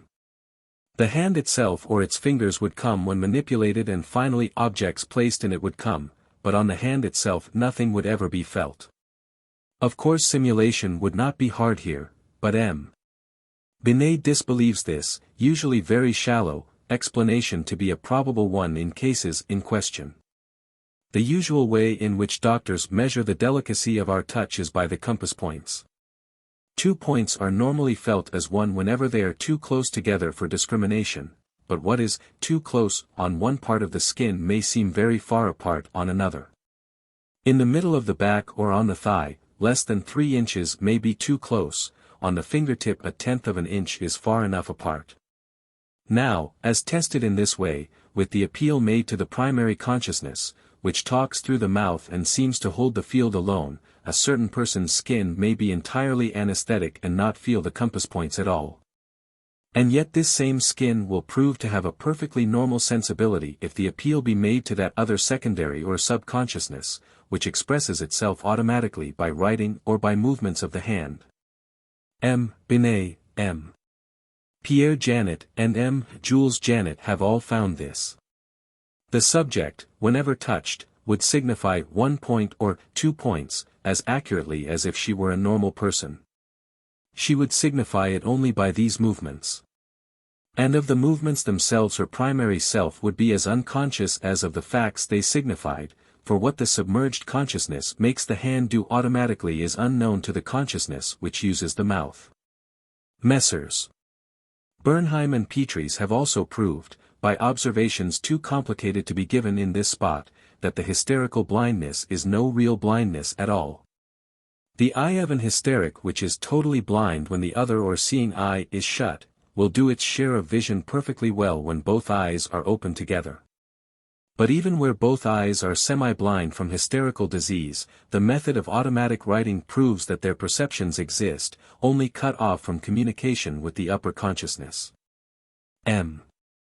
Binet has found the hand of his patients unconsciously writing down words which their eyes were vainly endeavoring to see, i.e., to bring to the upper consciousness. Their submerged consciousness was of course seeing them, or the hand could not have written as it did. Colors are similarly perceived by the subconscious self, which the hysterically colorblind eyes cannot bring to the normal consciousness. Pricks, burns, and pinches on the anesthetic skin, all unnoticed by the upper self, are recollected to have been suffered, and complained of. As soon as the under self gets a chance to express itself by the passage of the subject into hypnotic trance. It must be admitted, therefore, that in certain persons, at least, the total possible consciousness may be split into parts which coexist but mutually ignore each other, and share the objects of knowledge between them. More remarkable still, they are complementary. Give an object to one of the consciousnesses, and by that fact you remove it from the other or others. Barring a certain common fund of information, like the command of language, etc. What the upper self knows the under self is ignorant of, and vice versa. M. Janet has proved this beautifully in his subject Lucy. The following experiment will serve as the type of the rest. In her trance he covered her lap with cards, each bearing a number. He then told her that on waking she should not see any card whose number was a multiple of 3. This is the ordinary so-called post-hypnotic suggestion, now well known, and for which Lucy was a well-adapted subject. Accordingly, when she was awakened and asked about the papers on her lap, she counted and said she saw those only whose number was not a multiple of 3. To the 12, 18, 9, etc., she was blind. But the hand, when the subconscious self was interrogated by the usual method of engrossing the upper self in another conversation, wrote that the only cards in Lucy's lap were those numbered 12, 18, 9, etc. And on being asked to pick up all the cards which were there, picked up these and let the others lie. Similarly, when the sight of certain things was suggested to the subconscious Lucy, the normal Lucy suddenly became partially or totally blind. What is the matter? I can't see, the normal personage suddenly cried out in the midst of her conversation, when M. Janet whispered to the secondary personage to make use of her eyes. The anesthesias, paralyses, contractions and other irregularities from which hysterics suffer seem then to be due to the fact that their secondary personage has enriched itself by robbing the primary one of a function which the latter ought to have retained. The curative indication is evident: get at the secondary personage, by hypnotization or in whatever other way, and make her give up the eye, the skin, the arm, or whatever the affected part may be. The normal self thereupon regains possession, sees, feels, or is able to move again. In this way M. Jules Janet easily cured the well-known subject of the Salpêtrière, wit. Of all sorts of afflictions which, until he discovered the secret of her deeper trance, it had been difficult to subdue. Cessez cette mauvaise plaisanterie, he said to the secondary self, and the latter obeyed. The way in which the various personages share the stock of possible sensations between them seems to be amusingly illustrated in this young woman. When awake, her skin is insensible everywhere except on a zone about the arm where she habitually wears a gold bracelet. This zone has feeling. But in the deepest trance, when all the rest of her body feels, this particular zone becomes absolutely anesthetic. Sometimes the mutual ignorance of the selves leads to incidents which are strange enough. The acts and movements performed by the subconscious self are withdrawn from the conscious one, and the subject will do all sorts of incongruous things of which he remains quite unaware. I order Lucy, by the method of distraction, to make a pied de nez, and her hands go forthwith to the end of her nose. Asked what she is doing, she replies that she is doing nothing, and continues for a long time talking, with no apparent suspicion that her fingers are moving in front of her nose. I make her walk about the room. She continues to speak and believes herself sitting down. Janet observed similar acts in a man in alcoholic delirium. Whilst the doctor was questioning him, J. made him by whispered suggestion walk, sit, kneel, and even lie down on his face on the floor, he all the while believing himself to be standing beside his bed. Such bizarreries sound incredible, until one has seen their like. Long ago, without understanding it, I myself saw a small example of the way in which a person's knowledge may be shared by the two selves. A young woman who had been writing automatically was sitting with a pencil in her hand, trying to recall at my request the name of a gentleman whom she had once seen. She could only recollect the first syllable. Her hand meanwhile, without her knowledge, wrote down the last two syllables. In a perfectly healthy young man who can write with the planchette, I lately found the hand to be entirely anesthetic during the writing act. I could prick it severely without the subject knowing the fact. The writing on the planchette, however, accused me in strong terms of hurting the hand. Pricks on the other, non-writing, hand, meanwhile, which awakened strong protest from the young man's vocal organs, were denied to exist by the self which made the planchette go. We get exactly similar results in the so-called post-hypnotic suggestion. It is a familiar fact that certain subjects, when told during a trance to perform an act or to experience an hallucination after waking, will when the time comes, obey the command. How is the command registered? How is its performance so accurately timed? These problems were long a mystery, for the primary personality remembers nothing of the trance or the suggestion, and will often trump up an improvised pretext for yielding to the unaccountable impulse which possesses the man so suddenly and which he cannot resist. Edmund Gurney was the first to discover, by means of automatic writing, that the secondary self is awake, keeping its attention constantly fixed on the command and watching for the signal of its execution. Certain trance subjects who were also automatic writers, when roused from trance and put to the planchette, not knowing then what they wrote, and having their upper attention fully engrossed by reading aloud, talking, or solving problems in mental arithmetic, would inscribe the orders which they had received, together with notes relative to the time elapsed and the time yet to run before the execution. It is therefore to no automatism in the mechanical sense that such acts are due. A self presides over them, a split-off, limited and buried, but yet a fully conscious, self. More than this, the buried self often comes to the surface and drives out the other self whilst the acts are performing. In other words, the subject lapses into trance again when the moment arrives for execution, and has no subsequent recollection of the act which he has done. Gurney and Bonis established this fact, which has since been verified on a large scale. And Gurney also showed that the patient became suggestible again during the brief time of the performance.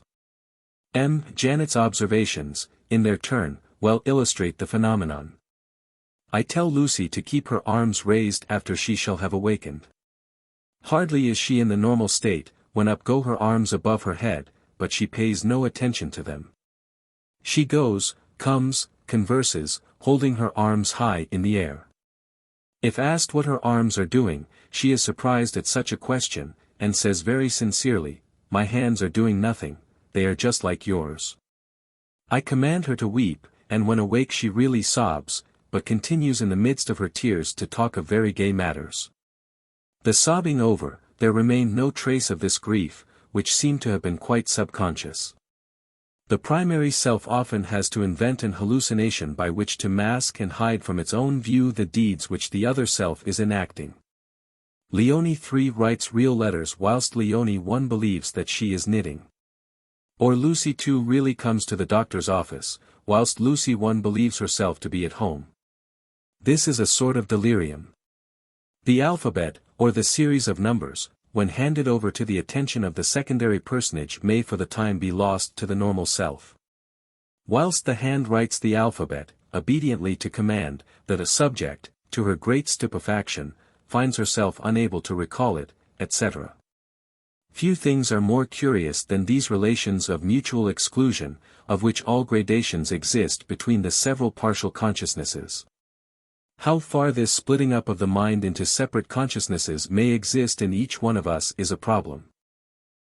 Janet holds that it is only possible where there is abnormal weakness, and consequently a defect of unifying or coordinating power.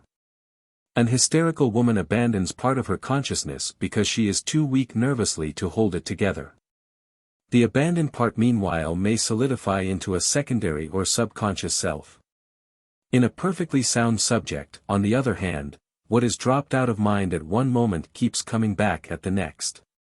The whole fund of experiences and knowledges remains integrated, and no split-off portions of it can get organized stably enough to form subordinate selves. The stability, monotony, and stupidity of these latter is often very striking.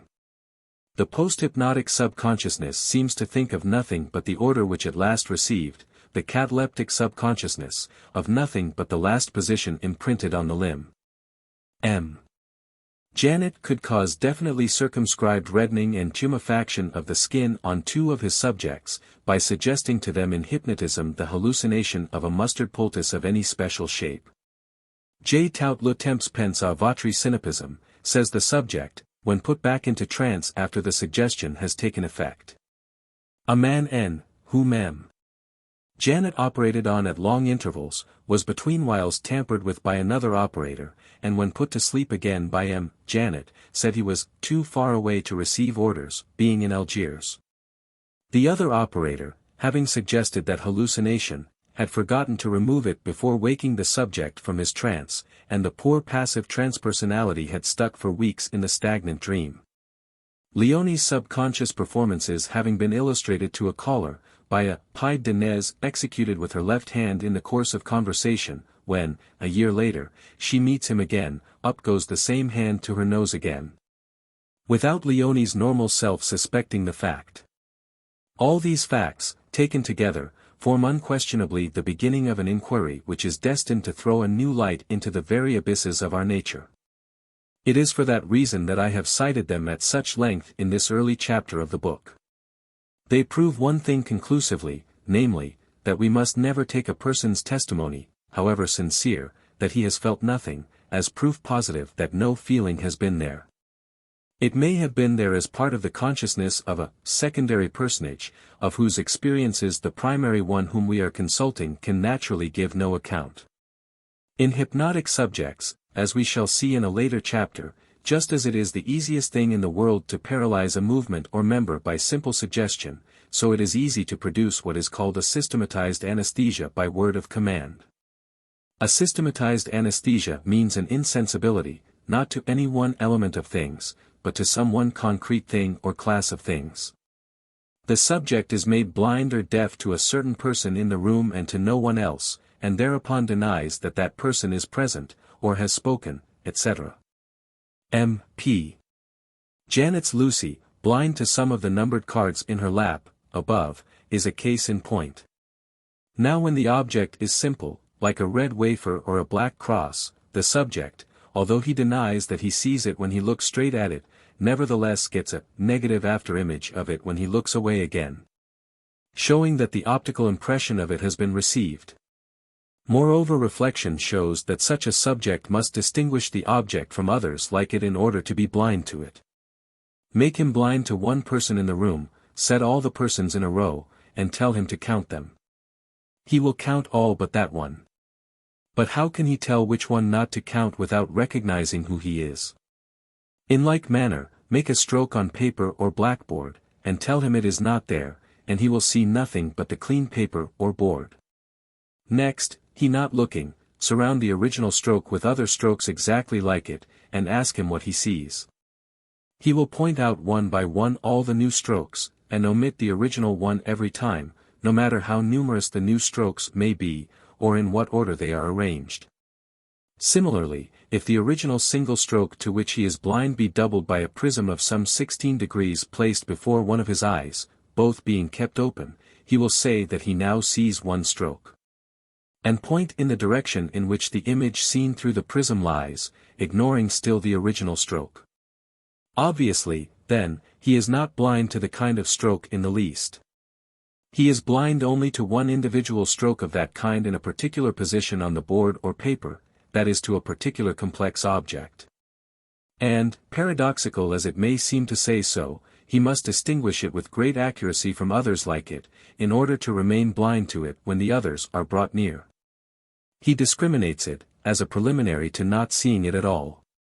Again, when by a prism before one eye a previously invisible line has been made visible to that eye, and the other eye is thereupon closed or screened, its closure makes no difference, the line still remains visible. But if then the prism be removed, the line will disappear even to the eye which a moment ago saw it, and both eyes will revert to their original blind state. We have, then, to deal in these cases neither with a blindness of the eye itself, nor with a mere failure to notice, but with something much more complex, namely, an active counting out and positive exclusion of certain objects. It is as when one cuts an acquaintance, ignores a claim, or refuses to be influenced by a consideration. But the perceptive activity which works to this result is disconnected from the consciousness which is personal, so to speak, to the subject, and makes of the object concerning which the suggestion is made, its own private possession and prey. The mother who is asleep to every sound but the stirrings of her babe, evidently has the babe portion of her auditory sensibility systematically awake. Relatively to that, the rest of her mind is in a state of systematized anesthesia. That department, split off and disconnected from the sleeping part, can none the less wake the latter up in case of need. So that on the whole the quarrel between Descartes and Locke as to whether the mind ever sleeps is less near to solution than ever. On a priori speculative grounds Locke's view that thought and feeling may at times wholly disappear seems the more plausible. As glands cease to secrete and muscles to contract, so the brain should sometimes cease to carry currents, and with this minimum of its activity might well coexist a minimum of consciousness. On the other hand, we see how deceptive are appearances, and are forced to admit that a part of consciousness may sever its connections with other parts and yet continue to be. On the whole it is best to abstain from a conclusion. The science of the near future will doubtless answer this question more wisely than we can now. Let us turn now to consider the relations of consciousness to space. This is the problem known in the history of philosophy as the question of the seat of the soul. It has given rise to much literature, but we must ourselves treat it very briefly. Everything depends on what we conceive the soul to be, an extended or an inextended entity. If the former, it may occupy a seat. If the latter, it may not, though it has been thought that even then it might still have a position. Much hairsplitting has arisen about the possibility of an inextended thing nevertheless being present throughout a certain amount of extension. We must distinguish the kinds of presence.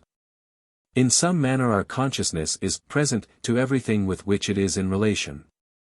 I am cognitively present to Orion whenever I perceive that constellation, but I am not dynamically present there, I work no effects.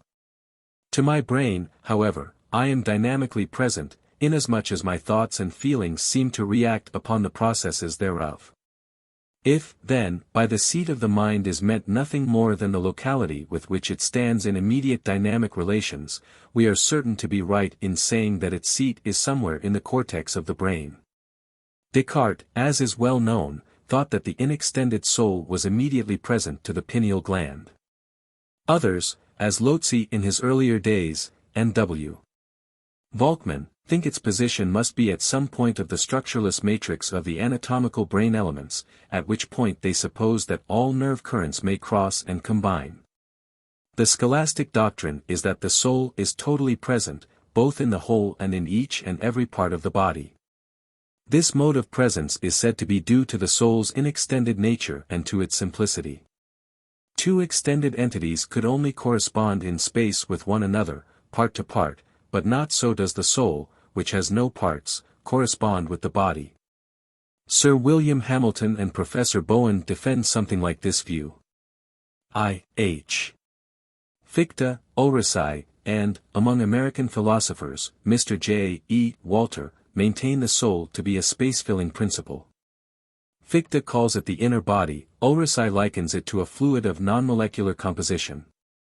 These theories remind us of the theosophic doctrines of the present day, and carry us back to times when the soul as vehicle of consciousness was not discriminated, as it now is, from the vital principle presiding over the formation of the body.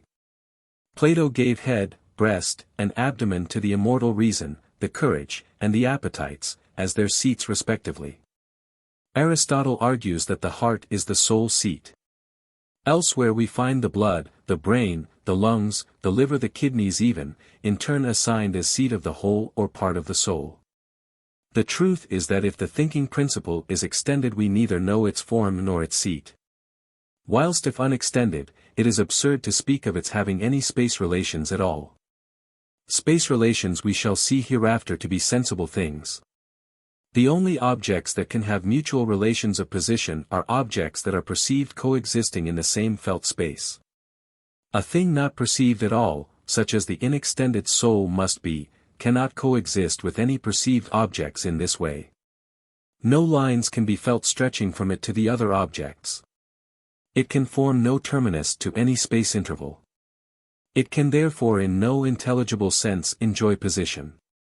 Its relations cannot be spatial, but must be exclusively cognitive or dynamic, as we have seen. So far as they are dynamic, to talk of the soul being present is only a figure of speech. Hamilton's doctrine that the soul is present to the whole body is at any rate false, for cognitively its presence extends far beyond the body, and dynamically it does not extend beyond the brain.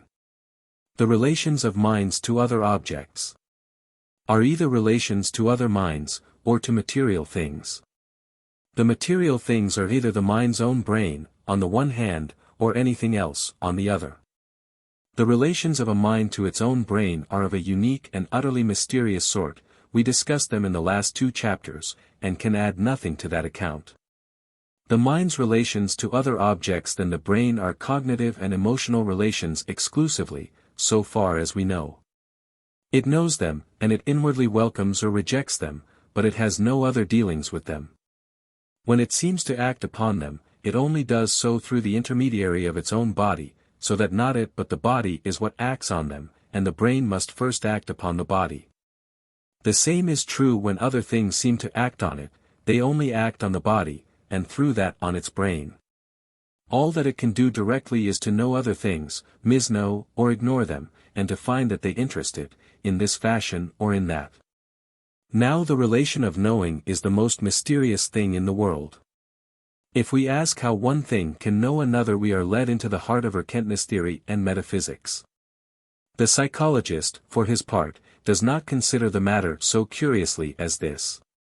Finding a world before him which he cannot but believe that he knows, and setting himself to study his own past thoughts, or someone else's thoughts, of what he believes to be that same world. He cannot but conclude that those other thoughts know it after their fashion even as he knows it after his.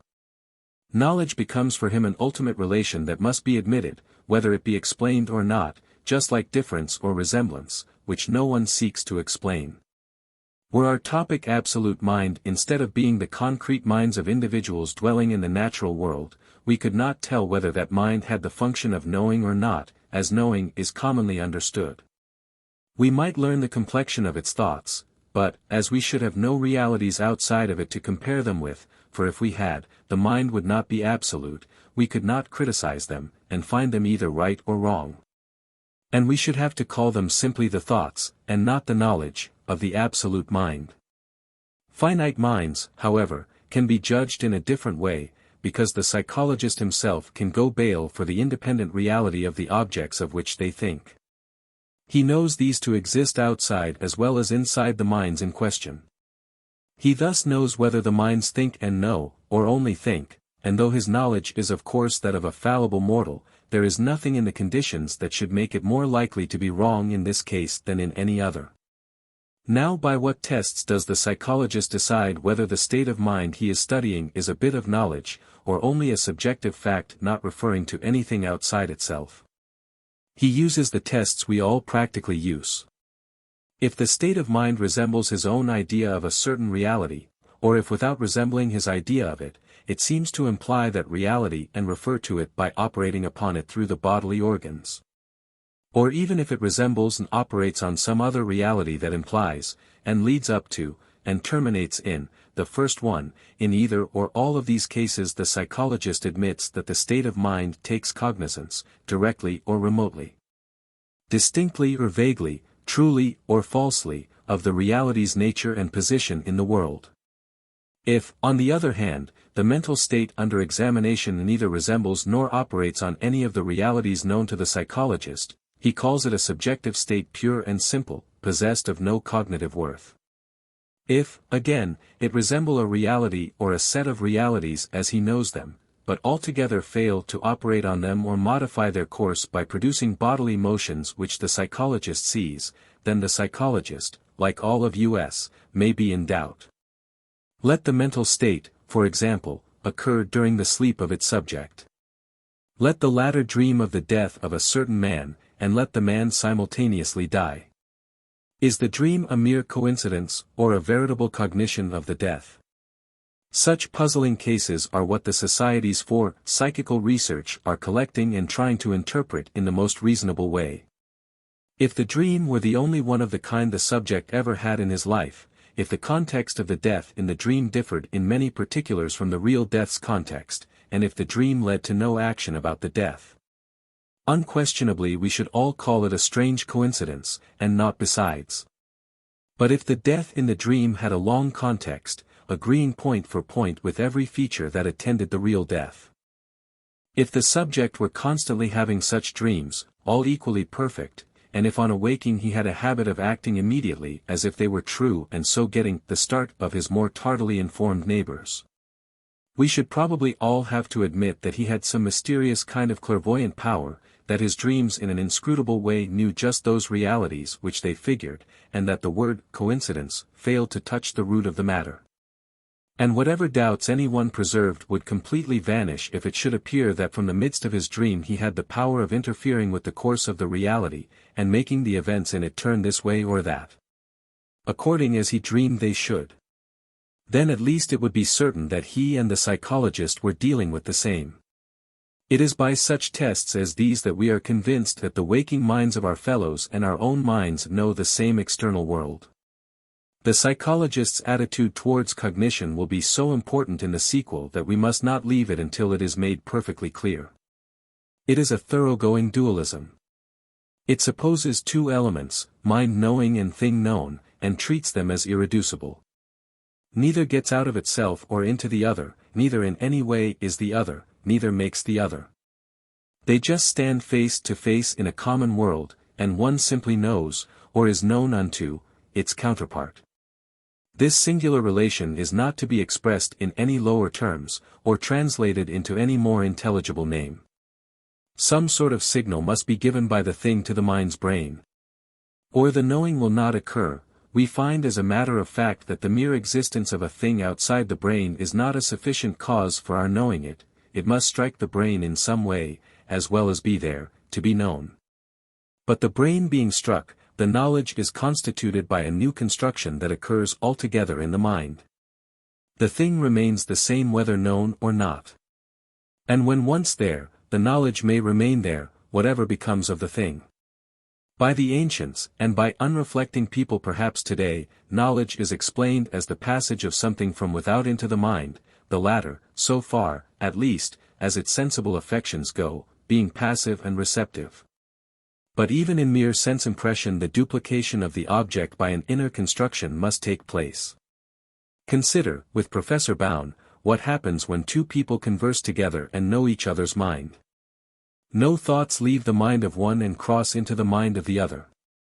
When we speak of an exchange of thought, even the crudest mind knows that this is a mere figure of speech.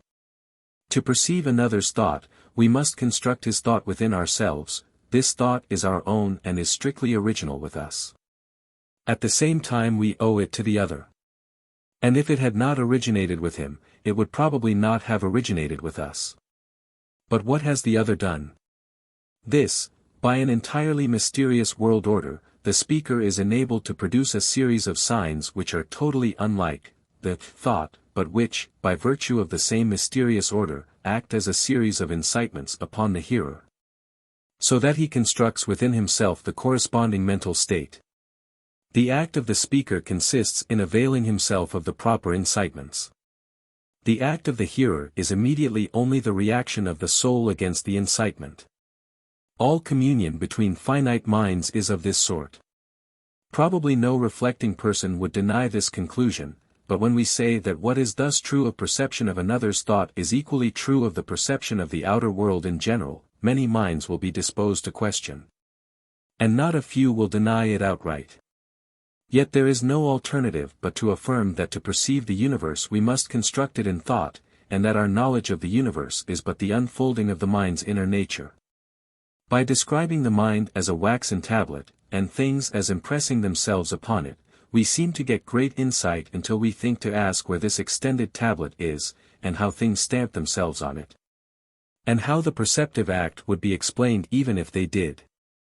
The immediate antecedents of sensation and perception are a series of nervous changes in the brain. Whatever we know of the outer world is revealed only in and through these nervous changes. But these are totally unlike the objects assumed to exist as their causes. If we might conceive the mind as in the light, and in direct contact with its objects, the imagination at least would be comforted. But when we conceive the mind as coming in contact with the outer world only in the dark chamber of the skull, and then not in contact with the objects perceived, but only with a series of nerve changes of which, moreover, it knows nothing, it is plain that the object is a long way off. All talk of pictures, impressions, etc., ceases because of the lack of all the conditions to give such figures any meaning. It is not even clear that we shall ever find our way out of the darkness into the world of light and reality again.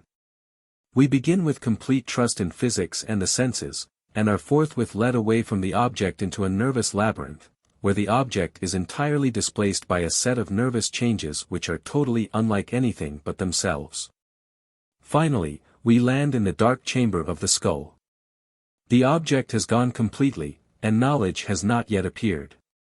Nervous signs are the raw material of all knowledge of the outer world according to the most decided realism. But in order to pass beyond these signs into a knowledge of the outer world, we must posit an interpreter who shall read back these signs into their objective meaning. But that interpreter, again, must implicitly contain the meaning of the universe within itself, and these signs are really but excitations which cause the soul to unfold what is within itself. Inasmuch as by common consent the soul communicates with the outer world only through these signs, and never comes nearer to the object than such signs can bring it, it follows that the principles of interpretation must be in the mind itself. And that the resulting construction is primarily only an expression of the mind's own nature. All reaction is of this sort. It expresses the nature of the reacting agent, and knowledge comes under the same head. This fact makes it necessary for us either to admit a pre-established harmony between the laws and nature of thought and the laws and nature of things, or else to allow that the objects of perception, the universe as it appears, are purely phenomenal, being but the way in which the mind reacts against the ground of its sensations. The dualism of object and subject and their pre-established harmony are what the psychologist as such must assume, whatever ulterior monistic philosophy he may, as an individual who has the right also to be a metaphysician, have in reserve. I hope that this general point is now made clear, so that we may leave it, and descend to some distinctions of detail. There are two kinds of knowledge broadly and practically distinguishable. We may call them respectively knowledge of acquaintance and knowledge about. Most languages express the distinction, thus, gamma nu alpha iota, epsilon delta nu alpha iota, noskura, siri, kennen, wissen. Connaître, savoir. I am acquainted with many people and things, which I know very little about, except their presence in the places where I have met them. I know the color blue when I see it, and the flavor of a pear when I taste it.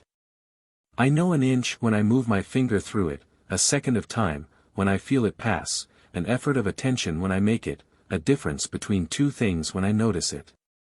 But about the inner nature of these facts or what makes them what they are, I can say nothing at all. I cannot impart acquaintance with them to any one who has not already made it himself. I cannot describe them, make a blind man guess what blue is like, define to a child a syllogism, or tell a philosopher in just what respect distance is just what it is, and differs from other forms of relation. At most, I can say to my friends, go to certain places and act in certain ways, and these objects will probably come. All the elementary natures of the world, its highest genera, the simple qualities of matter and mind, together with the kinds of relation that subsist between them, must either not be known at all, or known in this dumb way of acquaintance without knowledge about. In minds able to speak at all there is, it is true, some knowledge about everything. Things can at least be classed, and the times of their appearance told. But in general, the less we analyze a thing, and the fewer of its relations we perceive, the less we know about it and the more our familiarity with it is of the acquaintance type. The two kinds of knowledge are, therefore, as the human mind practically exerts them, relative terms. That is, the same thought of a thing may be called knowledge about it in comparison with a simpler thought, or acquaintance with it in comparison with a thought of it that is more articulate and explicit still. The grammatical sentence expresses this. Its subject stands for an object of acquaintance which, by the addition of the predicate, is to get something known about it. We may already know a good deal, when we hear the subject named, its name may have rich connotations. But, know we much or little then, we know more still when the sentence is done. We can relapse at will into a mere condition of acquaintance with an object by scattering our attention and staring at it in a vacuous trance-like way. We can ascend to knowledge about it by rallying our wits and proceeding to notice and analyze and think. What we are only acquainted with is only present to our minds, we have it, or the idea of it. But when we know about it, we do more than merely have it, we seem, as we think over its relations, to subject it to a sort of treatment and to operate upon it with our thought. The words feeling and thought give voice to the antithesis. Through feelings we become acquainted with things, but only by our thoughts do we know about them. Feelings are the germ and starting point of cognition, thoughts the developed tree.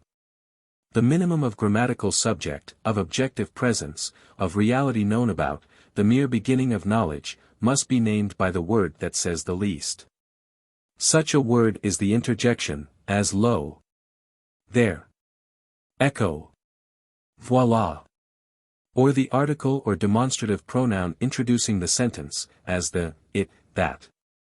In we shall see a little deeper into what this distinction, between the mere mental having or feeling of an object and the thinking of it, portends. The mental states usually distinguished as feelings are the emotions, and the sensations we get from skin, muscle, viscous, eye, ear, nose, and palate. The thoughts, as recognized in popular parlance, are the conceptions and judgments. When we treat of these mental states in particular we shall have to say a word about the cognitive function and value of each. It may perhaps be well to notice now that our senses only give us acquaintance with facts of body, and that of the mental states of other persons we only have conceptual knowledge. Of our own past states of mind we take cognizance in a peculiar way. They are objects of memory, and appear to us endowed with a sort of warmth and intimacy that makes the perception of them seem more like a process of sensation than like a thought. Messrs. Payton Spence, Journal of Spec. Phil. X. 338, 14, 286, and M. Garver, America Jour.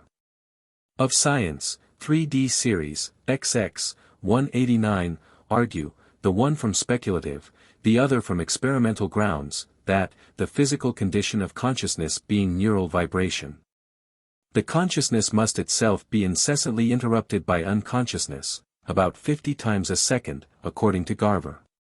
That the appearance of mental activity here is real can be proved by suggesting to the hypnotized somnambulist that he shall remember when he awakes. He will then often do so. For more details, cf. Malebranche, Rech. De la Vérité, Book 3, Chap.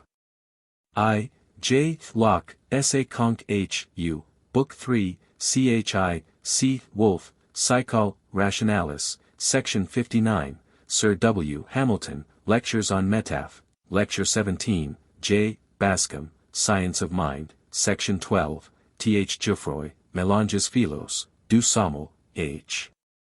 Holland, Chapters on Mental Physio, page 80, B. Brody, Psychol, Researches, page 147, E. M. Chesley, Journ. Of Spec. Phil, Volume 11, page 72, T. H. Ribot, Maladies de la Personnalité, pages 8 to 10, H. Lotzi, Metaphysics, section 533. L'automatisme psychologique, Paris, 1889, Passim. See his articles in the Chicago Open Court, for July, August and November, 1889. Also in the Revue Philosophique for 1889 and 90. This whole phenomenon shows how an idea which remains itself below the threshold of a certain conscious self may occasion associative effects therein. The skin sensations unfelt by the patient's primary consciousness awaken nevertheless their usual visual associates therein. See Proceedings of American SOC for Psych. Research, Volume 1, page 548. Proceedings of the London SOC for Psych. Research, May, 1887, page 268 ff. M. Janet designates by numbers the different personalities which the subject may display. How to conceive of this state of mind is not easy. It would be much simpler to understand the process, if adding new strokes made the first one visible. There would then be two different objects apperceived as totals, paper with one stroke, paper with many strokes. And, blind to the former, he would see all that was in the latter, because he would have apperceived it as a different total in the first instance. A process of this sort occurs sometimes, not always, when the new strokes, instead of being mere repetitions of the original one, are lines which combine with it into a total object, say a human face.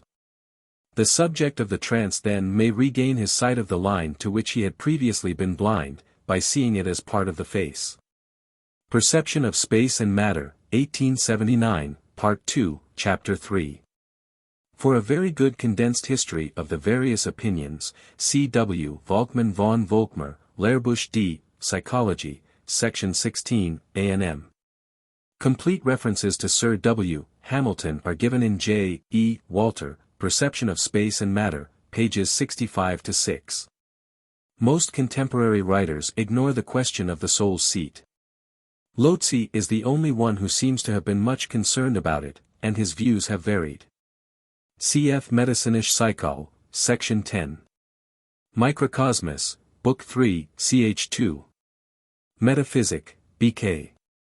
3, ch. 5. Outlines of Psychol, Part 2, ch. 3. See also G. T. Fechner, Psychophysic, Chapter 37. I purposely ignore clairvoyance and action upon distant things by mediums, as not yet matters of common consent. I disregard consequences which may later come to the thing from the fact that it is known. The knowing per se in no wise affects the thing. B. P. Bown, Metaphysics, pages 407 to 10. Cf. also Lotzi, Logik, sections 308, 326 to 7. Cf. John Grote, Exploratio Philosophica, page 60, H. Helmholtz, Popular Scientific Lectures, London, pages 308 to 9. Chapter 9. The Stream of Thought. We now begin our study of the mind from within. Most books start with sensations, as the simplest mental facts, and proceed synthetically, constructing each higher stage from those below it. But this is abandoning the empirical method of investigation. No one ever had a simple sensation by itself. Consciousness, from our natal day, is of a teeming multiplicity of objects and relations, and what we call simple sensations are results of discriminative attention, pushed often to a very high degree. It is astonishing what havoc is wrought in psychology by admitting at the outset apparently innocent suppositions, that nevertheless contain a flaw. The bad consequences develop themselves later on, and are irremediable, being woven through the whole texture of the work. The notion that sensations, being the simplest things, are the first things to take up in psychology is one of these suppositions. The only thing which psychology has a right to postulate at the outset is the fact of thinking itself, and that must first be taken up and analyzed. If sensations then prove to be amongst the elements of the thinking, we shall be no worse off as respects them than if we had taken them for granted at the start. The first fact for us, then, as psychologists, is that thinking of some sort goes on. I use the word thinking, in accordance with what was said on, for every form of consciousness indiscriminately.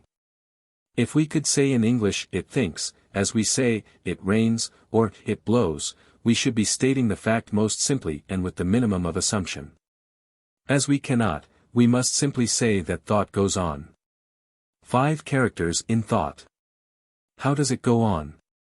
We notice immediately 5 important characters in the process, of which it shall be the duty of the present chapter to treat in a general way. 1. Every thought tends to be part of a personal consciousness. 2.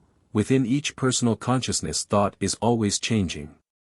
3. Within each personal consciousness thought is sensibly continuous. 4. It always appears to deal with objects independent of itself.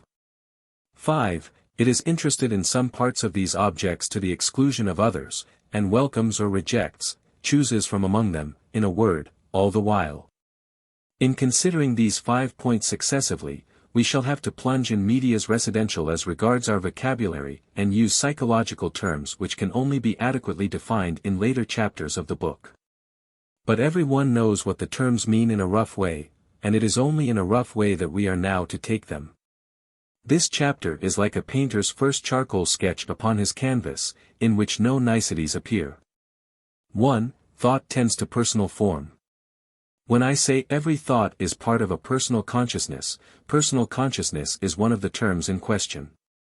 Its meaning we know so long as no one asks us to define it, but to give an accurate account of it is the most difficult of philosophic tasks. This task we must confront in the next chapter. Here a preliminary word will suffice. In this room, this lecture room, say, there are a multitude of thoughts, yours and mine, some of which cohere mutually, and some not. They are as little each for itself and reciprocally independent as they are all belonging together. They are neither, no one of them is separate, but each belongs with certain others and with none beside. My thought belongs with my other thoughts, and your thought with your other thoughts. Whether anywhere in the room there be a mere thought, which is nobody's thought, we have no means of ascertaining, for we have no experience of its like. The only states of consciousness that we naturally deal with are found in personal consciousnesses, minds, selves, concrete particular I's and U's. Each of these minds keeps its own thoughts to itself. There is no giving or bartering between them. No thought even comes into direct sight of a thought in another personal consciousness than its own. Absolute insulation, irreducible pluralism, is the law. It seems as if the elementary psychic fact were not thought or this thought or that thought, but my thought, every thought being owned. Neither contemporaneity, nor proximity in space, nor similarity of quality in content are able to fuse thoughts together which are sundered by this barrier of belonging to different personal minds. The breaches between such thoughts are the most absolute breaches in nature. Everyone will recognize this to be true, so long as the existence of something corresponding to the term, personal mind, is all that is insisted on, without any particular view of its nature being implied. On these terms the personal self rather than the thought might be treated as the immediate datum in psychology. The universal conscious fact is not, feelings and thoughts exist, but, I think and I feel. No psychology, at any rate, can question the existence of personal selves. The worst a psychology can do is so to interpret the nature of these selves as to rob them of their worth. A French writer, speaking of our ideas, says somewhere in a fit of anti-spiritualistic excitement that, misled by certain peculiarities which they display, we end by personifying the procession which they make. Such personification being regarded by him as a great philosophic blunder on our part. It could only be a blunder if the notion of personality meant something essentially different from anything to be found in the mental procession. But if that procession be itself the very original of the notion of personality, to personify it cannot possibly be wrong. It is already personified. There are no marks of personality to be gathered aliened, and then found lacking in the train of thought. It has them all already. So that to whatever farther analysis we may subject that form of personal selfhood under which thoughts appear, it is, and must remain, true that the thoughts which psychology studies do continually tend to appear as parts of personal selves. I say tend to appear rather than appear, on account of those facts of subconscious personality, automatic writing, etc., of which we studied a few in the last chapter. The buried feelings and thoughts proved now to exist in hysterical anesthetics, in recipients of post-hypnotic suggestion, etc., themselves are parts of secondary personal selves. These selves are for the most part very stupid and contracted, and are cut off at ordinary times from communication with the regular and normal self of the individual. But still they form conscious unities, have continuous memories, speak, write, invent distinct names for themselves, or adopt names that are suggested. And, in short, are entirely worthy of that title of secondary personalities which is now commonly given them. According to M.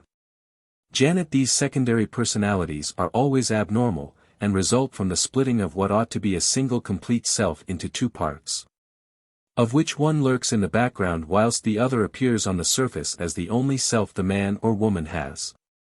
For our present purpose it is unimportant whether this account of the origin of secondary selves is applicable to all possible cases of them or not, for it certainly is true of a large number of them. Now, although the size of a secondary self thus formed will depend on the number of thoughts that are thus split off from the main consciousness, the form of it tends to personality. And the later thoughts pertaining to it remember the earlier ones and adopt them as their own. M. Janet caught the actual moment of inspissation, so to speak, of one of these secondary personalities in his anesthetic somnambulist Lucy. He found that when this young woman's attention was absorbed in conversation with a third party, her anesthetic hand would write simple answers to questions whispered to her by himself. "Do you hear?" he asked. "No," was the unconsciously written reply. "But to answer you must hear." "Yes, quite so." "Then how do you manage?" "I don't know." "There must be someone who hears me." "Yes." "Who?" "Someone other than Lucy." "Ah. Another person. Shall we give her a name?" "No." "Yes, it will be more convenient." "Well, Adrian, then." Once baptized, the subconscious personage, M. Janet continues, grows more definitely outlined and displays better her psychological characters. In particular, she shows us that she is conscious of the feelings excluded from the consciousness of the primary or normal personage.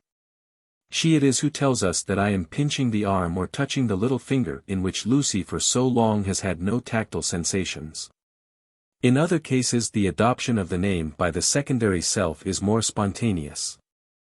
I have seen a number of incipient automatic writers and mediums as yet imperfectly developed, who immediately and of their own accord write and speak in the name of departed spirits. These may be public characters, as Mozart, Faraday, or real persons formerly known to the subject, or altogether imaginary beings. Without prejudicing the question of real spirit control in the more developed sorts of transutterance, I incline to think that these, often deplorably unintelligent, rudimentary utterances are the work of an inferior fraction of the subject's own natural mind, set free from control by the rest, and working after a set pattern fixed by the prejudices of the social environment. In a spiritualistic community we get optimistic messages, whilst in an ignorant Catholic village the secondary personage calls itself by the name of a demon, and proffers blasphemies and obscenities, instead of telling us how happy it is in the summerland. Beneath these tracks of thought, which, however rudimentary, are still organized selves with a memory, habits, and sense of their own identity, M. Janet thinks that the facts of catalepsy in hysteric patients drive us to suppose that there are thoughts quite unorganized and impersonal. A patient in cataleptic trance, which can be produced artificially in certain hypnotized subjects, is without memory on waking, and seems insensible and unconscious as long as the cataleptic condition lasts. If, however, one raises the arm of such a subject it stays in that position, and the whole body can thus be molded like wax under the hands of the operator, retaining for a considerable time whatever attitude he communicates to it. In hysterics whose arm, for example, is anesthetic, the same thing may happen. The anesthetic arm may remain passively in positions which it is made to assume. Or if the hand be taken and made to hold a pencil and trace a certain letter, it will continue tracing that letter indefinitely on the paper. These acts, until recently, were supposed to be accompanied by no consciousness at all, they were physiological reflexes. Janet considers with much more plausibility that feeling escorts them. The feeling is probably merely that of the position or movement of the limb, and it produces no more than its natural effects when it discharges into the motor centers which keep the position maintained, or the movement incessantly renewed. Such thoughts as these, says Janet, are known by no one, for disaggregated sensations reduced to a state of mental dust are not synthesized in any personality. He admits, however, that these very same unutterably stupid thoughts tend to develop memory. The cataleptic ere long moves her arm at a bare hint. So that they form no important exception to the law that all thought tends to assume the form of personal consciousness. 2. Thought is in constant change. I do not mean necessarily that no one state of mind has any duration, even if true, that would be hard to establish. The change which I have more particularly in view is that which takes place in sensible intervals of time. And the result on which I wish to lay stress is this, that no state once gone can recur and be identical with what it was before. Let us begin with Mr. Shadworth Hodgson's description. I go straight to the facts, without saying I go to perception, or sensation, or thought, or any special mode at all. What I find when I look at my consciousness at all is that what I cannot divest myself of, or not have in consciousness, if I have any consciousness at all, is a sequence of different feelings. I may shut my eyes and keep perfectly still, and try not to contribute anything of my own will, but whether I think or do not think, whether I perceive external things or not, I always have a succession of different feelings. Anything else that I may have also, of a more special character, comes in as parts of this succession. Not to have the succession of different feelings is not to be conscious at all. The chain of consciousness is a sequence of difference. Such a description as this can awaken no possible protest from any one. We all recognize as different great classes of our conscious states. Now we are seeing, now hearing, now reasoning, now willing, now recollecting, now expecting. Now loving, now hating, and in 100 other ways we know our minds to be alternately engaged. But all these are complex states. The aim of science is always to reduce complexity to simplicity. And in psychological science we have the celebrated theory of ideas which, admitting the great difference among each other of what may be called concrete conditions of mind, seeks to show how this is all the resultant effect of variations in the combination of certain simple elements of consciousness that always remain the same. These mental atoms or molecules are what Locke called simple ideas. Some of Locke's successors made out that the only simple ideas were the sensations strictly so called.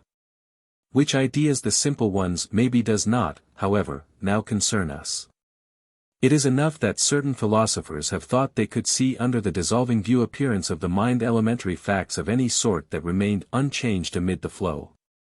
And the view of these philosophers has been called little into question, for our common experience seems at first sight to corroborate it entirely. Are not the sensations we get from the same object, for example, always the same? Does not the same piano key, struck with the same force, make us hear in the same way? Does not the same grass give us the same feeling of green, the same sky the same feeling of blue, and do we not get the same olfactory sensation no matter how many times we put our nose to the same flask of cologne? It seems a piece of metaphysical sophistry to suggest that we do not, and yet a close attention to the matter shows that there is no proof that the same bodily sensation is ever got by us twice. What is got twice is the same object. We hear the same note over and over again, we see the same quality of green, or smell the same objective perfume, or experience the same species of pain. The realities, concrete and abstract, physical and ideal, whose permanent existence we believe in, seem to be constantly coming up again before our thought, and lead us, in our carelessness, to suppose that our ideas of them are the same ideas.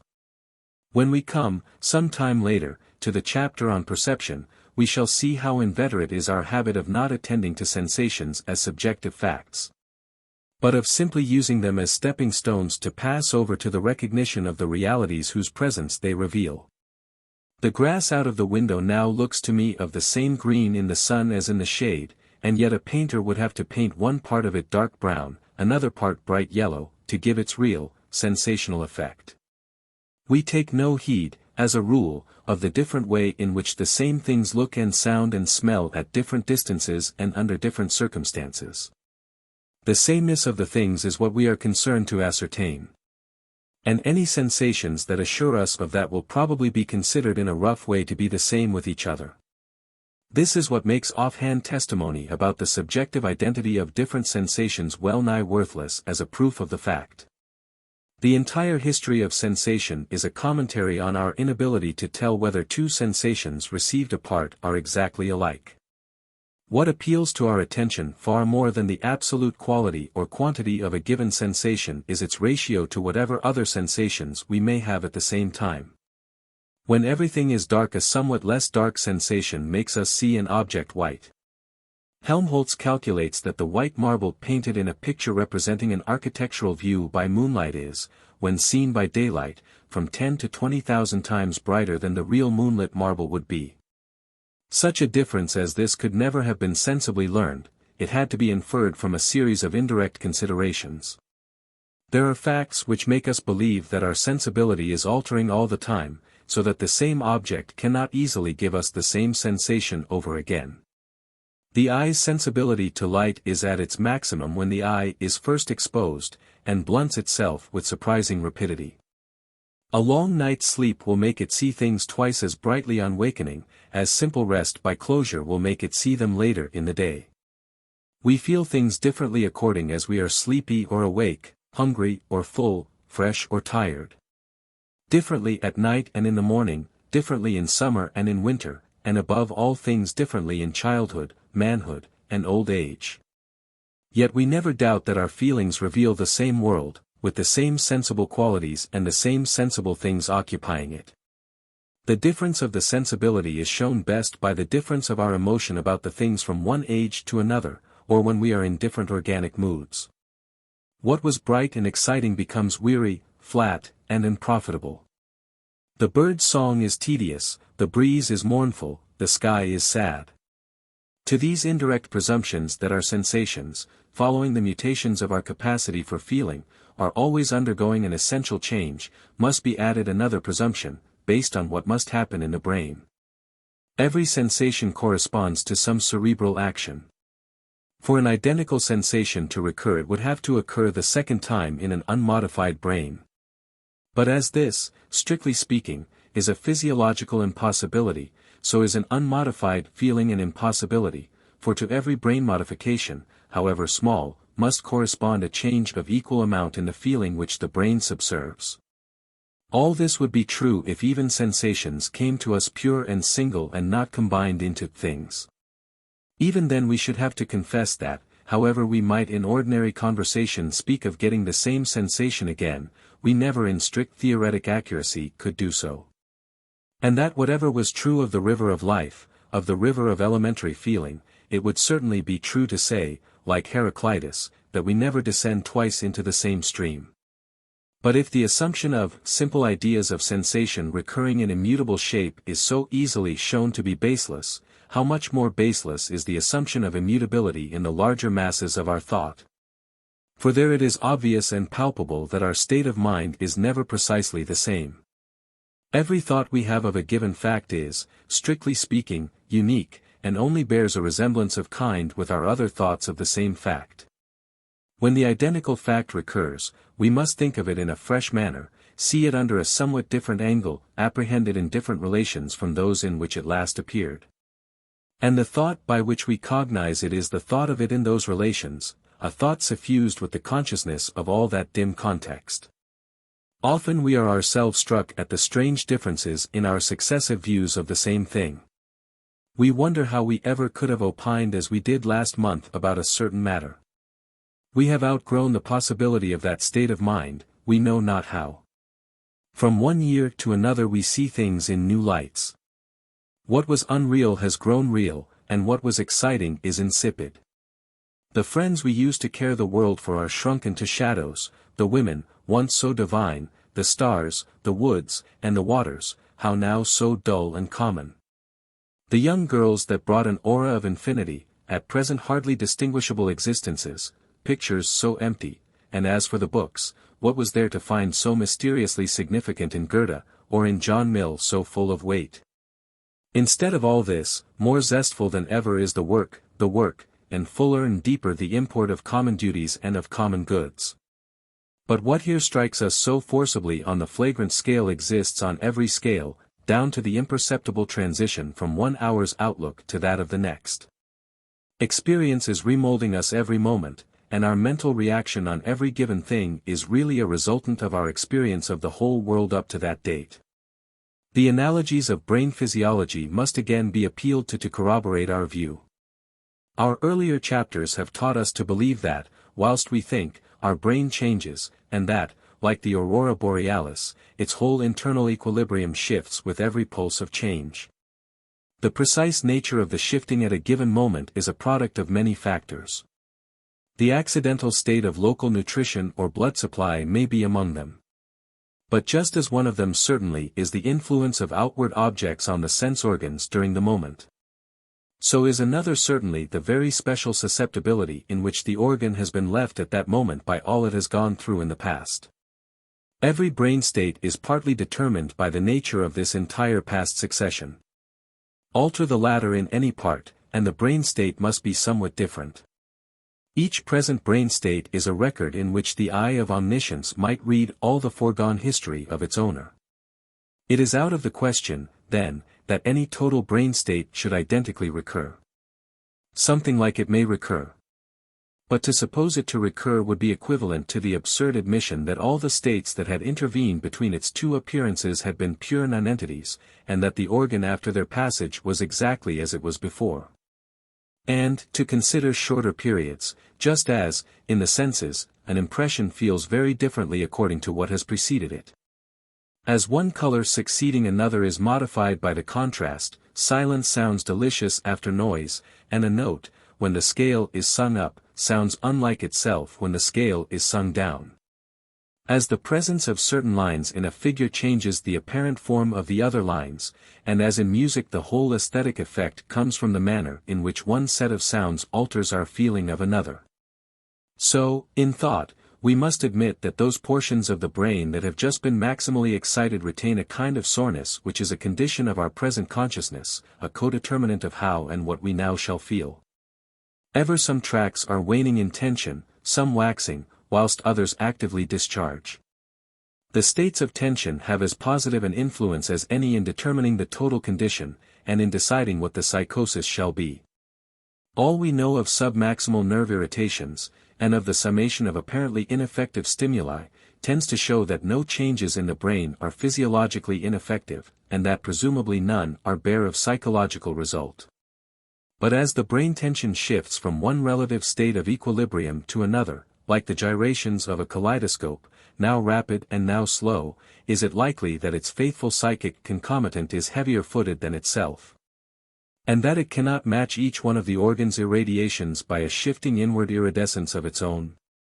But if it can do this, its inward iridescences must be infinite, for the brain redistributions are in infinite variety. If so coarse a thing as a telephone plate can be made to thrill for years and never reduplicate its inward condition, how much more must this be the case with the infinitely delicate brain? I am sure that this concrete and total manner of regarding the mind's changes is the only true manner, difficult as it may be to carry it out in detail. If anything seems obscure about it, it will grow clearer as we advance. Meanwhile, if it be true, it is certainly also true that no two ideas are ever exactly the same, which is the proposition we started to prove. The proposition is more important theoretically than it at first sight seems. For it makes it already impossible for us to follow obediently in the footprints of either the Lockean or the Herbartian school, schools which have had almost unlimited influence in Germany and among ourselves.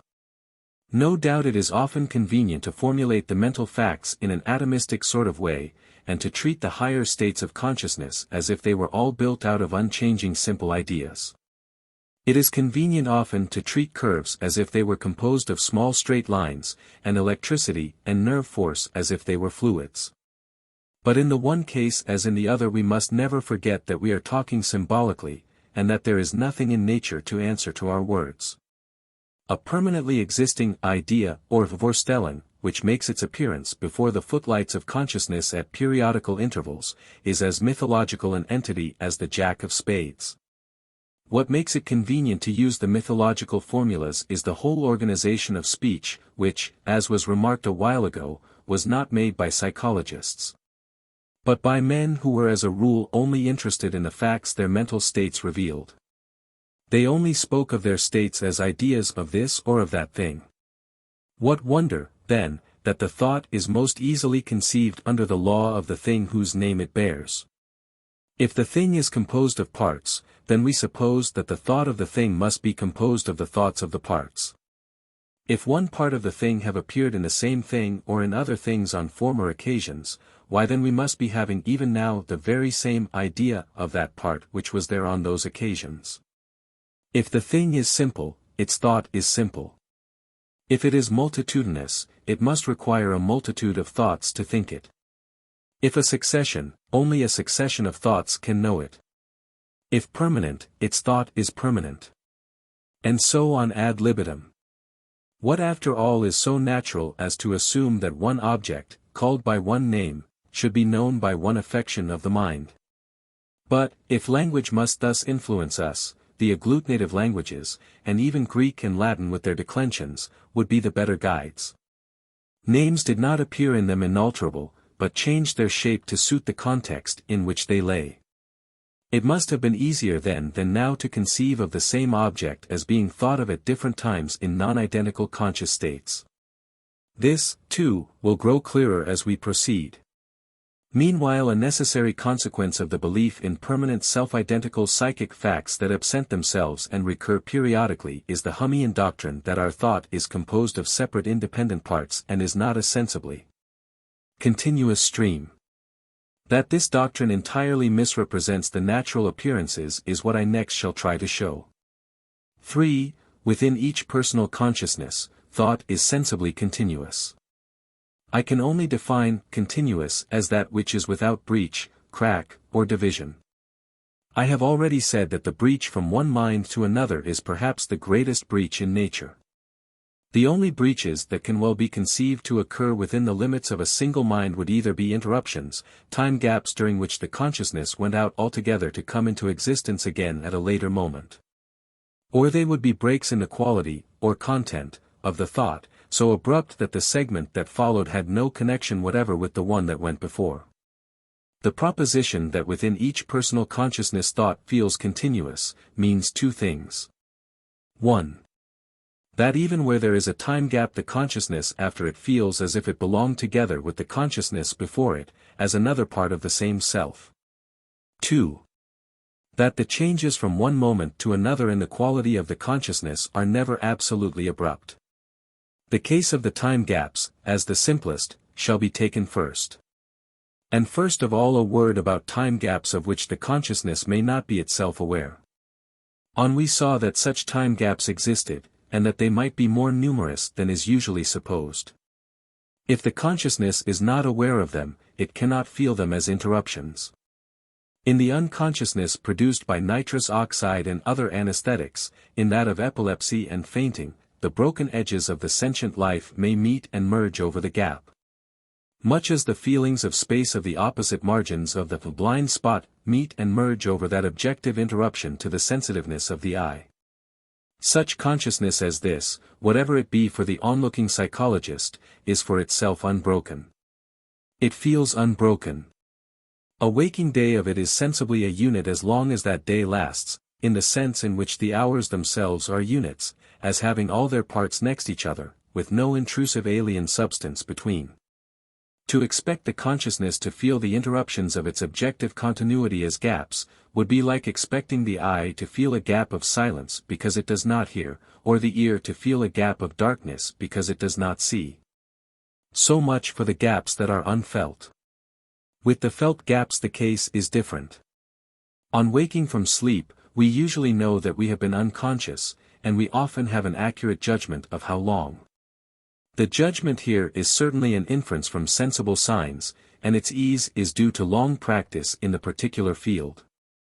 The result of it, however, is that the consciousness is, for itself, not what it was in the former case, but interrupted and discontinuous, in the mere sense of the words. But in the other sense of continuity, the sense of the parts being inwardly connected and belonging together because they are parts of a common whole, the consciousness remains sensibly continuous and one. What now is the common whole? The natural name for it is myself, I, or me.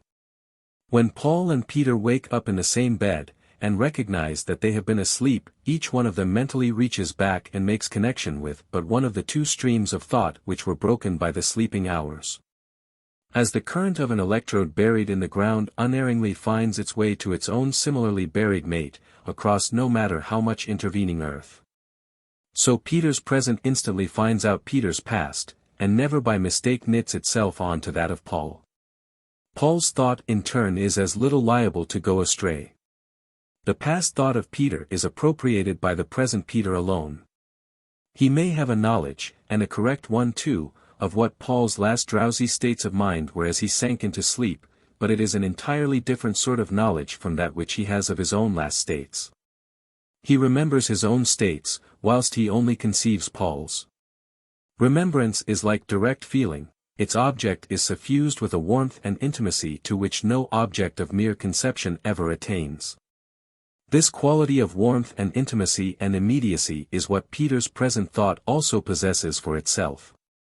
So sure as this present is me, is mine, it says, so sure is anything else that comes with the same warmth and intimacy and immediacy, me and mine.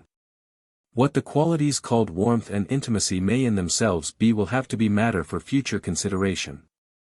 But whatever past feelings appear with those qualities must be admitted to receive the greeting of the present mental state, to be owned by it, and accepted as belonging together with it in a common self.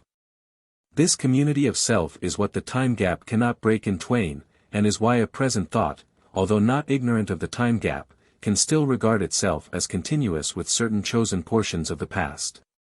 Consciousness, then, does not appear to itself chopped up in bits.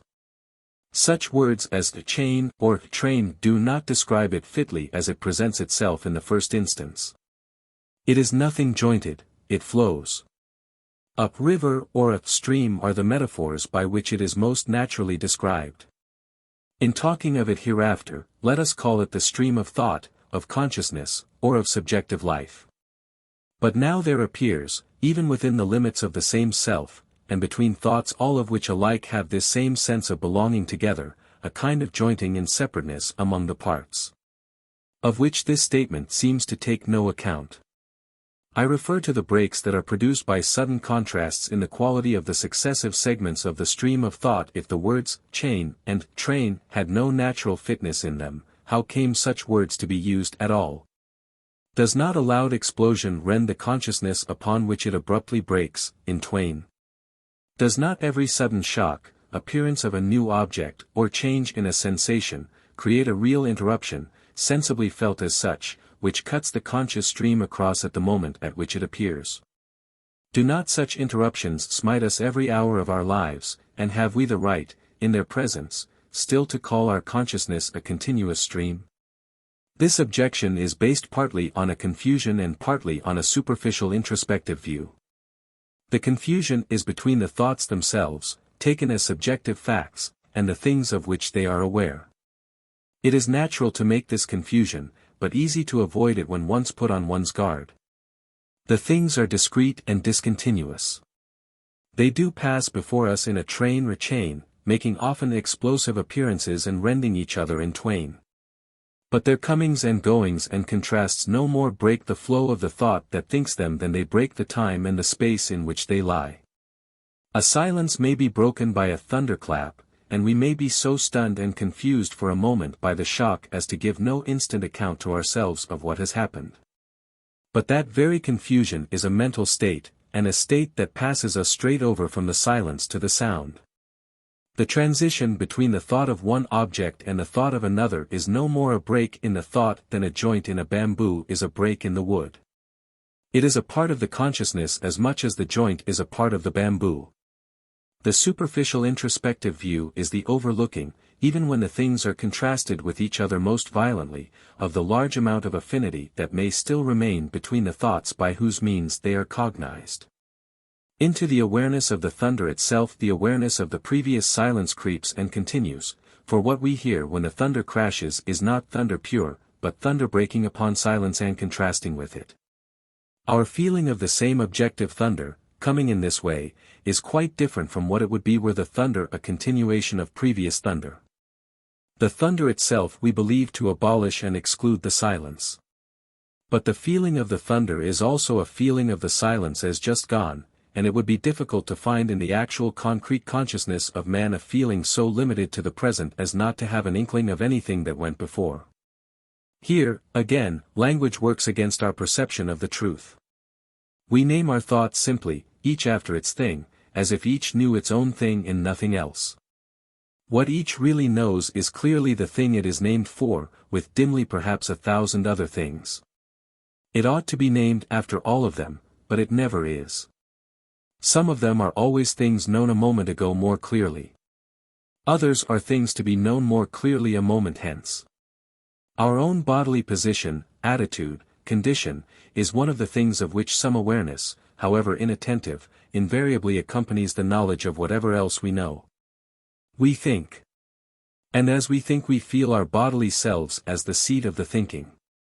If the thinking be our thinking, it must be suffused through all its parts with that peculiar warmth and intimacy that make it come as ours. Whether the warmth and intimacy be anything more than the feeling of the same old body always there, is a matter for the next chapter to decide. Whatever the content of the ego may be, it is habitually felt with everything else by us humans, and must form a liaison between all the things of which we become successively aware.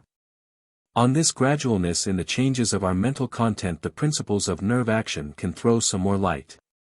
When studying, in, the summation of nervous activities, we saw that no state of the brain can be supposed instantly to die away. If a new state comes, the inertia of the old state will still be there and modify the result accordingly. Of course we cannot tell, in our ignorance, what in each instance the modifications ought to be.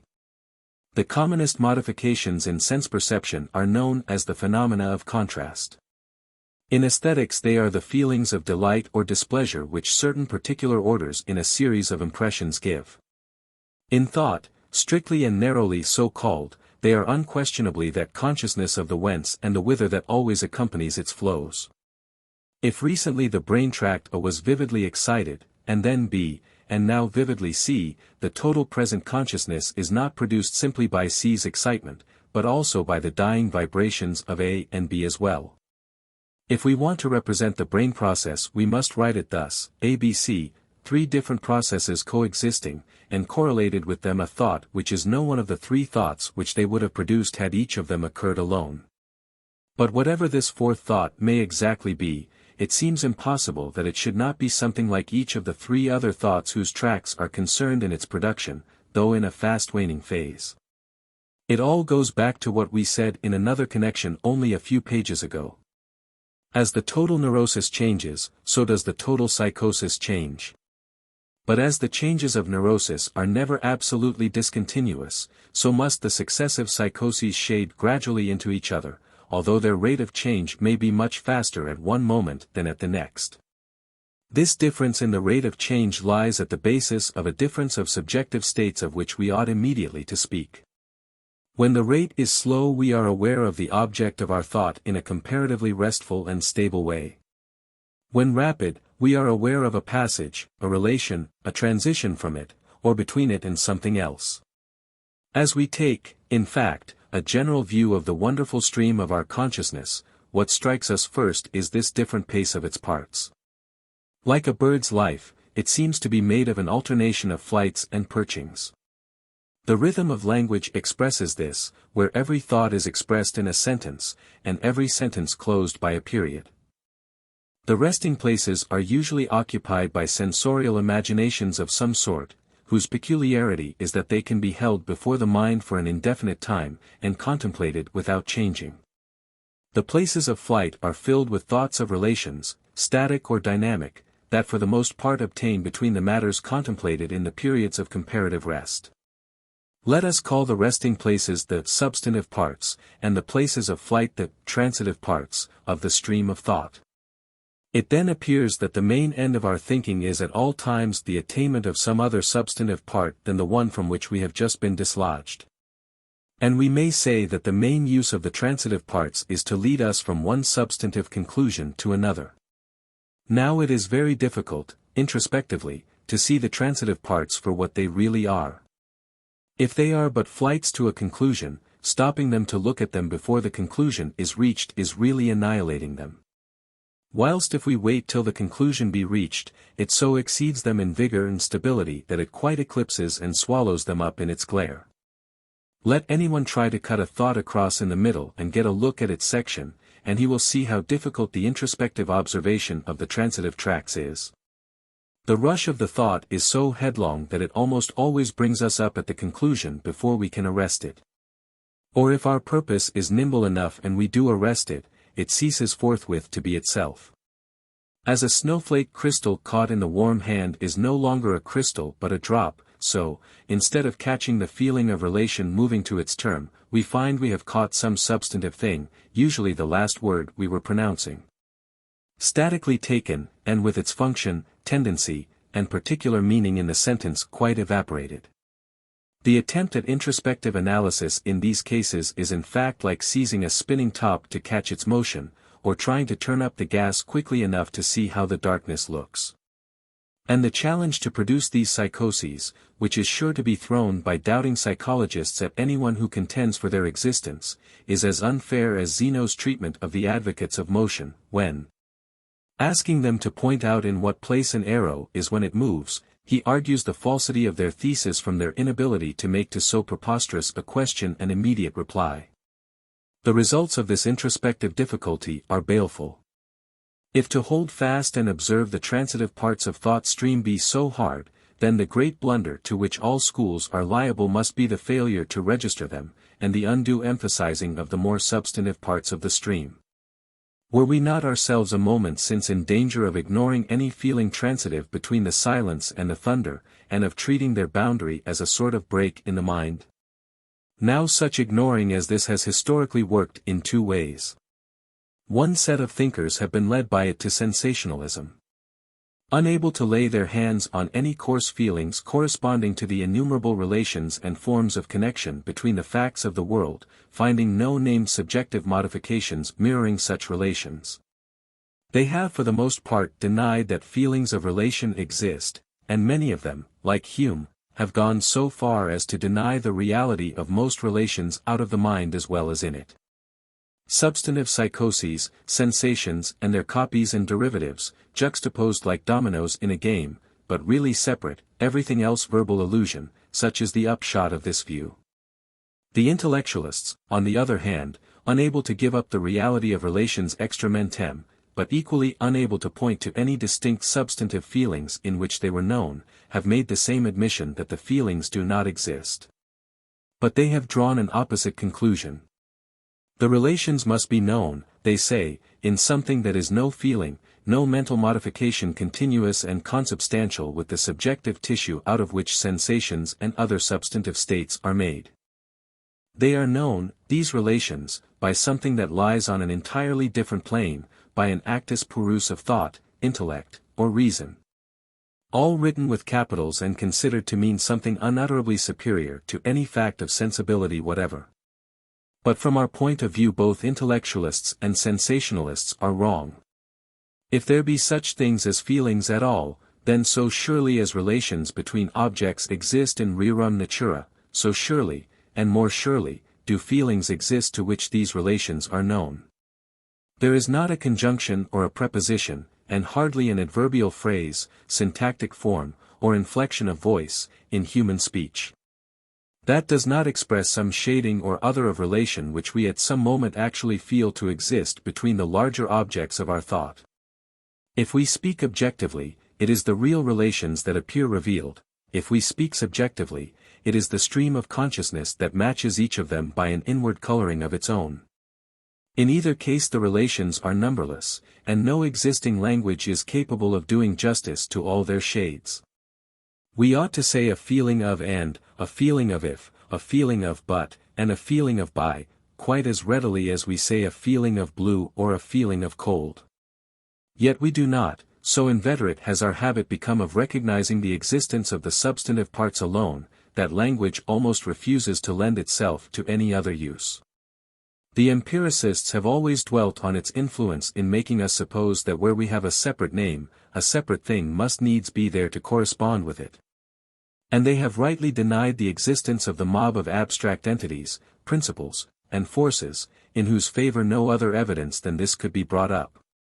But they have said nothing of that obverse error, of which we said a word in Chapter 7, c. of supposing that where there is no name no entity can exist. All dumb or anonymous psychic states have, owing to this error, been coolly suppressed. Or, if recognized at all, have been named after the substantive perception they led to, as thoughts about this object or about that, the stolid word about engulfing all their delicate idiosyncrasies in its monotonous sound. Thus the greater and greater accentuation and isolation of the substantive parts have continually gone on. Once more take a look at the brain. We believe the brain to be an organ whose internal equilibrium is always in a state of change, the change affecting every part. The pulses of change are doubtless more violent in one place than in another, their rhythm more rapid at this time than at that. As in a kaleidoscope revolving at a uniform rate, although the figures are always rearranging themselves, there are instants during which the transformation seems minute and interstitial and almost absent, followed by others when it shoots with magical rapidity, relatively stable forms thus alternating with forms we should not distinguish if seen again. So in the brain the perpetual rearrangement must result in some forms of tension lingering relatively long, whilst others simply come and pass. But if consciousness corresponds to the fact of rearrangement itself, why, if the rearrangement stop not, should the consciousness ever cease? And if a lingering rearrangement brings with it one kind of consciousness, why should not a swift rearrangement bring another kind of consciousness as peculiar as the rearrangement itself? The lingering consciousnesses, if of simple objects, we call sensations or images, according as they are vivid or faint; if of complex objects, we call them percepts when vivid, concepts or thoughts when faint. For the swift consciousnesses we have only those names of transitive states, or feelings of relation, which we have used. As the brain changes are continuous, so do all these consciousnesses melt into each other like dissolving views. Properly they are but one protracted consciousness, one unbroken stream. Feelings of tendency. So much for the transitive states. But there are other unnamed states or qualities of states that are just as important and just as cognitive as they, and just as much unrecognized by the traditional sensationalist and intellectualist philosophies of mind. The first fails to find them at all, the second finds their cognitive function, but denies that anything in the way of feeling has a share in bringing it about. Examples will make clear what these inarticulate psychoses, due to waxing and waning excitements of the brain, are like. Suppose three successive persons say to us, wait, hark, look. Our consciousness is thrown into three quite different attitudes of expectancy, although no definite object is before it in any one of the three cases. Leaving out different actual bodily attitudes, and leaving out the reverberating images of the three words, which are of course diverse, probably no one will deny the existence of a residual conscious affection. A sense of the direction from which an impression is about to come, although no positive impression is yet there. Meanwhile we have no names for the psychoses in question but the names hark, look, and wait. Suppose we try to recall a forgotten name. The state of our consciousness is peculiar. There is a gap therein, but no mere gap. It is a gap that is intensely active. A sort of wraith of the name is in it, beckoning us in a given direction, making us at moments tingle with the sense of our closeness, and then letting us sink back without the longed-for term. If wrong names are proposed to us, this singularly definite gap acts immediately so as to negate them. They do not fit into its mold. And the gap of one word does not feel like the gap of another, all empty of content as both might seem necessarily to be when described as gaps. When I vainly try to recall the name of Spaulding, my consciousness is far removed from what it is when I vainly try to recall the name of Bowles. Here some ingenious persons will say, how can the two consciousnesses be different when the terms which might make them different are not there? All that is there, so long as the effort to recall is vain, is the bare effort itself. How should that differ in the two cases? You are making it seem to differ by prematurely filling it out with the different names, although these, by the hypothesis, have not yet come. Stick to the two efforts as they are, without naming them after facts not yet existent, and you'll be quite unable to designate any point in which they differ. Designate, truly enough. We can only designate the difference by borrowing the names of objects not yet in the mind. Which is to say that our psychological vocabulary is wholly inadequate to name the differences that exist, even such strong differences as these. But namelessness is compatible with existence.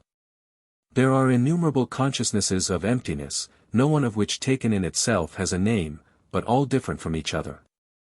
The ordinary way is to assume that they are all emptinesses of consciousness, and so the same state. But the feeling of an absence is toto scylla other than the absence of a feeling. It is an intense feeling. The rhythm of a lost word may be there without a sound to clothe it, or the evanescent sense of something which is the initial vowel or consonant may mock us fitfully, without growing more distinct. Every one must know the tantalizing effect of the blank rhythm of some forgotten verse, restlessly dancing in one's mind, striving to be filled out with words. Again, what is the strange difference between an experience tasted for the first time and the same experience recognized as familiar, as having been enjoyed before, though we cannot name it or say where or when? A tune, an odor, a flavor sometimes carry this inarticulate feeling of their familiarity so deep into our consciousness that we are fairly shaken by its mysterious emotional power. But strong and characteristic as this psychosis is, it probably is due to the submaximal excitement of widespreading associational brain tracts. The only name we have for all its shadings is sense of familiarity. When we read such phrases as not but, either one or the other, a is b, but, although it is, nevertheless, it is an excluded middle, there is no tertium quid, and a host of other verbal skeletons of logical relation. Is it true that there is nothing more in our minds than the words themselves as they pass?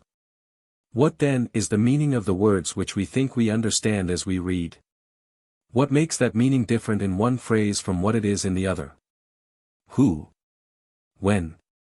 Where? Is the difference of felt meaning in these interrogatives nothing more than their difference of sound? And is it not, just like the difference of sound itself, known and understood in an affection of consciousness correlative to it, though so impalpable to direct examination? Is not the same true of such negatives as no, never, not yet?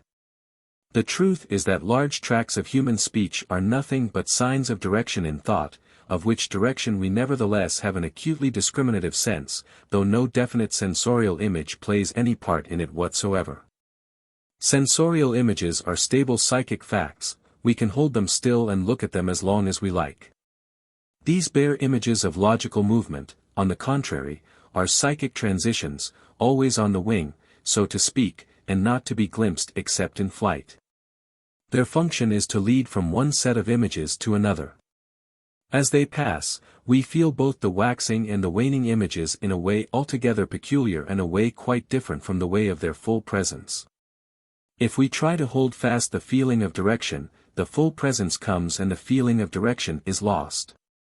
The blank verbal scheme of the logical movement gives us the fleeting sense of the movement as we read it, quite as well as does a rational sentence awakening definite imaginations by its words. What is that first instantaneous glimpse of someone's meaning which we have, when in vulgar phrase we say we twigged it? Surely an altogether specific affection of our mind. And has the reader never asked himself what kind of a mental fact is his intention of saying a thing before he has said it? It is an entirely definite intention, distinct from all other intentions, an absolutely distinct state of consciousness, therefore, and yet how much of it consists of definite sensorial images, either of words or of things? Hardly anything. Linger, and the words and things come into the mind, the anticipatory intention, the divination is there no more. But as the words that replace it arrive, it welcomes them successively and calls them right if they agree with it, it rejects them and calls them wrong if they do not. It has therefore a nature of its own of the most positive sort, and yet what can we say about it without using words that belong to the later mental facts that replace it? The intention to say so and so is the only name it can receive. One may admit that a good third of our psychic life consists in these rapid premonitory perspective views of schemes of thought not yet articulate. How comes it about that a man reading something aloud for the first time is able immediately to emphasize all his words aright, unless from the very first he have a sense of at least the form of the sentence yet to come? Which sense is fused with his consciousness of the present word, and modifies its emphasis in his mind so as to make him give it the proper accent as he utters it. Emphasis of this kind is almost altogether a matter of grammatical construction. If we read no more, we expect presently to come upon a then. If we read, however, at the outset of a sentence it is a yet, a still, or a nevertheless, that we expect. A noun in a certain position demands a verb in a certain mood and number, in another position it expects a relative pronoun. Adjectives call for nouns, verbs for adverbs, etc., etc. And this foreboding of the coming grammatical scheme combined with each successive uttered word is so practically accurate that a reader incapable of understanding 4 ideas of the book he is reading aloud can nevertheless read it with the most delicately modulated expression of intelligence. Some will interpret these facts by calling them all cases in which certain images, by laws of association, awaken others so very rapidly that we think afterwards we felt the very tendencies of the nascent images to arise before they were actually there. For this school the only possible materials of consciousness are images of a perfectly definite nature. Tendencies exist, but they are facts for the outside psychologist rather than for the subject of the observation. The tendency is thus a psychical zero, only its results are felt. Now what I contend for, and accumulate examples to show, is that tendencies are not only descriptions from without, but that they are among the objects of the stream, which is thus aware of them from within. And must be described as in very large measure constituted of feelings of tendency, often so vague that we are unable to name them at all. It is, in short, the reinstatement of the vague to its proper place in our mental life which I am so anxious to press on the attention. Mr. Galton and Prof. Huxley have, as we shall see in Chapter 18, made one step in advance in exploding the ridiculous theory of Hume and Berkeley that we can have no images but of perfectly definite things. Another is made in the overthrow of the equally ridiculous notion that, whilst simple objective qualities are revealed to our knowledge in subjective feelings, relations are not. But these reforms are not half sweeping and radical enough. What must be admitted is that the definite images of traditional psychology form but the very smallest part of our minds as they actually live. The traditional psychology talks like one who should say a river consists of nothing but pailsful, spoonsful, quart-potsful, barrelsful, and other molded forms of water. Even with the pails and the pots all actually standing in the stream, still between them the free water would continue to flow. It is just this free water of consciousness that psychologists resolutely overlook. Every definite image in the mind is steeped and dyed in the free water that flows round it. With it goes the sense of its relations, near and remote, the dying echo of whence it came to us, the dawning sense of whither it is to lead. The significance, the value, of the image is all in this halo or penumbra that surrounds and escorts it, or rather that is fused into one with it and has become bone of its bone and flesh of its flesh. Leaving it, it is true, an image of the same thing it was before, but making it an image of that thing newly taken and freshly understood. What is that shadowy scheme of the form of an opera, play, or book, which remains in our mind and on which we pass judgment when the actual thing is done? What is our notion of a scientific or philosophical system? Great thinkers have vast premonitory glimpses of schemes of relation between terms, which hardly even as verbal images enter the mind, so rapid is the whole process. We all of us have this permanent consciousness of whither our thought is going. It is a feeling like any other, a feeling of what thoughts are next to arise, before they have arisen. This field of view of consciousness varies very much in extent, depending largely on the degree of mental freshness or fatigue. When very fresh, our minds carry an immense horizon with them. The present image shoots its perspective far before it, irradiating in advance the regions in which lie the thoughts as yet unborn. Under ordinary conditions the halo of felt relations is much more circumscribed. And in states of extreme brain fag the horizon is narrowed almost to the passing word, the associative machinery, however, providing for the next word turning up in orderly sequence. Until at last the tired thinker is led to some kind of a conclusion. At certain moments he may find himself doubting whether his thoughts have not come to a full stop, but the vague sense of a plus ultra makes him ever struggle on towards a more definite expression of what it may be. Whilst the slowness of his utterance shows how difficult, under such conditions, the labor of thinking must be. The awareness that our definite thought has come to a stop is an entirely different thing from the awareness that our thought is definitively completed. The expression of the latter state of mind is the falling inflection which betokens that the sentence is ended, and silence. The expression of the former state is hemming and hawing, or else such phrases as, etc., or and so forth. But notice that every part of the sentence to be left incomplete feels differently as it passes, by reason of the premonition we have that we shall be unable to end it. The and so forth casts its shadow back, and is as integral a part of the object of the thought as the distinctest of images would be. Again, when we use a common noun, such as man, in a universal sense, as signifying all possible men, we are fully aware of this intention on our part and distinguish it carefully from our intention when we mean a certain group of men, or a solitary individual before us. In the chapter on conception we shall see how important this difference of intention is. It casts its influence over the whole of the sentence, both before and after the spot in which the word man is used. Nothing is easier than to symbolize all these facts in terms of brain action. Just as the echo of the whence, the sense of the starting point of our thought, is probably due to the dying excitement of processes but a moment since vividly aroused. So the sense of the whither, the foretaste of the terminus, must be due to the waxing excitement of tracks or processes which, a moment hence, will be the cerebral correlatives of something which a moment hence will be vividly present to the thought. Represented by a curve, the neurosis underlying consciousness must at any moment be like this. Figure 27. Each point of the horizontal line stands for some brain tract or process. The height of the curve above the line stands for the intensity of the process. All the processes are present, in the intensities shown by the curve. But those before the latter's apex were more intense a moment ago. Those after it will be more intense a moment hence. If I recite A, B, C, D, E, F, G, at the moment of uttering D, neither A, B, C, nor E, F, G, are out of my consciousness altogether, but both, after their respective fashions, mix their dim lights with the stronger one of the D. Because their neuroses are both awake in some degree.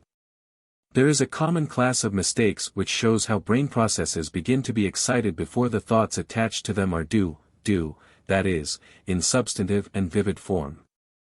I mean those mistakes of speech or writing by which, in Dr. Carpenter's words, we mispronounce or misspell a word, by introducing into it a letter or syllable of some other, whose turn is shortly to come. Or, it may be, the whole of the anticipated word is substituted for the one which ought to have been expressed. In these cases one of two things must have happened, either some local accident of nutrition blocks the process that is due, so that other processes discharge that ought as yet to be but nascently aroused. Or some opposite local accident furthers the latter processes and makes them explode before their time.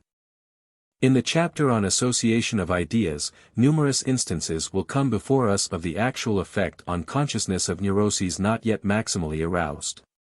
It is just like the overtones in music. Different instruments give the same note, but each in a different voice, because each gives more than that note, namely, various upper harmonics of it which differ from one instrument to another. They are not separately heard by the ear.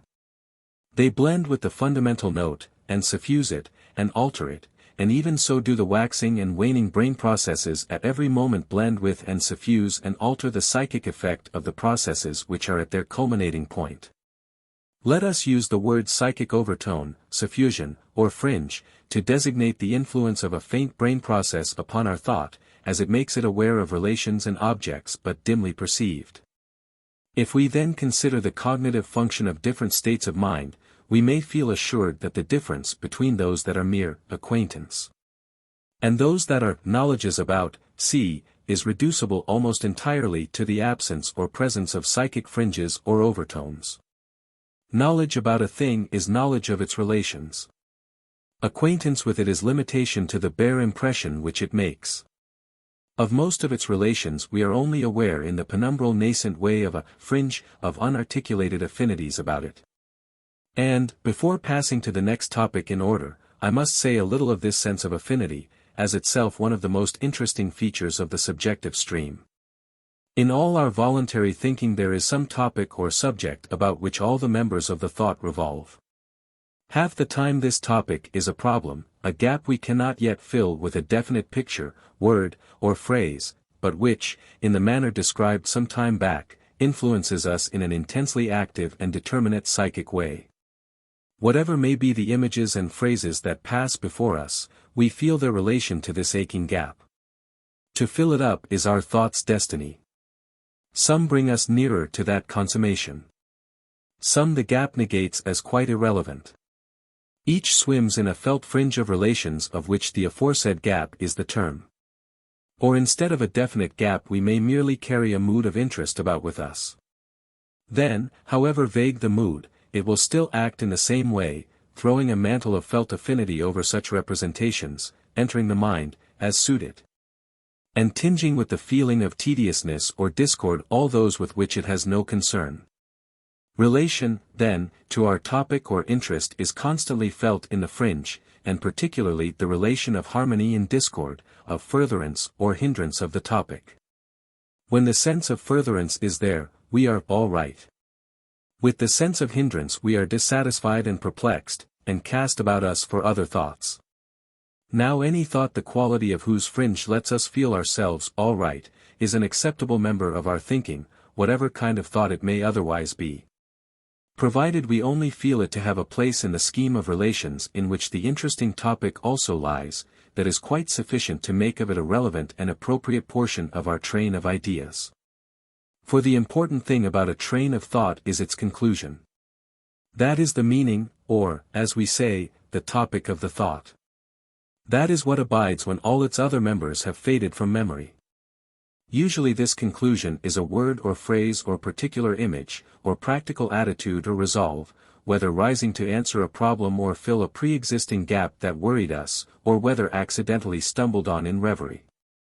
In either case it stands out from the other segments of the stream by reason of the peculiar interest attaching to it. This interest arrests it, makes a sort of crisis of it when it comes, induces attention upon it and makes us treat it in a substantive way. The parts of the stream that precede these substantive conclusions are but the means of the latter's attainment.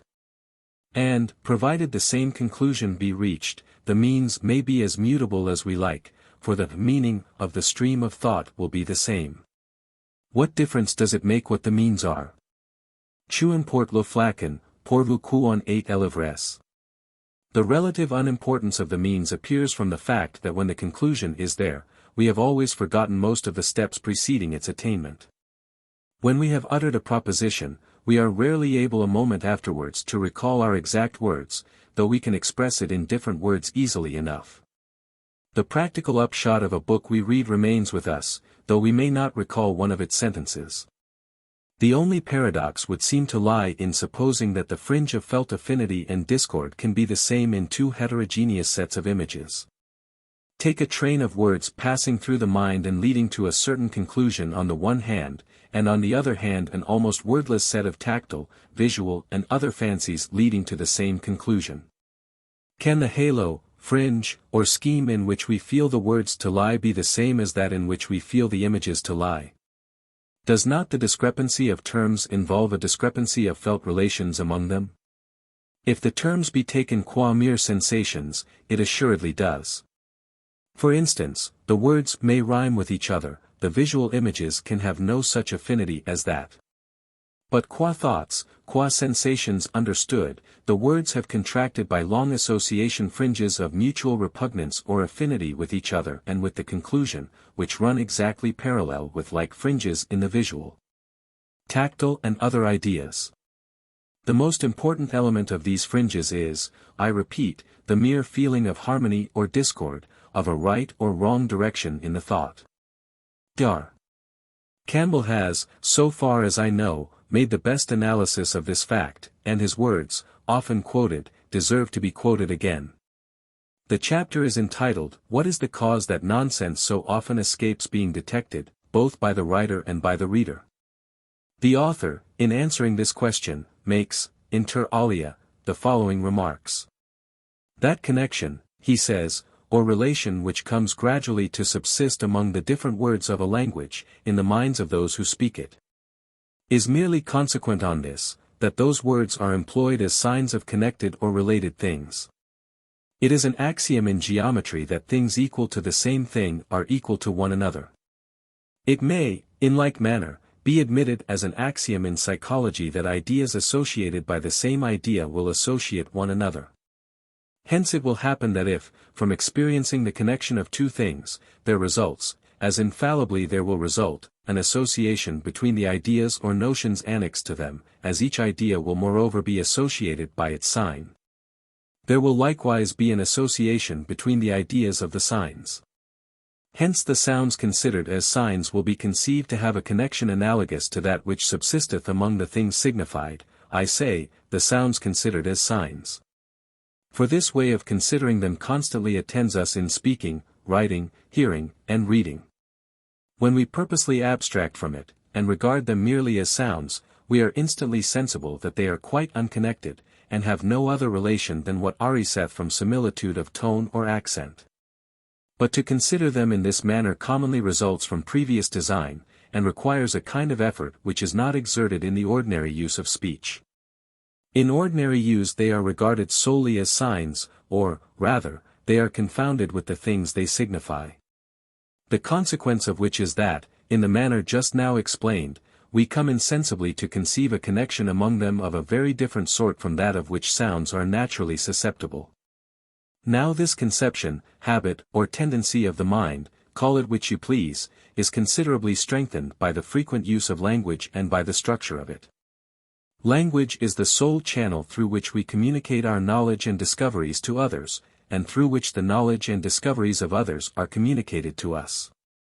By reiterated recourse to this medium, it necessarily happens that when things are related to each other, the words signifying those things are more commonly brought together in discourse. Hence the words and names by themselves, by customary vicinity, contract in the fancy a relation additional to that which they derive purely from being the symbols of related things. Farther, this tendency is strengthened by the structure of language. All languages whatever, even the most barbarous, as far as hath yet appeared, are of a regular and analogical make. The consequence is that similar relations in things will be expressed similarly. That is, by similar inflections, derivations, compositions, arrangement of words, or juxtaposition of particles, according to the genius or grammatical form of the particular tongue. Now as, by the habitual use of a language, even though it were quite irregular, the signs would insensibly become connected in the imagination wherever the things signified are connected in nature, so, by the regular structure of a language, this connection among the signs is conceived as analogous to that which subsisteth among their archetypes. If we know English and French and begin a sentence in French, all the later words that come are French, we hardly ever drop into English. And this affinity of the French words for each other is not something merely operating mechanically as a brain law, it is something we feel at the time.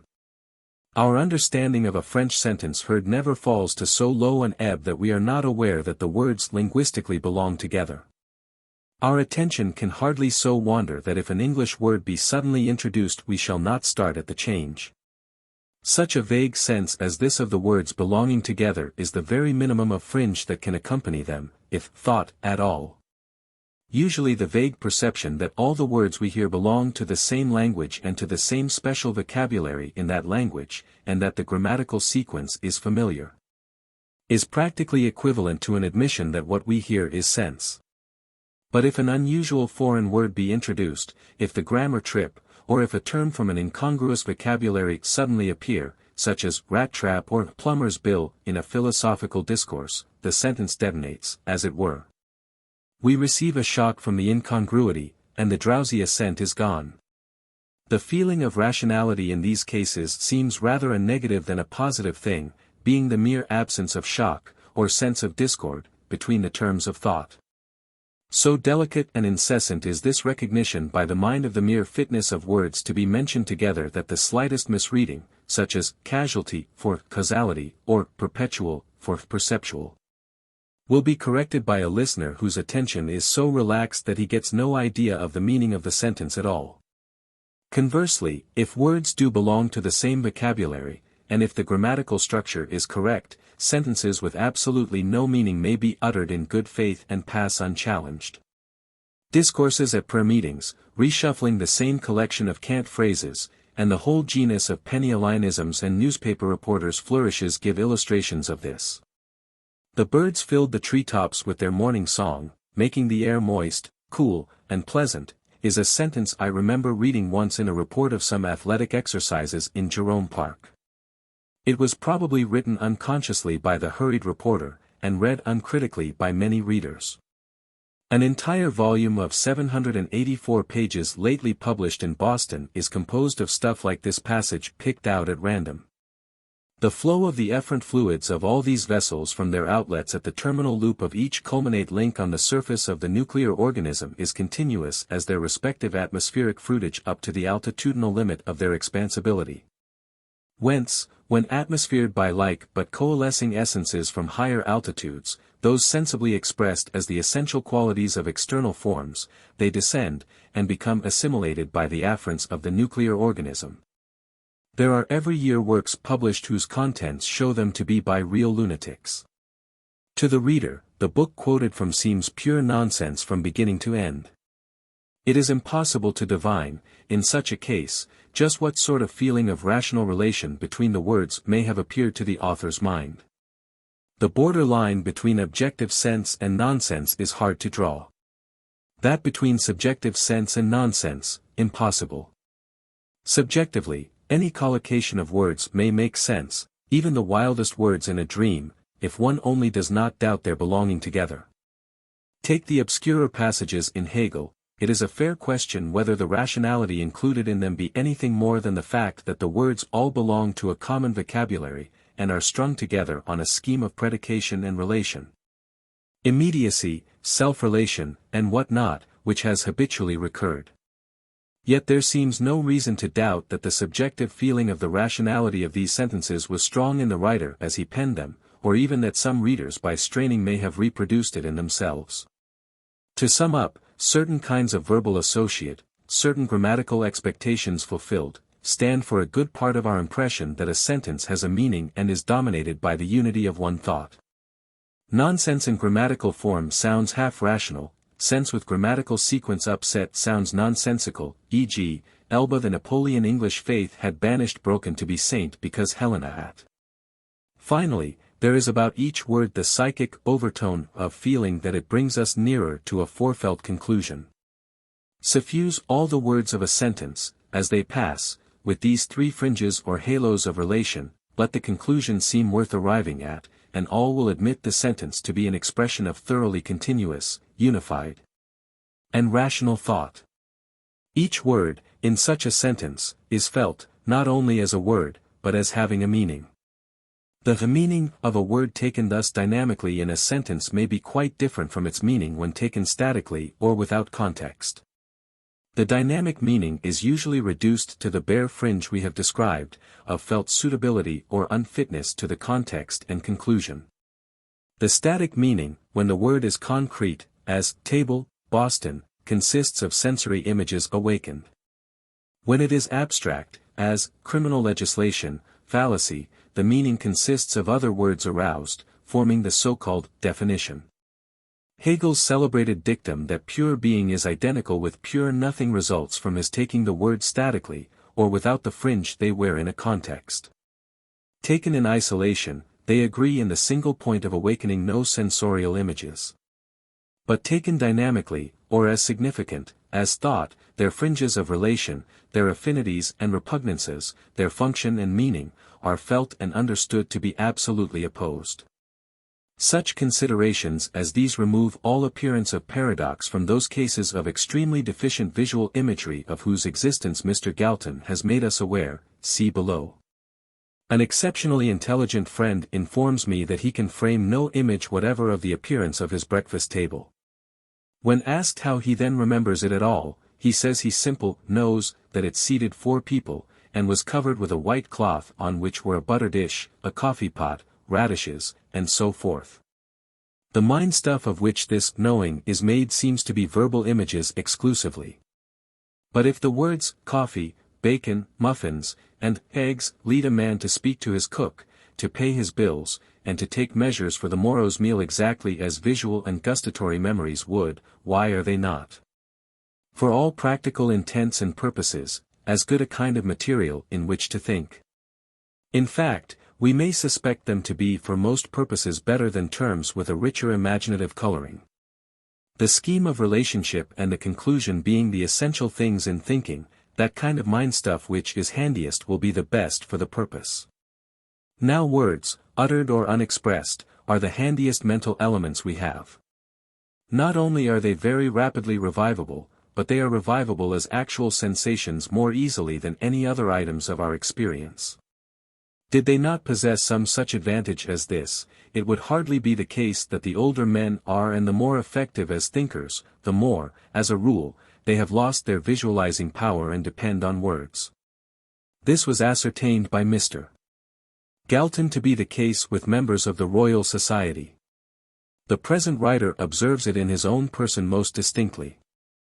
On the other hand, a deaf and dumb man can weave his tactile and visual images into a system of thought quite as effective and rational as that of a word user.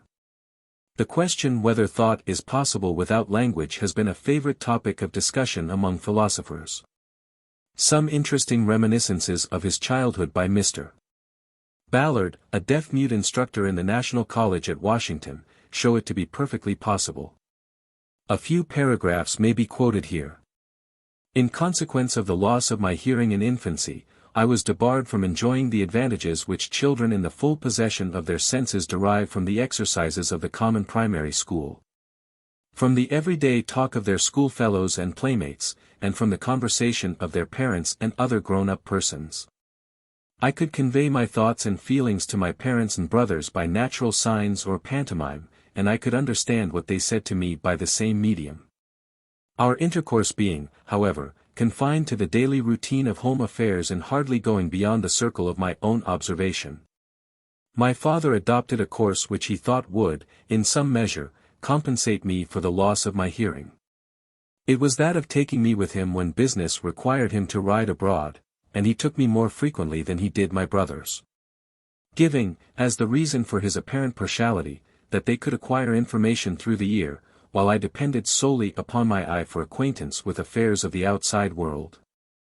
I have a vivid recollection of the delight I felt in watching the different scenes we passed through, observing the various phases of nature, both animate and inanimate, though we did not, owing to my infirmity, engage in conversation. It was during those delightful rides, some 2 or 3 years before my initiation into the rudiments of written language, that I began to ask myself the question, how came the world into being? When this question occurred to my mind, I set myself to thinking it over a long time. My curiosity was awakened as to what was the origin of human life in its first appearance upon the earth, and of vegetable life as well, and also the cause of the existence of the earth, sun, moon, and stars. I remember at one time when my eye fell upon a very large old stump which we happened to pass in one of our rides, I asked myself, is it possible that the first man that ever came into the world rose out of that stump? But that stump is only a remnant of a once noble magnificent tree, and how came that tree? Why, it came only by beginning to grow out of the ground just like those little trees now coming up. And I dismissed from my mind, as an absurd idea, the connection between the origin of man and a decaying old stump. I have no recollection of what it was that first suggested to me the question as to the origin of things. I had before this time gained ideas of the descent from parent to child, of the propagation of animals, and of the production of plants from seeds.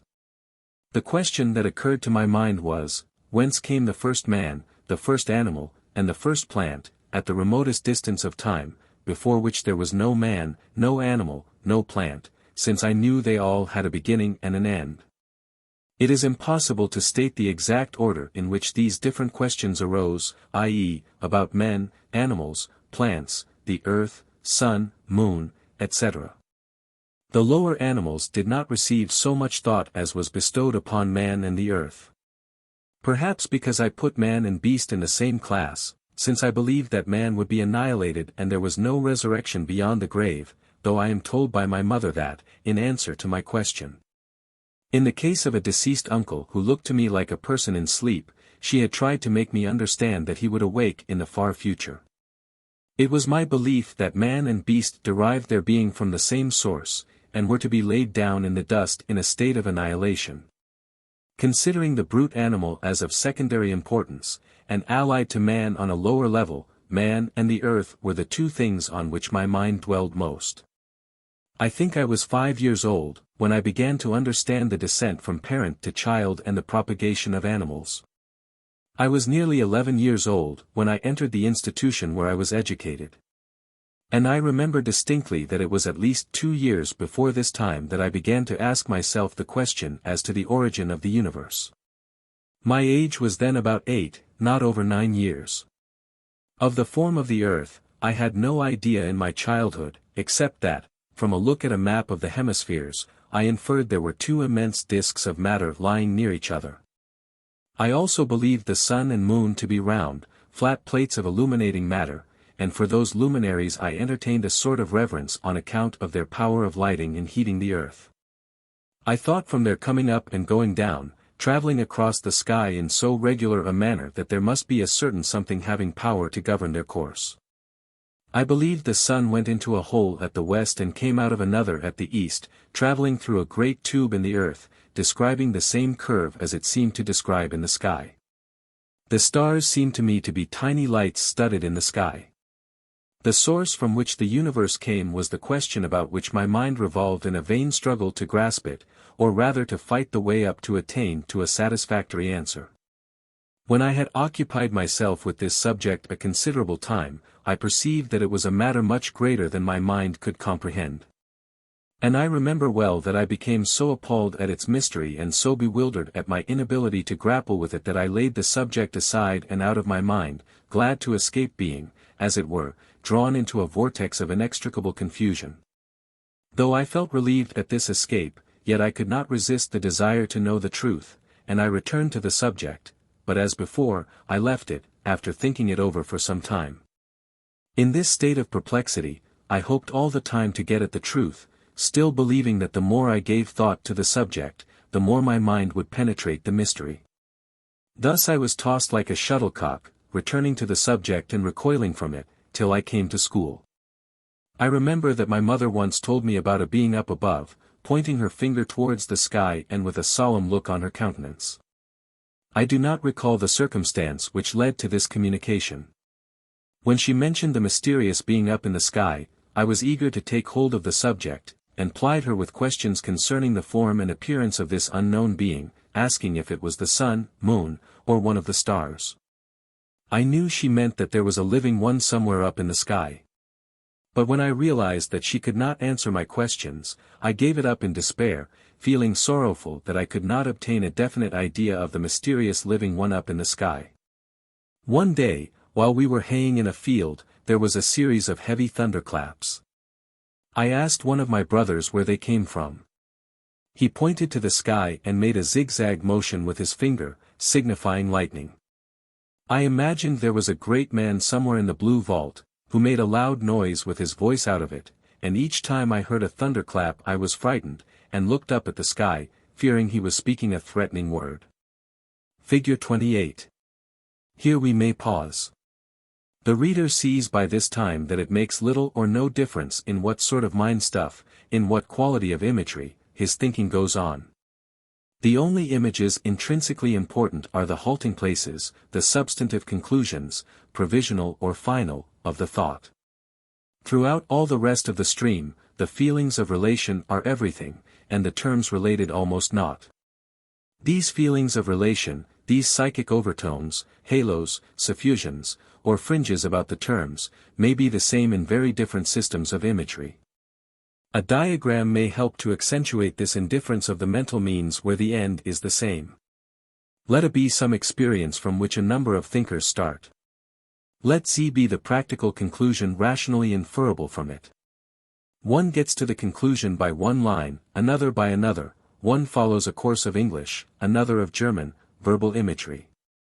With one, visual images predominate, with another, tactile. Some trains are tinged with emotions, others not. Some are very abridged, synthetic and rapid, others, hesitating and broken into many steps. But when the penultimate terms of all the trains, however differing inter se, finally shoot into the same conclusion, we say and rightly say, that all the thinkers have had substantially the same thought. It would probably astound each of them beyond measure to be let into his neighbor's mind and to find how different the scenery there was from that in his own. Thought is in fact a kind of algebra, as Berkeley long ago said, in which, though a particular quantity be marked by each letter, yet to proceed right, it is not requisite that in every step each letter suggest to your thoughts that particular quantity it was appointed to stand for. Mr. Lewis has developed this algebra analogy so well that I must quote his words. The leading characteristic of algebra is that of operation on relations. This also is the leading characteristic of thought. Algebra cannot exist without values, nor thought without feelings. The operations are so many blank forms till the values are assigned. Words are vacant sounds, ideas are blank forms, unless they symbolize images and sensations which are their values. Nevertheless it is rigorously true, and of the greatest importance, that analysts carry on very extensive operations with blank forms, never pausing to supply the symbols with values until the calculation is completed. And ordinary men, no less than philosophers, carry on long trains of thought without pausing to translate their ideas, words, into images. Suppose someone from a distance shouts, "A lion." At once the man starts in alarm. To the man the word is not only an expression of all that he has seen and heard of lions, capable of recalling various experiences, but is also capable of taking its place in a connected series of thoughts without recalling any of those experiences, without reviving an image, however faint, of the lion, simply as a sign of a certain relation included in the complex so named. Like an algebraic symbol it may be operated on without conveying other significance than an abstract relation, it is a sign of danger, related to fear with all its motor sequences. Its logical position suffices. Ideas are substitutions which require a secondary process when what is symbolized by them is translated into the images and experiences it replaces. And this secondary process is frequently not performed at all, generally only performed to a very small extent. Let anyone closely examine what has passed in his mind when he has constructed a chain of reasoning, and he will be surprised at the fewness and faintness of the images which have accompanied the ideas. Suppose you inform me that, the blood rushed violently from the man's heart, quickening his pulse at the sight of his enemy. Of the many latent images in this phrase, how many were salient in your mind and in mine? Probably two, the man and his enemy, and these images were faint. Images of blood, heart, violent rushing, pulse, quickening, and sight, were either not revived at all, or were passing shadows. Had any such images arisen, they would have hampered thought, retarding the logical process of judgment by irrelevant connections. The symbols had substituted relations for these values. There are no images of 2 things and 3 things. When I say, 2 and 3 equal 5, there are simply familiar symbols having precise relations. The verbal symbol, horse, which stands for all our experiences of horses, serves all the purposes of thought, without recalling one of the images clustered in the perception of horses. Just as the sight of a horse's form serves all the purposes of recognition without recalling the sound of its neighing or its tramp, its qualities as an animal of draught, and so forth. It need only be added that as the algebraist, though the sequence of his terms is fixed by their relations rather than by their several values, must give a real value to the final one he reaches. So the thinker in words must let his concluding word or phrase be translated into its full sensible image value, under penalty of the thought being left unrealized and pale. This is all I have to say about the sensible continuity and unity of our thought as contrasted with the apparent discreteness of the words, images, and other means by which it seems to be carried on. Between all their substantive elements there is transitive consciousness, and the words and images are fringed, and not as discrete as to a careless view they seem. Let us advance now to the next head in our description of thought stream. 4. Human thought appears to deal with objects independent of itself, that is, it is cognitive or possesses the function of knowing. For absolute idealism, the infinite thought and its objects are one. The objects are, through being thought. The eternal mind is, through thinking them. Were a human thought alone in the world there would be no reason for any other assumption regarding it. Whatever it might have before it would be its vision, would be there, in its there, or then, in its then, and the question would never arise whether an extramental duplicate of it existed or not. The reason why we all believe that the objects of our thoughts have a duplicate existence outside, is that there are many human thoughts, each with the same objects, as we cannot help supposing. The judgment that my thought has the same object as his thought is what makes the psychologist call my thought cognitive of an outer reality.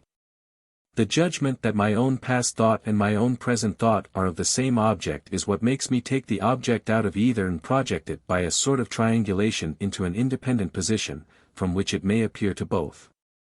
Sameness in a multiplicity of objective appearances is thus the basis of our belief in realities outside of thought. And we shall have to take up the judgment of sameness again. To show that the question of reality being extramental or not is not likely to arise in the absence of repeated experiences of the same, take the example of an altogether unprecedented experience, such as a new taste in the throat. Is it a subjective quality of feeling, or an objective quality felt? You do not even ask the question at this point. It is simply that taste. But if a doctor hears you describe it, and says, "Ha! Now you know what heartburn is," then it becomes a quality already existent extra mentem tuum, which you in turn have come upon and learned. The first spaces, times, things, qualities, experienced by the child probably appear, like the first heartburn, in this absolute way, as simple beings, neither in nor out of thought. But later, by having other thoughts than this present one, and making repeated judgments of sameness among their objects, he corroborates in himself the notion of realities, past and distant as well as present. Which realities no one single thought either possesses or engenders, but which all may contemplate and know. This, as was stated in the last chapter, is the psychological point of view, the relatively uncritical non-idealistic point of view of all natural science, beyond which this book cannot go. A mind which has become conscious of its own cognitive function, plays what we have called the psychologist upon itself. It not only knows the things that appear before it, it knows that it knows them. This stage of reflective condition is, more or less explicitly, our habitual adult state of mind. It cannot, however, be regarded as primitive. The consciousness of objects must come first. We seem to lapse into this primordial condition when consciousness is reduced to a minimum by the inhalation of anesthetics or during a faint. Many persons testify that at a certain stage of the anesthetic process objects are still cognized whilst the thought of self is lost. Professor Herzen says, During the syncope there is absolute psychic annihilation, the absence of all consciousness. Then at the beginning of coming to, one has at a certain moment a vague, limitless, infinite feeling, a sense of existence in general without the least trace of distinction between the me and the not me. Dar. Shoemaker of Philadelphia describes during the deepest conscious stage of ether intoxication a vision of two endless parallel lines in swift longitudinal motion, on a uniform misty background. Together with a constant sound or whir, not loud but distinct, which seemed to be connected with the parallel lines. These phenomena occupied the whole field. There were present no dreams or visions in any way connected with human affairs, no ideas or impressions akin to anything in past experience, no emotions, of course no idea of personality. There was no conception as to what being it was that was regarding the two lines, or that there existed any such thing as such a being. The lines and waves were all. Similarly, a friend of Mr. Herbert Spencer, quoted by him in Mind, Vol. 3, p. 556, speaks of an undisturbed empty quiet everywhere except that a stupid presence lay like a heavy intrusion somewhere, a blotch on the calm. This sense of objectivity and lapse of subjectivity, even when the object is almost indefinable, is, it seems to me, a somewhat familiar phase in chloroformization. Though in my own case it is too deep a phase for any articulate aftermemory to remain. I only know that as it vanishes I seem to wake to a sense of my own existence as something additional to what had previously been there.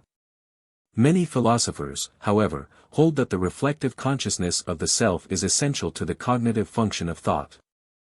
They hold that a thought, in order to know a thing at all, must expressly distinguish between the thing and its own self. This is a perfectly wanton assumption, and not the faintest shadow of reason exists for supposing it true.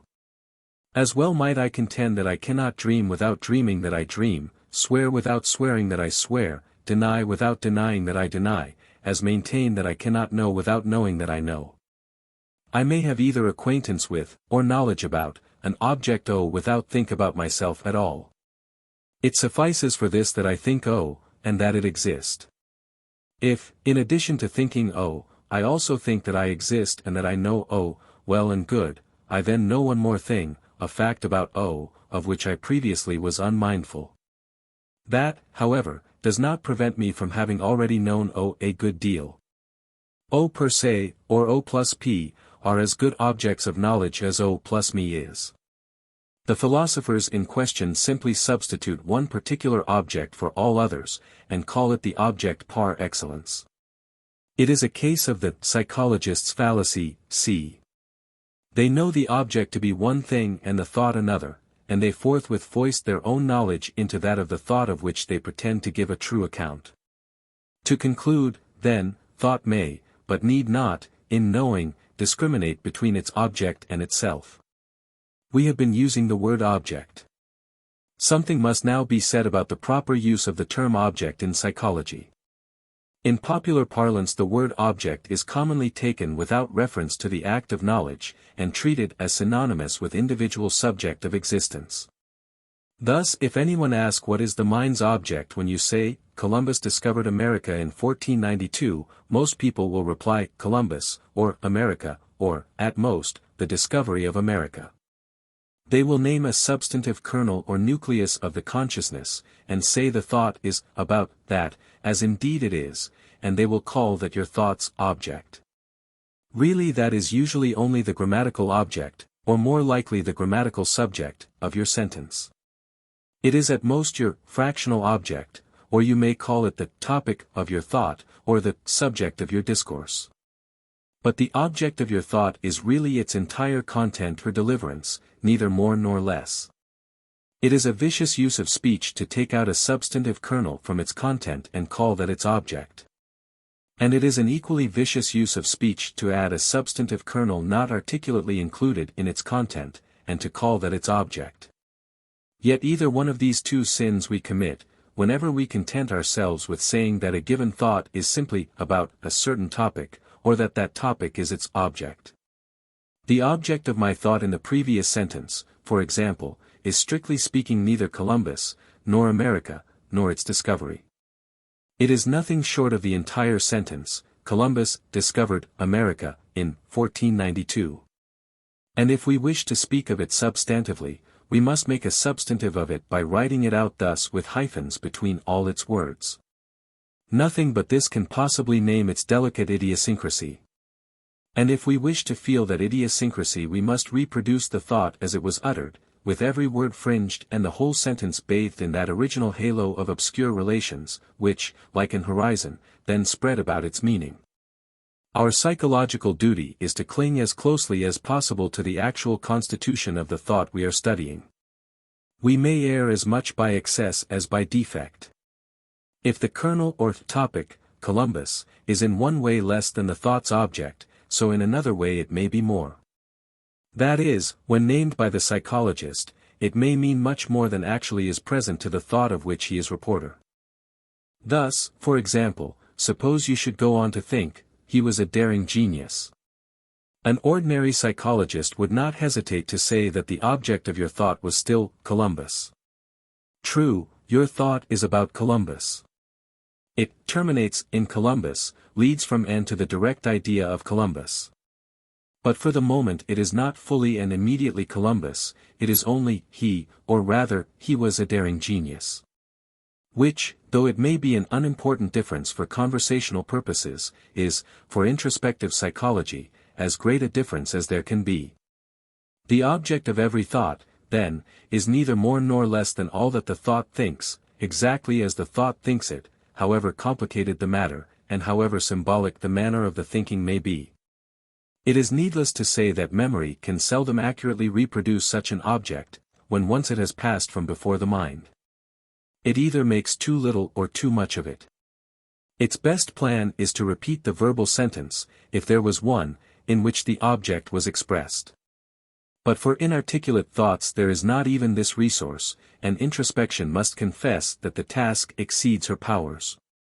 The mass of our thinking vanishes forever, beyond hope of recovery, and psychology only gathers up a few of the crumbs that fall from the feast. The next point to make clear is that, however complex the object may be, the thought of it is one undivided state of consciousness. As Thomas Brown says, I have already spoken too often to require again to caution you against the mistake into which, I confess, that the terms which the poverty of our language obliges us to use might of themselves very naturally lead you. The mistake of supposing that the most complex states of mind are not truly, in their very essence, as much one and indivisible as those which we term simple, the complexity and seeming coexistence which they involve being relative to our feeling only, not to their own absolute nature.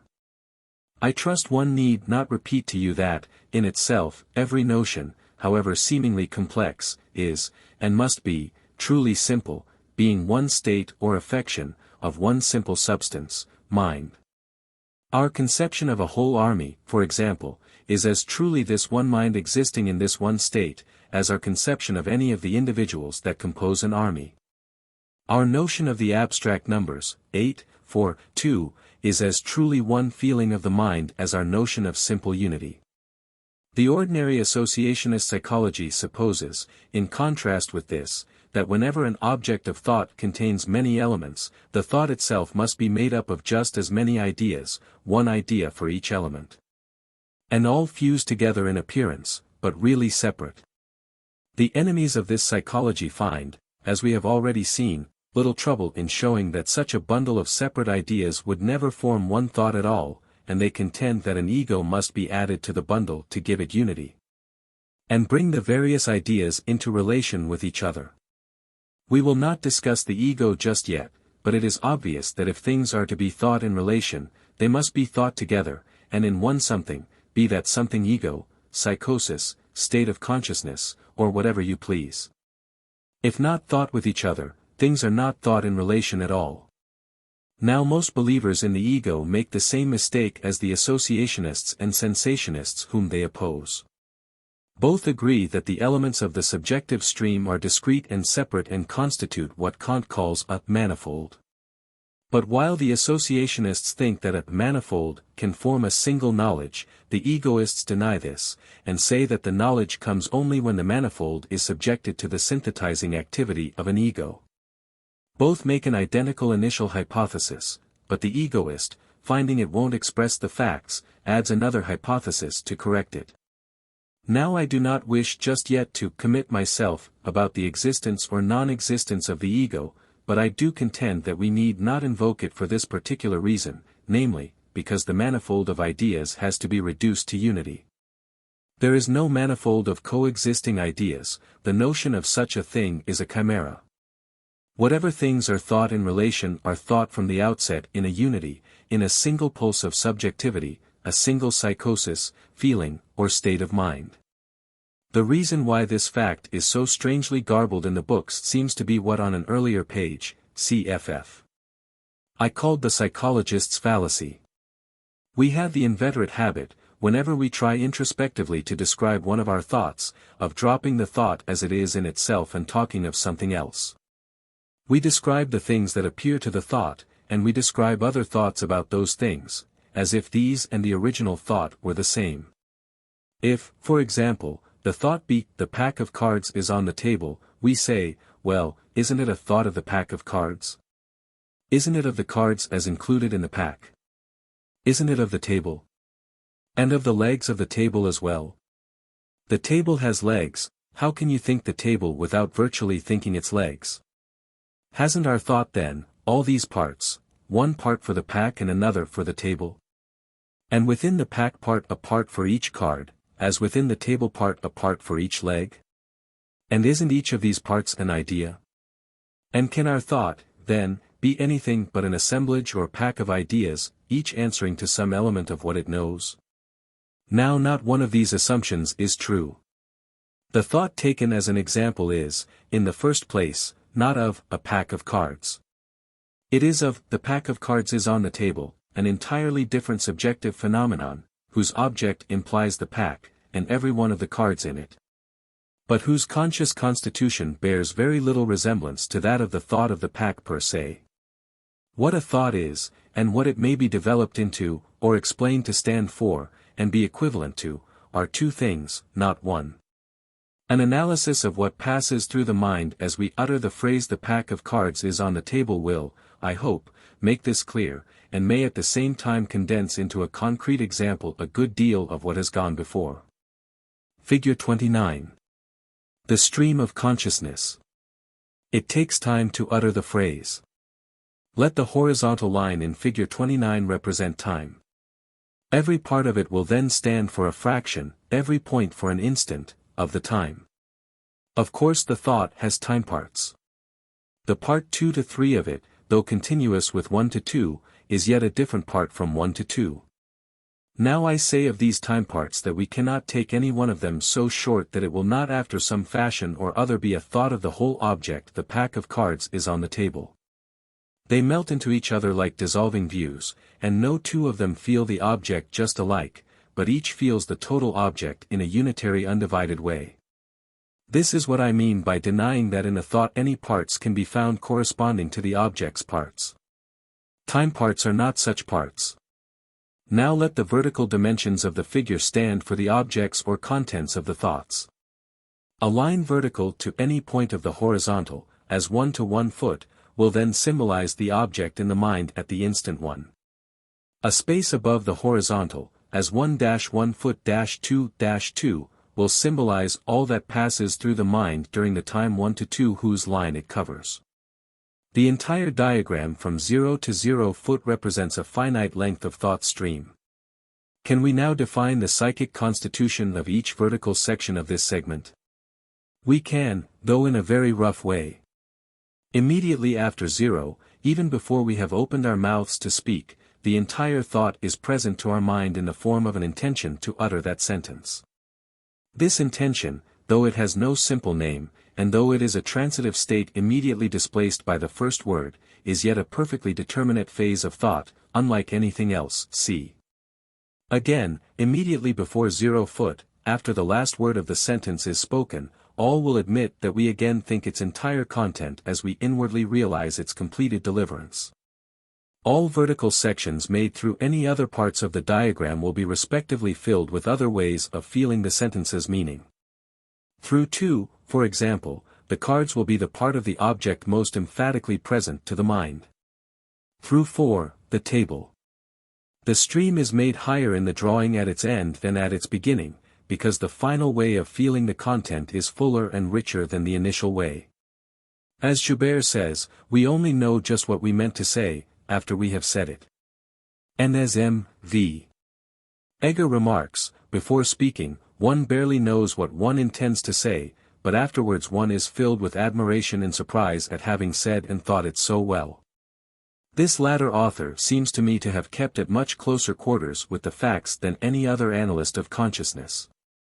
But even he does not quite hit the mark, for, as I understand him, he thinks that each word as it occupies the mind displaces the rest of the thought's content.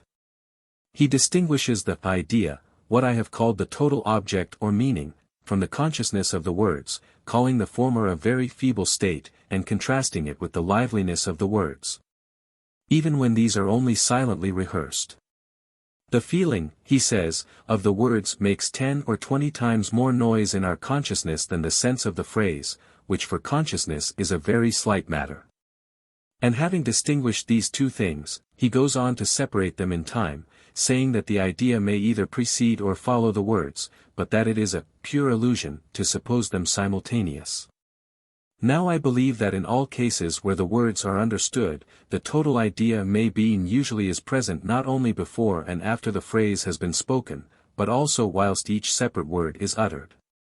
It is the overtone, halo, or fringe of the word, as spoken in that sentence. It is never absent, no word in an understood sentence comes to consciousness as a mere noise. We feel its meaning as it passes. And although our object differs from one moment to another as to its verbal kernel or nucleus, yet it is similar throughout the entire segment of the stream. The same object is known everywhere, now from the point of view, if we may so call it, of this word, now from the point of view of that.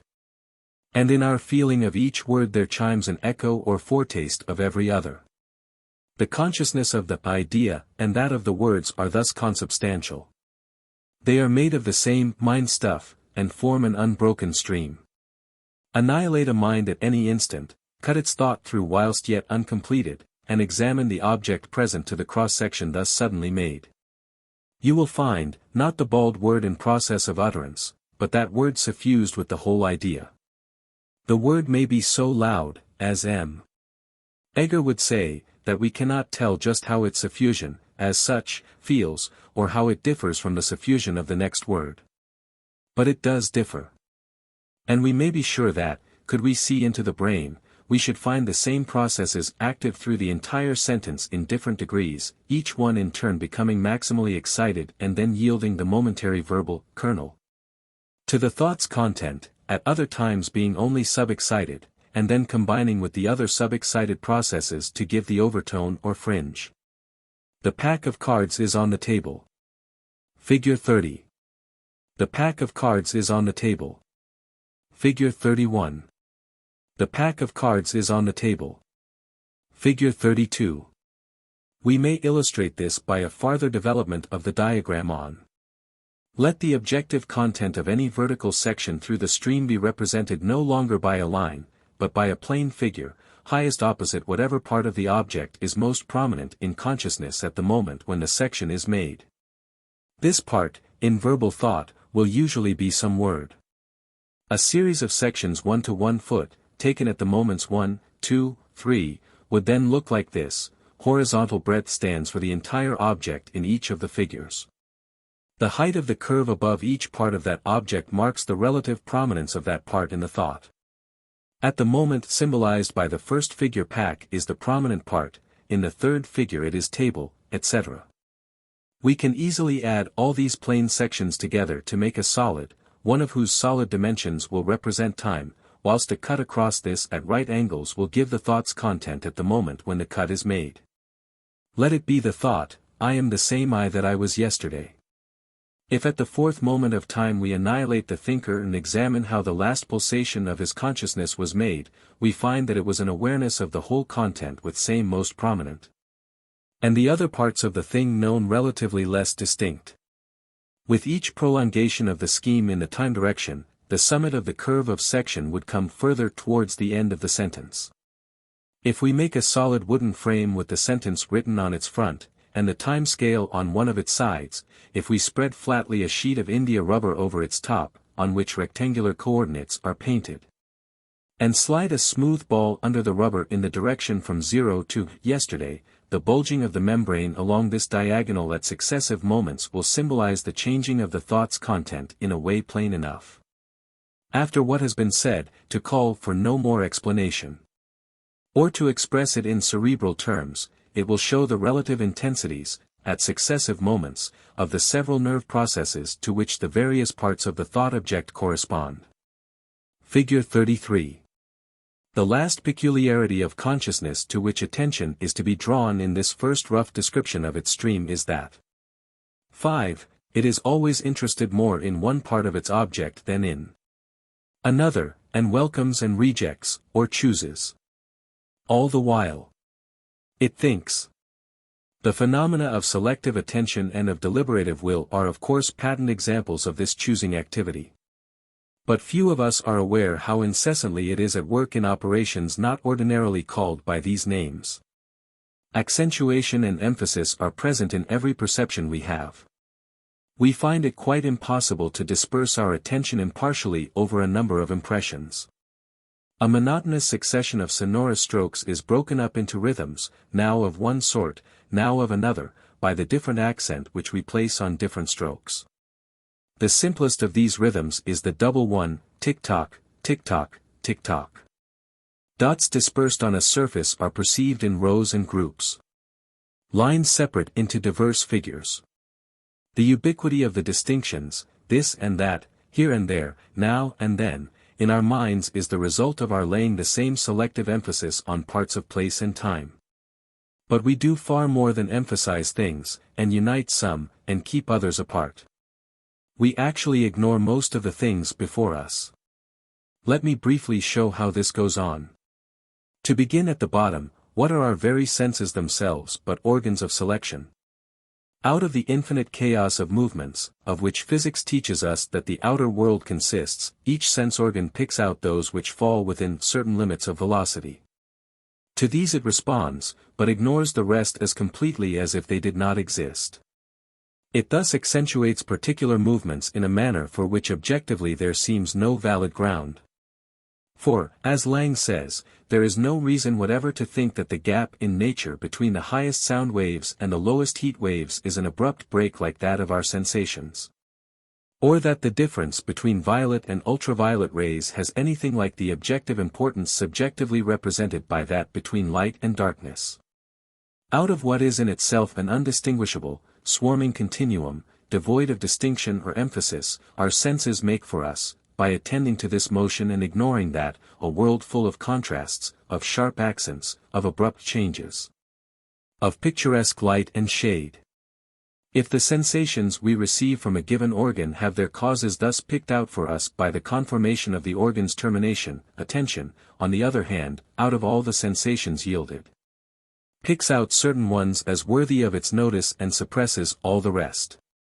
Helmholtz's work on optics is little more than a study of those visual sensations of which common men never become aware: blind spots, muscae volitantes, afterimages, irradiation, chromatic fringes, marginal changes of color, double images, astigmatism, movements of accommodation and convergence, retinal rivalry, and more besides. We do not even know without special training on which of our eyes an image falls. So habitually ignorant are most men of this that one may be blind for years of a single eye and never know the fact. Helmholtz says that we notice only those sensations which are signs to us of things. But what are things? Nothing, as we shall abundantly see, but special groups of sensible qualities, which happen practically or aesthetically to interest us, to which we therefore give substantive names, and which we exalt to this exclusive status of independence and dignity.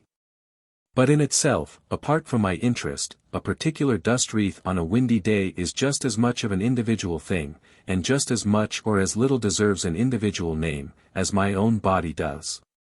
And then, among the sensations we get from each separate thing, what happens? The mind selects again. It chooses certain of the sensations to represent the thing most truly, and considers the rest as its appearances, modified by the conditions of the moment. Thus my tabletop is named square, after but one of an infinite number of retinal sensations which it yields, the rest of them being sensations of two acute and two obtuse angles. But I call the latter perspective views, and the four right angles the true form of the table, and erect the attribute squareness, into the table's essence, for aesthetic reasons of my own. In like manner, the real form of the circle is deemed to be the sensation it gives when the line of vision is perpendicular to its center. All its other sensations are signs of this sensation. The real sound of the cannon is the sensation it makes when the ear is close by. The real color of the brick is the sensation it gives when the eye looks squarely at it from a near point, out of the sunshine and yet not in the gloom. Under other circumstances it gives us other color sensations which are but signs of this. We then see it looks pinker or blacker than it really is. The reader knows no object which he does not represent to himself by preference as in some typical attitude, of some normal size, at some characteristic distance, of some standard tint, etc., etc. But all these essential characteristics, which together form for us the genuine objectivity of the thing and are contrasted with what we call the subjective sensations it may yield us at a given moment, are mere sensations like the latter. The mind chooses to suit itself, and decides what particular sensation shall be held more real and valid than all the rest. Thus perception involves a twofold choice. Out of all present sensations, we notice mainly such as are significant of absent ones, and out of all the absent associates which these suggest, we again pick out a very few to stand for the objective reality par excellence. We could have no more exquisite example of selective industry. That industry goes on to deal with the things thus given in perception.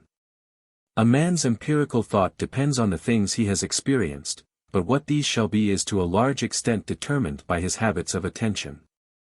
A thing may be present to him 1,000 times, but if he persistently fails to notice it, it cannot be said to enter into his experience.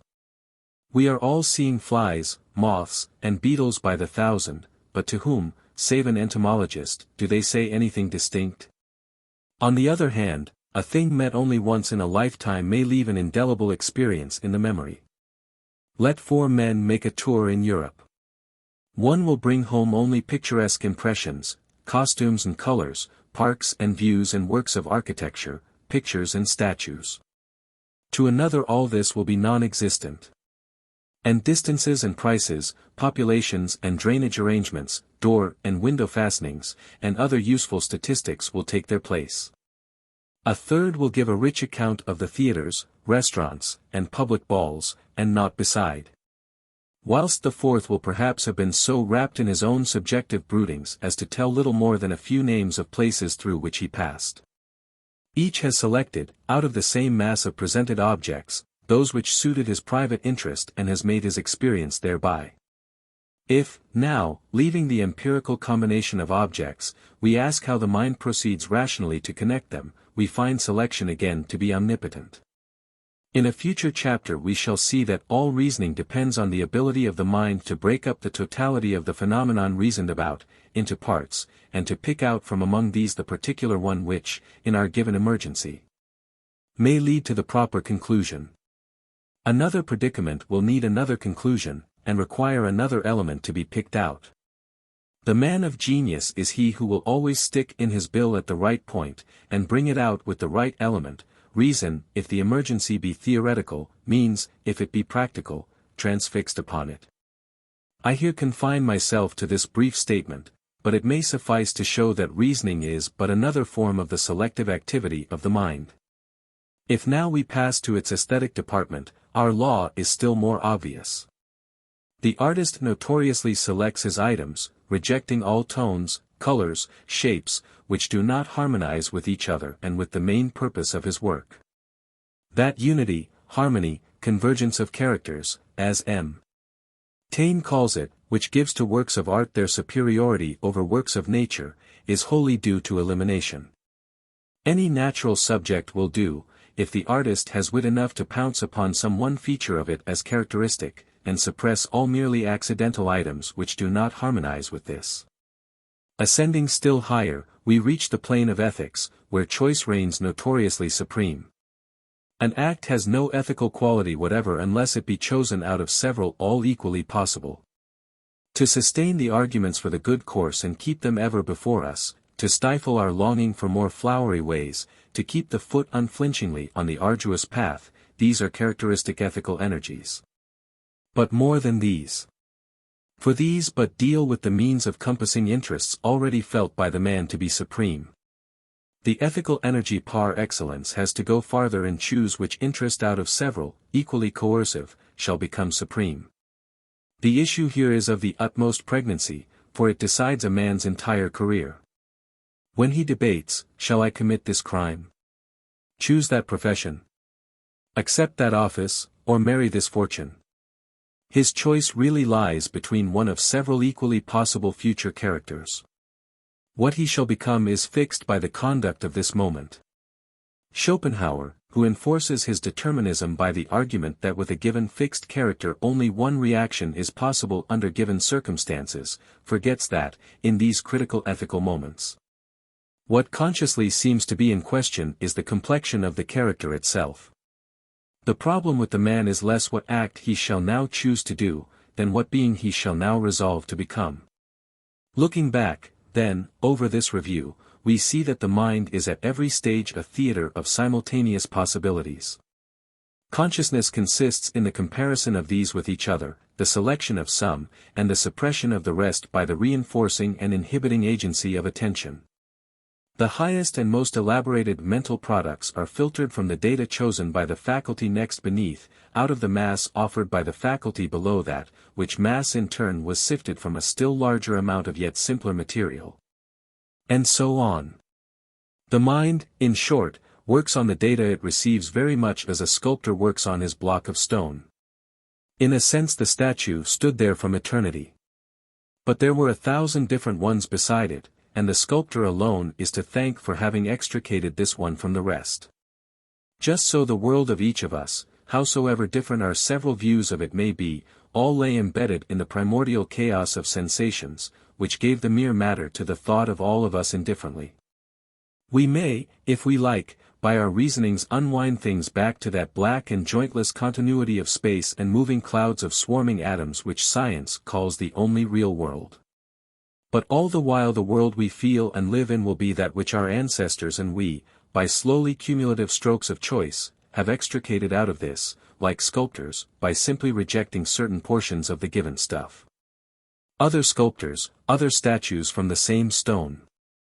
Other minds, other worlds from the same monotonous and inexpressive chaos.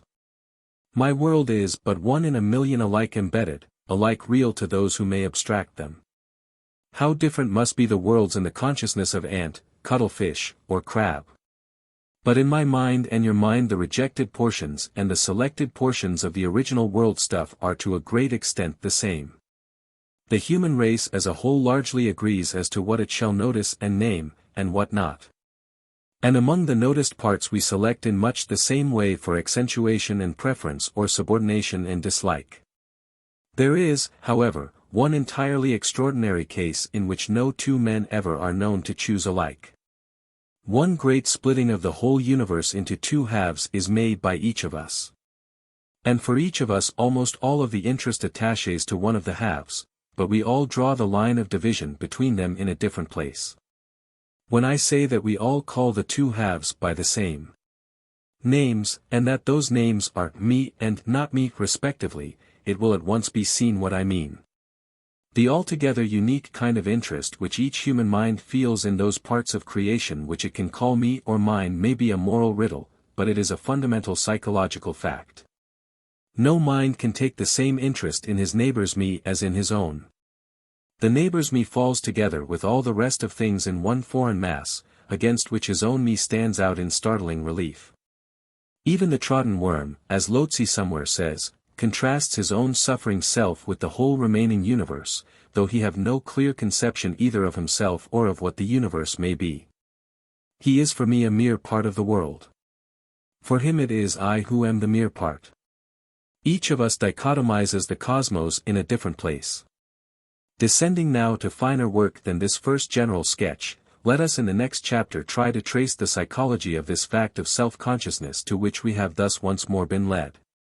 A good deal of this chapter is reprinted from an article on some omissions of introspective psychology, which appeared in Mind for January 1884. B. P. Bown, Metaphysics, page 362. L'automatisme psychologique, page 318. CFA.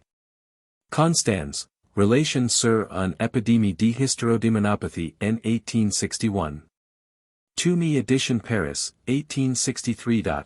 Chiap e Franzolen, L'épidémie d'hystérodémonopathie in Verzegnis. Reggio, 1879. See also J. Kerner's little work, Nachricht von dem Vorkommen de Besessenseins. 1836. For the physiology of this compare the chapter on the will. Locke, Cit. page 316. The Philosophy of Reflection, I. 248, 290. Populärwissenschaftliche Vorträge, Dritts Heft, 1876. Page 72. Fick, in L. Hermann's Hand. D. Physial, B.D. 3. Thi, page 225. It need of course not follow, because a total brain state does not recur, that no point of the brain can ever be twice in the same condition. That would be as improbable a consequence as that in the sea a wave crest should never come twice at the same point of space. What can hardly come twice is an identical combination of waveforms all with their crests and hollows reoccupying identical places. For such a total combination as this is the analogue of the brain state to which our actual consciousness at any moment is due. The accurate registration of the how long is still a little mysterious. C.F. Brentano, Psychology, Volume 1, pp. 219-20. Altogether this chapter of Brentano's on the unity of consciousness is as good as anything with which I am acquainted. Honor to whom honor is due. The most explicit acknowledgment I have anywhere found of all this is in a buried and forgotten paper by the Reverend Jas. Wills, on Accidental Association, in the Transactions of the Royal Irish Academy, Vol. 21, Part 1, 1846. Mr. Wills writes. At every instant of conscious thought there is a certain sum of perceptions, or reflections, or both together, present, and together constituting one whole state of apprehension. Of this some definite portion may be far more distinct than all the rest, and the rest be in consequence proportionally vague, even to the limit of obliteration. But still, within this limit, the most dim shade of perception enters into, and in some infinitesimal degree modifies, the whole existing state. This state will thus be in some way modified by any sensation or emotion, or act of distinct attention, that may give prominence to any part of it. So that the actual result is capable of the utmost variation, according to the person or the occasion.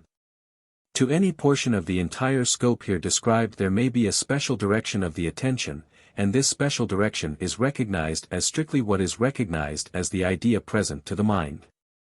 This idea is evidently not commensurate with the entire state of apprehension, and much perplexity has arisen from not observing this fact. However deeply we may suppose the attention to be engaged by any thought, any considerable alteration of the surrounding phenomena would still be perceived. The most abstruse demonstration in this room would not prevent a listener, however absorbed, from noticing the sudden extinction of the lights. Our mental states have always an essential unity, such that each state of apprehension, however variously compounded, is a single whole, of which every component is, therefore, strictly apprehended, so far as it is apprehended, as a part.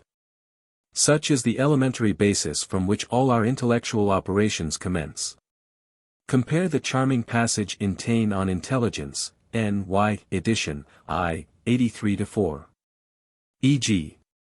The stream of thought is not a continuous current, but a series of distinct ideas, more or less rapid in their succession, the rapidity being measurable by the number that pass through the mind in a given time.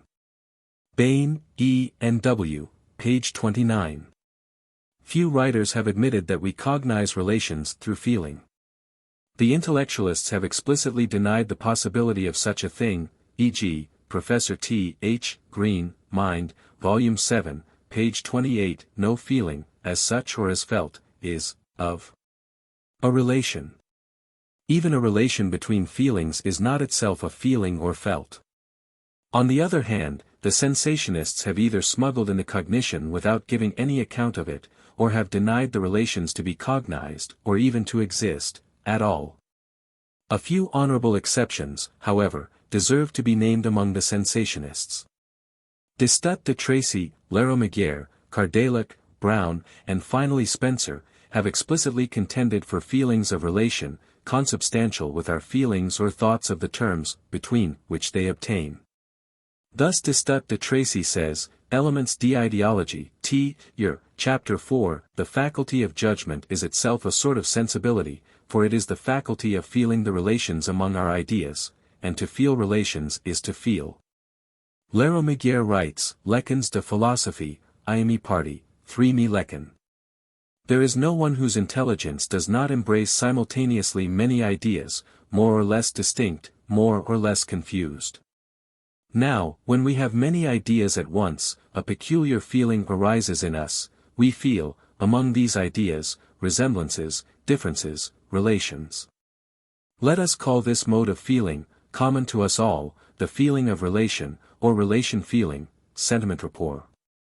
One sees immediately that these relation feelings, resulting from the propinquity of ideas, must be infinitely more numerous than the sensation feelings, sentiment sensations, or the feelings we have of the action of our faculties.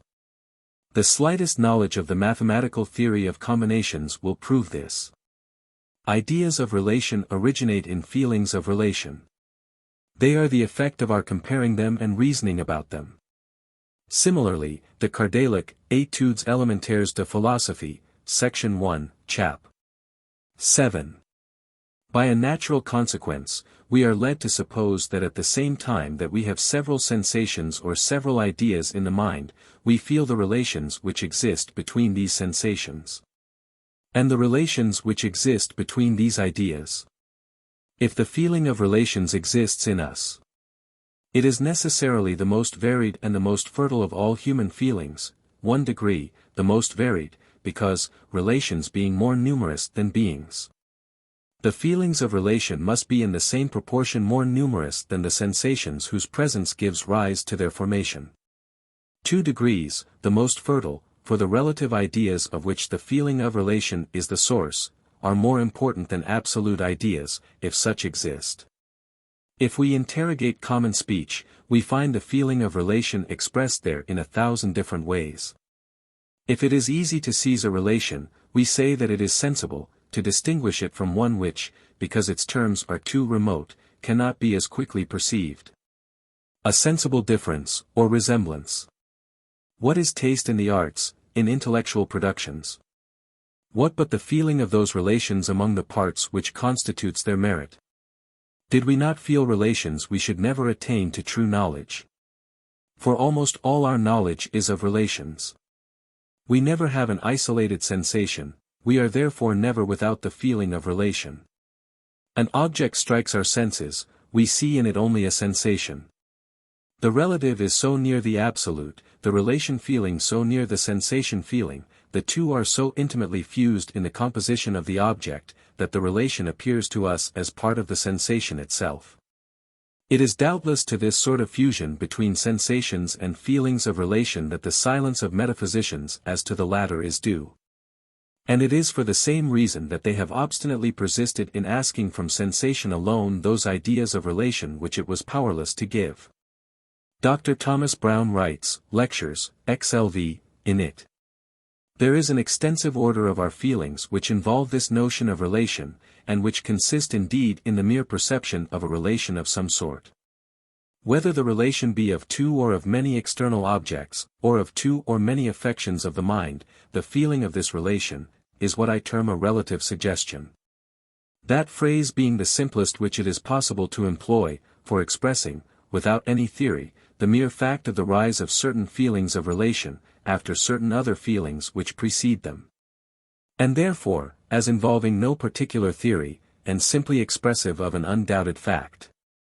That the feelings of relation are states of the mind essentially different from our simple perceptions, or conceptions of the objects.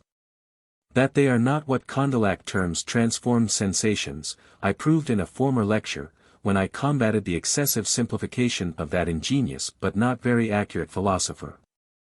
There is an original tendency or susceptibility of the mind, by which, on perceiving together different objects, we are instantly, without the intervention of any other mental process, sensible of their relation in certain respects.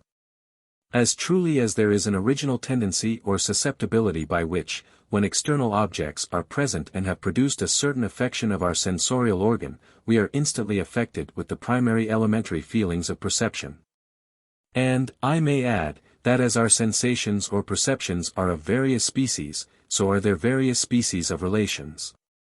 The number of relations, indeed, even of external things, being almost infinite, while the number of perceptions is, necessarily, limited by that of the objects which have the power of producing some affection of our organs of sensation. Without that susceptibility of the mind by which it has the feeling of relation, our consciousness would be as truly limited to a single point, as our body would become, were it possible to fetter it to a single atom. Mr. Spencer is even more explicit.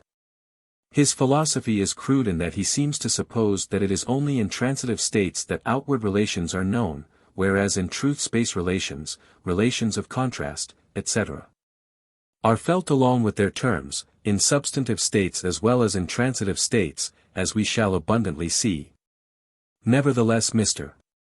Spencer's passage is so clear that it also deserves to be quoted in full. Principles of Psychology, section 65.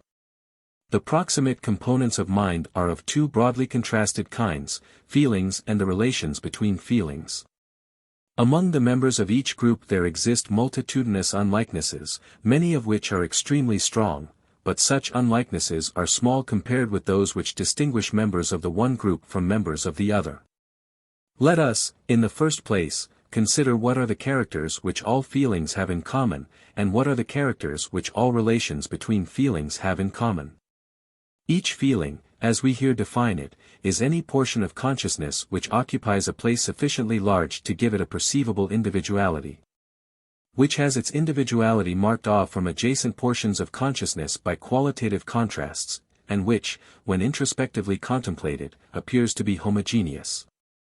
These are the essentials. Obviously if, under introspection, a state of consciousness is decomposable into unlike parts that exist either simultaneously or successively, it is not one feeling but two or more.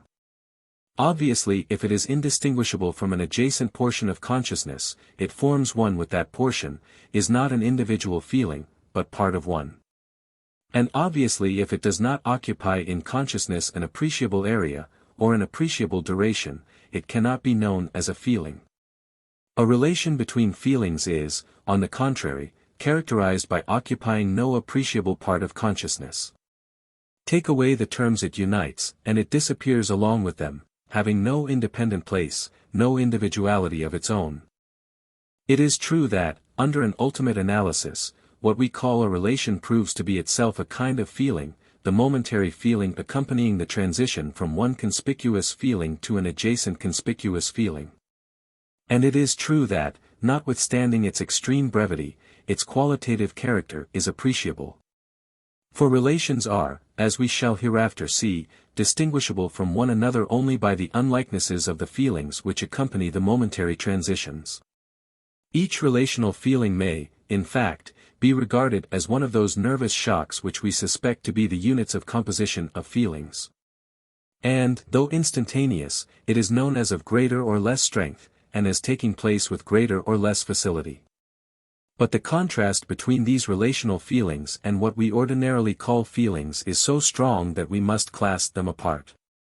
Their extreme brevity, their small variety, and their dependence on the terms they unite, differentiate them in an unmistakable way. Perhaps it will be well to recognize more fully the truth that this distinction cannot be absolute.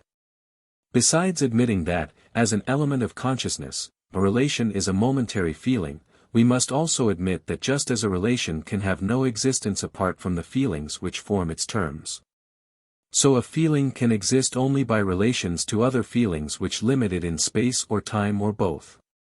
Strictly speaking, Neither a feeling nor a relation is an independent element of consciousness. There is throughout a dependence such that the appreciable areas of consciousness occupied by feelings can no more possess individualities apart from the relations which link them. Then these relations can possess individualities apart from the feelings they link. The essential distinction between the two, then, appears to be that whereas a relational feeling is a portion of consciousness inseparable into parts, a feeling, ordinarily so called, is a portion of consciousness that admits imaginary division into like parts which are related to one another in sequence or coexistence. A feeling proper is either made up of like parts that occupy time, or it is made up of like parts that occupy space, or both. In any case, a feeling proper is an aggregate of related like parts, while a relational feeling is undecomposable. And this is exactly the contrast between the two which must result if, as we have inferred, feelings are composed of units of feelings, or shocks. M. Paulhan, Revue philosophique, XX, 455-6, after speaking of the faint mental images of objects and emotions, says, "We find other vaguer states still, upon which attention seldom rests. Except in persons who by nature or profession are addicted to internal observation. It is even difficult to name them precisely, for they are little known and not classed. But we may cite as an example of them that peculiar impression which we feel when, strongly preoccupied by a certain subject, we nevertheless are engaged with, and have our attention almost completely absorbed by matters quite disconnected therewithal. We do not then exactly think of the object of our preoccupation, we do not represent it in a clear manner, and yet our mind is not as it would be without this preoccupation. Its object, absent from consciousness, is nevertheless represented there by a peculiar unmistakable impression, which often persists long and is a strong feeling, although so obscure for our intelligence. A mental sign of the kind is the unfavorable disposition left in our mind towards an individual by painful incidents erewhile experienced and now perhaps forgotten. The sign remains, but is not understood, its definite meaning is lost." p. 458. Mozart describes thus his manner of composing: first bits and crumbs of the piece come and gradually join together in his mind. Then the soul getting warmed to the work, the thing grows more and more, and I spread it out broader and clearer, and at last it gets almost finished in my head, even when it is a long piece. So that I can see the whole of it at a single glance in my mind, as if it were a beautiful painting or a handsome human being. In which way I do not hear it in my imagination at all as a succession, the way it must come later, but all at once, as it were. If is a rare feast. All the inventing and making goes on in me as in a beautiful strong dream. But the best of all is the hearing of it all at once. Mental Physiology, section 236. Dr. Carpenter's explanation differs materially from that given in the text. Cf. also S. Stricker, Vorlesungen über Alg. U.exp. Pathology, 1879, pp. 462-3, 501, 547, Romanes, Origin of Human Faculty, page 82. It is so hard to make one's self clear that I may advert to a misunderstanding of my views by the late Professor Thos Maguire of Dublin, Lectures on Philosophy, 1885. This author considers that by the fringe I mean some sort of psychic material by which sensations in themselves separate are made to cohere together.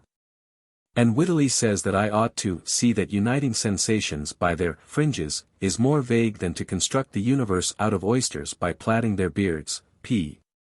211, but the fringe, as I use the word, means nothing like this. It is part of the object cognized, substantive qualities and things appearing to the mind in a fringe of relations.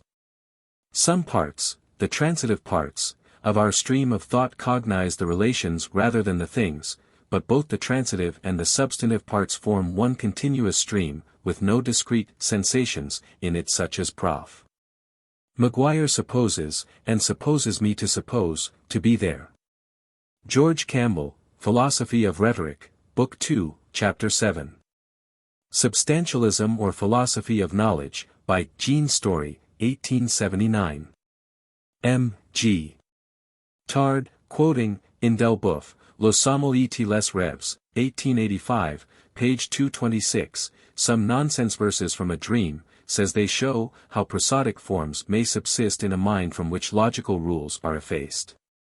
I was able, in dreaming, to preserve the faculty of finding two words which rhymed, to appreciate the rhyme, to fill up the verse as it first presented itself with other words which, added, gave the right number of syllables. And yet I was ignorant of the sense of the words. Thus we have the extraordinary fact that the words called each other up, without calling up their sense. Even when awake, it is more difficult to ascend to the meaning of a word than to pass from one word to another. Or to put it otherwise, it is harder to be a thinker than to be a rhetorician, and on the whole nothing is commoner than trains of words not understood. We think it odd that young children should listen with such rapt attention to the reading of stories expressed in words half of which they do not understand, and of none of which they ask the meaning. But their thinking is in form just what ours is when it is rapid. Both of us make flying leaps over large portions of the sentences uttered, and we give attention only to substantive starting points, turning points, and conclusions here and there. All the rest, substantive and separately intelligible as it may potentially be, actually serves only as so much transitive material. It is internodal consciousness, giving us the sense of continuity, but having no significance apart from its mere gap-filling function.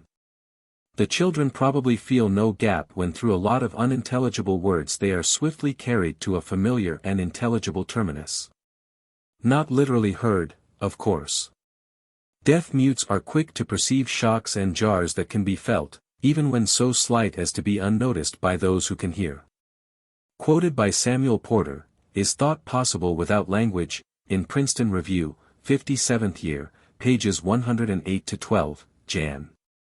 1881. Cf. also W. Ireland, The Blot Upon the Brain, 1886, Paper X, Part 2, G. J. Romanes, Mental Evolution in Man, pages 81-83, and references therein made. Professor Max Muller gives a very complete history of this controversy in pp. 30-64 of his Science of Thought, 1887. His own view is that thought and speech are inseparable. But under speech he includes any conceivable sort of symbolism or even mental imagery, and he makes no allowance for the wordless summary glimpses which we have of systems of relation and direction. Problems of Life and Mind, 3D Series, Problem 4, Chapter 5. Compare also Victor Egger, La Parole Intérieure, Paris, 1881, Chapter 6. If but one person sees an apparition we consider it as private hallucination. If more than one, we begin to think it may be a real external presence. Revue Philosophique, Volume 21, page 671. Quoted from the Therapeutic Gazette by the N.Y. Semi-Weekly Evening Post for November 2, 1886. In half-stunned states self-consciousness may lapse. A friend writes me, we were driving back from, in a wagonette. The door flew open and X, alias Baldy, fell out on the road. We pulled up at once, and then he said, did anybody fall out? Or, who fell out? I don't exactly remember the words. When told that Baldy fell out, he said, did Baldy fall out? Poor Baldy. Kant originated this view. I subjoin a few English statements of it. J. Ferrier, Institutes of Metaphysic, Proposition I, along with whatever any intelligence knows it must, as the ground or condition of its knowledge, have some knowledge of itself. Sir William Hamilton, Discussions, p. 47, we know, and we know that we know, these propositions, logically distinct, are really identical, each implies the other. So true is the scholastic brocard, non sentimus nisi sentiemus nos sentire. H. L. Mansell, Metaphysics, p. 58, whatever variety of materials may exist within reach of my mind, I can become conscious of them only by recognizing them as mine. Relation to the conscious self is thus the permanent and universal feature which every state of consciousness as such must exhibit. T. H. Green, Introduction to Hume, page 12, A Consciousness by the Man. Of himself, in negative relation to the thing that is his object, and this consciousness must be taken to go along with the perceptive act itself. Not less than this indeed can be involved in any act that is to be the beginning of knowledge at all. It is the minimum of possible thought or intelligence. Lectures on the Philosophy of the Human Mind, Lecture 45. Instead of saying to our feeling only, he should have said, to the object only. There can be no difficulty in admitting that association does form the ideas of an indefinite number of individuals into one complex idea, because it is an acknowledged fact. Have we not the idea of an army? And is not that precisely the ideas of an indefinite number of men formed into one idea? Jas. Mill's Analysis of the Human Mind, J. S. Mill's edition, Volume 1, page 264. For their arguments, see above. I know there are readers whom nothing can convince that the thought of a complex object has not as many parts as are discriminated in the object itself. Well, then, let the word parts pass. Only observe that these parts are not the separate ideas of traditional psychology. No one of them can live out of that particular thought, any more than my head can live off of my particular shoulders. In a sense, a soap bubble has parts. It is a sum of juxtaposed spherical triangles. But these triangles are not separate realities, neither are the parts of the thought separate realities. Touch the bubble and the triangles are no more. Dismiss the thought and out go its parts. You can no more make a new thought out of ideas that have once served than you can make a new bubble out of old triangles. Each bubble, each thought, is a fresh organic unity, sui generis. In his work, La Parole Intérieure, Paris, 1881, especially chapters 6 and 7. Page 301. Page 218. To prove this point, M. Egger appeals to the fact that we often hear someone speak whilst our mind is preoccupied, but do not understand him until some moments afterwards, when we suddenly realize what he meant. Also to our digging out the meaning of a sentence in an unfamiliar tongue, where the words are present to us long before the idea is taken in. In these special cases the word does indeed precede the idea. The idea, on the contrary, precedes the word whenever we try to express ourselves with effort, as in a foreign tongue, or in an unusual field of intellectual invention. Both sets of cases, however, are exceptional, and M. Egger would probably himself admit, on reflection, that in the former class there is some sort of a verbal suffusion, however evanescent, of the idea. When it is grasped, we hear the echo of the words as we catch their meaning. And he would probably admit that in the second class of cases the idea persists after the words that came with so much effort are found. In normal cases the simultaneity, as he admits, is obviously there. A good way to get the words and the sense separately is to inwardly articulate word for word the discourse of another. One then finds that the meaning will often come to the mind in pulses, after clauses or sentences are finished. The nearest approach, with which I am acquainted, to the doctrine set forth here is in O. Liebmann zur Analysis der Wirklichkeit, pages 427 to 438. Chapter 10. The Consciousness of Self. Let us begin with the self in its widest acceptation, and follow it up to its most delicate and subtle form, advancing from the study of the empirical, as the Germans call it, to that of the pure ego. The empirical self or me. The empirical self of each of us is all that he is tempted to call by the name of me. But it is clear that between what a man calls me and what he simply calls mine the line is difficult to draw. We feel and act about certain things that are ours very much as we feel and act about ourselves. Our fame, our children, the work of our hands, may be as dear to us as our bodies are, and arouse the same feelings and the same acts of reprisal if attacked. And our bodies themselves, are they simply ours, or are they us? Certainly men have been ready to disown their very bodies and to regard them as mere vestures, or even as prisons of clay from which they should some day be glad to escape. We see then that we are dealing with a fluctuating material.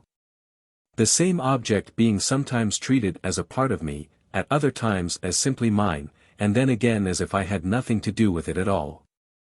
In its widest possible sense, however, a man's self is the sum total of all that he can call his, not only his body and his psychic powers, but his clothes and his house, his wife and children, his ancestors and friends, his reputation and works, his lands and horses, and yacht and bank account. All these things give him the same emotions. If they wax and prosper, he feels triumphant; if they dwindle and die away, he feels cast down, not necessarily in the same degree for each thing, but in much the same way for all. Understanding the self in this widest sense, we may begin by dividing the history of it into three parts, relating respectively to 1. Its constituents. 2. The feelings and emotions they arouse, self-feelings. 3. The actions to which they prompt, self-seeking and self-preservation. 1. The constituents of the self may be divided into two classes, those which make up respectively a. The material self. b. The social self. c. The spiritual self. And d. The pure ego. a. The body is the innermost part of the material self in each of us, and certain parts of the body seem more intimately ours than the rest. The clothes come next. The old saying that the human person is composed of three parts, soul, body and clothes, is more than a joke. We so appropriate our clothes and identify ourselves with them that there are few of us who, if asked to choose between having a beautiful body clad in raiment perpetually shabby and unclean, and having an ugly and blemished form always spotlessly attired, would not hesitate a moment before making a decisive reply. Next, our immediate family is a part of ourselves. Our father and mother, our wife and babes, are bone of our bone and flesh of our flesh. When they die, a part of our very selves is gone. If they do anything wrong, it is our shame. If they are insulted, our anger flashes forth as readily as if we stood in their place. Our home comes next. Its scenes are part of our life, its aspects awaken the tenderest feelings of affection. And we do not easily forgive the stranger who, in visiting it, finds fault with its arrangements or treats it with contempt. All these different things are the objects of instinctive preferences coupled with the most important practical interests of life. We all have a blind impulse to watch over our body, to deck it with clothing of an ornamental sort, to cherish parents, wife and babes, and to find for ourselves a home of our own which we may live in and improve. An equally instinctive impulse drives us to collect property, and the collections thus made become, with different degrees of intimacy, parts of our empirical selves. The parts of our wealth most intimately ours are those which are saturated with our labor. There are few men who would not feel personally annihilated if a lifelong construction of their hands or brains, say an entomological collection or an extensive work in manuscript, were suddenly swept away. The miser feels similarly towards his gold, and although it is true that a part of our depression at the loss of possessions is due to our feeling that we must now go without certain goods that we expected the possessions to bring in their train, yet in every case there remains, over and above this, a sense of the shrinkage of our personality, a partial conversion of ourselves to nothingness, which is a psychological phenomenon by itself. We are all at once assimilated to the tramps and poor devils whom we so despise, and at the same time removed farther than ever away from the happy sons of earth who lord it over land and sea and men in the full-blown lustihood that wealth and power can give, and before whom stiffen ourselves as we will by appealing to anti-snobbish first principles, we cannot escape an emotion, open or sneaking, of respect and dread. b. A man's social self is the recognition which he gets from his mates. We are not only gregarious animals, liking to be in sight of our fellows, but we have an innate propensity to get ourselves noticed, and noticed favorably, by our kind. No more fiendish punishment could be devised, were such a thing physically possible, than that one should be turned loose in society and remain absolutely unnoticed by all the members thereof. If no one turned round when we entered, answered when we spoke, or minded what we did, but if every person we met cut us dead, and acted as if we were non-existing things, a kind of rage and impotent despair would ere long well up in us, from which the cruelest bodily tortures would be a relief. For these would make us feel that, however bad might be our plight, we had not sunk to such a depth as to be unworthy of attention at all. Properly speaking, a man has as many social selves as there are individuals who recognize him and carry an image of him in their mind. To wound any one of these his images is to wound him. But as the individuals who carry the images fall naturally into classes, we may practically say that he has as many different social selves as there are distinct groups of persons about whose opinion he cares. He generally shows a different side of himself to each of these different groups.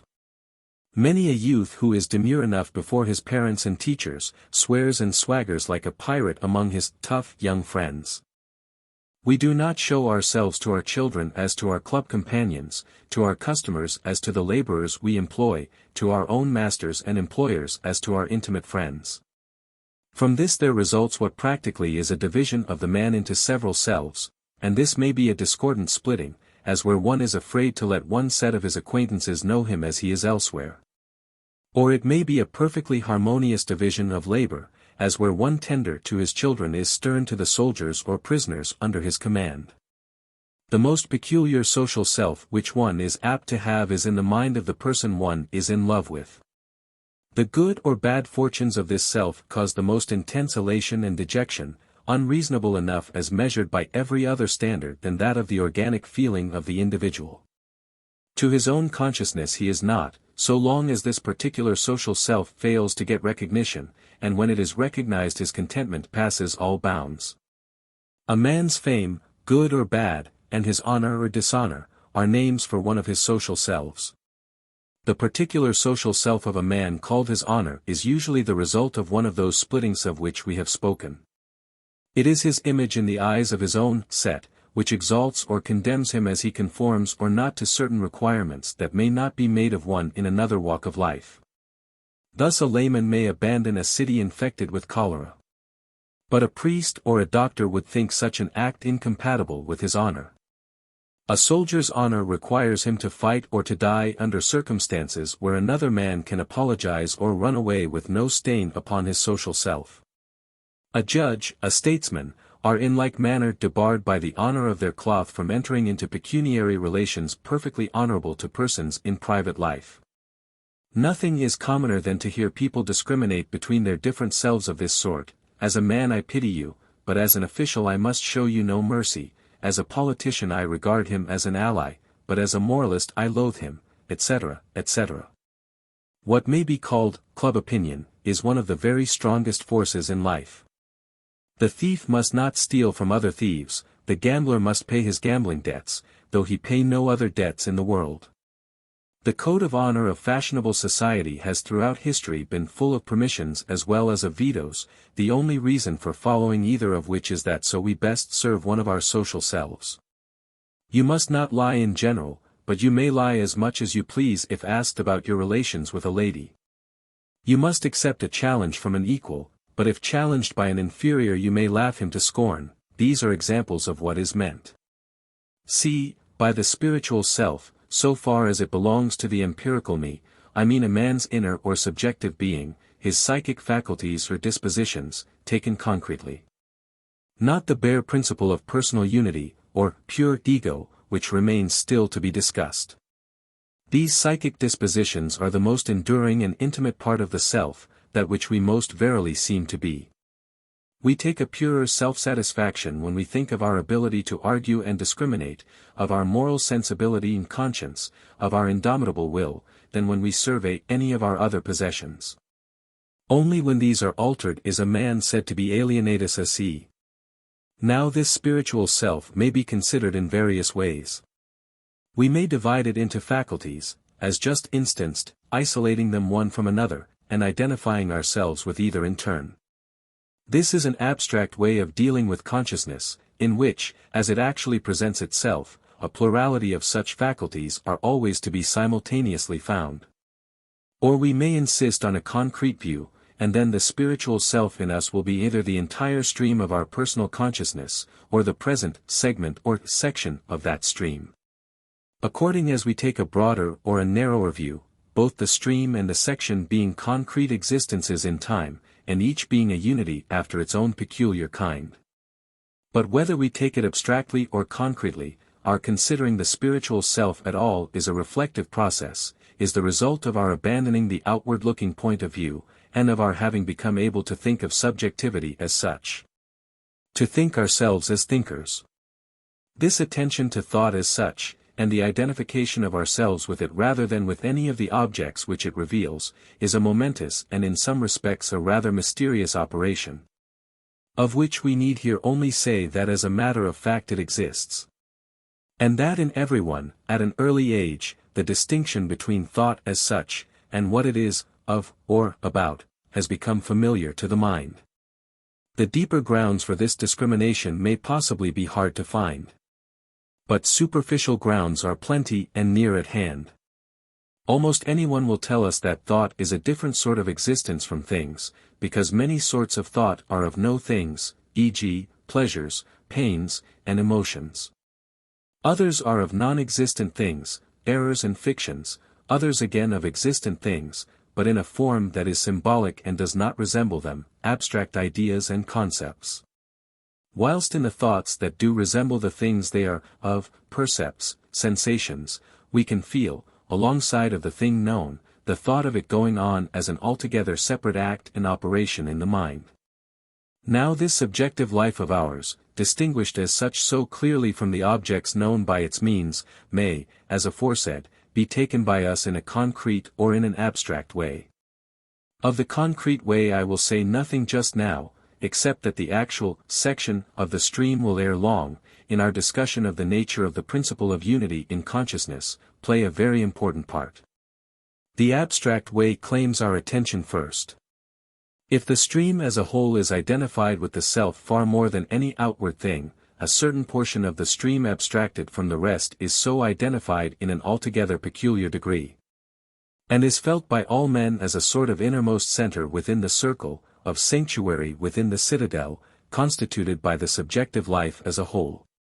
Compared with this element of the stream, the other parts, even of the subjective life, seem transient external possessions, of which each in turn can be disowned, whilst that which disowns them remains. Now, what is this self of all the other selves? Probably all men would describe it in much the same way up to a certain point. They would call it the active element in all consciousness, saying that whatever qualities a man's feelings may possess, or whatever content his thought may include, there is a spiritual something in him which seems to go out to meet these qualities and contents, whilst they seem to come in to be received by it. It is what welcomes or rejects. It presides over the perception of sensations, and by giving or withholding its assent it influences the movements they tend to arouse. It is the home of interest, not the pleasant or the painful, not even pleasure or pain, as such, but that within us to which pleasure and pain, the pleasant and the painful, speak. It is the source of effort and attention, and the place from which appear to emanate the fiats of the will. A physiologist who should reflect upon it in his own person could hardly help, I should think, connecting it more or less vaguely with the process by which ideas or incoming sensations are reflected or pass over into outward acts. Not necessarily that it should be this process or the mere feeling of this process, but that it should be in some close way related to this process. For it plays a part analogous to it in the psychic life, being a sort of junction at which sensory ideas terminate and from which motor ideas proceed, and forming a kind of link between the two. Being more incessantly there than any other single element of the mental life, the other elements end by seeming to accrete round it and to belong to it. It become opposed to them as the permanent is opposed to the changing and inconstant. One may, I think, without fear of being upset by any future Galtonian circulars, believe that all men must single out from the rest of what they call themselves some central principle of which each would recognize the foregoing to be a fair general description, accurate enough, at any rate, to denote what is meant, and keep it unconfused with other things. The moment, however, they came to closer quarters with it, trying to define more accurately its precise nature, we should find opinions beginning to diverge. Some would say that it is a simple active substance, the soul, of which they are thus conscious, others, that it is nothing but a fiction, the imaginary being denoted by the pronoun I. And between these extremes of opinion all sorts of intermediaries would be found. Later we must ourselves discuss them all, and sufficient to that day will be the evil thereof.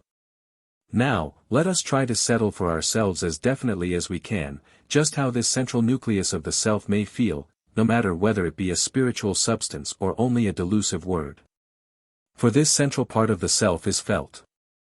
It may be all that transcendentalists say it is, and all that empiricists say it is into the bargain, but it is at any rate no mere ens rationis, cognized only in an intellectual way. And no mere summation of memories or mere sound of a word in our ears. It is something with which we also have direct sensible acquaintance, and which is as fully present at any moment of consciousness in which it is present, as in a whole lifetime of such moments. When, just now, it was called an abstraction, that did not mean that, like some general notion, it could not be presented in a particular experience. It only meant that in the stream of consciousness it never was found all alone. But when it is found, it is felt, just as the body is felt, the feeling of which is also an abstraction, because never is the body felt all alone, but always together with other things. Now can we tell more precisely in what the feeling of this central active self consists, not necessarily as yet what the active self is, as a being or principle, but what we feel when we become aware of its existence? I think I can in my own case.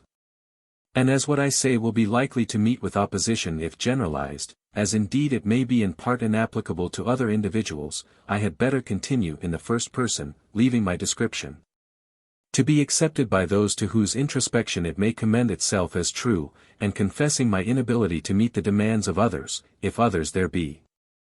First of all, I am aware of a constant play of furtherances and hindrances in my thinking, of checks and releases, tendencies which run with desire, and tendencies which run the other way.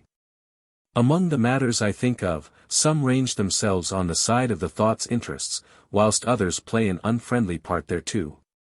The mutual inconsistencies and agreements, reinforcements and obstructions, which obtain amongst these objective matters reverberate backwards and produce what seem to be incessant reactions of my spontaneity upon them, welcoming or opposing, appropriating or disowning, striving with or against, saying yes or no.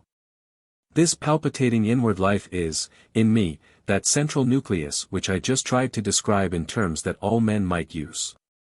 But when I forsake such general descriptions and grapple with particulars, coming to the closest possible quarters with the facts, it is difficult for me to detect in the activity any purely spiritual element at all. Whenever my introspective glance succeeds in turning round quickly enough to catch one of these manifestations of spontaneity in the act, all it can ever feel distinctly is some bodily process, for the most part taking place within the head. Omitting for a moment what is obscure in these introspective results, let me try to state those particulars which to my own consciousness seem indubitable and distinct. In the first place, the acts of attending, assenting, negating, making an effort, are felt as movements of something in the head. In many cases it is possible to describe these movements quite exactly. In attending to either an idea or a sensation belonging to a particular sense sphere, the movement is the adjustment of the sense organ, felt as it occurs. I cannot think in visual terms, for example, without feeling a fluctuating play of pressures, convergences, divergences, and accommodations in my eyeballs. The direction in which the object is conceived to lie determines the character of these movements, the feeling of which becomes, for my consciousness, identified with the manner in which I make myself ready to receive the visible thing. My brain appears to me as if all shot across with lines of direction, of which I have become conscious as my attention has shifted from one sense organ to another, in passing to successive outer things, or in following trains of varying sense ideas. When I try to remember or reflect, the movements in question, instead of being directed towards the periphery, seem to come from the periphery inwards and feel like a sort of withdrawal from the outer world. As far as I can detect, these feelings are due to an actual rolling outwards and upwards of the eyeballs, such as I believe occurs in me in sleep, and is the exact opposite of their action in fixating a physical thing. In reasoning, I find that I am apt to have a kind of vaguely localized diagram in my mind, with the various fractional objects of the thought disposed at particular points thereof. And the oscillations of my attention from one of them to another are most distinctly felt as alternations of direction in movements occurring inside the head. In consenting and negating, and in making a mental effort, the movements seem more complex, and I find them harder to describe. The opening and closing of the glottis play a great part in these operations, and, less distinctly, the movements of the soft palate, etc., shutting off the posterior nares from the mouth. My glottis is like a sensitive valve, intercepting my breath instantaneously at every mental hesitation or felt aversion to the objects of my thought, and as quickly opening, to let the air pass through my throat and nose. The moment the repugnance is overcome, the feeling of the movement of this air is, in me, one strong ingredient of the feeling of assent. The movements of the muscles of the brow and eyelids also respond very sensitively to every fluctuation in the agreeableness or disagreeableness of what comes before my mind. In effort of any sort, contractions of the jaw muscles and of those of respiration are added to those of the brow and glottis, and thus the feeling passes out of the head properly so called. It passes out of the head whenever the welcoming or rejecting of the object is strongly felt. Then a set of feelings pour in from many bodily parts, all expressive of my emotion, and the head feelings proper are swallowed up in this larger mass.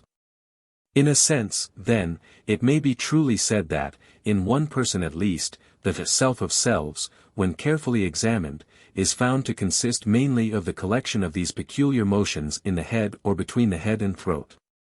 I do not for a moment say that this is all it consists of, for I fully realize how desperately hard is introspection in this field. But I feel quite sure that these cephalic motions are the portions of my innermost activity of which I am most distinctly aware. If the dim portions which I cannot yet define should prove to be like unto these distinct portions in me, and I like other men, it would follow that our entire feeling of spiritual activity, or what commonly passes by that name, is really a feeling of bodily activities whose exact nature is by most men overlooked. Now, without pledging ourselves in any way to adopt this hypothesis, let us dally with it for a while to see to what consequences it might lead if it were true. In the first place, the nuclear part of the self, intermediary between ideas and overt acts, would be a collection of activities physiologically in no essential way different from the overt acts themselves. If we divide all possible physiological acts into adjustments and executions, the nuclear self would be the adjustments collectively considered, and the less intimate, more shifting self, so far as it was active, would be the executions. But both adjustments and executions would obey the reflex type. Both would be the result of sensorial and ideational processes discharging either into each other within the brain, or into muscles and other parts outside. The peculiarity of the adjustments would be that they are minimal reflexes, few in number, incessantly repeated, constant amid great fluctuations in the rest of the mind's content, and entirely unimportant and uninteresting except through their uses in furthering or inhibiting the presence of various things and actions before consciousness. These characters would naturally keep us from introspectively paying much attention to them in detail, whilst they would at the same time make us aware of them as a coherent group of processes. Strongly contrasted with all the other things consciousness contained, even with the other constituents of the self, material, social, or spiritual, as the case might be. They are reactions, and they are primary reactions. Everything arouses them, for objects which have no other effects will for a moment contract the brow and make the glottis close. It is as if all that visited the mind had to stand an entrance examination, and just show its face so as to be either approved or sent back.